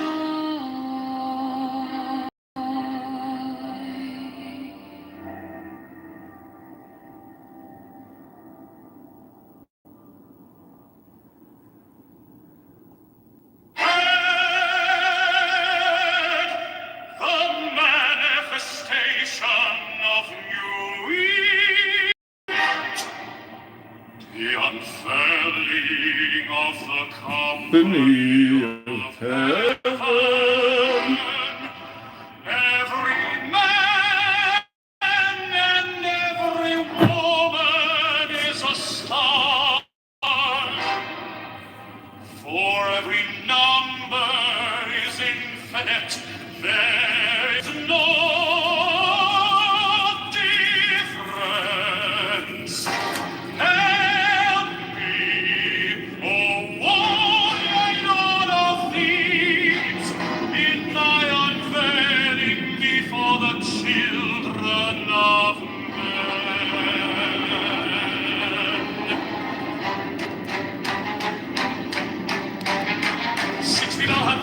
my secret center, my heart and my tongue.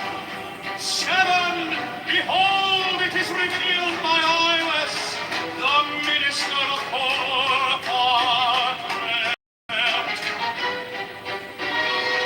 8, the cubs is in the coop,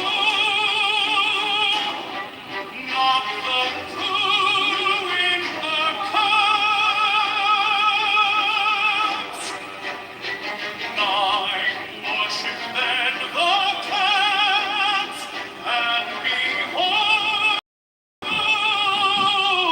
my light shed over you.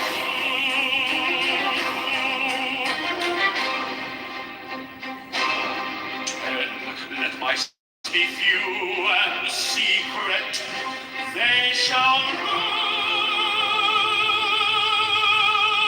the many and the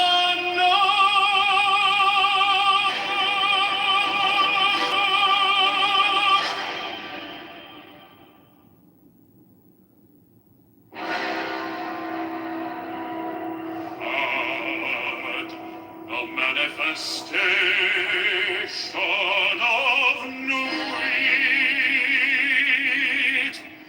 to the unveiling of the company of heaven. Every man and every woman is a star.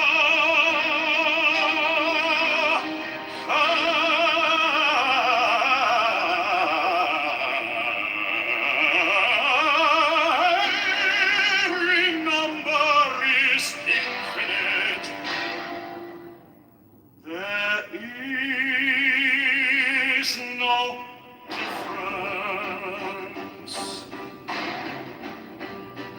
5, help me, O warrior lord of deeds, in my unveiling before the children of men.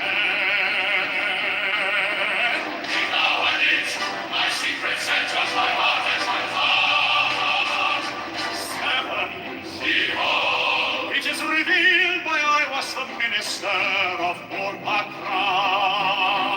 8, the house is in the pool, not the poo in the cats. 9, worship, then the cats, and behold my light shed over you. 10,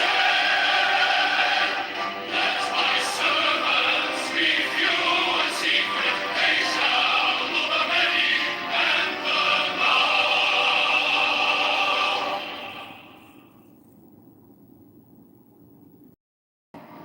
mine is the head of the man, and my insight is keen as the hawk's.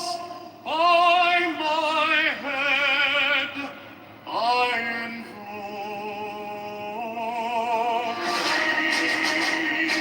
thee. I am the only begotten child of my father and mother. My father is dead. My mother bore me with labor and pain and fear. By my body I invoke thee. About me shine the diamonds of radiance light and pure. By their brightness I invoke thee. Mine is the red triangle, reverse the sign, given of one sacred deed of thee, O Lord. By the Lamb I invoke thee. Mine is the garment of white, sewn with gold, the flashing of my light I wear. By my robe I invoke thee. Mine is the sign of the prophets and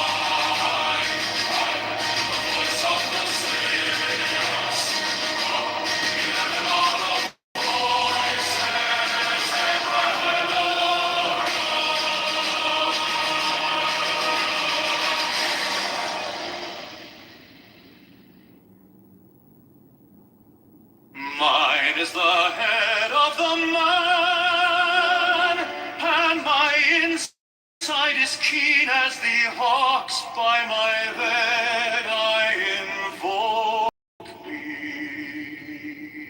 I am the only begotten child of my father and mother. My father is dead. My mother bore me with labor and pain and fear. By my body I invoke thee.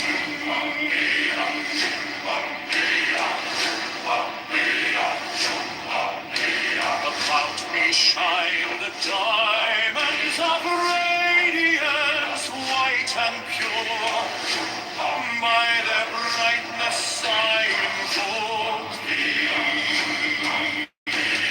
Mine is the red triangle, reverse the sign given of none, save it be of thee, O Lord. By the Lord I invoke thee.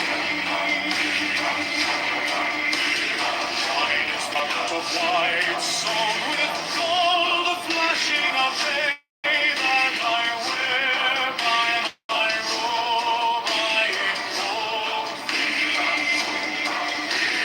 Mine is the sign of a prophet and Typhoon. By the sign I invoke thee. Mine is the turban of white and gold, and mine the blue vigor of the entire. By my crown I invoke thee. My fingers tremble on the beat of her, so run I after thee in thy car of glory. By my fingers I invoke thee. Mine are the wand of double power in the voice of the Master.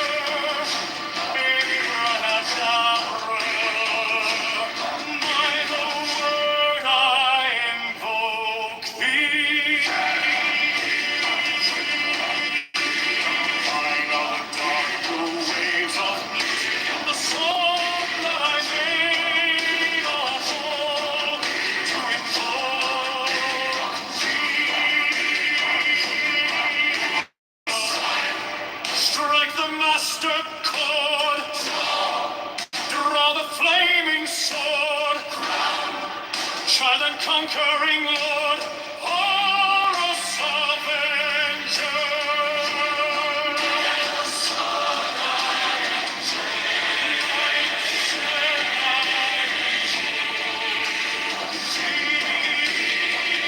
In my hand is thy sword of revenge, that it striketh thy cheek. By the sword I invoke thee. Voice of the five and the voice of the 611 are the voices. Abrahadabra.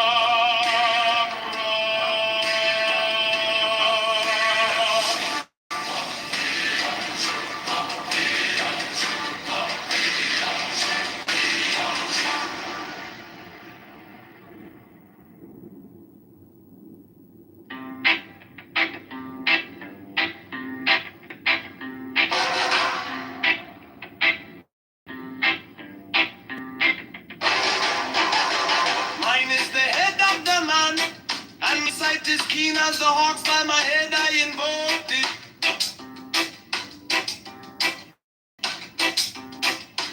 I am the only being child of my father and mother. My father is dead. My mother bore me with labor and pain and fear. By my body I invoke thee.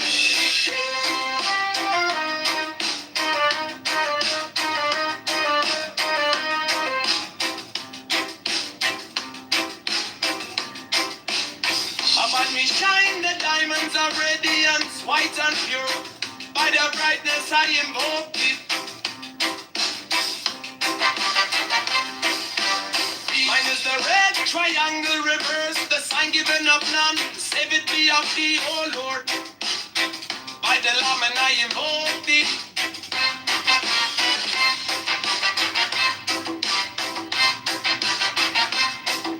Free mine is the garment of white, sewn with gold, the flashing of eye that I wear by my robe. I invoke thee. Mine is the sign of a prophet and typhon. By the sign I invoke thee. For mine is the turban of white and gold, and mine the blue figure of the intimate veil. By my crown I invoke thee. My fingers travel on the beads of earth, so run I after thee in thy car of glory. By my fingers I invoke thee. I hear the ones of double power in the voice of the master. Abrahadabra, by the word I invoke thee. E minor, the dark blue waves of music in the song that I made of old to invoke thee. Strike, strike the master chord. Draw the flaming sword. Child and conquering Lord. Horus, avenger, by the song I invoke thee.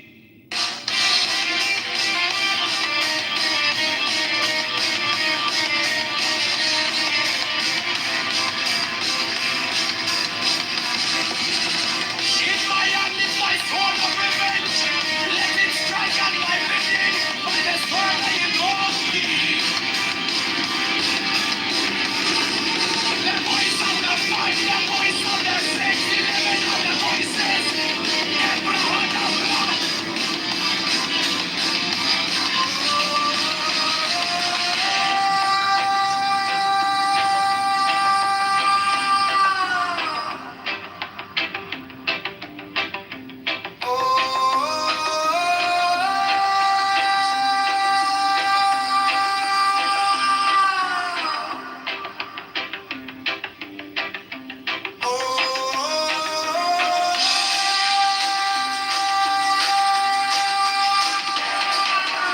The voice of the 611 of the voices. Everyone of blood.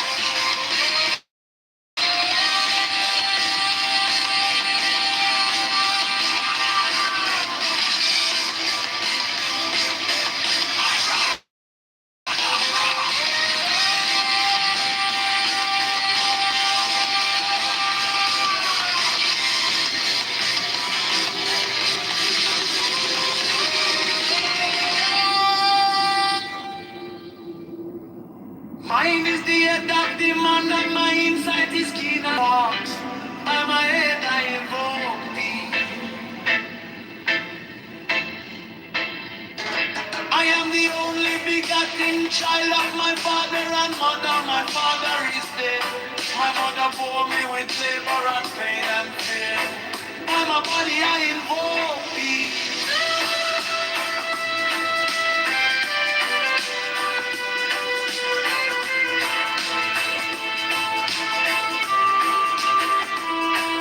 Around me shine the diamonds of radiance, white and pure. By the brightness I invoke thee. Mine is the red triangle reverse, the sign given of none. Save it be, O.P.P., O Lord.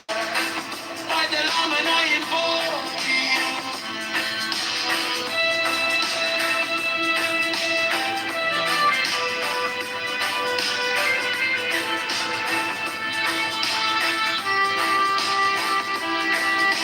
Mine is the garment of white sewn with gold, the flashing of my that I wear. By my robe I invoke thee. Mine is the sign of a prophet and typhon. By the sign I invoke thee.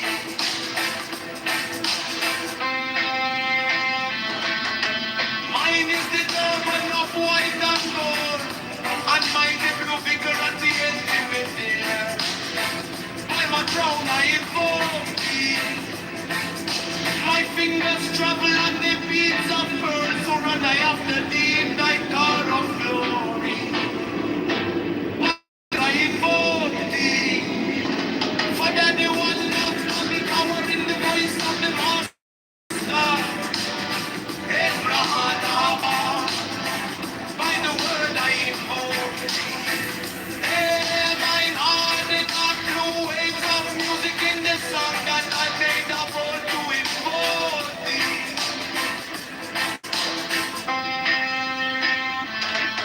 Strike the monster chord, draw the flaming sword, crown, child of conquering Lord, oh Lord, I'm in God, by the sword I invoke thee. In my hand is that sword of revenge, let it strike, as I believe, by the sword I invoke thee. The voice of the fight, the voice of the 11 are the voices.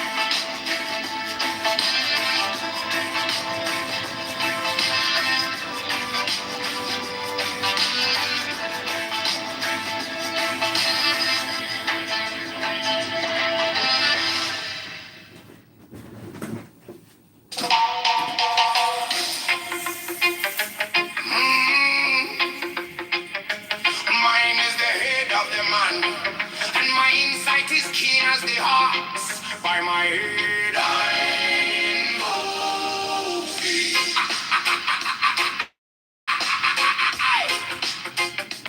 I am the only begotten child of my father and mother. My father is dead.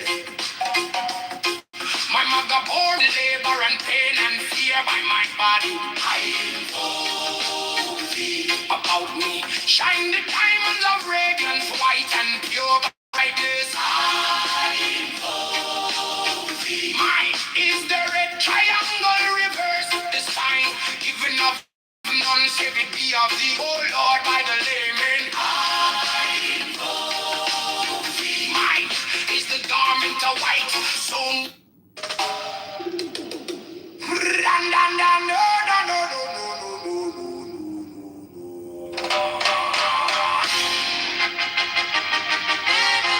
mine is the head of the man, and my insight is keen as the ox. By my head, I invoke thee.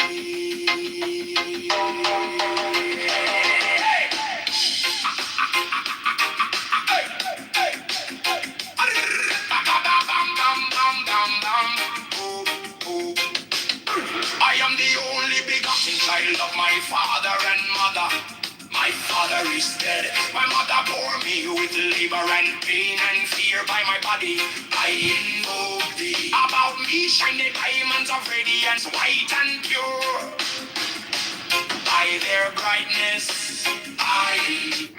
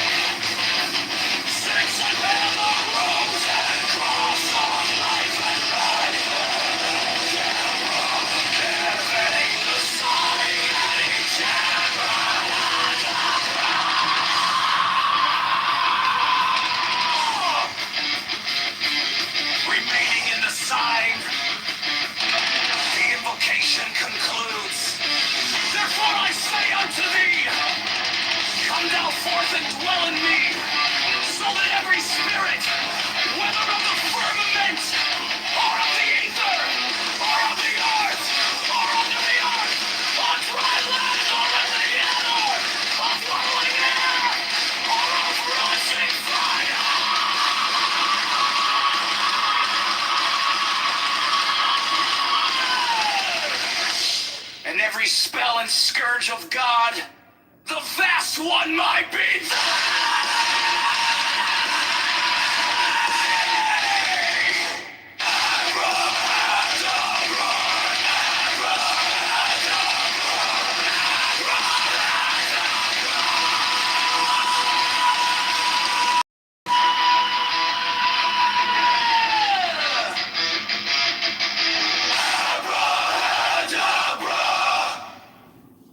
Mine is the head of the hawk, Abrahadabra!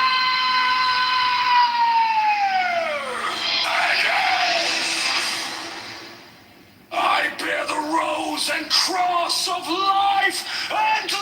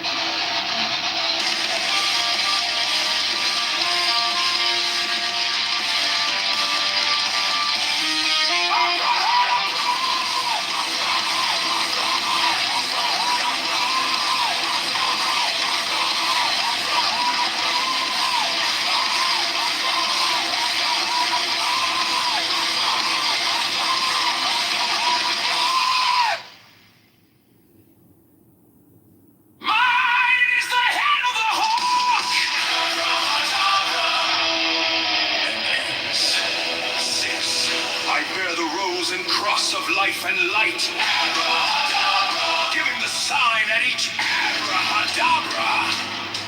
Remaining in the sign, the invocation concludes.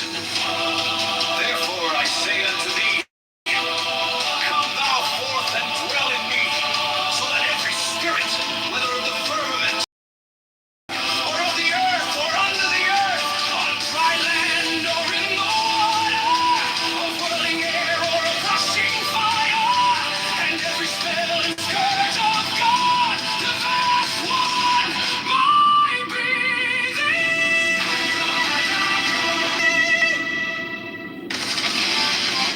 Mine is the head of the hawk, abrahadabra, and ends. 6. I bear the rose and cross of life and light, giving the sign at each abrahadabra. Remaining in the sign, the invocation concludes.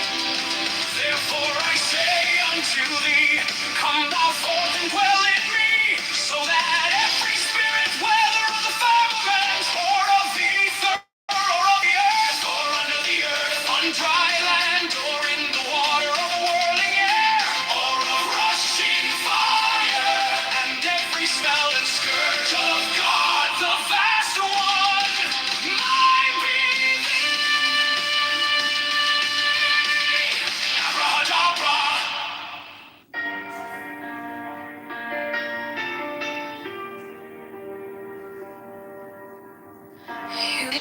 like dawn in my hands, soft but stronger than I knew.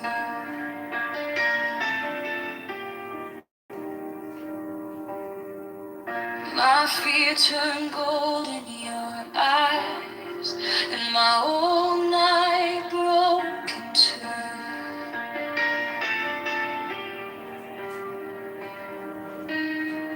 I was lost in the noise, and now I'm learning how to stay close to your quiet light in the middle of the day. Stop thinking, let it fall. Take the deepest breath of them all. Hold it close. Don't run from the feeling. One more second. You can start believing. Wisdom of God. Now it's joy. Wisdom of God. Now it's love. Wisdom of